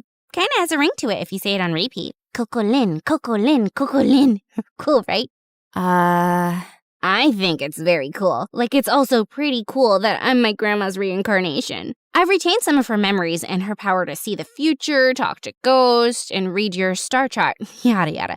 In fact, before I was my grandma, I was this super rich woman who went on a ship, met this cute artist. He was poor. I was loaded. We fell in love, but then the ship crashed and he died. Like the movie Titanic? What? Never mind. Can we just get to work, please? I gave her the diary, and she invited me into this small room. As I settled into a beanbag, Coco Lin took the diary in her hands. Then suddenly, she threw her head back dramatically. Before I could ask if she was okay, she snapped her head forward like a possessed owl, then started spinning in slow circles. Then she dropped to her knees, flapped forward, and after a full minute of silence, popped back up. All done. The curse is now reversed. Whatever once belonged to your brother is now yours. Wait, what do you mean by reversed? I wanted you to end the curse. Yeah, well, unfortunately for that, you'd have to find the original witch who cast the curse on your family. And she's probably dead. So unless you have a shovel and a time machine, this is the best I could do. Now remember, every spell has its repercussions, so just be aware of potential side effects. What kind of side effects? Mild nausea, headaches, nosebleeds, and in rare cases, hallucinations. It depends. On what? On how badly cursed you are. Just kidding. I fixed the curse, remember? You'll be fine. Would you like some tea? But I just thanked her, paid her fee, and got out of there as fast as I could. The whole way home, I kept thinking if what I'd done was wrong. But was it really that bad if Dorian suffered a little? Also, Coco Lin was kind of a weirdo, so I wasn't too sure if her chaotic head Roomba fixed anything. But boy, was I wrong. I looked around and I froze. This wasn't my room. It was bigger, with velvet curtains, a chandelier, and a full-length mirror. I jumped out of my bed and pulled the curtains, only to see a massive, perfectly manicured garden with fountains and a freaking swan. Why am I in this place? How did I get here? I checked my phone. It showed the same date as yesterday. Okay, this is clearly a dream. Ow! Ow! I pinched myself hard, and seconds later, Mom burst into the room. Oh my God, Nova! Why did you scream like that? I thought some stalker tried to jump into your room again. Again? When was the first time it happened? Oh, my poor baby. You've been so traumatized lately, you've probably blocked out everything. It's fine. We can talk about it later. For now, drink your kale. You're already late for gym, and Coach gets cranky when you're not warmed up before cheer practice. Mom, I don't do cheer practice. I barely passed PE. This isn't real. I rushed outside to find Ella's room. She might have answers. But the house was so huge, I had no idea which room was hers and accidentally entered Dorian's. What are you doing in my room? Shut up and tell me what's happening. Are you trying to pull some elaborate joke on me? Who even owns this house? One of your weird rich friends?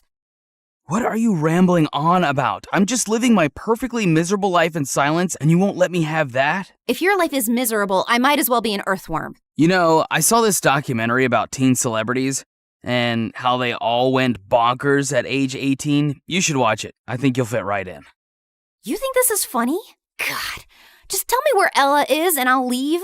Same place she's always been. Why? Suddenly remembered you have a sick sister who needs your attention? I've always cared about Ella. You don't care about anyone else but yourself, Nova. Now get out and go sign some stupid autographs.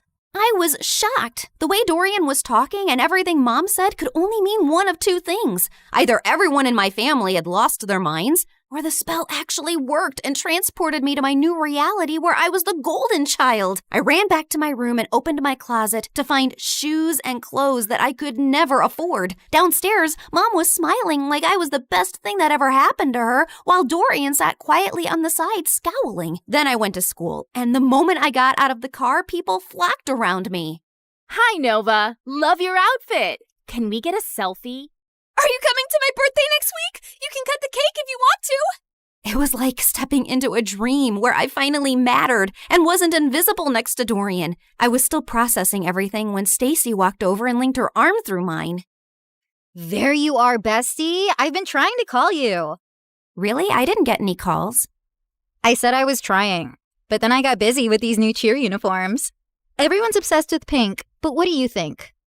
I actually kind of like blue. But clearly everyone else wants pink, so let's go with pink.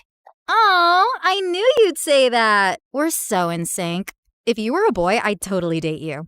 I mean, you'd have competition, obviously, but I'd cheat on my boyfriend with you.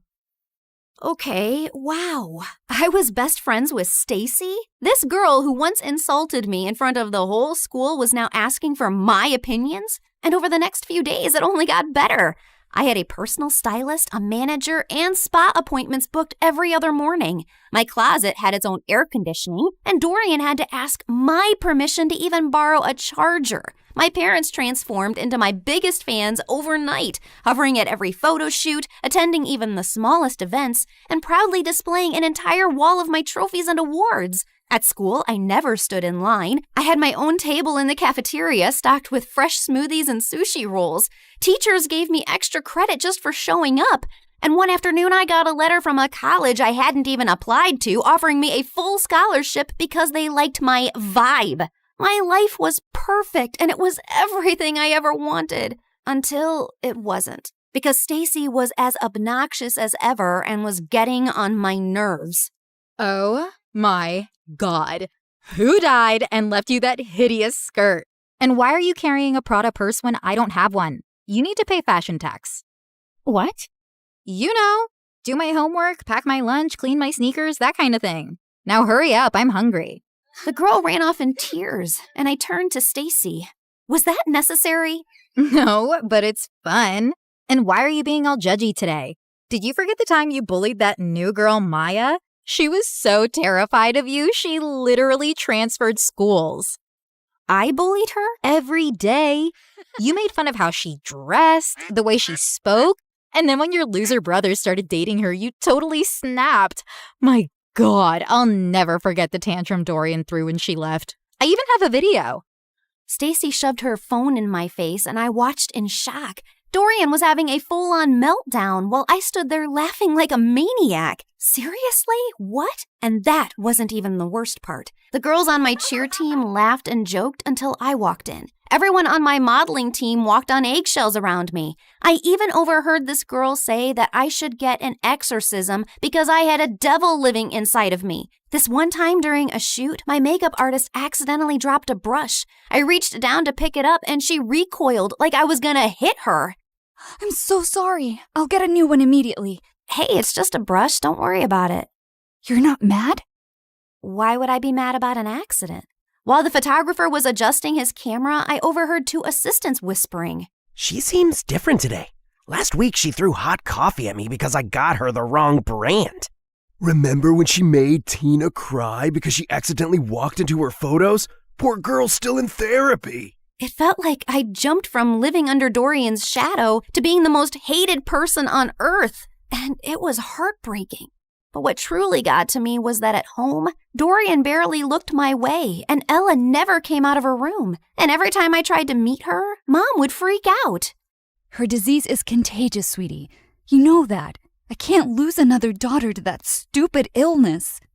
I really wanted to see her and share what I was feeling, but I was too swamped with photo shoots, press events, and parties to process it. Has anyone ever tried snail mucus coffee? Apparently, it's very good for your skin. I'm already having my vitamin C, D, E, G, H, Y, Z, Q to keep my nails shiny and healthy. You know what, guys? If you hang upside down for at least an hour and a half, you will get the reddest cheeks ever. Or you could get a brain hemorrhage and die. Excuse me? I'll just be right back. Jeez, how lame were these conversations? If these people were the cream of society, I'd rather be skimmed milk. The rest of the night was just as bad. The music was too loud, the people were fake, the food looked fancy but tasted like chalk. Then my date asked me to dance, and I accidentally stepped on his foot so hard he started limping. I rushed to grab him a first aid kit and came back to find him making out with a waitress. Ew. I just wanted to leave. I was walking to my car when I spotted someone across the road. Maya was standing at a stall selling t-shirts. I dropped everything and sprinted toward her. Maya! Oh my God, how are you? Leave or I swear I will call the police. Look, I know you're really angry at me and I deserve it, but I swear I didn't mean to. You didn't mean to ruin my life? Come on, Noah. You and I both know you bullied me because you're evil. But honestly, you did me a favor. That school wasn't for me anyway. The only good thing that happened there was meeting Dorian, and I'll always be grateful for that. But you, I never ever want to see again. Please, Maya, I said I'm sorry. I'll do anything to make up to you. I'll buy all your t-shirts. I don't need your charity, Nova. But if you really want to help me, then help me sell these. You're a professional model, right? She pulled out a pile of tees with the most chaotic slogans I'd ever seen. This too shall pass, like a kidney stone. The only X I want is extra money. Nice. Who came up with these? Of course I did. I've always been really creative. That's true. By the end of the night, Maya and I had sold every single t-shirt in her stall. We even clicked a bunch of pictures, and when I shared them on my Instagram, Maya's business exploded overnight. She called me the next morning telling me how people were begging for restocks. Someone even asked if she shipped internationally. I'd finally used my popularity for something good, and I was happy. But that changed the moment I entered school the next day. Why were you hanging out with peasant Maya yesterday? It's all over your Instagram feed. I was just trying to help her sell her stuff and apologized for being completely moronic. You did not. It's against every rule book ever written for mean girls. Once you bully someone, you never apologize to them, especially not if they're as ugly as peasant Maya. Stop calling her that. She's a brilliant and hardworking girl, and she's 10 times the person you'd ever be. 10 times fatter, sure. She's a real inspiration for stretchy t-shirts. Say one more word about her and I swear. Or what? You'll cry into your organic kale smoothie? I have a better idea. And I launched myself at Stacy, but she didn't even budge. Instead, she smiled and punched me. Then she jumped on me, pulled my hair, elbowed me in the stomach, and I almost threw up. I thought I was gonna die when a bunch of girls rescued me. Later, while I sat outside the nurse's office with an ice pack on my face, I overheard a group of girls whispering nearby. Wow, Nova really thought she could take down Stacy? That girl's made of iron. I heard her mom's Russian. She came here illegally, then married some rich guy, and that's how Stacy got all her money. My maid's cousin works at their house. She says Stacy lives like a trash gremlin. Her room smells like stale yogurt and wet socks. Ugh, gross. Imagine strutting around like a queen bee while your closet is a health hazard. If I were Nova, I'd wash my hands with bleach just to get the smell off. They kept going, but I tuned out. Not because I was offended. Honestly, it all made sense. Stacy didn't rule the school out of confidence. She did it to distract people from the disaster she actually was. Anyway, I was feeling better, so I decided to take the day off and go home, when suddenly Dorian came running down the hallway. Nova, it's Ella. They're moving her to a hospital. Her condition's getting worse. The world blurred for a second, and I pushed Stacy out of the way and ran through the gates. We reached the hospital and saw Mom and Dad were sitting in the waiting room. Where is she? What happened? She took a turn for the worse. The doctors are doing everything they can. I sat down slowly. Ella, my baby sister, my sunshine. She was the only person who ever believed in me, and she was suffering. I buried my face in my hands, and that's when Dorian snapped. Is this all your fault? Dorian, please. No, Mom, she needs to know.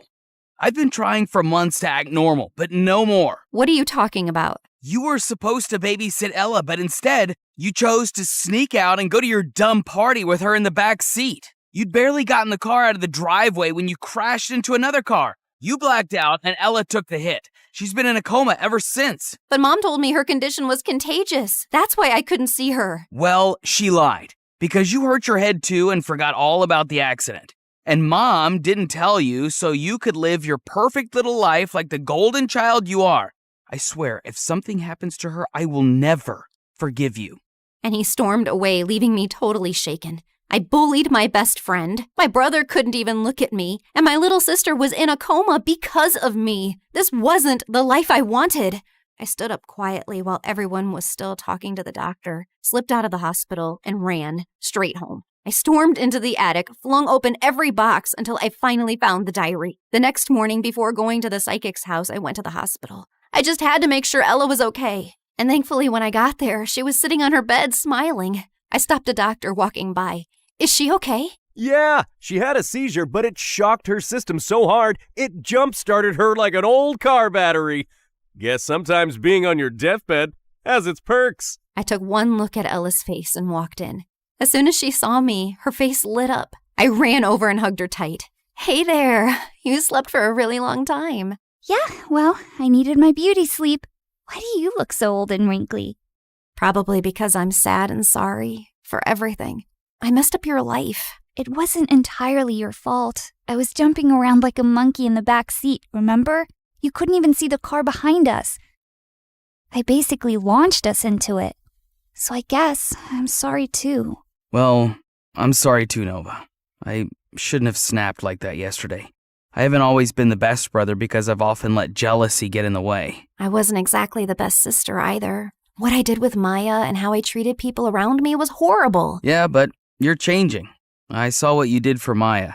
That's growth. I nodded slowly. I'd spent so long being angry about everything I wasn't. I forgot to appreciate what I had. My adorably flawed family. And all I really wanted to do was to go back and mend things now.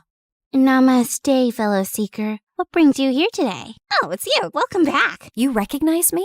Why do you always ask the same question? Of course I do. I can see through dimensions too. Like, in one of my parallel lives, I was this really hot girl who lived on the streets doing odd jobs. Until one day, this handsome rich guy asked me to be his date. He bought me clothes, took me to parties, and eventually fell in love with me. Like Pretty Woman? Yes, I was a very pretty woman. But enough about me. Tell me what you need. I told her I wanted to reverse the curse, and Coco Lynn stared at me blankly. Are you sure? Once I reverse the curse again, the spell will seal itself. No more rewinds. So make up your mind. You can't keep jumping between realities. I already have. I want to go home. And this time I won't hide behind Dorian's shadow or bad grades. I spent so much time being angry and dejected that I never really focused on myself. And that's why I never got anywhere in life. I can't control how people treat me, but I can control how I take their opinions. So now I'll live for me, with kindness and purpose. Spoken like someone who's truly ready. She stood, cracked her knuckles, and started chanting. The candles flickered, the walls shimmered, and then everything went blank. I woke up to the smell of burnt toast and the sound of birds. I sat up slowly and looked around. My old room, my old posters, my old creaky fan spinning above me. I rushed to Ella's room and found her sleeping peacefully. Then I went downstairs and saw Dorian kicking the ball like a dork. I ran and tackled him in a giant hug. Oh my God, I missed you. Get off me. You broke my streak. Now I have to start all over again. Well, so do I. That morning I got dressed and walked into school. And for the first time, people noticed. Not because I was a model or because I had 1 million followers, but because I held the door open. Because I helped a kid who dropped books. Because I smiled at people. For real. And that's when I realized that life isn't about being the favorite. It's about being someone you can be proud of, even when no one's clapping.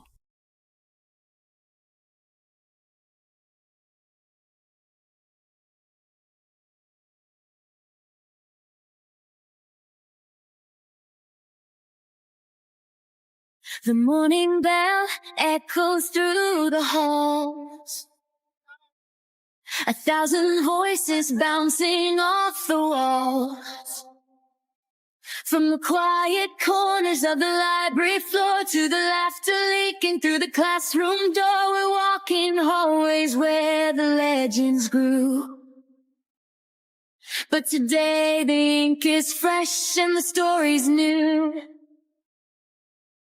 A student stares at a blank white screen while an artist paints the things unseen. The scholar's lamp burns through the night. The athlete runs toward the morning light. A teacher sighs, hoping the spark they lit survives. Finding the light when the halls get dark. Oh, welcome to the light that ends you, where the story's changing and the lead you.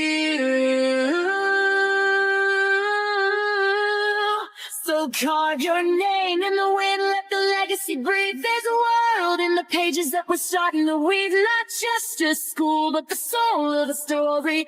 Turning our scars into stars and our grit into glory.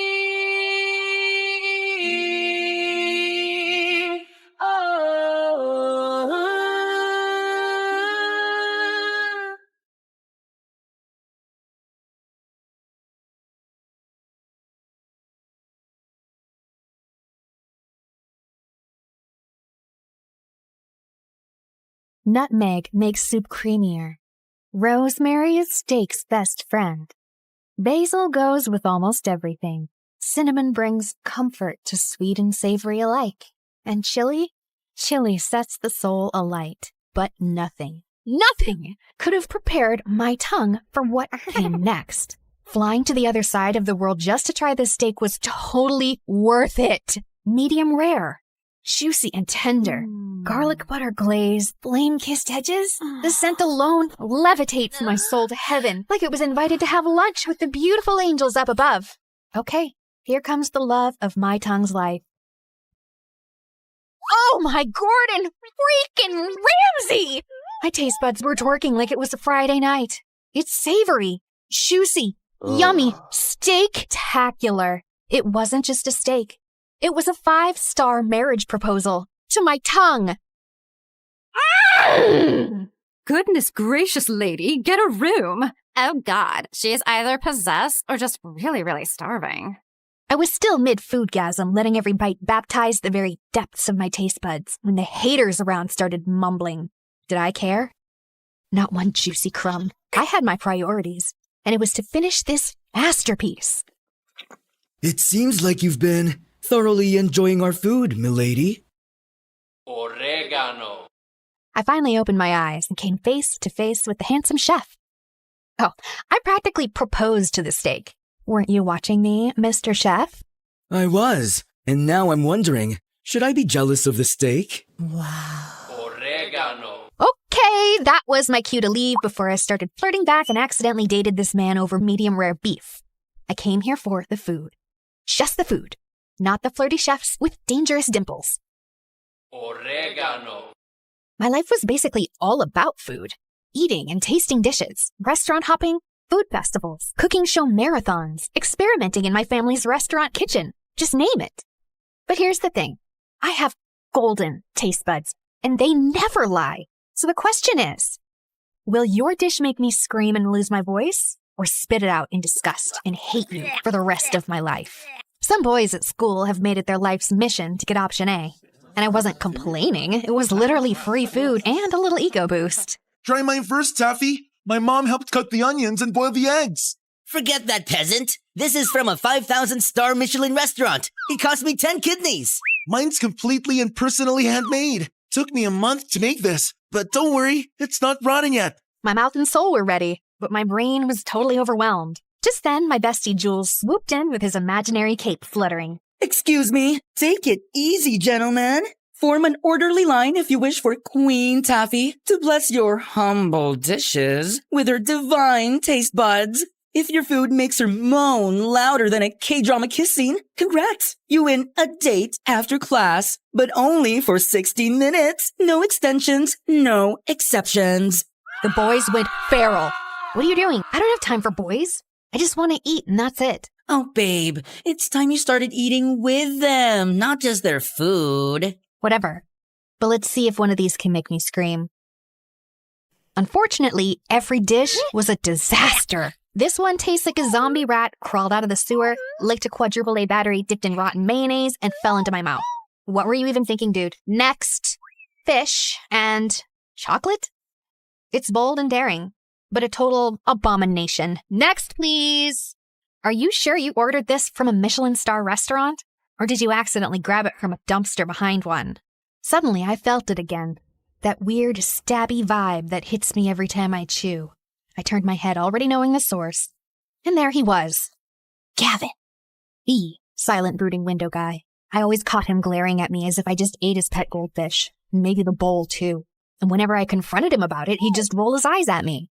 Like, seriously, did I eat his precious lunch in a past life or what? He was insanely annoying. It was even worse because he's stupidly attractive.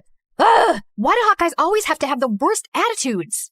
I was so ready to snap at him when Nicholas, the handsome French student, stepped forward holding a steaming ornate box. Mademoiselle Taffy, is the taster still open? Depends.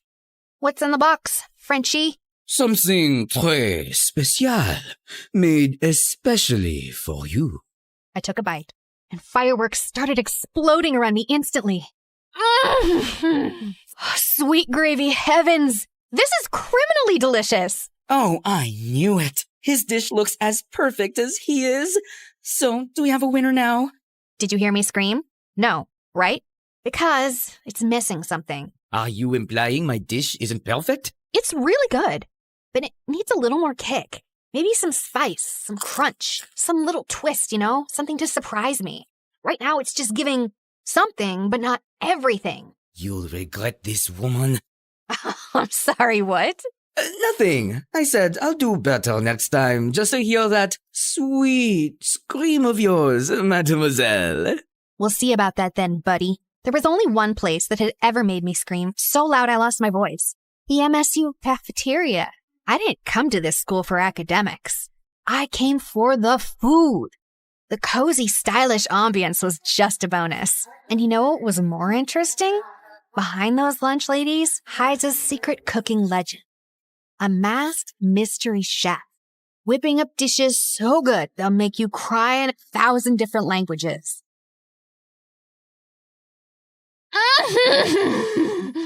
The texture! Oh, the crunch! The glaze! The magic! Ah! There she freaking goes again. Her freaking scream makes me want to freaking lose my freaking appetite. Freaking... She's just a freaking freshman, but she freaking acts like she freaking owns this freaking cafeteria every freaking day. So freaking annoying. I freaking know, right? Girl, you're moaning like a feral sexy cat in heat. Tone it down, or those freaking girlies will start complaining again. Those freaking haters can choke. I only listen to flavor, not jealousy. It had been 6 months since we started at MSU, and I still hadn't made any new friends. Just Jules, my ride-or-die since diapers, now slaying here in MSU on a fashion scholarship like he owned the runway. And that's exactly why you don't have friends. You treat food like it's your boyfriend. So what? I've got you. Oh, wait. Are you getting tired of me? Tired? Never, babe. But let's say I get kidnapped by a cute guy in Milan. What's gonna happen to you then? Are you sure he's the one who'll kidnap you, or is it the other way around? Excuse me, Miss Ma'am. That's a bit rude. Just then my phone buzzed. It was from my older sister Tanya, and my heart leapt when I saw the word emergency. I zoomed out of the school and headed straight to our family restaurant without wasting a second. What's going on? Taffy! Oh, the mayor's here with the whole table of business tycoons, and they asked for a special twist on our signature steak. I tried tweaking the sauce, but the flavor's flat. Oh, something's off. I've added, adjusted, prayed. Nothing's working. If we mess this up, we'll be trending for all the wrong reasons, and Dad's gonna kill me. Breathe, okay? Let me see. Too much soy, not enough soul. All right, everyone, I got this. I swung the spice rack open and started working my magic. 2 pinches of smoked paprika, 1 drizzle of honey, a splash of aged balsamic vinegar for depth, a whisper of garlic, not chopped, grated, 2 drops of lemon juice for a little spark, and a dash of espresso powder. Now, try it. Oh, quickly clapped a hand over her mouth before she could scream and alarm the entire restaurant. Now go serve that magic to your VVIPs. Oh, you're a lifesaver, sissy, as always. I assisted her as she served it herself to the VIP table. The mayor took 1 bite and started crying. This tastes like my childhood and my 22nd divorce healing at the same time. I need a moment. This steak just forgave me for all of my sins. Your food is divine. You should expand this place. Branch out, and you'll have my full support. That sounds tempting, sir. Thank you. But we actually prefer to stay small, family style. Our restaurant had been around since the 1900s. No branches, no fusion. Because for us, it was never about the money. It was about legacy. And okay, maybe we were also deathly afraid someone would steal my great-great-great-great-great-great-grandma's top secret recipe for our signature dishes. I felt like a hero today. So I threw myself a mini feast in my bedroom as soon as I got home. Half an hour later, Jules barged in and was immediately intrigued by all the food around me. Salty. Sweet. Cheesy. Ooh, spicy. You're clearly riding a flavor high. Did you fall in love? Wait, no. Not enough sugar. You're just really happy. Like, I just saved the whole world moment kinda happy. My mood was always connected to the food I ate, and Jules had basically mastered the art of reading me like a menu. I just saved the restaurant from going down in flames and made the mayor cry. The mayor himself? Oh my god, that sounds so dramatic and I love it! Now pass me those fries and start spilling me the deets. Jules listened to my story with sparkly eyes and the biggest proud smile on his face. Your restaurant's gonna be in amazing hands once you take over someday. You know that, right? You really think so? Taffy, please. That's not even a question. Now get up. You're trying on my new designs tonight. I was basically his personal doll at this point. We spent the rest of the night turning my room into a mini runway, me twirling around in his freshly sewn outfits, and I was loving it. While I was walking down the hallway, a girl suddenly bumped into me, and a pile of books crashed to the floor. Oh my god, I'm so sorry.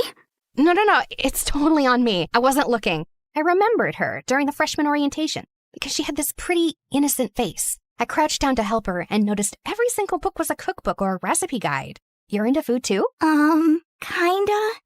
I mean, yeah, I guess. Just prepping for something. Prepping for what? Oh, the cooking club. They're reopening the culinary society for freshmen, and they're choosing 10 new members. The announcement's tomorrow at the auditorium. Finally! A club that was made for me! No way! Girl, you just made my day! I'm Taffy, by the way. You are? Jillian. Well, see you around then. Future club mate? Oh, I don't know. I'm not sure I'll make it in. The hesitation in her eyes caught my attention.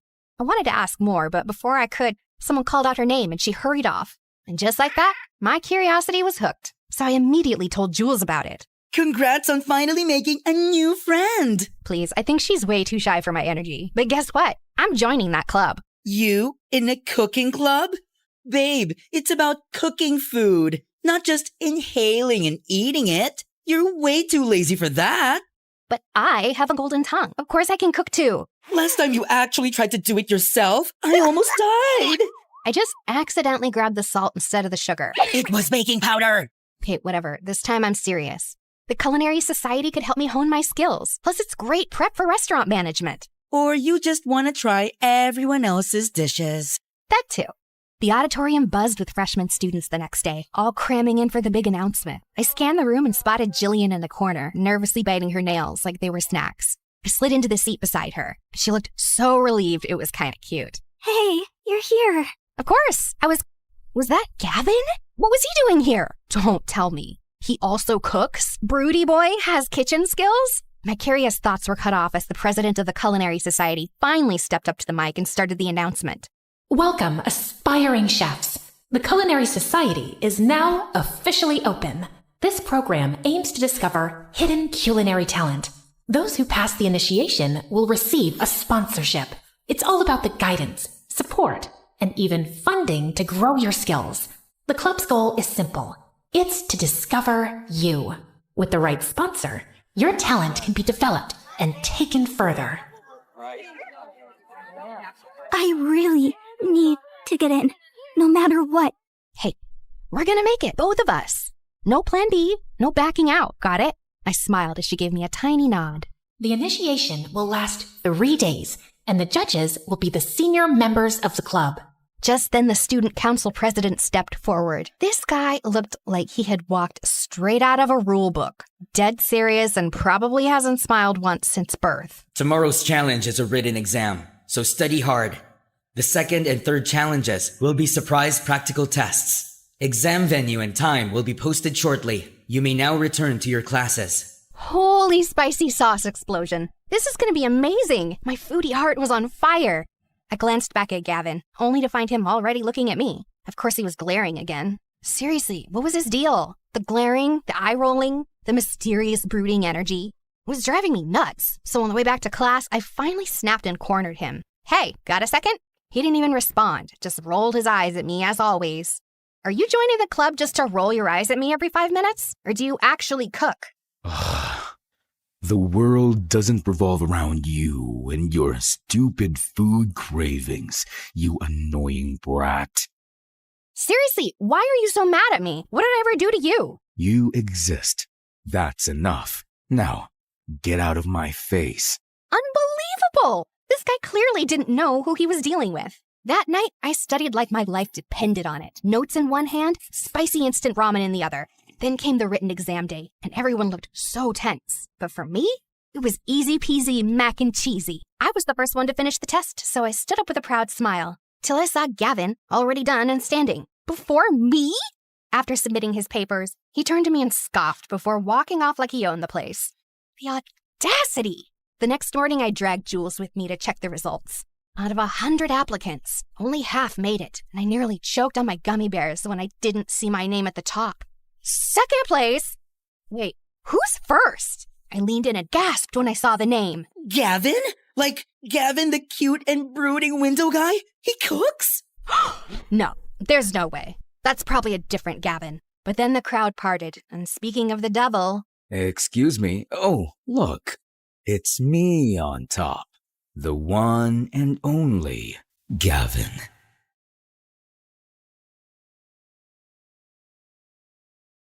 Oh my god, he's so hot. Like hotter than a steak on a grill. Jules was right, to be honest. But I shouldn't be distracted right now. Can we focus on his evil smirk, please? He's literally challenging me. I think that's officially a war declaration, babe. This is gonna be extra interesting. That jerk better be ready, because I'm gonna crush him big time. Second challenge finally came. We had to cook a chicken-based dish, in pairs. My eyes immediately landed on my mortal enemy, who was casually tying his apron like he was the master chef, and the sight was such a sword my eyes. I was about to hunt Jillian down when someone suddenly blocked my way. Nicholas! He was here too? How did I not notice him last time? Ah, mademoiselle. Fate brings you back to me. I'm still wounded from you turning down my masterpiece last time, you know? Team up with me, and if we win, you owe me a dinner date. Fair trade, no? I was about to reject him, but then my cinnamon roll savior appeared. Hey, Taffy. I was wondering if maybe we could... Oh, here comes my lovely partner. Sorry, buddy. Maybe next time? Ah, très bien. No hard feelings. At least Nicholas was always classy about rejection. Congratulations on passing the written exams. Thanks. I had been preparing for that way before I got here at MSU. Oh, you're really into this, huh? All right, girl. Let's do this. You cook, I supervise. We're not doing it together? Of course we are. I'll be guiding you. So, what are we making? Let's go with crispy garlic honey chicken with mango salsa. That sounds fancy. Okay. We had exactly 1 hour. Jillian got to work while I hovered nearby, supervising like a resident chef. But my eyes kept drifting to Gavin. He looked calm and focused, like he belonged in a commercial for knives, while his partner looked so lost. The fact that he was also into cooking made him even more annoying. A few minutes later, Jillian finally threw her hands up and beamed. All right, done. Ooh, let me taste. I took a confident bite, only to gag and nearly scream in disgust. I tossed the dish and everything else into the trash, and it landed dangerously close to Gavin's station. He hissed like a cat that had just got misted. Oh, gosh, girl, what happened to the chicken meat? Did you marinate it in mud and ask an old goat with horrible breath to spit on it or what? But I just followed everything you said. Jillian looked like she was on the verge of tears, so I took a breath to calm myself down. It's okay, my love. We still got 20 minutes. We're gonna fix this. This time, I rolled up my sleeves and took over. Just as the final bell rang, we slammed our dish down and handed it to the judges, who actually liked it. As expected, we passed, and we're now qualified for the final challenge. But when I looked at Jillian, she didn't look happy at all. We only passed because of you. We almost failed because of me. Oh, come on, girl. It was my fault, too. I made you do most of the work. It was supposed to be a team effort. You know what? Let's practice after hours. Together. Is that okay with you? Of course. We then snuck into the kitchen later that day. A few other students were there, too, including Gavin, of course. For the sake of my sanity, I ignored his brooding presence and locked in on Jillian. This girl needed serious kitchen rehab. She was way too clumsy to be left alone with fire, knives, or even a blender. Honestly, if someone didn't supervise her, she'd either blow up the kitchen or food poison someone. Or both. She tried dish after dish, and I sacrificed my precious tongue for each one. Is this supposed to be a hard-boiled egg or a charcoal? The oil is separating from your sauce. Did you forget to stir, or did it walk out on its own? Your rice is crunchy. Were you trying to make popcorn? Then came her meat dish. Okay, listen. Onion, honey, or pineapple. Any of those can tenderize meat. Pick whichever one's available. Okay, got it. Noted. Soon we had a mountain of failed dishes in the trash. While we were about to try one last dish, Gavin suddenly stormed over, looking like an offended bull. You wasted all of this? For what? For your stupid little practice? Huh? Why are you acting like you bought all of this? Are you the official supplier of this school now? Thank God I'm not. Look, I'm just helping an aspiring chef chase her dreams. Failures happen. It's called trial and error. Look it up. He rolled his eyes, so I rolled mine harder. What is your problem with me anyway? Just because you're attractive doesn't mean you get a pass for being a total jerk. And I don't care if you're attractive either. I just hate arrogant food snobs who love to waste food. You don't deserve a spot in the club. Before I could finally explode, Jillian slid in. Wait, did I just hear you both call each other attractive? Why don't you just date each other instead of arguing every 5 seconds? You must be having some auditory hallucinations. I'd rather hug a giant, rotten cactus than date this brat. He really hated me that much, huh? I hoped I'd never see his stupid smug face ever again. Unfortunately, we were in the same class. And worse, we still had one final challenge in the club initiation left. The announcement came sooner than expected, and the venue was deep in the woods. As soon as we got there, all our phones and stuff were confiscated. Goodbye, Wi-Fi. Goodbye, sanity. There were only about 15 of us left, and that included Nicholas, who wouldn't stop staring at me like I owed him money. Lovely to see you here, mademoiselle. If we both make it in, you owe me a date, remember? Since when did I agree to that? Since the day you insulted my masterpiece.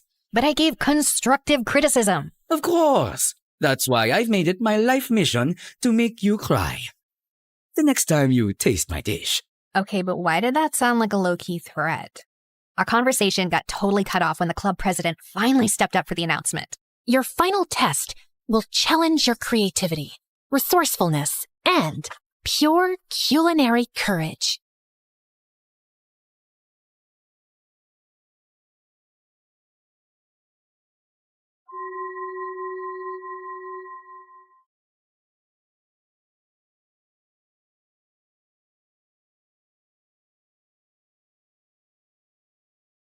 I sat in the audience for the 1,000th time watching my annoying sister Mara's talk show. I was just about to fall asleep when suddenly a spotlight shone on me. There she is, my twin sister Brooke. Come help us play the game, sis. Wait, what? Before I could say a word, the audience started chanting my name and my parents nodded at me encouragingly. Mara was waiting on stage with her guest star, who was some famous model. So, Brookie, you and Iris are going to play the card game War, and whoever wins breaks an egg on the other's head. Can I jump off a building first? Always such a little party pooper. I played the dumb card game until I won, so I cracked an egg on Iris's head before turning to go off stage. Ow! You just hit me in the head with an egg. That was the goal of the game, genius. Well, you did it way too hard. Ow! The next day, my accidental egg assault was all over YouTube and social media. Sister of talk show host Mara gets violent with popular model Iris. So melodramatic. My life wasn't always like this. I'd never asked to live in the public eye. All of this started when my bimbo sister got her own show a year ago and became a child millionaire. Then here I was, just trying to get through high school without punching or kicking walls. Hi, I'm Brooke from Manhattan, and this is my story. But before I rant about my drama, please like and subscribe. Everyone at school brought up the stupid talk show incident. Look, it's Mara's extra crazy sister Brooke. Should we refer to her as the egg beater? I can beat an egg over your head, but don't worry. I'll avoid smashing your new nose.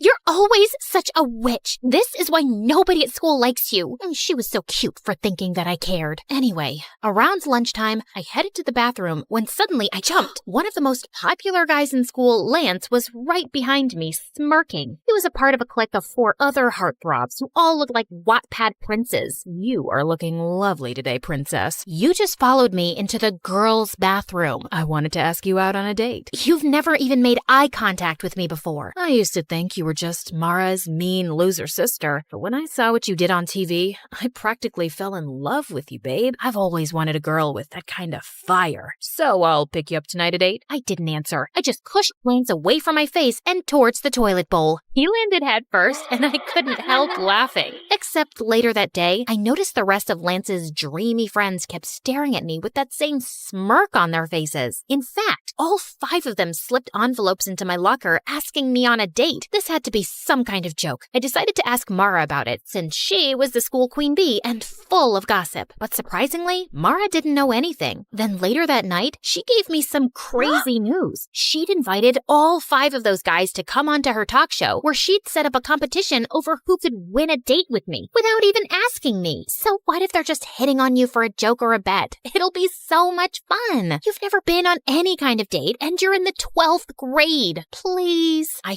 finally gave in, but I knew those boys were up to something, and if they were gonna mess with me, I was gonna mess with them too. On the night of the show, I sat center stage behind a table while the 5 idiot heartthrobs lined up behind a rope. Each of them had 30 seconds to impress me. After you pushed me into the toilet, I went and bought you flowers. I also have chapstick to put on before kissing you for our date. Too bad your breath smells like a sewage drain. Next. If you were my girlfriend, I'd take you to a restaurant right on the ocean and buy a giant ice cream sundae with ice cream makes me puke. So I used to be an underwear model, but then I'm embarrassed for you. I had this flown over from Japan. No! By the time the 5th guy, Zeke, came over, I was already exhausted. Then I noticed he was holding a guitar. Oh my God. Brookie, oh Brookie, honey, my heart is yours. Yeah, Brookie, oh Brookie, Brookie, my sassy princess I adore. door. The audience went wild, and I wanted to cringe. But for some reason, I found myself smiling. So when it was time to choose the guy I'd go on a date with, I chose Guitar Boy Zeke. I just had to remember that he probably didn't really like me, and if he was planning on humiliating me, I had to beat him at his own game. So when I met Zeke for our picnic date, I came wearing my mom's wedding dress.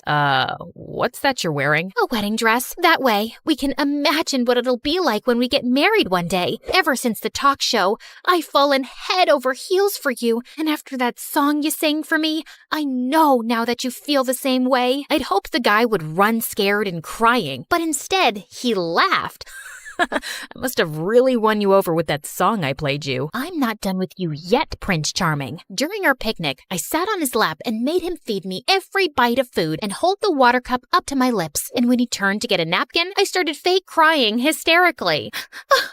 We were staring into each other's eyes, but you looked away. Is it because my eyes are ugly? Or are you breaking up with me?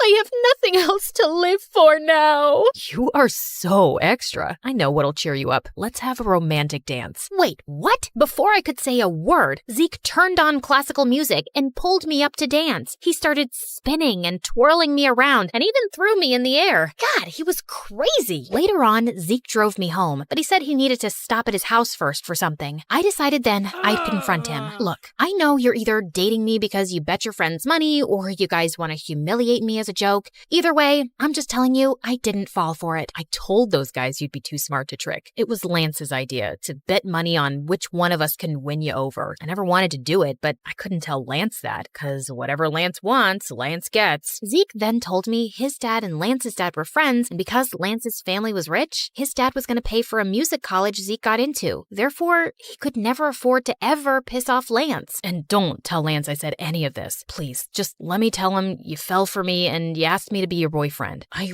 really want to go to music school. Come on, you don't care what anyone thinks, and you're already unpopular and barely have any friends, and no offense. How little self-respect did this guy think I had? I wanted to give him a good slap in the face, but just then, Zeke stopped by this really run-down trailer next to a pile of garbage. Okay, we're here. My dad's sick, so I have to check on him every few hours.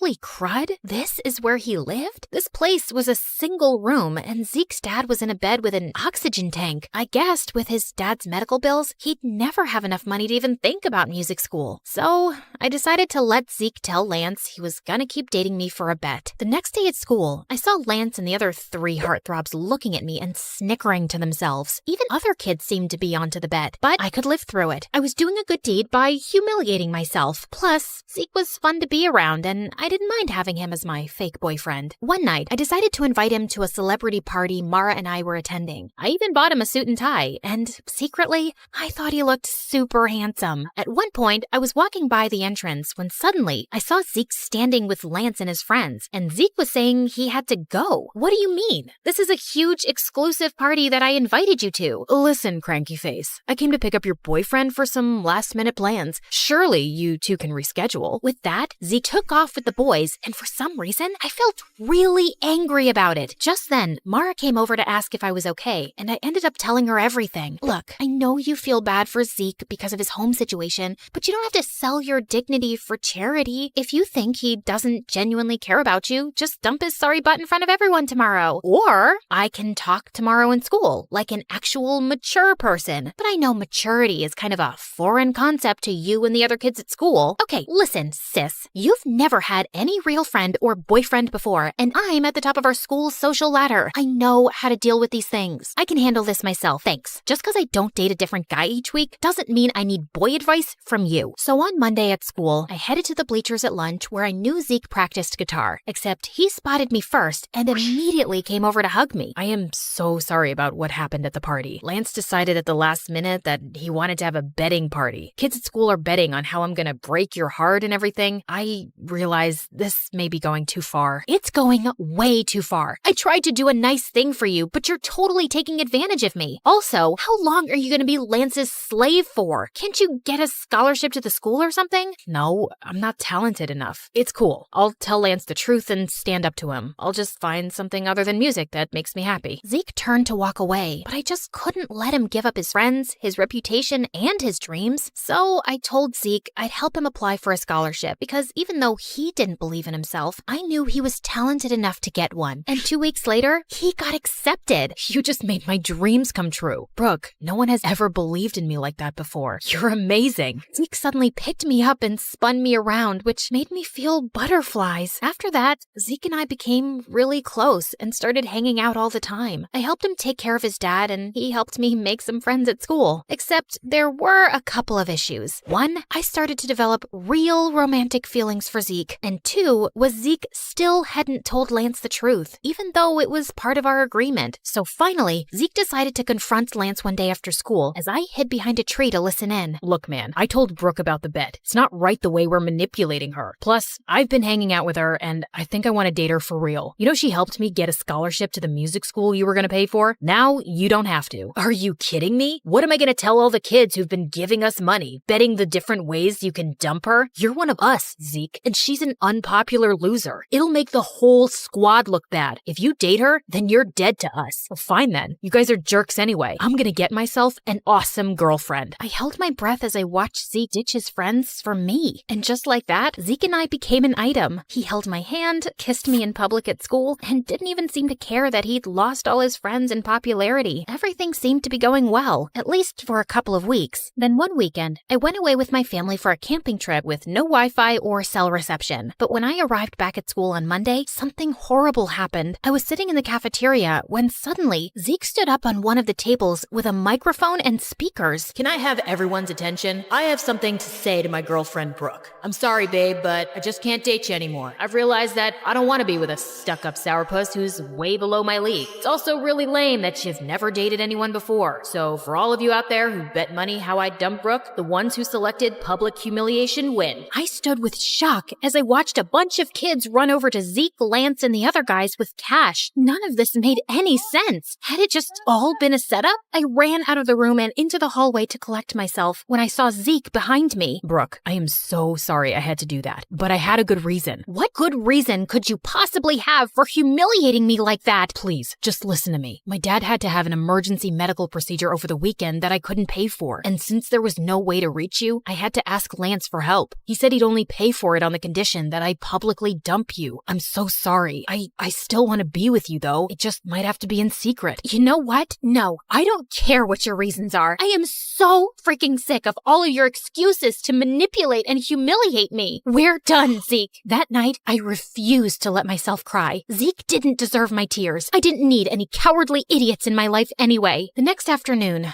I was studying in the library when I decided to take a break for some coffee and MSA videos. But while I was relaxing, Lance suddenly sat down next to me. Ooh, MSA. I watch them on TikTok all the time. Let me help you pick an episode. If you come anywhere near me or my computer, I'll squeeze your head until your brain pops out. Oh wait, I forgot. You don't have a brain. Probably why you watch MSA on TikTok instead of YouTube. You know, YouTube, the site for smart people. Wow, Zeke must really regret dumping you. Yeah, about that. I know it was you who forced Zeke to break up with me. Why do you have to go around messing with his life and mine? The way you and your friends bet on me and tried to break my heart for fun? How sick do you have to be to want to do something like that? Maybe some people just enjoy messing with other people's lives. You should ask your sister. After all, the whole betting game was her idea. Lance got up and left, leaving me very confused. What did he mean by that? He was probably just messing with me, but I still asked Mara about it, and she got really quiet. Okay, it's true that it was my idea, but let me explain. I just felt bad because our whole lives, you've lived in my shadow. I have everything. Fame, popularity, friends, and you didn't get any of that. So I wanted to find you a cute boyfriend to make you happy. Except none of the guys at school wanted to date you. The only ones who were willing to were Lance and his friends, if they could make money off of it. But I had hoped one of them would fall for you for real. I was stunned and silent as Mara apologized over and over. I knew her heart had been in the right place, but she'd gotten me into such a giant mess. God, I just needed space from everyone. The next morning, I was going through the mail when I saw an envelope from Zeke's music school. To my surprise, they'd returned a check I'd paid as a deposit to confirm his place in the program. program. Apparently, Zeke had called the college and declined the offer to attend. I thought right away of his sick dad, and suddenly I got a bad feeling. I drove immediately to Zeke's house, but when I reached there, he was sitting outside and playing guitar, looking perfectly happy. Zeke, is everything okay? Did you call your college and decline the offer?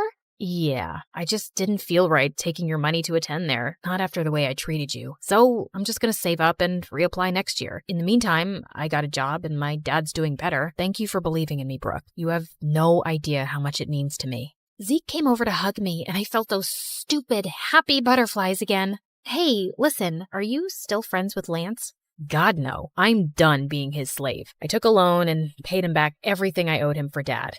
So, if I give you a second chance, that means you can't be an idiot this time. I swear on my life I won't be. I want you back, and I won't have it any other way. So, I guess my sister did achieve her goal of finding me a guy, even though it was in the craziest way possible. Still, maybe one of these days I could thank her for it.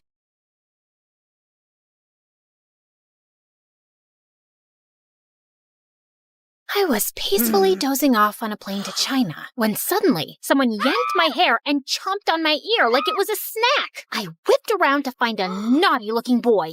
Ow! Seriously? Keep your teeth to yourself, kid! He then burst into tears and his mom turned to me. 你竟敢对他大喊大叫，他还是个孩子。 I wish I understood Chinese, but her dramatic glare made it clear I was the villain here. I tried to dive back into dreamland, but the woman next to me had other plans. She woke up and started chewing her gum like a goat who hadn't eaten for 300 years. It was so loud that people from 30,000 feet below could hear it. Excuse me, could you tone that down, please? Tone down the what? Oh, great. Her voice was even more annoying. I shrugged it off and reached for my trusty earphones instead. But before I could enjoy some music, the guy on my right suddenly smacked my shoulder. What is wrong with this flight? Everyone was driving me nuts. Left, right, front, and back. The culprit was so engrossed in some stupid adventure game on his phone. Hey, quick question. Do I look like a punching bag to you? A little bit. You can't play your stupid game without attacking a real person, you know. Chill, girl. It's called reflexes. Maybe if you had better ones, you wouldn't get hit. The audacity of this guy! I couldn't help but think, why do these online gamers waste their time in a virtual world when there's a beautiful one right outside the window? Real life is 1,000 times better. Or so I thought.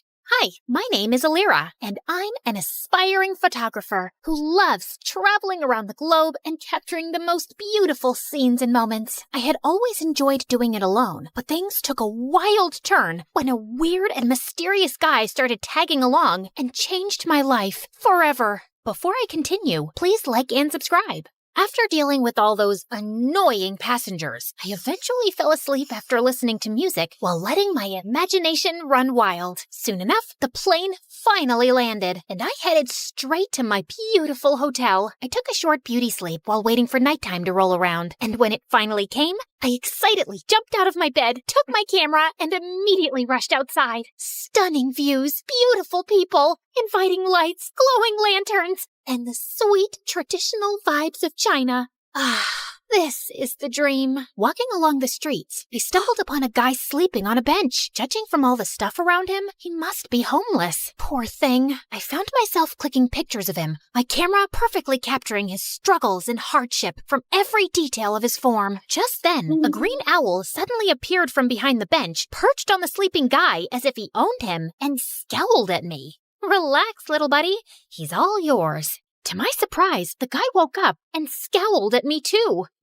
Who are you? And what are you doing here? His eyes then lowered to my camera. Were you taking pictures of me while I was sleeping? Duh, I was taking pictures of the street, but you were blocking my view. It's not my fault you were sleeping there. That's a terrible excuse for disrespecting my private space. The private space? That's rich coming from you, who is sleeping on public property. Delete my pictures, or I'm gonna delete it myself. Don't you dare touch my camera! Do you have any idea what it takes to capture a beautiful moment or view? The countless hours, the right timing, the quest for the perfect angle.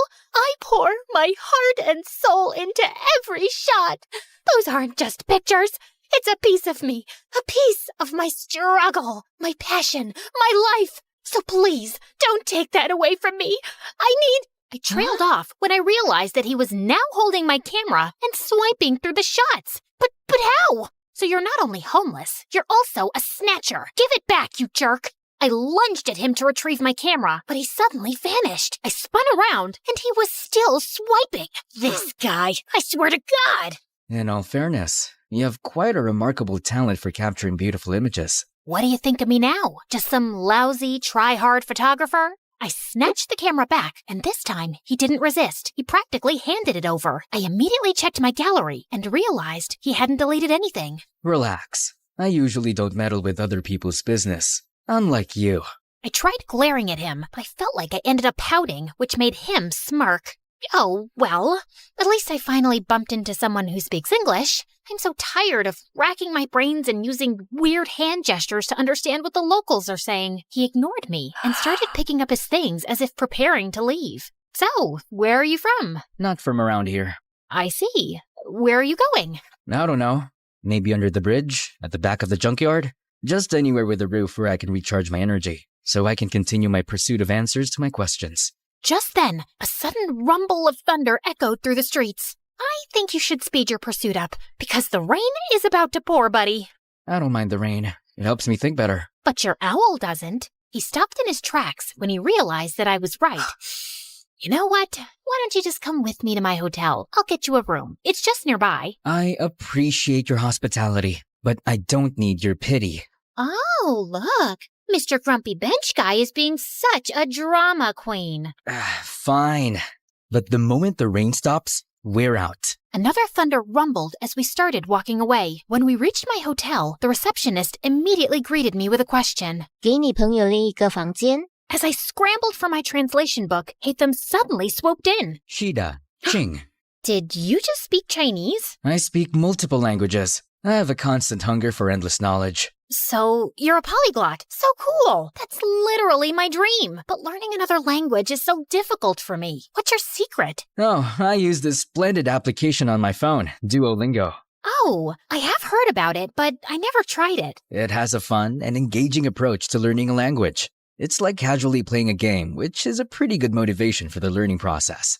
Okay, that sold me. I immediately downloaded the app and was greeted by a cute green owl named Duo, who looked very familiar. I turned to his pet, who was sitting on his shoulder. Whoa, Duo looks exactly like your owl. They have the same name too.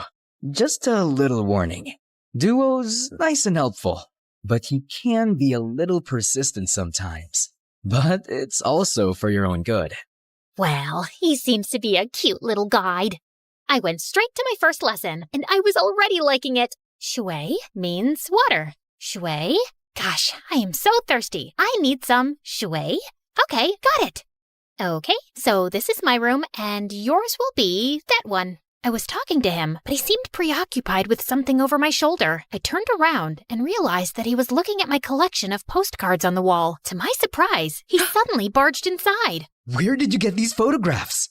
Those are the places that I captured with my precious camera. And these right here are my goal destinations. They're beautiful, aren't they? He looked so ecstatic as he gawked at one of the pictures, like it was the most delicious meal he had ever seen. Where is this place? That's my next destination, the Tianzi Mountain. It's one of the reasons why I visited this country. Take me with you. Consider yourself lucky, my friend, because I'm going there tomorrow. I always preferred traveling alone, but maybe it was time for me to try it with a travel buddy this time, at least for a day, and just for fun. The next day, we traveled to the mountains, and when we got there, Hatham's calm demeanor instantly changed to ecstatic. The stone forest. An image of a familiar place seemed to have flashed right before his eyes. The stone, what now? He ignored me and started navigating the place, running around like he owned it. Dude, wait up! We rode a cable car, crossed a river, and jumped from one stone to another, and after an hour, I felt like collapsing. Slow down, Spider-Man. I'm not a marathon runner with endless stamina, you know. Jeez.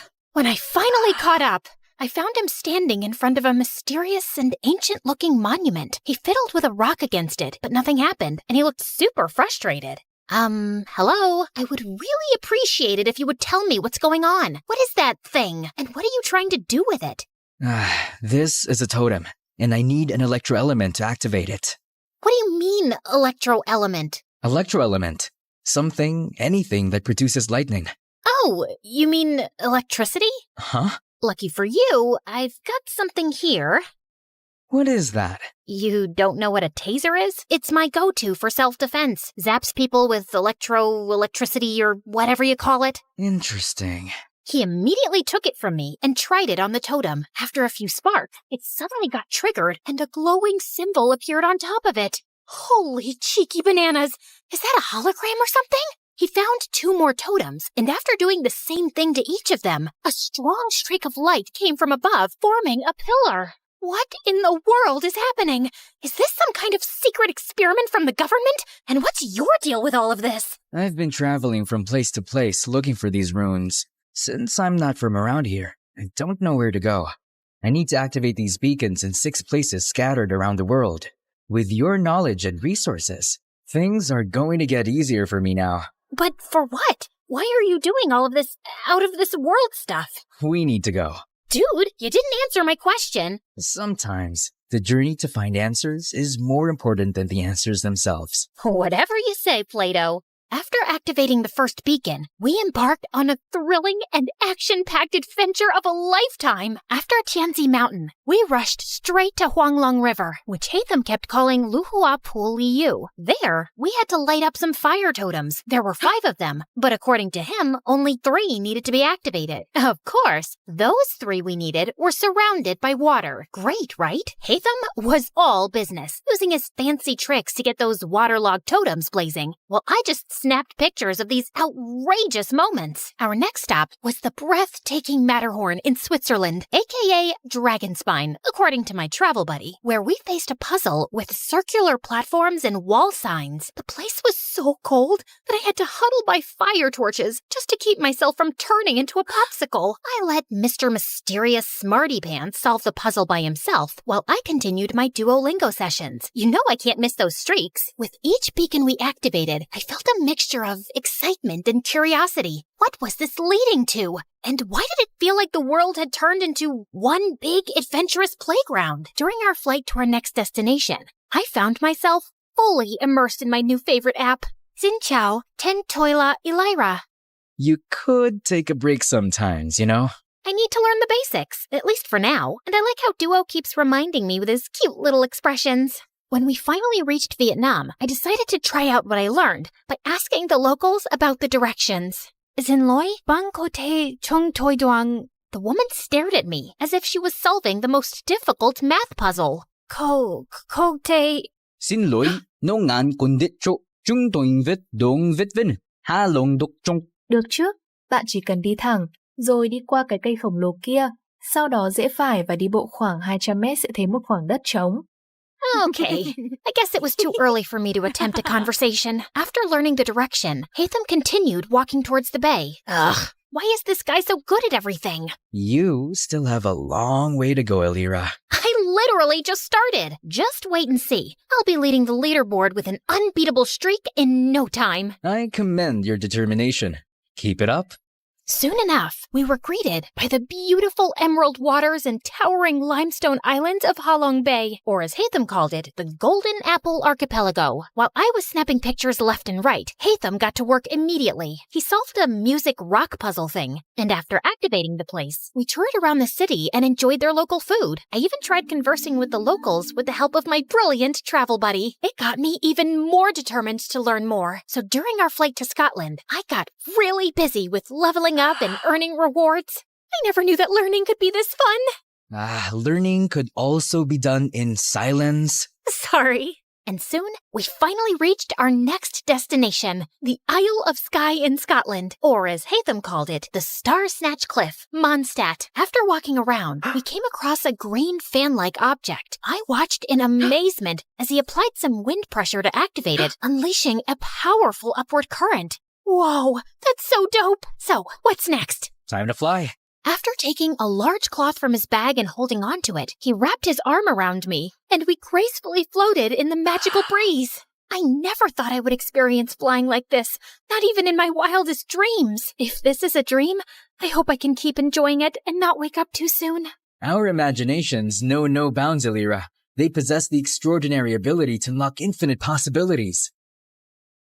We then found 2 more fans along the way before we finally activated the totem at the top of the cliff and summoned the pillar. I stood there for a while and looked ahead at the seemingly endless horizon, thinking about how Hatham sees this beautiful world in his own vision. Finally, we were down to the last one, Deshra Desert Sumeru, or as we call it, the Great Pyramids of Egypt. My favorite! Hatham looked so nervous and excited while I was taking some pictures of the legendary structures. After hours of touring around, I followed him as we headed to the group of old, weathered columns. So, how do we solve this one? We need to hit the larger columns until you match them with the corresponding symbol on the smaller columns beside them. Match all 3 big ones to the smaller ones to summon the last pillar. Aye, aye, Captain. I grabbed a tree branch lying nearby and used it to help him hit the columns until we finally summoned the last pillar. All the pillars scattered across the world that we activated should be glowing now too. I dropped my jaw in amazement when their fusion created a swirling, glowing vortex or something. Is that a freaking portal? Yes, it's a portal back to my world, Elira. To your world? So there's indeed another world out there? Before he could answer me, the earth beneath us mildly shook, and a horrifying creature suddenly appeared right in front of us. Holy crunchy potatoes! Is that a transformer?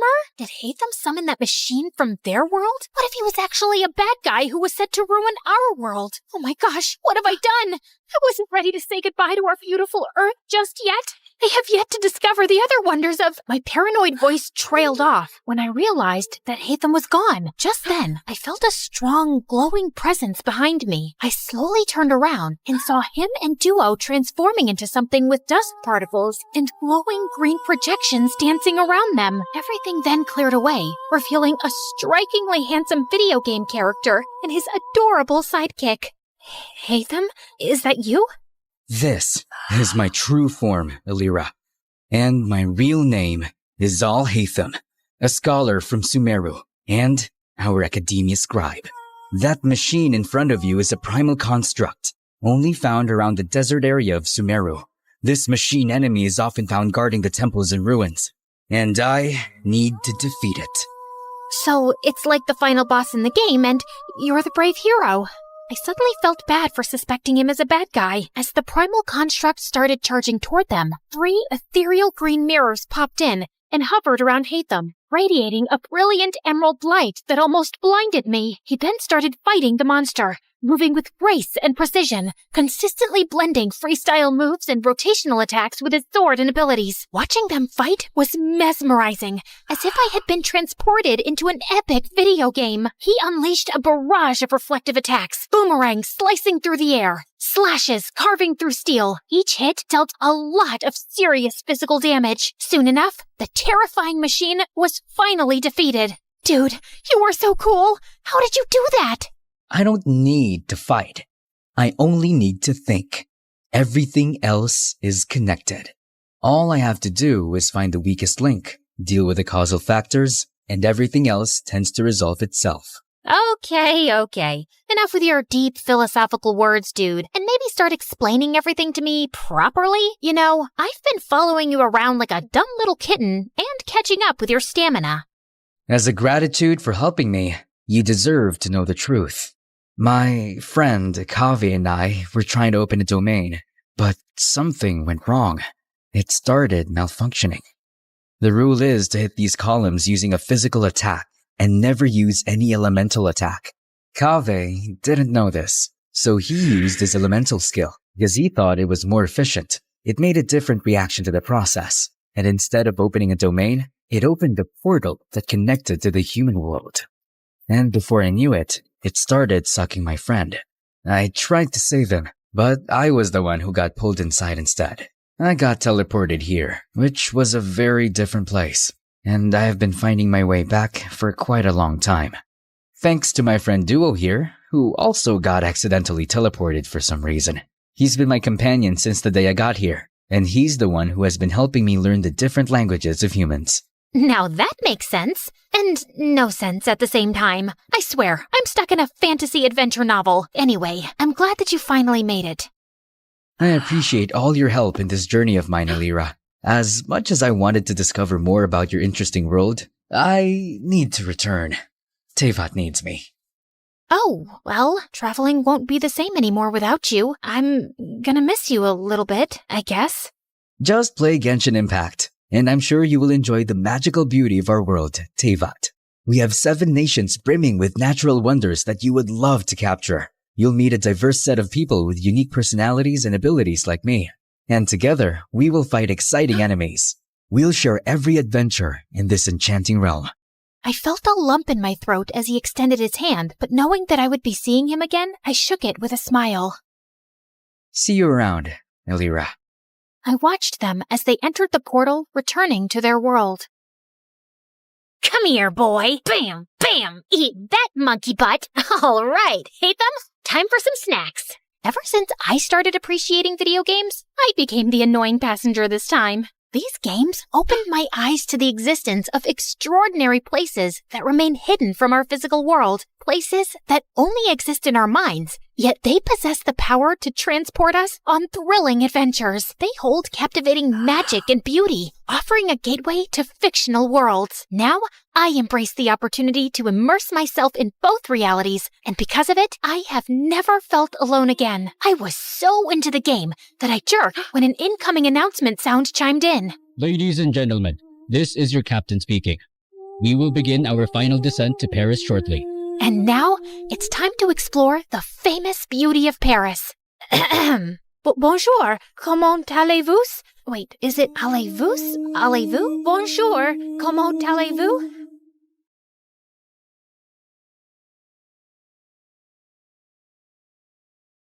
You're never here when my tears dry. You're never around to see me thrive. When it's my birthday or my day off, you got other plans and can't show up. Hi, I'm Sasha from Florida. Please don't forget to like and subscribe. My mom always told me that when I was born, I came like a ray of sunshine in their lives. My parents were struggling financially and were the poorest in their families, but I was a special kid. They could tell from the start that I was super bright, and I could read and count when I was only 3. This made them so proud, especially since my brother Damien, who was 2 years older than me, was just a troublemaker. Once when I was 5, Damien and I were playing baseball in our small yard, and I told him not to throw so far, but he wouldn't listen. Relax, Sasha. Don't be such a nagging baby. But Damien, the neighbors... He threw it again, and this time it broke the neighbor's window, which my parents had to pay for. Damien, you're not getting a Christmas gift this year after that stunt. You're always getting into trouble and costing us money we can't afford. I told him not to throw so high, Mom. Of course you did, baby. I wish your brother was smart like you. Damien looked at me with pure hatred. And ever since then, we fought like cats and dogs, and there was no peace in the house with us around. I kept excelling at school, and with time, my parents' struggles also started getting easier. Dad got a job in the city planning department, and he had a good salary now. The only one getting worse was Damien. He failed 10th grade twice, and now we were in the same class. If you fail another year, you'll have to find a part-time job and pay for your own school fees. I am not spending my hard-earned money on your failures. Sasha, why don't you help Damien with his math? Heck no, I don't want any help from Little Miss Perfect. It's not like I'm dying to teach you, but this is just getting embarrassing, bro. Take my help if you ever want to leave high school. I tried my best to help Damien, but he was such a thick-headed student. How could someone's IQ be this low? One day, while we were sitting at the local ice cream shop going through his homework, this fancy, overdressed girl sitting at a table opposite us started yelling at the waiter for accidentally spilling a milkshake on her. You stupid fool! Look at what you did to my Gucci top!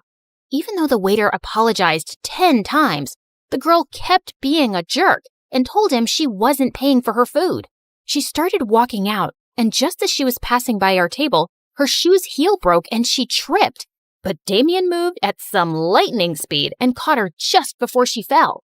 It was like watching a Bollywood movie in slow motion. The two were staring deep into each other's eyes till I interrupted. Hey, Superman. These algebra exercises won't solve themselves. Thank you so much. You really are my Superman. You saved my life. I'm Chanel.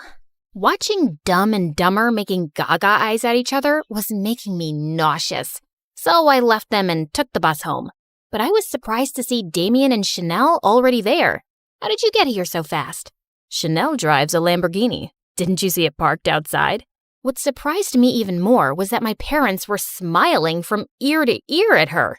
Her father is actually one of the richest people in town. Yes, and your brother and Chanel are dating now. Isn't that amazing? Dating? They just met. I had no idea what this girl saw in my brother or what she wanted from him. So when she was leaving, I caught up with her. Excuse me, Chanel, right? Yes, and you're Sasha. Your parents tell me you're so smart. Yeah, and I love my family very much. And even though my brother's dumb, I don't want to see him get hurt. So what's your deal? What do you mean? I just like him, and I'm going to ask my daddy to transfer him to my school. I didn't think Chanel was serious. But a month later, Damien was going to her school, and she was coming over to our house for Sunday lunches. My parents started giving Damien all their attention, and I stopped existing.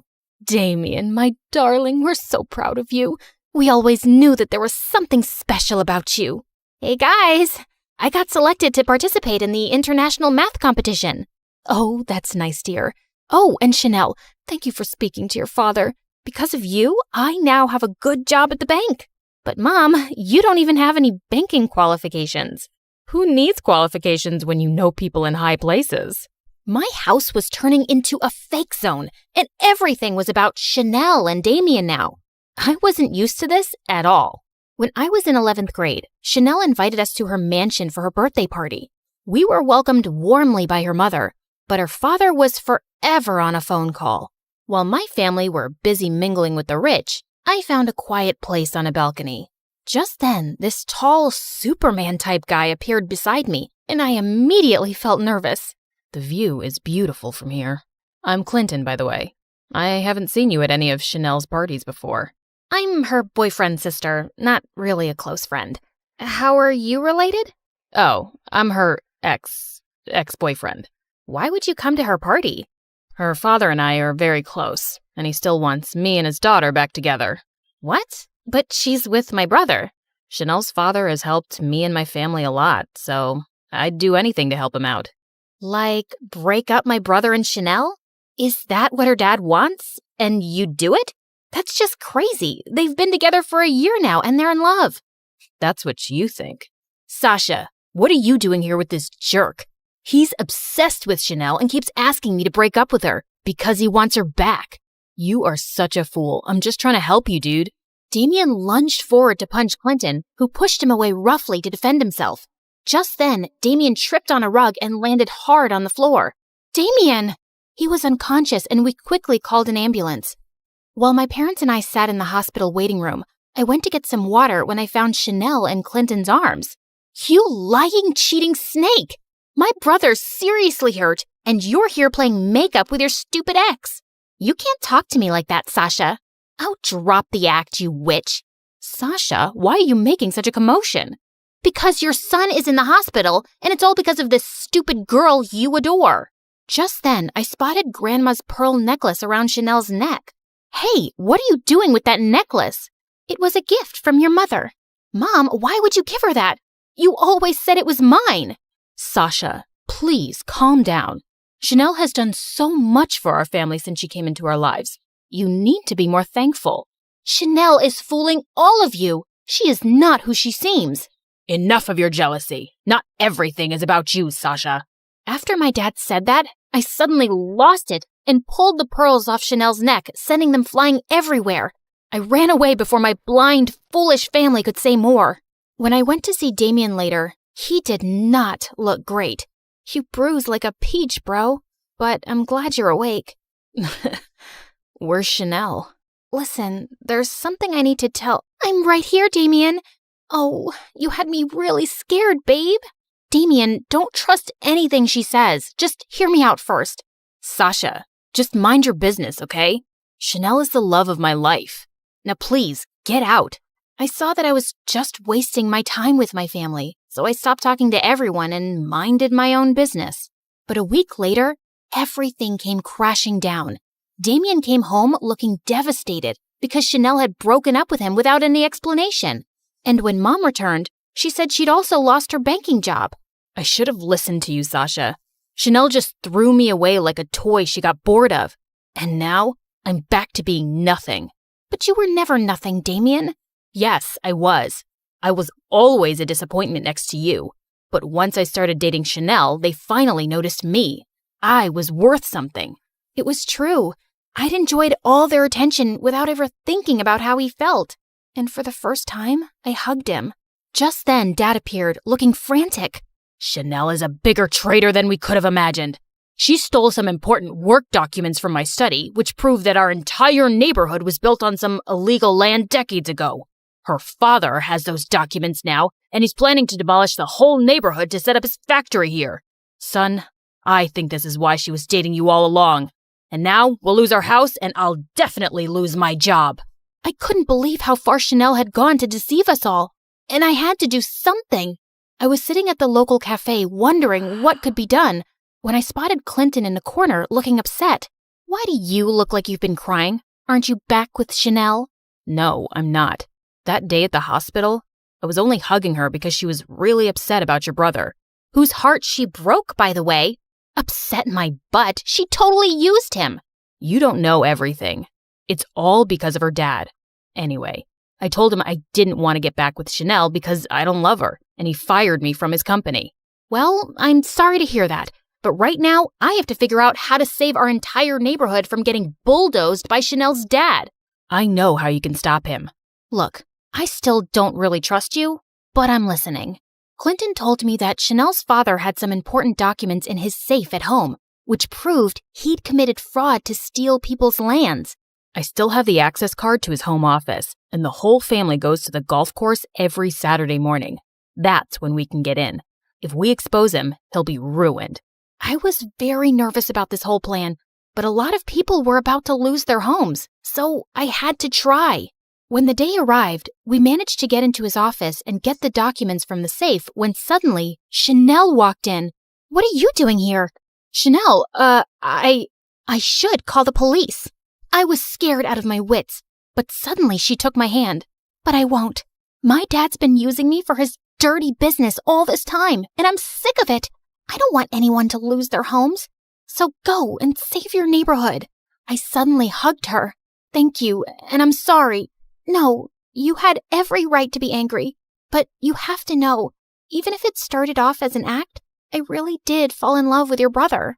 Come on, Sasha, we have to go. They'll be back any moment now. The documents we had were enough proof to get tons of lawsuits slapped on Chanel's dad and shut his illegal businesses for good. And our neighborhood was safe. You did it, Sasha. We're so proud of you, love. Well, I wasn't alone.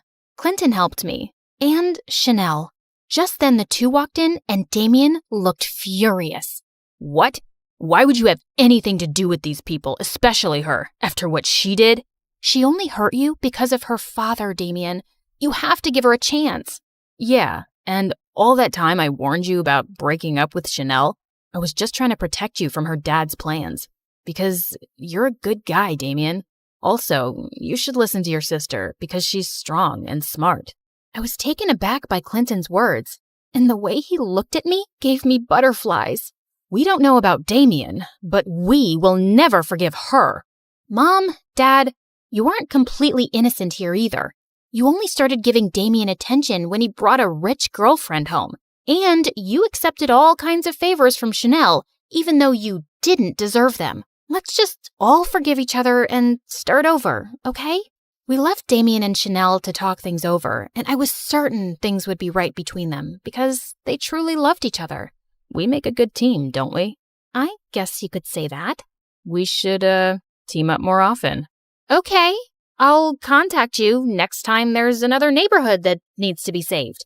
Or how about you try to understand what I'm saying and realize I'm asking you out? Yeah, I understood that the first time. And sure, why not?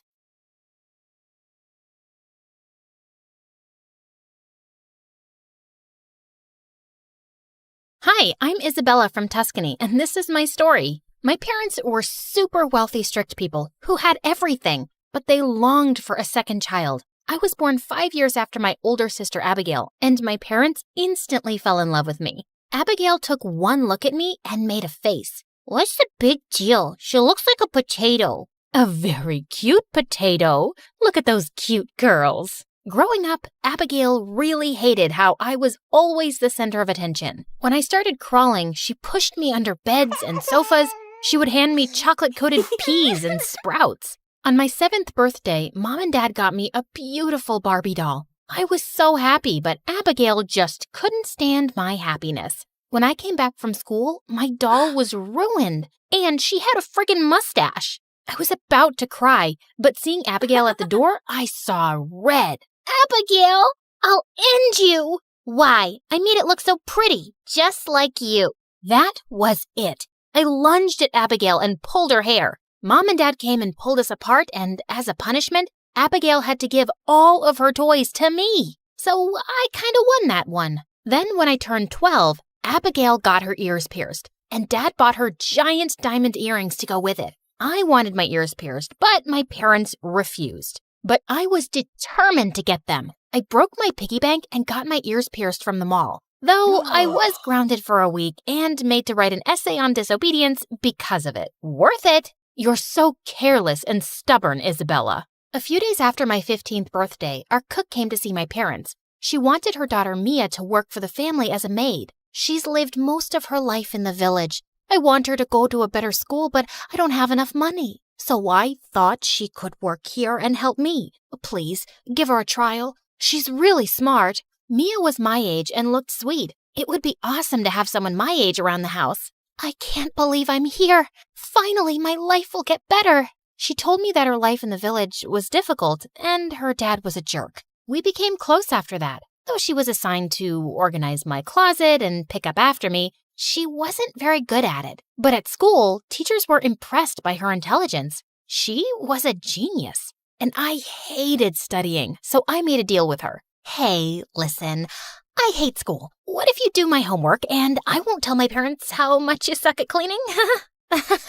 You got yourself a deal, bestie. This girl was amazing and treated me better than my own sister. But I guess Abigail was jealous because we were both so close. One day, she tried to warn me about Mia. "Hey, you should set some boundaries with that maid. She's always snooping around in your room." Duh, of course she is. She has to clean it, so she has to be there. Mia is totally awesome. Ugh, whatever. One time at school, we were having a spring dance, and I was really hoping Zach, the hottest guy in my class, would ask me out. I have had a crush on him since kindergarten, and when he did, I felt over the moon. That day, Zach offered to walk me home. So here we are, your place. So goodbye. "Hey, Zach, wait." When he turned around, I rushed and kissed him on the cheek. He smiled and walked away. I felt like there were 1,000 butterflies in my stomach, but the moment I caught Mia grinning at the front door, my smile dropped. "You kissed a boy? Wow, I was wondering, can you set me up with his friend? I always wanted to have a boyfriend." "Shh. We are going out together. Just don't tell my parents or Abigail. You know how strict they are, and I can't just ask him if his friend needs a girlfriend. It doesn't work that way." "Oh, yeah." And then Mia actually rolled her eyes at me and walked away. What was that attitude? Soon after that, I began to notice that my things were going missing. First, my favorite lipstick, then an expensive serum, and finally a Gucci backpack. I asked Mia if she'd seen it anywhere, but she said she hadn't. "Maybe you left it at a friend's house. Come on, you can be pretty careless. Like the time you kissed a boy at your doorstep in broad daylight." Since the day she had seen me with Zach, Mia was being super weird. Sure, I could be a little careless, but I'd never misplaced anything in my life before, especially a whole frickin' backpack. On the day of the spring dance, I was getting ready, and that's when I noticed my favorite top was missing. "Mia, have you seen my tweed top? The pink one?" "Yeah, have you—" "Why are you crying?" "I'm so sorry, Isabella. I borrowed the top last week, and I fell, and it tore up along the side, and I tried to fix it, but I couldn't. Please don't tell anyone, or Mom will send me back to the village. I know you won't tell. Look, I guard your secrets too. Like you kissing your boyfriend and how you make me do your homework. Remember? Are you, threatening me? Perhaps. I was shocked that Mia could go so low. After that day, Mia only got bolder. She kept taking my stuff without telling me. Not only was she taking full advantage of my things, she didn't clean my room either. She even told Mom that I trashed my room on purpose to make her do more work, and it was no shock that Mom believed her. Isabella, you're almost 16. Get your act together. Clean your room now. Ugh, I was so mad at Mia. I had been nothing but nice, and she'd taken advantage of me. I started cleaning my own room and locked it every day before I left for school. It was hard, but soon I got the hang of it. If it weren't for Zach, I would have gone crazy. The guy was like a ray of sunshine in my boring life. One time, we went out on a date, and Zach gave me the most precious gift ever, a set of pearl earrings. OMG, these are so pretty. Not prettier than you. Saying that, he kissed me. Zach was so perfect, and I was so in love with him. The next day, when I woke up, I felt sick. Mom and Dad took me to the doctor, and I learned I had some viral infection and needed complete bed rest. I was literally knocked out cold because of the meds and stayed in bed for days. But when I finally felt better, I tried calling Zach. His number was unreachable, and he had blocked me everywhere. He even changed his school. But he left me a message on Insta. Good luck with your new life. I am moving out of town because of Dad's work, but I'm sure you must be happy. When I tried to reply, I couldn't. What was that even about? I was sad for weeks. One day when I stepped into my room, I saw Mia in front of the mirror trying on the earrings. Hey, get those off. Zach gave those to me. For God's sake, stop touching my stuff. Zach, the same guy who royally dumped you, still hoping he'll come back to you? You are very naive. Here you go, your ugly earrings. I am so gonna tell Mom. Good luck convincing her. Your own family will never believe you. The careless liar of the family. She was right. She had Mom and Dad fooled. A few weeks later, I saw Abigail flaunting her new hair, and so I wanted to do the same. That's what girls do, change their hairstyle after a breakup. But when I asked Mom and Dad to let me have the treatment, they refused, saying I was too young. Well, they were wrong. I watched some YouTube videos of the treatment. It looked easy, but I didn't have enough money to afford it. I snuck into my mom's room and pulled out a credit card from her wallet. A few days later, my package arrived. I made sure everyone was busy before I set everything up. After hours of work, I took the towel off the mirror to look at my new and improved hair. What the heck? My hair was curlier than before and clung to my head like a furry cap. Abigail heard me scream and rushed into the room. Oh my God, what happened? Oh, Abby, it went all wrong. Calm down. Take a deep breath. How did this even happen? Yes, how did it? But one look at Mia's evil grin, and I had my answer. You witch. You did this. Why are you this way? What did I do to you? I was always nice and treated you well. It just annoys me to the core that a dumb witch like you is living this perfect life while someone like me is just a maid. You have a serious problem. You're so sick. I knew it was you who did this to me. Me? That's enough, Isabella. It's your own fault. I have the credit card receipts. I can't believe you've been stealing from us. Oops, told you so. You just wait, you witch. I'll expose you for who you really are. Best of luck. A few days later, we had a huge party at our place. I felt so sad that I couldn't attend because of my hair. But then I found a box near my bed. A beautiful wig was inside, from Abigail. I suddenly had tears in my eyes. Abigail had always loved me, no matter how much we fought. I quickly got ready, and as I was having some soda at the party, I spotted a familiar face. It was Zach. So, you finally showed your face. I didn't want to come. My dad made me. How could you leave me like that, Zach? Did I never mean anything to you? I left you? Last time I checked, you dumped me because one of the jocks had gotten you pregnant. You told me to stay away because you wanted to be with him, whoever the jerk was. Where is he even? Hearing his words, I felt the ground shake. Pregnant? Me? Seeing me shell-shocked, Zach realized I really had no idea what he was talking about. He then showed me Insta messages from me telling him to back off. Checking the dates, I realized they were sent when I was sick. And then it all clicked. By any chance, did you talk to my maid, Mia? Actually, yeah. I called your number and she picked up and said you asked me not to call you ever again. Oh my God! That psychopath witch! The moment I spotted her among the guests, acting as if she were some supermodel, I flapped her. Seeing Zach next to me, her eyes widened. You crazy evil psycho! You went too far this time. Our shouting attracted everyone from the party. Zach, you should be thanking me. I was saving you from this freak. Yeah, I told a small lie, but it was so worth it. I felt my cheeks turn red and I just wanted to hide. I had never been this humiliated, but before I could run, Abigail came forward and pushed Mia away from me. How dare you treat my sister this way? Wait till you hear what she actually did. Zach told Mom, Dad, and Abigail the whole lie Mia told, and they were stunned. Mia, how could you do this? We thought you were a sensible young girl. Sensible girl? I don't want to be a sensible poor girl. I'm too smart. No, I'm a genius.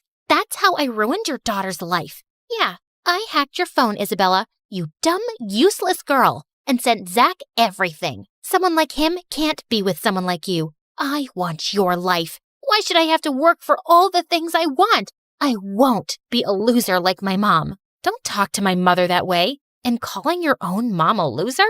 Mia, you are pathetic. As if you could. Before she could even finish, someone grabbed Mia's arm. It was her mom. Mia, you are a disgrace. This family took you in, treated you as their own, and this is how you repay them.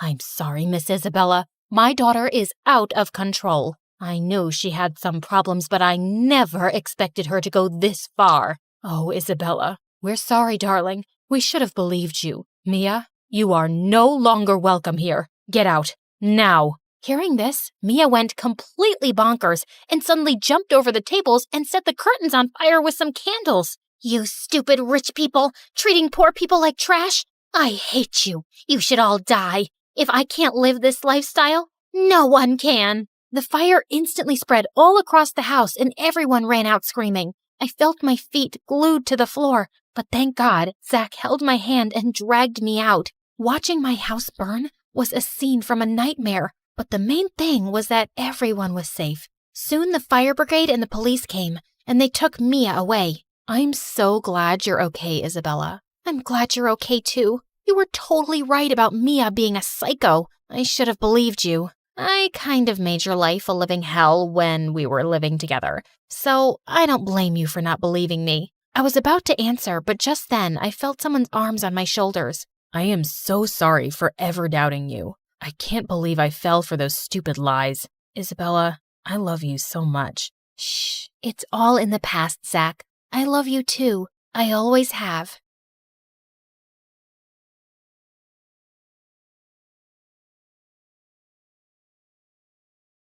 Contestant 9, please state your name. Sierra? Looks like a nightmare, right? Hi, I'm Sierra, and ever since I could talk, I've had a stutter. I didn't think much of it until I moved to a new town when I was 6. Welcome to the neighborhood. I'm Dean. This is my daughter, Kelsey. What's your name, sweetheart? Sierra. Why do you talk like that? It was the first time anyone had asked me that. It wouldn't be the last. My stutter happened frequently, but it got worse when I was nervous. My mom barely noticed or cared that I had a stutter, or that I really existed. She was always working. And my dad? Well, he left the picture a while ago. Most days, Mr. Dean would watch me after school, and Kelsey and I became fast friends. We did everything together. Played at the park, put on fashion shows, grabbed ice cream at Scoopy's. When we went out as a trio, I'd secretly pretend that Mr. Dean was my dad, and Kelsey was my older sister. In those moments, it felt like the family I'd always wanted. But things started to change when Kelsey's mom announced she wanted a divorce and moved out of state. After that, Kelsey started to change. She wasn't just upset. She was furious. She yelled at everyone, and once even smashed the living room furniture in a fit of rage. She lashed out in class and got held back a grade. And if her dad hadn't been the superintendent, she probably would have been expelled. By middle school, we ended up in the same class, and Mr. Dean dropped us off on the first day. Wow, your daughters are so beautiful. Aren't they? I'm a lucky dad. Kelsey looked like she was about to explode. I'm Kelsey. I'm his only daughter. My mistake. And what's your name? Sierra. Sierra? Why do you talk like that? Yeah, can you not speak properly? Or are you stupid? The class erupted into laughter, and I could feel my face burn. Since then, Kelsey wasn't my friend anymore. A real friend wouldn't do that. Through the years, Kelsey's hatred only grew. Anytime I had an accomplishment, she had to ruin it. Opening night of the school play, she stuffed worms in my costume. She threw her birthday party on the same day as mine every year and literally paid people to skip mine. At the science fair, she unplugged my volcano as the judges walked by, so it just looked like a sad pile of paper mache. And during my middle school graduation speech, she just had to make a scene. And so, I want to say how proud I am of our class. We did... What the glitch here is trying to say is we did it. Congratulations, grads. Party at my house tonight. Everyone's technically invited, but only cool people should show up. If it weren't for being her neighbor and still being close with Mr. Dean, I would have liked to never see Kelsey again. I'm sorry about my daughter. Ever since her mom left, she's been a different person. I just wish she wasn't so mean. You shouldn't be ashamed of something you can't control. At the end of the day, your stutter is something that makes you unique. I held on to that going into high school. My stutter didn't bother me much anymore. In fact, it was getting better with age. He was right. It did make me different. And I liked that. One Friday in English, we were doing a vocabulary spelling exercise, and I was totally killing it. ESOTERIC. Esoteric. QUERULOUS. Querulous. VACILLATE. Vacillate. Everyone was surprised at how well I was doing. And honestly, so was I. Who knew I was that good at spelling? Sierra, there's a regional spelling bee in a few weeks. You should join. Who knows, you may make it all the way to nationals. That night, as I sat in my room looking over the spelling bee brochure, loud music suddenly rattled my walls. Kelsey was throwing a party in her backyard. A few classmates waved me over. Fine, just for a little. The party was fun, but I couldn't stop thinking about the spelling bee, and I decided I would sign up. I was about to leave when... What's this? She snatched the brochure out of my hand. A spelling bee? Oh, please. Like you could ever win one of these. In case you didn't know, you trip over your words. Give that back. Not so fast. I'll help you practice for your big day. She pulled out her phone and turned the flashlight on as if it were a spotlight. Some other people gathered around and did the same. I felt blinded by all the lights in my face. Why don't you show us what you got? Nothing screams fun like watching you butcher the alphabet live on stage. Your word is quiberate. That's not even a word. Okay then, your word is pathetic. I'm sure you're quite familiar with that. IRRELEVANT. Irrelevant. I'll use it in a sentence. Kelsey is irrelevant. Now give me back my brochure. But she ripped it into pieces and threw it up like confetti. I took a small step in her direction. Kelsey took a step back and fell into the pool. Ugh! You pushed me! Yeah, right. I didn't push you. Your attitude just slipped. She climbed out and stormed over to me, and I bolted. As I ran, I saw her shoving people in her way into the pool. I made it home and locked the door just as she started kicking and clawing at it. My heart was racing. By Monday, the whole school was talking about it. Someone had filmed everything, and she looked completely unhinged. I avoided her all day. After class, I asked my teacher if she would sign off on my spelling bee application, and she wrote a letter of recommendation. That night, I was recording myself practicing when I heard Mom come home early. I rushed downstairs to tell her about the bee, but she really wasn't listening, as usual. Sierra, that's great and all, but I'm working and I don't need any distractions tonight. And the Mother of the Year award goes to... Feeling annoyed, I went back upstairs and found Kelsey sneaking through my bedroom window. What are you doing here? Get out! Relax, Miss Broken Record. I'm just here to apologize. Apologize? Yeah. I saw the video from the party over the weekend. I looked crazy. It wasn't okay how I was treating you, so I'm sorry, okay? Thanks? I'm not really sure what to make of this. Yeah, well, we used to be friends or whatever. I think it's time to put the bad blood between us to bed, right? Trust doesn't just snap back into place, not after everything that's happened between us. I understand. I intend to prove it to you. Do you mind getting me some water? Climbing up the vines was harder than I thought. Uh-huh. Sure. This certainly wasn't on my bingo card for how the night would go. I brought her water, which she downed in one gulp. Thanks. I'll see you tomorrow. Maybe we can sit together at lunch? Maybe. Also, never sneak into my room again. Then she climbed out the window. What a strange interaction. But maybe we really were turning over a new leaf. The next day, I walked into class feeling good about the new era I was in, where I tried new things and made up with old friends.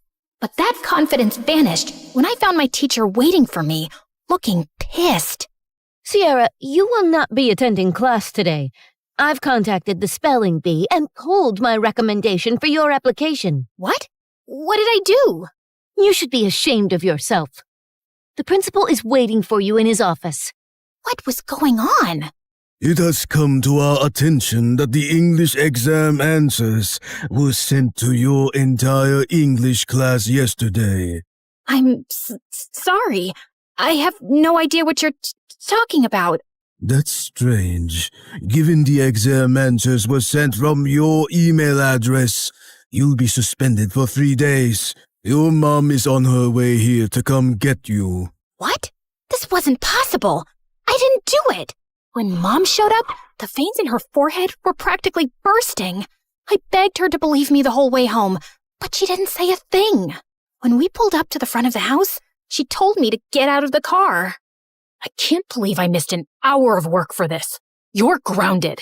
Then she just drove off, and I burst into tears. I was wrongly accused, suspended, banned from the spelling bee, and all my mom cared about was missing work. Over the next few days, I stayed home and studied, and I kept practicing spelling words anyway. Failure. Failure. Dismay. Dismay. Okay, maybe I was leaning into the drama a little. When I finally got back to school, everyone basically hated me. A bunch of students had used the answers sent from my email, so the teacher failed the entire class, and now everyone was blaming me. Next few weeks were so lonely.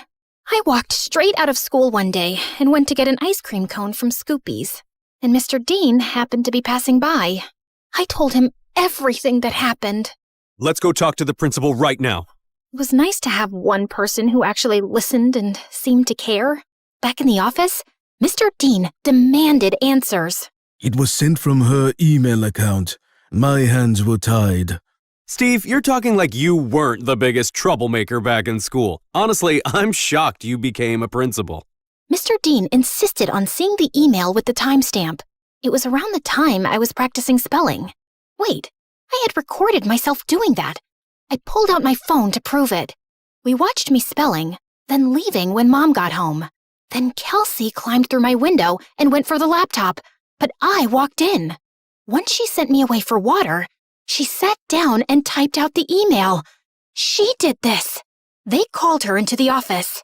Dad, what are you doing here?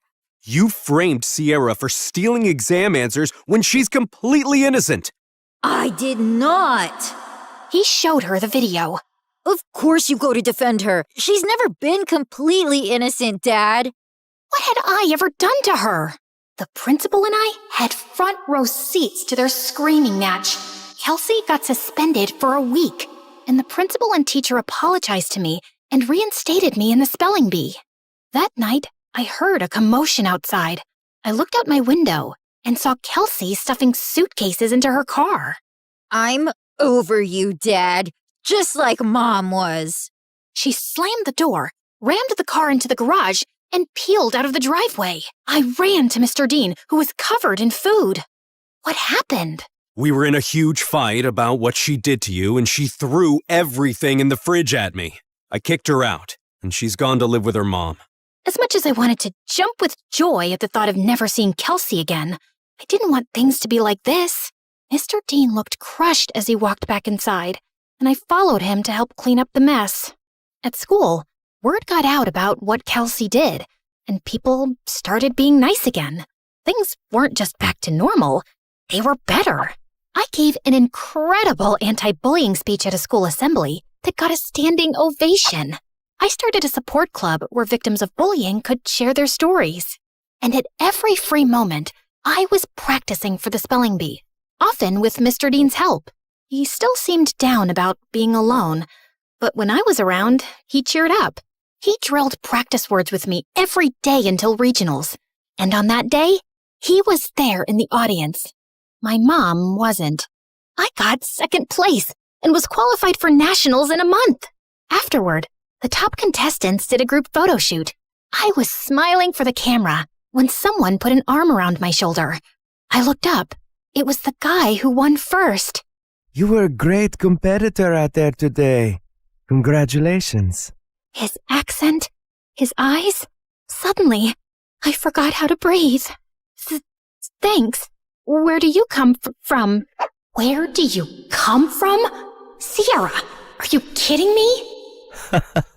Is that how you speak, or did I just fluster you? Oh, no. I just have a stutter. It's adorable. I'm Leon, and I'd love to get your number. We should talk more, since we'll be seeing one another for nationals next month. Yes, please. We exchanged numbers, and I practically floated back to Mr. Dean. It felt like the best day of my life. When we got home, Mom was on the porch, arms crossed. She rolled her eyes when she saw us together. And where have you two been? The spelling bee, Mom. Remember? I won second place. She did amazing. You should have seen her. I'm sure, but I was too busy with the logistics of moving. Moving? Work wants me to relocate to California within the next couple of weeks. Mom, no! I have nationals next month. Well, that's too bad. Work comes first. You know that. Work always comes first for you, Mom. It's never me. Oh, stop being so dramatic. What if she stays with me until the end of the school year? What? I have Kelsey's empty bedroom. She can compete in nationals, finish out the year, and then move out to California. Please, Mom. Fine. Within a week, Mom was gone, and I had moved into Kelsey's old room. Mr. Dean cared in a way my mom never had, and this new life felt good. And to top it off, Leon reached out. He was a foreign exchange student from Spain living in New York, and we hit it off instantly, texting all night, every night. We had so much in common, and he was so easy to talk to. I had a major crush. One night, I even felt bold enough to tell him. I was losing sleep, slipping in school, and didn't care. I had never felt like this about someone in my life. Leon and I even planned our first date the night before nationals. That weekend, I was behind on prep, but I was more excited to see Leon than I was to compete. We planned to meet at a park, and I spent hours getting ready. I waited for him at the park. He was 5 minutes late, then 15, then 30. After 2 hours, unanswered calls, and 20 unread texts, I gave up and walked home. I got in bed and cried. Had something happened? Had I been stood up? I barely slept that night. The next morning, I was exhausted. Mr. Dean and I headed to the bee. I checked in and looked for Leon. Nothing. When it was time to go on stage, I scanned the crowd. No Leon. But then backstage, I heard whispered voices. I turned and saw Leon talking to someone behind him. No, I can't keep doing this. Leon, come on. It's not that hard. He pulled away, and I gasped. Their heads snapped towards me. Kelsey laughed, while Leon froze like a deer in headlights. Was this all just a setup to mess with me? Sierra, wait! My ears started ringing, and I don't remember anything else that happened until... Contestant 9? Contestant 9, please step forward. A contestant sitting next to me tapped on my shoulder, and I walked up to the mic, trying to steady myself. Sierra, why do you talk like that? Yeah, can you not speak? Are you stupid? You should be ashamed of yourself. Like you could ever win one of these. In case you didn't know, you trip over your words. Contestant 9, please state your name. Sierra?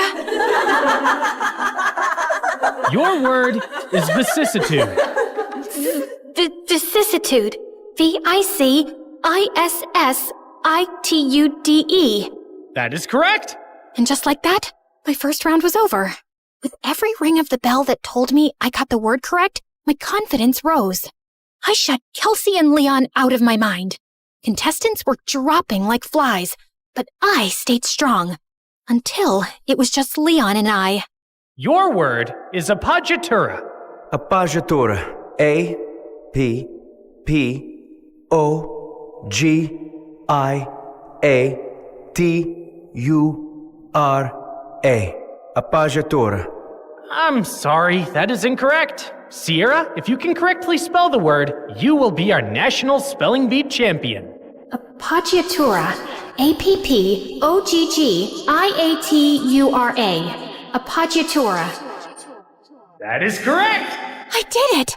The audience went wild.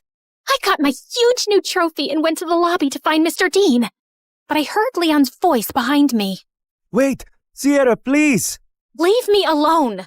Sierra, please, let me explain. It was all Kelsey. She put me up to this. She wanted to get in your head so you'd lose. Wait, don't go to the lobby.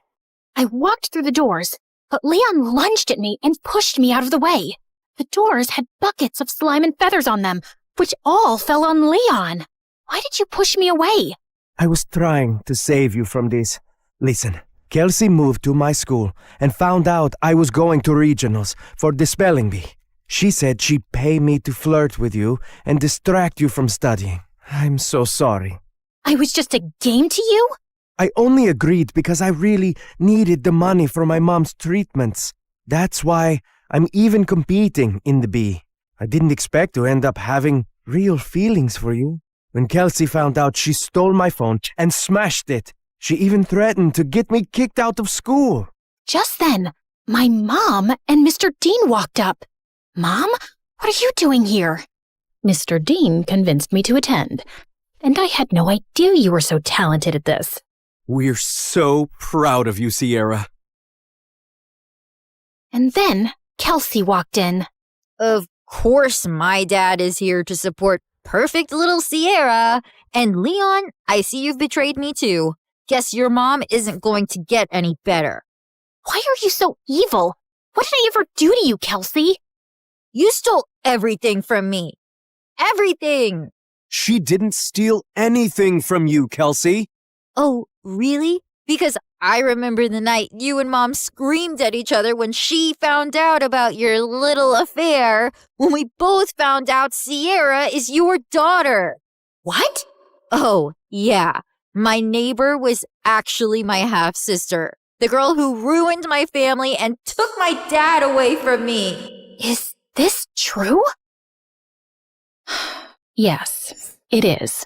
Even though this was the craziest day ever, the news warmed my heart. I'd seen Mr. Dean as my dad since I was a kid. You didn't lose your dad to me, Kelsey. You lost him because of you. You could have told me the truth. You could have been my sister. But you chose to be a liar, a bully, and a sad little lowlife who only feels powerful when someone else is hurting. I may stutter, but I never had to hurt people to be heard. And why didn't you guys tell me sooner? I'm sorry. He didn't know until I told him once we moved in next door. I wanted to tell you right away, but then my wife left me and Kelsey took the news really hard and started lashing out. We thought it would be best for you to not know. For your sake, and Kelsey's. I was planning on telling you. I figured since we live together now, it was the right time. You live together now? She screamed, grabbed my trophy, and hurled it through the convention center's windows. She got arrested for property damage and spent some time in juvie before going to live with her mom. I told my mom I wanted to stay with Mr. Dean for the rest of high school, and thankfully, she allowed it. I gave the prize money to Leon to help his sick mom, but I refused to date him even after all his apologies. My self-worth wouldn't allow me to be with someone who thought it was okay to play with my feelings for any reason. I'm so proud of you, Sierra. Thanks, Dad.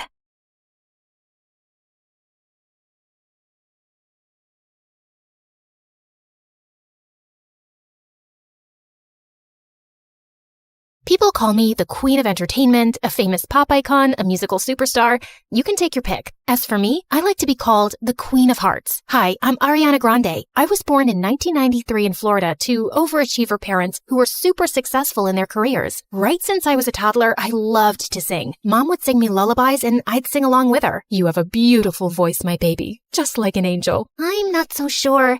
I didn't get selected for the school choir. Don't let that dishearten you, sweetheart, and have confidence in your talent. I'm sure you're meant for greater things. Although I loved singing, I was also fascinated by theater and acting. I performed on stage for the first time when I was 8 in a musical named Annie. Are you nervous, Ari? No, not at all. In fact, I can't wait to set the stage on fire. And I did just that. That musical was a great success, and it marked the beginning of my musical theater journey. After that, I performed in so many other local productions like Beauty and the Beast and The Wizard of Oz. Life was going smoothly, but then my parents got separated. I felt devastated for a while. But thank God I had my pet dogs to keep me going through that tough phase. Just so you know, I have 10 rescue pups. One of them is named Sirius Black. Yeah, I'm quite obsessed with Harry Potter. But then, aren't we all?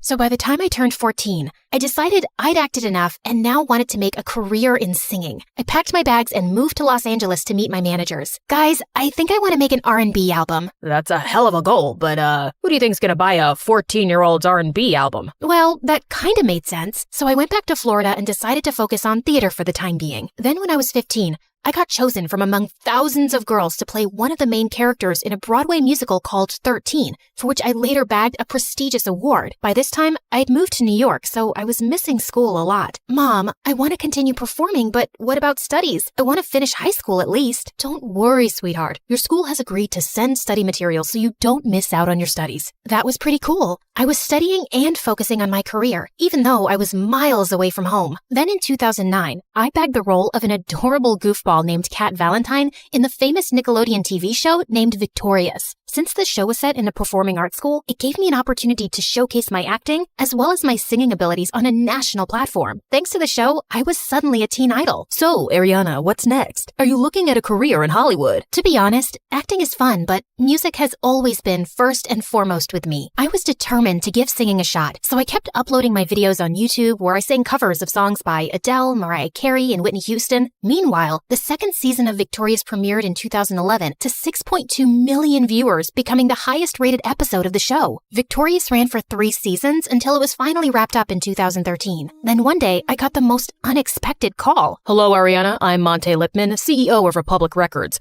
I saw your YouTube videos and I want to sign you up for the label. Are you interested? Yeah, of course. I'd love that. I put down my phone and did a little happy dance. My music career was finally taking off. The next 3 years, I focused completely on my vocals and singing and collaborated with many contemporary artists. The result was my first album, Yours Truly, that debuted at #1 on the US Billboard 200 albums chart, and it sold 138,000 copies in its first week. After that, there was no looking back for me. Today, I've sold over 85 million records worldwide, broke 27 Guinness World Records as a singer, bagged 2 Grammys, and was listed among the 100 most influential persons in the world by Time magazine. So friends, I hope my story inspires you to never give up on your dreams, since miracles do happen.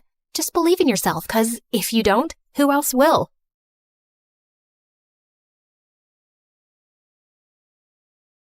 Brianna waited impatiently in the cinema parking lot. Her date was 40 minutes late. Just as she was about to leave, the car door pulled open without warning. Whoa, gotcha! Are you a clumsy dummy, or did you plan this to fall into my arms? How would I plan? Never mind. We've probably missed half the movie, Elijah. I booked a hall just for us. The movie starts when I say it starts, babe. Once the lights went off, Brianna turned pale. The Ring? I told you, I hate horror movies. But you don't know what you're missing. You're gonna love it, sweet cheeks. Trust me. Brianna cringed as she watched with eyes half closed, and at one point, she screamed and jumped off her seat. That's it. I'm leaving. You call yourself an actress, but you can't appreciate this masterpiece? You're such a baby. And you're such a jerk. I don't know why I agreed to this. Want me to call you an ambulance, baby Brianna? Brianna dumped her popcorn on his head before storming out, and then she walked straight into somebody carrying sodas and fell on her butt. Brianna, are you okay? Jeez, can this night get any worse? Yeah, there are infinite possibilities. You could get struck by lightning, or get robbed, or be kidnapped, or get hit by a bus. Then there are serial killers. It wasn't really a question, dude. I'm sorry. I wasn't looking. I'll pay for the drinks. I can take care of this. Thanks. What's your name? Wow, you don't even know my name? Why would I? I know your name. Yeah, because I'm, famous. What's your excuse? I'm in your biology class. I joined your school 3 weeks ago. Brianna was embarrassed. The teacher did introduce some new scholarship kid, but I've hardly noticed him since. It's okay. I'm not offended. It's what I'd expect from someone like you. I'm Charlie. I'll see you around. He smiled and walked away, and Brianna felt kind of bothered. What did he mean, someone like me? Charlie knew Brianna wasn't kidding about being famous. He had seen some of her TV show on Stargirl. At school, she was surrounded by girls just like her, and guys who changed sports cars faster than clothes. Of course she hasn't noticed someone like me. The 3 most popular girls in school chilling at a pool party was a sight to behold. Their leader, Madison, was a rich socialite and model, and her childhood bestie Amber was an Instagram influencer who started the weirdest fashion trends. But the most popular right now was Brianna, who'd joined them in 8th grade and shot to fame with her teen TV series. People called them the Barbie Angels because they screamed perfection, but they weren't feeling great lately. Things are starting to get boring. It's not a challenge to get any of these guys around us, and it's even harder to lose them. I made out with a red-haired model last week, and later my boyfriend found a red hair on my sweater. I said I'd hugged a sad clown on my way home, and he actually believed me. I dumped his stupid butt. Seriously. I went on a horrible date with Elijah, and he texted me to say he was going to Korea, and we'd go out again once he returned. What made him think that would happen? Crazy, right? Ugh, even blind guys are drooling over me. I feel you, girl. Remember my blind stalker who tried to climb my bedroom window, but he fell down and was taken to the hospital? Ugh, so clumsy. Yeah, what a dummy.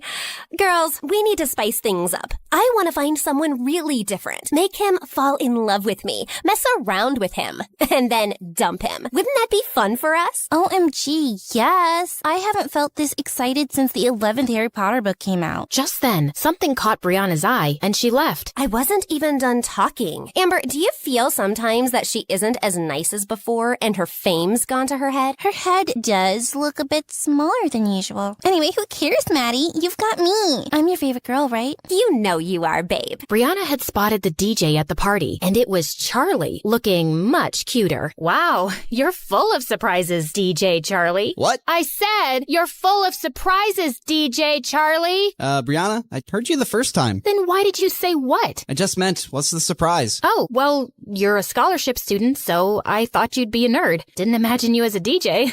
Guess you have a limited imagination then. My imagination's just fine, thanks. In case you didn't know, I co-wrote the series I acted in, the one that's really famous. That reality show with a bunch of rich girls doing rich things? Yeah, my coworker made me watch a few episodes. I'll have to get your autograph for her sometime. She's a huge fan. And with that, Charlie switched up the music louder. Every time I speak to him, why do I end up feeling insulted?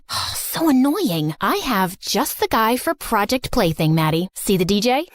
His tacky t-shirt. But he's kinda cute. Why him? He's nothing like the guys we date. He's a scholarship student in my bio class, and he seems unimpressed by everyone at our school. school, including us. Well, that's new. I love a good challenge. The question is, will he buy it? The most popular girl in school suddenly notices him? He might think it's a prank. We'll just have to make it believable then. Plus, no guy is immune to my charms, Brie Brie. He'll be eating out of my hands in no time. Like a baby shark. I don't think it'll be so easy, but I'm looking forward to it. The girl's first move was to get Madison on Charlie's radar and paint her as an angel. So 2 days later, Charlie found Madison walking into the cinema, who he instantly recognized as Brianna's friend, and she had a line of kids behind her. Hi, could I please have 30 tickets for the new Minion movie and whatever snacks the kids want? Are these kids from an orphanage? Yeah, I volunteer there, and I thought I'd treat them. It's not often that they get to go out, so I want them to have a really good time. Wow, she doesn't even have a PR team taking pictures. Charlie led the excited kids into the theater, and as he was leaving, Madison touched his arm. Wait, you were the DJ at a pool party recently, right? Right. I also go to your school. How did I not know that? Oh, don't beat yourself up. I'm super easy to miss. I'm like a pigeon in a school of peacocks, but I prefer my own company anyway. It's the best. I'm sure it is. Well, thanks for your help today. Madison kissed him on the cheek, and Charlie smiled awkwardly before running off. Was the most popular girl in school just flirting with me? Nah, she probably flirts with everybody. Later, Maddie called the others to update them. Do you think he bought your act? Of course. I'm beginning to think I'm a better actress than you are, and this is going to be a lot easier than I thought. The next day, when Madison walked into the cafeteria, she spotted Charlie in a corner, and his eyes were already on her. She helped a kid with crutches get his lunch and tipped a janitor generously before making her way to Charlie's table. Hi, do you mind if I sit here? Of course not. Yes, please sit. I am sitting. Oh, righto. You want half my sandwich? My grandma made it. The filling is probably this week's leftovers mixed together, and the bread is a bit stale, but it's not bad. I think the gravy she put inside is making it, what's the word I'm looking for? Moist. Yeah, it's moist. Tempting, but I haven't had bread in years. Just then, Charlie noticed that half the cafeteria was staring at them. They're thinking what I'm thinking. What is a beautiful, rich model doing with me? This is clearly a prank. You know, I just remembered. The librarian asked me to feed her fish, and they'll die if I don't do it right now. Really? Well, I can come with you. No! I'd rather you didn't, okay? They like their privacy. The fish. They're private people. She stared at him, and he felt more flustered as he reached for his bag and ended up stepping hard on her toe. He turned to apologize and knocked his sandwich on her clothes. I am so sorry. So sorry. Gotta run. And later in the bathroom, as Maddie cleaned up, Brianna and Amber howled. Will you two stop laughing? He had to feed the librarian's fish? Girl, that is the lamest thing I have ever heard. He couldn't get away fast enough. Oh, that was so funny too. My grandma made me this gravy sandwich. Yeah, right. His grandma came back from the dead to make him a sandwich. Maybe his grandma is just alive? But both my grandmas are dead. Aren't everyone's grandmas dead? Oh my God, focus. He seemed smitten with me when I took those gross kids to the movies. Why is he running away from me now?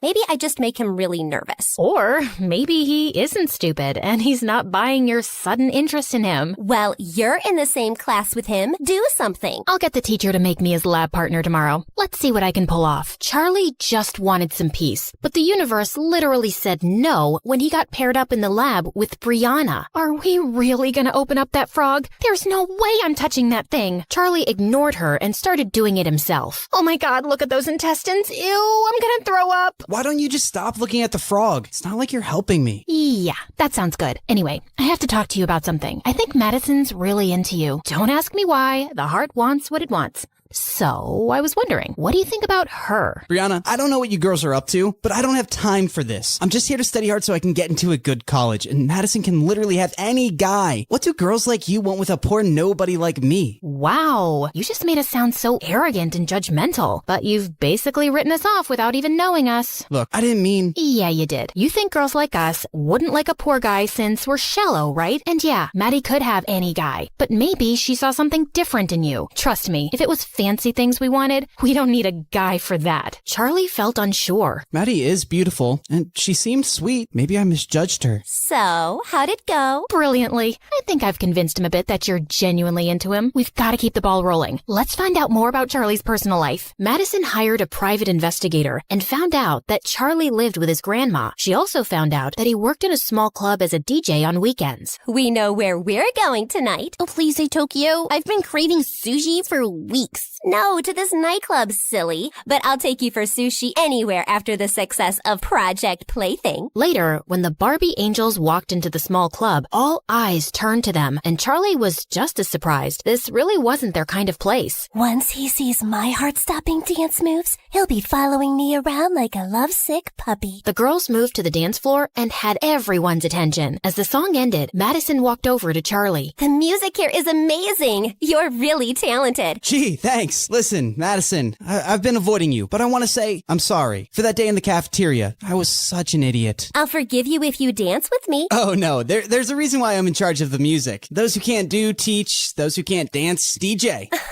Come on. It can't be that bad. Just put a song on and join me. No, really. Just then, Maddie lost her balance a little and her drink fell all over the music dashboard. 2 seconds later, it stopped working. Oh my God, what did you do? It was an accident. The system's fried. The club owner's gonna fire me. You came in here just for your fun and games, but this is serious business for me, Madison. Thanks for nothing. Charlie instantly felt awful as he realized everybody was staring at them, and Madison stood frozen in her spot. Then she burst into tears and ran out. Amber and Brianna ran after Madison to her car, where she lost it. Who the heck does he think he is? You're not crying? Of course not. And it took all my willpower to not claw his eyes out. How dare he humiliate me like that?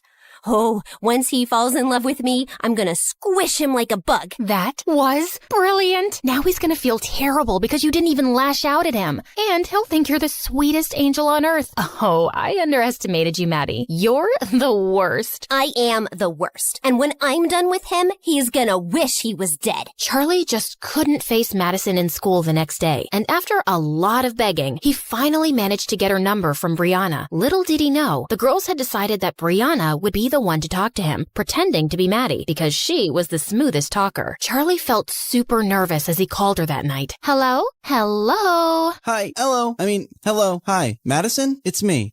Charlie. What do you want? Listen, before you hang up, please don't hang up. I'm really, really sorry. I just lost it and you didn't deserve that. And you didn't even scream at me or hit me, which you should have. You still can. Charlie, I get it. You freaked out. I hope you didn't get fired. I did. But it's okay. I'll find another gig. I'm sorry. Are you for real? Don't say sorry to me. Do you think we could just start over? Yeah, I'd like that. Hi, I'm Charlie. Nerd by day, DJ by night, and I get free popcorn once a month at the cinema. You go. I'm Madison, and I'm a famous model. Also, I've been on a diet since forever, so I don't remember what popcorn tastes like anymore. That's the saddest thing I've ever heard. The two ended up talking and laughing for hours, and she kept surprising him. She was funny, well-read, and had great taste in music. It was 4 a.m. when they finally said goodnight. I can't remember the last time I had such a good conversation with someone. The next day, Brianna updated Maddie on everything they'd talked about, but she didn't see Charlie in her biology class. The girls hadn't seen him at recess either. So Brianna sent him a text as Maddie, and he replied, Grandma broke her hip this morning. I'm at the hospital. If you really want to seal the deal with Charlie, you should go see his grandma. Ew, I hate old people with their wrinkly skins and their weird smell. Come on, they're cute. Just be nice to her. Charlie will love it. Should I really interact with her? I don't think I could be nice to an old woman. Brianna then thought of a better idea. After 3 days, Charlie's grandma was discharged, but he had one problem, the hospital bill. He decided to talk to the hospital staff about paying in installments, but then they told him that someone had already settled it. What? Who? The person had chosen to be anonymous, but Charlie insisted so much that the staff revealed the sender's identity, Madison. Why did you do it, Madison? What do you mean? You paid my grandmom's hospital bill and tried to hide it. Why? Because I knew you wouldn't accept money if I offered it to you, and I made you lose your gig. It's the least I could do. I care about you, Charlie. You can have any guy you want, Maddie. Why me? Well, I've dated enough guys from my circle to know they're not very nice people. They're mostly after my money or fame or my parents' influence, and you don't care about any of that. You're like a breath of fresh air. But if you don't feel the same way, I won't hold it against you. Charlie was about to reply when his grandma called called him, but he couldn't stop thinking about Maddie. What she did for me is amazing, but I feel scared about falling for someone like her. Charlie hadn't come back to school for a week, but he and Brianna had been exchanging texts, as Maddie, of course. She was laughing at a meme he'd just sent when she found Elijah by her locker. Ugh,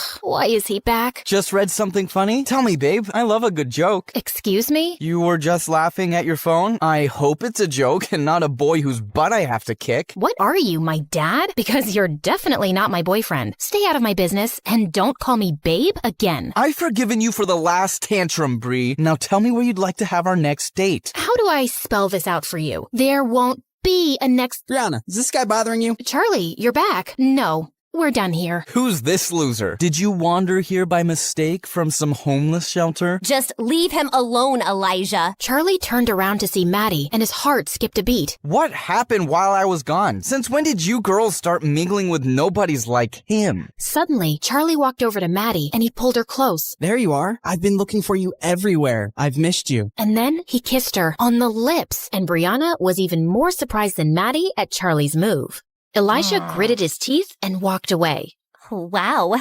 What was that about? I've been wanting to say it the whole week, but not on the phone. I do feel the same way. I care about you too, Maddie, a lot. Madison hugged him and smirked at Brianna. Once everyone knew that Maddie and Charlie were dating, his life in school took a 360-degree turn. People stopped to smile at him, say hello, crack jokes. Why does it feel like even the teachers are nicer to me? The other two Barbie angels welcomed him into their gang, and being with Madison was a dream. They went on long walks, watched sunset, ate ice cream, and kissed on top of a Ferris wheel. But later that night, Brianna and Amber cringed hearing Maddie throw up. Is Charlie trying to kill me? That gross ice cream at the amusement park made me sick, and my feet hurt from the long walks. And what is so fascinating about freaking sunsets? I think it's sweet. Yeah, 'cause you're not the one suffering. But there is one thing about Charlie. He sure can kiss. Makes you feel like you're the only girl in the world. Ugh, please, spare us the makeout details. Okay. Listen, Brianna, try giving him a hint about planning fancier dates for me. I know he's poor, but come on, he's dating me. The next day, while Charlie was watching football practice, the ball suddenly came in his direction, and he gave it a strong kick back. Hey, kid. You play football? I used to, but I don't have time now. Come on, grab some shoes and join for a game. Just then, Charlie caught Elijah looking at him like he was a buck, and that motivated him. Elijah was coming at him aggressively, but Charlie dodged him and kicked the ball straight into the goalpost. Charlie, you're a natural. You have to join the team. Sir, I really don't think I can commit to practice. Kid, just try it out for a month and see if it works, okay? Elijah, you better watch out. He's going to give you a run for your money. Charlie ran off to the locker room to put back the cleat, but when he walked out, someone had pushed him to the ground. What the heck, dude? I just don't understand why a low-class idiot like you is in this school. I'm here on scholarship, which means I earned my spot here. But that doesn't mean you belong here. Well, Maddie doesn't think so, and the coach. Don't let the coach's stupid words get to your head. And as for Maddie,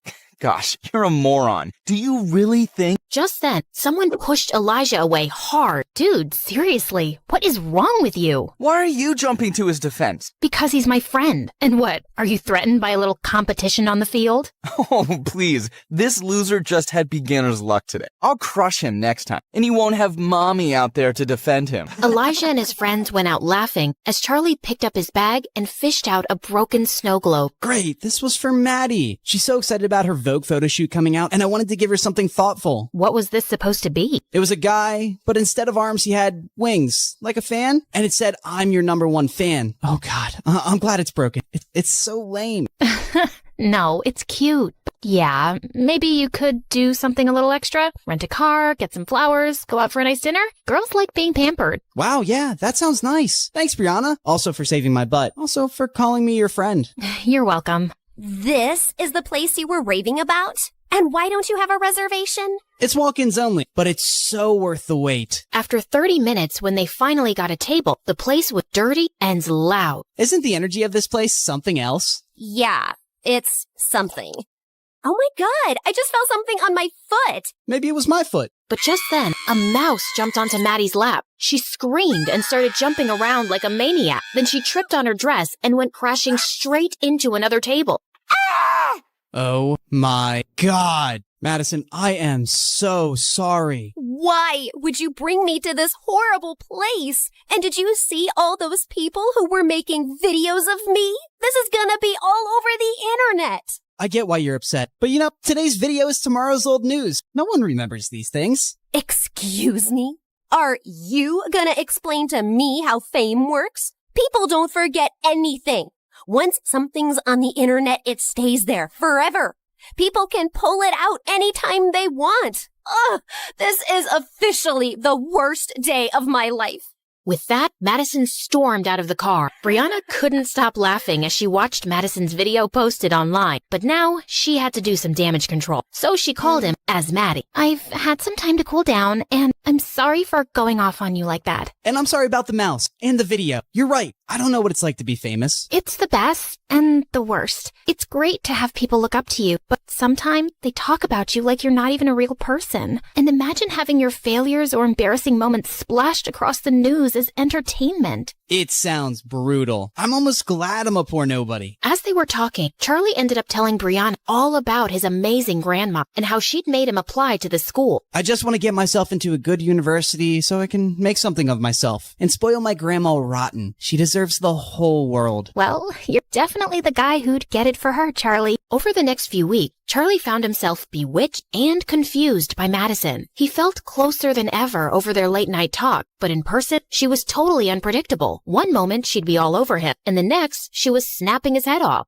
Charlie, do you think I'm fat? No. Why did you pause before answering? What? No, I didn't. Yes, you did. You said, no. You even looked at me before replying. I shouldn't have looked? Why would you look? Don't you just know? Maddie, you're being irrational. Now I'm crazy, am I? Well, I'm not fat. I'm PMSing, so I'm bloated. I hadn't noticed. Really? Ugh, you're so insensitive. You have no idea what it's like to go through this every month. Right now, I feel like killing someone. And I also really want that Thai red curry ice cream. I'll get it for you, babe. Whatever helps you feel better. You getting out of my face would make me feel better. And yes, the ice cream. Now. You got it. Amber and Maddie started laughing hard as soon as Charlie was gone. I really hope he gets a few tubs of that ice cream. Sounds delicious. I'm pretty sure there's no Thai red curry ice cream, but let's see what he does. Anyway, for Christmas, my parents and I are going to our ski resort as usual, and I'm inviting you girls with your parents. Should I invite Charlie? You have to, right? He's your boyfriend. Yeah. And at least 3 of my exes will be there. And I'd rather not show up single. But I'm gonna have to give Charlie a makeover before I take him. On his first day at the resort, Charlie slipped out of his room at 5 in the morning and found Brianna waiting in the kitchen. Oh, you're here. I almost thought you wouldn't come. I almost thought that too. I don't know why I agreed to the early morning skiing lesson. 'Cause you're a good person and you like me? I'm just saving Maddie some embarrassment, because you'll definitely make a fool of yourself without my help. Couldn't agree more. They headed out to one of the smaller slopes, and she explained skiing techniques to him. I think you're ready. Well, as ready as you'll ever be. If I die, please break the news gently to Grandma. You play football against Elijah. You'll survive this too. Now don't be a wuss. Time to go! Brianna whizzed down the slope, and the cold wind in her face made her feel alive. She turned around to look at Charlie, who looked like a baby goat learning to walk. Charlie, just loosen up. Come on, I'm racing you down to the end. Charlie took deep breath and relaxed. He was gaining momentum and actually starting to enjoy it. Brianna was flying ahead effortlessly, but he was catching up. But then suddenly, he was going too fast. He tried to slow down, but he just couldn't. And moments later, he felt himself crashing straight into Brianna, and they went tumbling into the snow. Oh my God, Brianna, are you alive? Is your neck broken? Please don't die. Say something. Oh, can you shut up for just 1 second? Yes, of course. Oh, I thought I'd killed you. Charlie pulled her into a bear hug. You're really okay? Yeah, I just got the wind knocked out of me. Imagine the headlines if something had happened to you. Stupid, worthless nobody injures beautiful teen goddess. You think I'm beautiful? Well, duh. That's not even opinion. It's just a scientific fact. The sun rises in the east, water boils at 100 degrees, Brianna's beautiful. You got some snow on your face. As they started making their way back, Brianna felt her heart racing. Oh, shake it off, Brianna. You cannot be attracted to your best friend's fake boyfriend. After an exhausting day of skiing, Charlie wanted to crash, but he had to dress up for a fancy dinner instead. The seats next to Maddie were taken, so we quickly took one next to Brianna. Please tell me, why are there 6 forks in front of me, and which one can I use to stab myself in the eye? Oh, definitely the meat fork for a quick death. Madison watched the two laughing, and she didn't like it. I don't want her getting more attention than me, even if it's from stupid Charlie. Hey, Charlie, could you sit next to Amber, please? Her parents couldn't come, and she, broke up with her boyfriend. She could use some cheering up. Charlie nodded reluctantly and took the seat next to Amber. So, Amber, you want to talk about your breakup? Okay, sure. Why not? It happened 3 years ago, and his name was Leo. And that's what you're sad about today? That's a bit offensive. I'm not sad. Do I look sad to you? Charlie was relieved as they were served their first fish course, but Amber was staring down at her plate in tears. I'm so sorry. Please forgive me. What are you talking about? You will be missed, Nemo. Right, Charlie? Tell him he'll be missed. Yeah, you will be missed, Nemo. Just then, Brianna's mom, who was sitting opposite him, spoke. So, Charlie, where were you studying before? Well, I was in public school in another town. I got a scholarship here, so I moved with my grandma, who raised me. And what does your grandma do? She's an amazing healer. She cures people with herbal medicines and different techniques. So she's not a real doctor? No, not in the typical sense. And this healer thing, it makes her enough money? Mom, stop! It's okay. Yeah, she earns enough. And I work at the cinema. And I also DJ on the weekends. We manage to take care of each other. There was an uncomfortable silence, and Charlie felt his face turning hot. Then, Maddie's mom spoke with her country accent. That's sweet, honey. You seem like a brat kid, and I'm sure you'll go places one day. It's funny how life turns around. I mean, look at me. I was raising little Maddie as a single teenage mom in a trailer park with nothing. And then, boom, one day I won the frickin' lottery, and we were rich. Soon after, I met my husband, and life's amazing now. Let's raise a toast. Our blessings. Brianna looked over at Madison, who looked like she was gonna crush her glass. She always felt ashamed of her past and that she wasn't born rich like everyone else. Just then, Amber said she wasn't feeling well, and as she was leaving, she tripped over the carpet and fell down. Amber, are you okay? Did you hit your head? No, didn't. But it hurts so bad lately. And even my eyes. Like, sometimes I wake up and it takes me like 2 seconds to see the light. And I swear the lights are on. You know, I'm a scared cute mouse, right? I don't sleep in the dark. Okay, I'm gonna take her to her room to rest. When Madison returned later to the main hall, she suddenly overheard Brianna's mom and another woman talking. That woman sure loves to tell her trailer park story. She's been rich for years now, but she still sounds so trashy. Money can't buy class. And now look at Madison's choice of boyfriend. I mean, he's sweet, but no amount of designer clothes can hide where you really come from. Madison's ear burned as she stormed off and ran straight into Charlie in the hallway. Hey, I was looking for you. How's Amber? Why did you say all that nonsense at dinner? What? Oh, I'm on scholarship, and I work at the cinema, and my granny does voodoo. It's not voodoo. And why would I hide all that? It doesn't embarrass me. And even your mom was poor, and she's not ashamed of it. Well, she should be. I don't know why she keeps telling that story so proudly. No one respects her for it, and I don't want to be reminded of the cheap start of my life. She said all that stuff because of you. I've been trying to please you all day, Maddie, but I'm really tired now. I hate skiing, these clothes are pretentious, and I don't like talking about my grandma like that. Charlie stormed off to his room, packed his thing, and called a cab. Charlie didn't speak to Maddie for a few days, but he gave in after all her apologies. I'm really sorry, okay? I just wanted my stepdad to like you, and he's a bit difficult. But I shouldn't have asked you to act differently. I like you, just as you are. Well, if you really want to make it up, you'll have to spend more time with my family now. Of course. I volunteer at the community center for old people and take Grandma there every Saturday. You should come. Can't wait. Madison had begged Brianna and Amber to accompany her. Eek.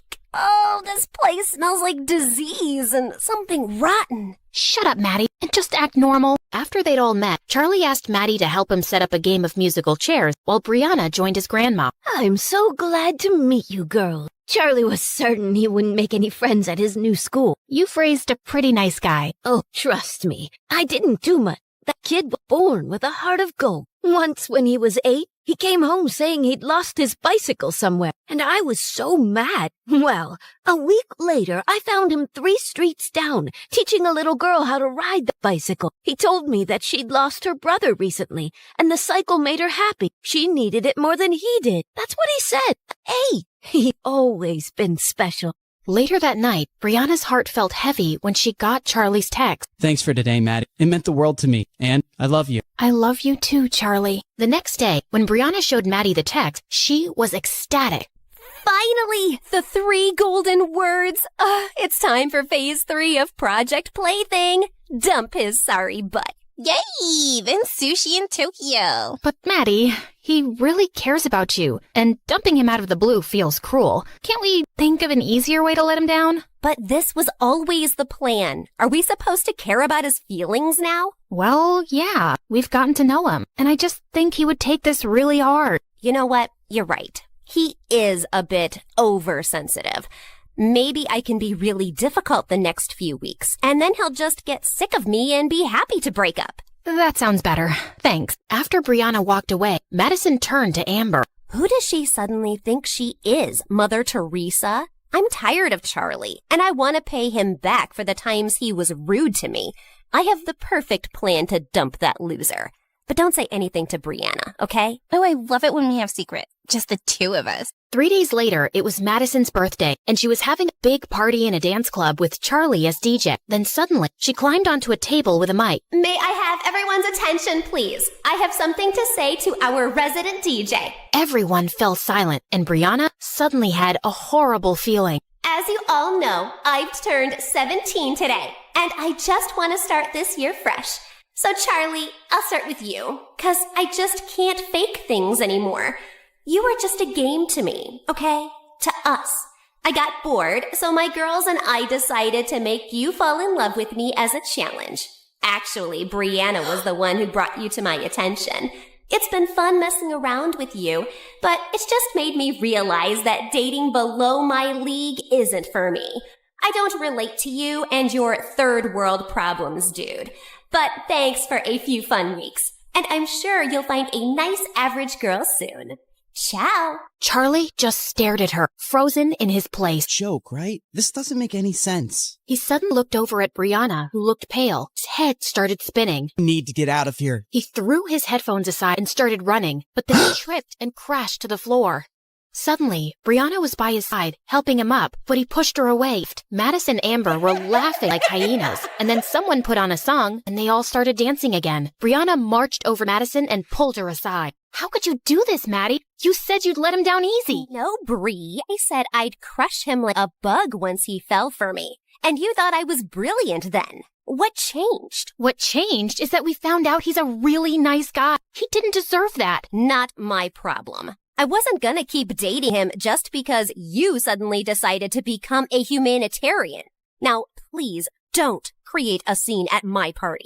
Tears stung Brianna's eyes. She remembered Charlie's heartbroken faith, and she left immediately. Brianna didn't know how she was going to face Charlie in school the next day, but he didn't show up. He wouldn't reply to any text or call, and he didn't come the entire week. Yes! I checked, and my private plane is free this weekend. They're going to Tokyo, ladies. What? Why? Well, Project Plaything is successfully over, and I promised I'd take her for sushi. Remember? Right. Well, consider me out of this plan. Brianna walked off, and a smirk spread across Madison's face. You thinking what I'm thinking, Amber? If you're thinking about what being by a butterfly feels like, then yeah. No, I mean about Brianna.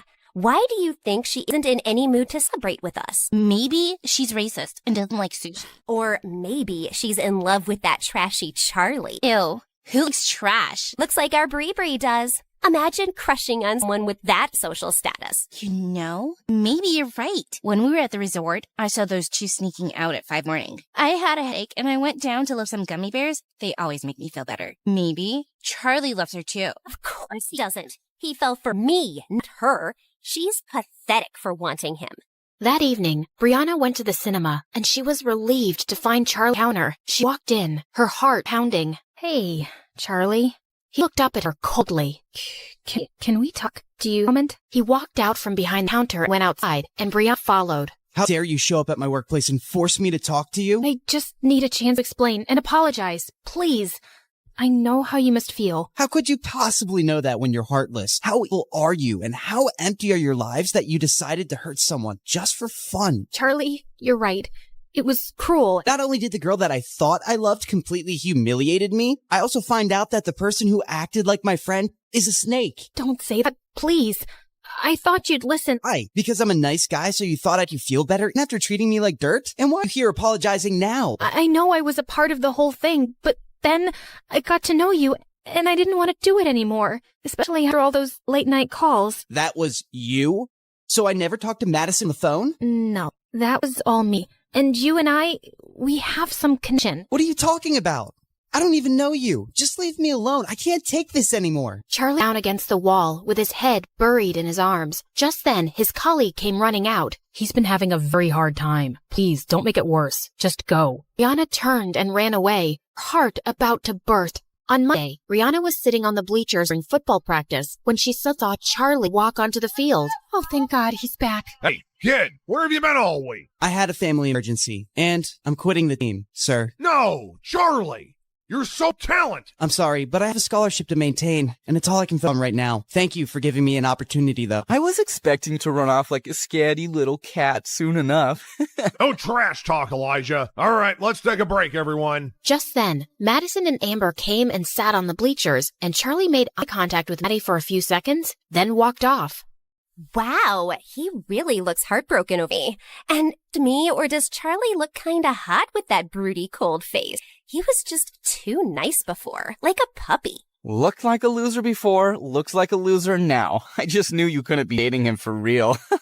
He's twice the guy you'll ever be. You said something, Brianna? Yeah, I said he's twice the guy you'll ever be. Oh, really? How'd you reach the conclusion? Well, firstly, he's clearly better than you at football. Secondly, he's definitely smarter than you. Thirdly, he's a pretty cool DA. And fourth, and most importantly, he's not some arrogant, self-absorbed jerk like you who makes me cringe every time I look at him. There was a stunned silence as everyone stared at Brianna. Elijah forced to grin. Feisty. I like that. So how about we go on third date and you can continue talking about there? Not even in your dreams. As Brianna started walking off, Elijah blocked her way to tease her, but she suddenly pushed him with unexpected force. He fell down a couple of steps and his knee hit the ground hard. What is wrong with you? Brianna looked just as shocked by what she'd done. At the dinner table, Brianna's dad was cheerfully trying to make conversation, but Brianna seemed lost. Just then, her mom walked in, looking mad. Brianna, do you just enjoy making my life difficult? Look, if this is about Elijah, you pushed him down the bleachers? He was pestering me, so I just pushed him away. I didn't mean for him to fall. He's hurt his knee seriously, and he's on bed rest for 2 months. His mother, my new business partner, is furious. If she pulls out her investment, She said it was an accident. Surely his mom would understand. well, it's not like Brianna hasn't rejected Elijah or been rude to him before. I don't expect his mom to understand anything. I don't care what his mom thinks. Because you don't care about me. I've built everything for you. But no, you'd rather be an actress. And now you're bent upon ruining. Oh, God, I can't have this conversation again. Just because I don't want your company doesn't mean I don't care about you. And stop trying to make me feel bad. If it's any consolation, I feel terrible already. Brianna stormed off with her mom spring after her. She's always been difficult. But something extra's been going on with her lately. I never thought she'd be violent. That's an exaggeration. And you never try to actually talk to her. She doesn't talk to me. I'm going to ask her friends what's up with her. Charlie had returned to school, but he just kept his head down, talked to no one, and pretended Brianna didn't exist. She kept her distance from him, but she also found excuses to stay away from Amber and Maddie. One day, she was reading in the empty gym during recess when Madison snatched her book. Come on, Bree. This is getting ridiculous. It's time for an intervention. What? We know you're going through something. Even your mom is so worried. I told her you've been avoiding us too. And well, I think I know what the problem is. You lied to me about your breakup with Charlie, and I'm mad. But it's not just that, right? I think you have feelings for him. Yes, I have feelings, 'cause I'm not a robot. And I'm also mad at myself for being a part of this horrible plan. It's making me think about the kind of people we are. Kind who like to have fun. We have everything, Maddie. And we decided to pick on the poor orphan who's working hard to support his grandma for fun? Who the heck cares? I care.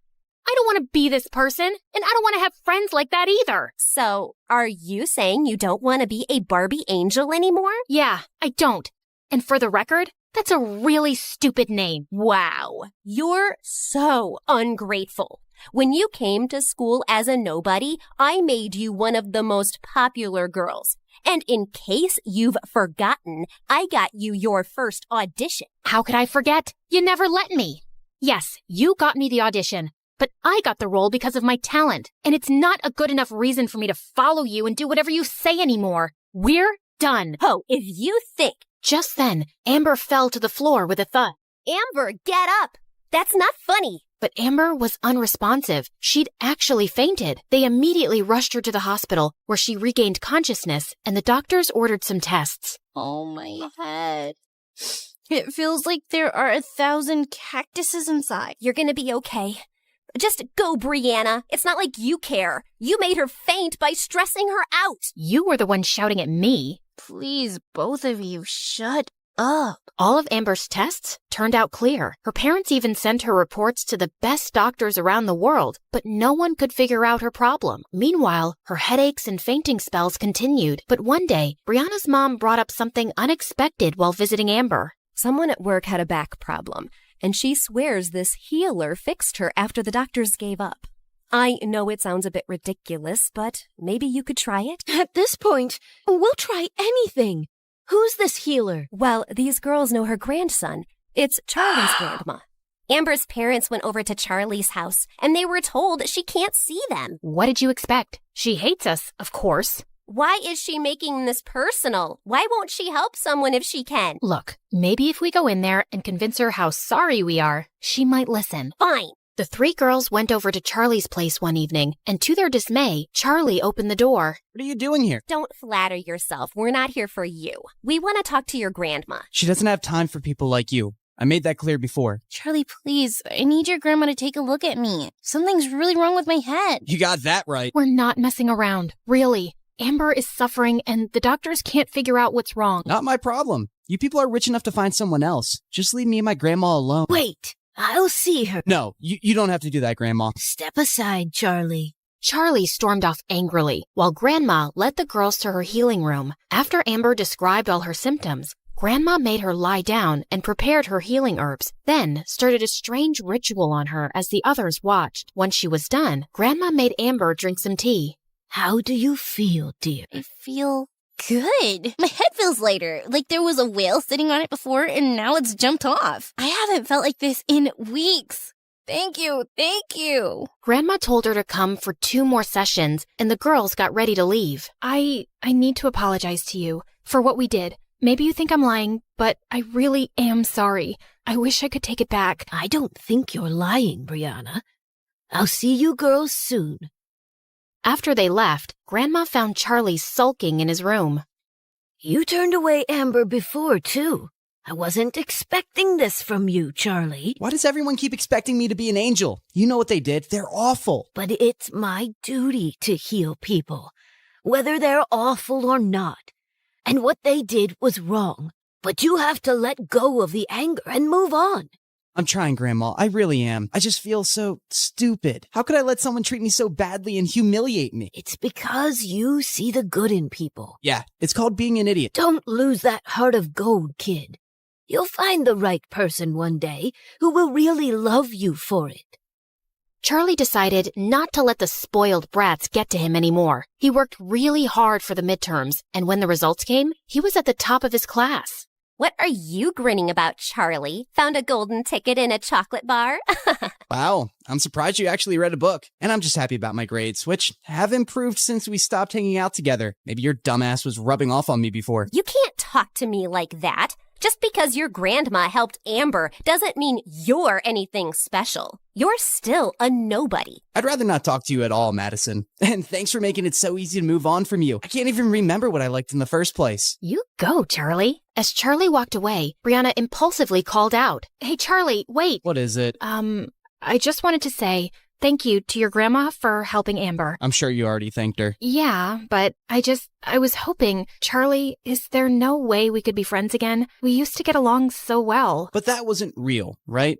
And now I'd never be able to trust a word you say. So yeah, not gonna happen. But really, that was an Oscar-worthy performance. I'm sure you'll have an amazing career as an actress. After Amber's last session, Brianna wanted to thank Charlie's grandma, so she dropped by his place with some gifts when she knew he'd be working. She was surprised to find the front door already open. And then she gasped when she saw Grandma on the kitchen floor. Oh my God, are you okay? Brianna, what are you doing here? What happened? Shh, not so loud.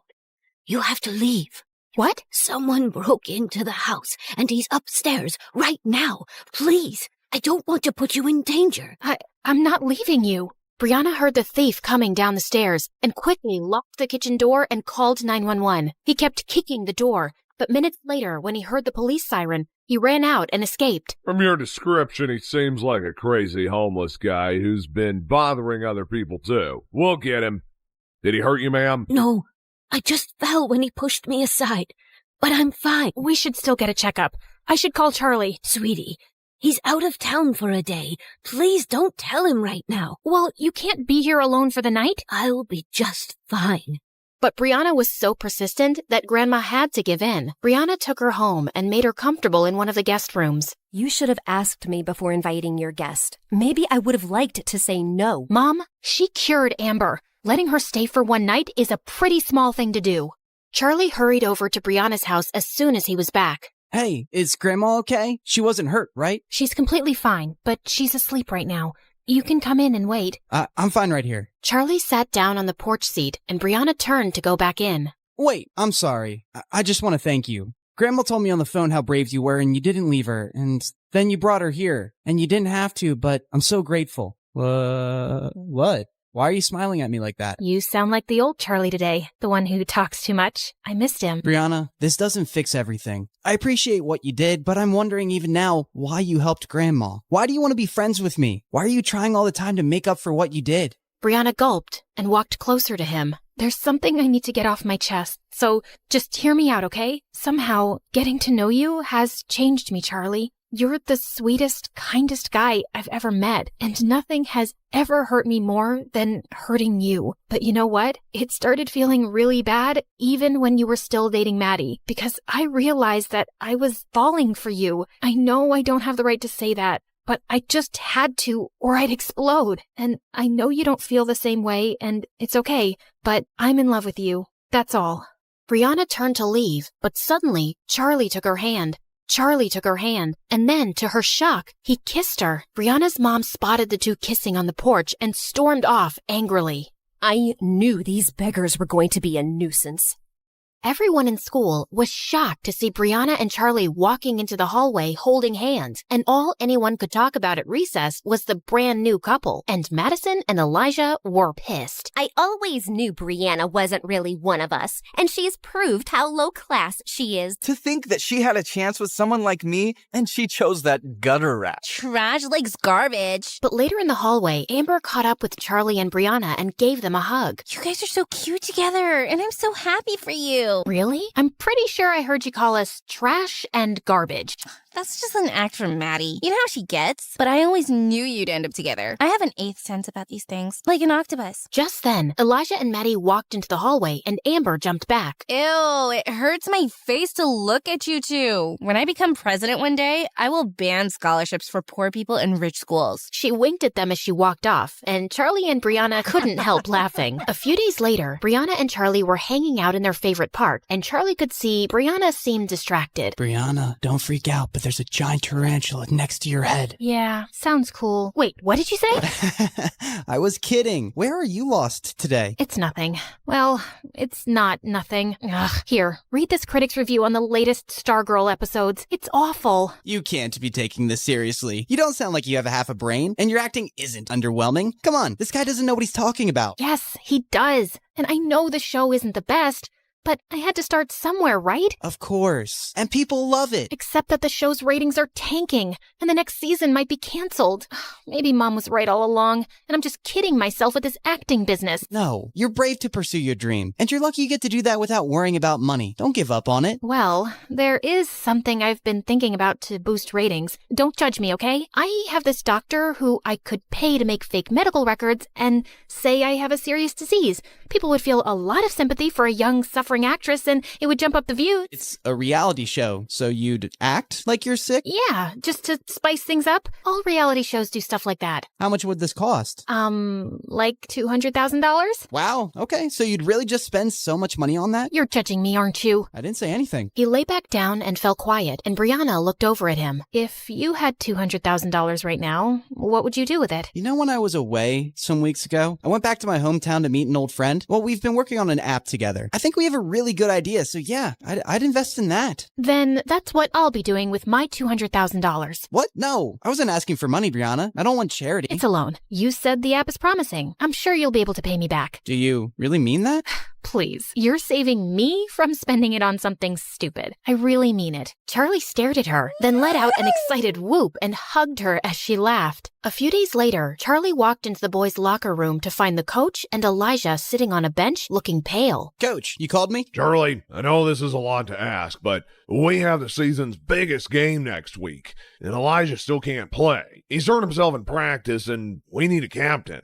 It'd be a huge favor to the team. Otherwise, we're out. Elijah was seething with rage, but Charlie just couldn't turn down the coach. Of course, sir. I'll see you at practice. On the day of the match, Charlie played his heart out as team captain, and when he scored the winning goal against the school's biggest rivals, the whole crowd erupted into cheers. He ran over to Brianna in the stands and kissed her in front of everybody. Then his teammates carried him away on their shoulders while he waved the trophy happily. After celebrating with the team, Charlie headed out of school. He was just a couple of blocks away when someone pushed him into an alley. He looked up to see a couple of thugs, and behind them was Elijah. What are you doing? No, Charlie, what are you doing? You've really picked the wrong guy to mess with, haven't you? I'm not messing with you, man. I helped your team because you couldn't play. Now you want to beat me up for that? I couldn't play because your girlfriend caused my injury, and you're to blame. She rejected me and insulted me because of you. She rejected you before she even met me, because you're a jerk.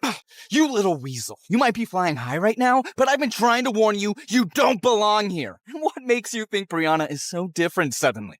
How can you be sure she isn't making a fool of you again? I'm sure. Now back off. I'm the school's hero right now. I don't think you want to mess with me. Elijah looked ready to punch him, but some kids passed by the alley just then, and he stepped away. This isn't over. 2 days later, the school was holding its annual spring dance, and Brianna walked into the gym looking for Charlie, who had said he'd meet her there. She saw Maddie, Amber, and Elijah glaring at her from a corner, then turned away to spot Charlie talking to someone. Hey, there you are.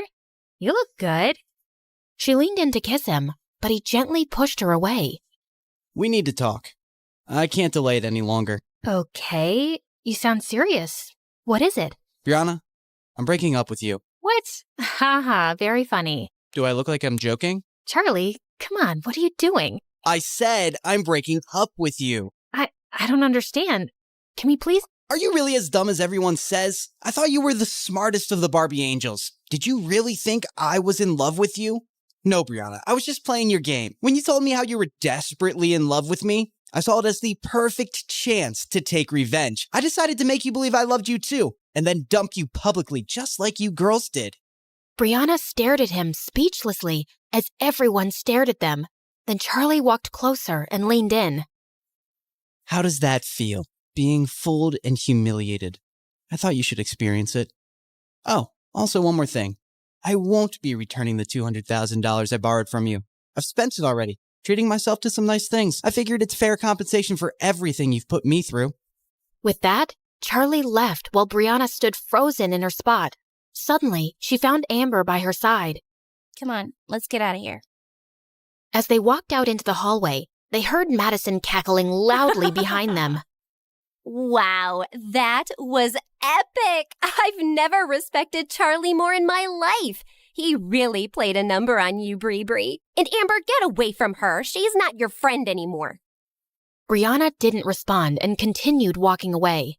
We really broke him, didn't we, Brianna? Turned a perfectly nice guy into a heartless jerk. Now that's a high school project I'll always remember. Suddenly, Brianna turned around and lunged at her. Madison screamed as she tried to fight Brianna off. A few kids, including Amber, finally managed to pull them apart. God knows I've been wanting to hit you since the day I met you, and that's a memory I will cherish for years. Brianna turned away and ran out, breaking out into sobs. Brianna refused to go to school and just stayed in bed for days, feeling completely miserable. One morning, a maid brought her a letter. It was from Charlie. She anxiously ripped it open, and the check she'd given him for $200,000 fell out. He didn't even use it. He was just teasing me. I really don't get this jerk. He's completely messed me up. She buried her head in her arms and started to cry, but then she stopped and picked up the check. I don't care what Charlie thinks of me. I'm going to use this to save my show. She jumped out of bed, stuffed the check in her bag, and put on her coat. A few days later, Charlie and Grandma were watching the local news on TV when suddenly Brianna's face appeared on the screen with the headline saying, "Young TV star diagnosed with Crohn's disease." Charlie stared in shock, then his face darkened. Poor girl. That's terrible news. Charlie, I don't know what happened between you two, but I think we should go see her. She's lying. What do you mean? She's not sick, Grandma. This is all an act to get ratings and views for her show. What? No, she wouldn't do that. Why do you have to assume the worst about people lately? Because they are the worst. She told me of her plan to do this herself. Well, she must have some reason. Brianna isn't like that. Yes, she is. Why do you need to see the good in everyone, Grandma? Least of all these people. They're awful and shallow, and they think people like us are more worthless than the gum stuck to their shoes. I made a huge mistake convincing you to attend this school. I thought nothing could ever change you, but I was wrong. I hardly recognize you these days, Charlie. Grandma walked out before Charlie could say another word. A few days later, Brianna was told someone had come to see her downstairs. She made sure she looked pale and walked weakly into the lounge to find Elijah sitting next to her mom. What are you doing here? Mom, I told you I feel too sick to have visitors. Brianna, please sit down. This is important. Brianna, we both know you haven't been very nice to me, but I've always cared about you. It just crushed me the way that poor scumbag humiliated you. What do you want, Elijah? Oh, I don't want anything, but I brought you something that will really teach Charlie the lesson he deserves. That day at the spring dance, one of the kids standing close to you made a video. Elijah handed her his phone, and Brianna stared at it in shock to see Charlie caught on camera saying, "How does that feel? Being fooled and humiliated. I thought you should experience it. Oh, also one more thing. I won't be returning the $200,000 I borrowed from you. I've spent it already, treating myself to some nice things. I figured it's fair compensation for everything you've put me through." Brianna, when were you going to tell me about this? If Elijah hadn't shown me this video, I would never have checked your account and known that $200,000 have been withdrawn. How dare he threaten to not return your money? Oh God, how can I tell Mom that Charlie returned the money? If she asked me where I spent it, I can't tell her I used it to bribe the doctor. Brianna, answer me. Has he been making any other threats? No, Mom, he hasn't. Please, I'm just too sick to deal with all this. He'll give it back. Oh, you bet he will. When I sue him, I'll have my lawyer send him a notice today. No! I don't want to do that. Honey, I'm not asking you to be a part of this. You just need to rest. I'll take care of everything.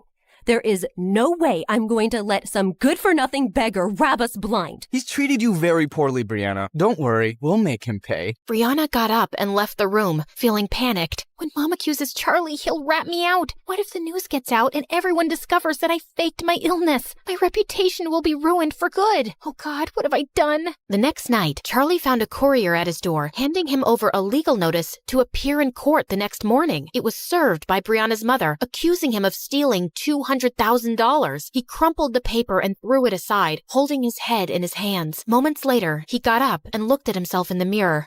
I gave her back the money, and she used that to bribe the doctor. But of course she didn't tell her mom, and now she's too scared to tell the truth. So her mom thinks I still have the money and I'm some thief. If I said the truth, Brianna's reputation would be ruined. I won't stand a chance against people like them in court. Why should I suffer anymore because of Brianna? I shouldn't even go. But I will, because I'm in love with her.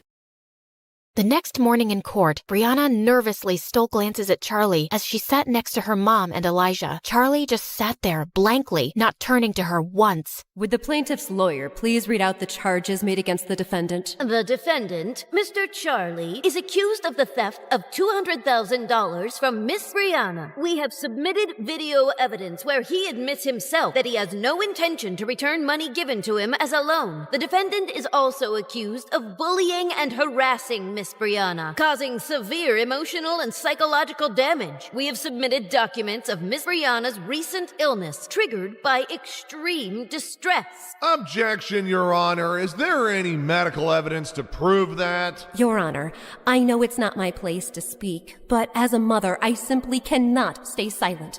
My only child has fallen extremely sick after being harassed by him. Her school, her work, her health, everything has been affected by his actions. Her doctors will vouch for it. And people like Charlie are predators who prey on the feelings of rich young women to get money out of them. He must be made to pay for it. Brianna's mom burst into tears as she took her place, while Brianna stared at her in shock. She's a better actress than I am. Would the defendant like to say something in response to that? Charlie rose from his seat, slowly. No, Your Honor. Did you intend to return the $200,000? No, Your Honor. And do you believe your actions have caused Miss Brianna psychological and emotional damage? Yes, Your Honor. Young man, do you understand that the charges against you are very serious? If you are unable to return the loaned money as well as damages, you could land for 2 years in prison. Charlie looked up and hung his head. I understand, Your Honor. Very well. Since you have pleaded guilty on all counts, the court gives you a day to arrange $500,000 or face prison. No, this is enough. Brianna, what are you doing? What I should have done before. Your Honor, I want to immediately withdraw this case. There is no case against Charlie. He returned the money, and I spent it on bribing a doctor to say that I'm sick. I did it to increase ratings and views for my stupid show. Everyone stared at Brianna in shock.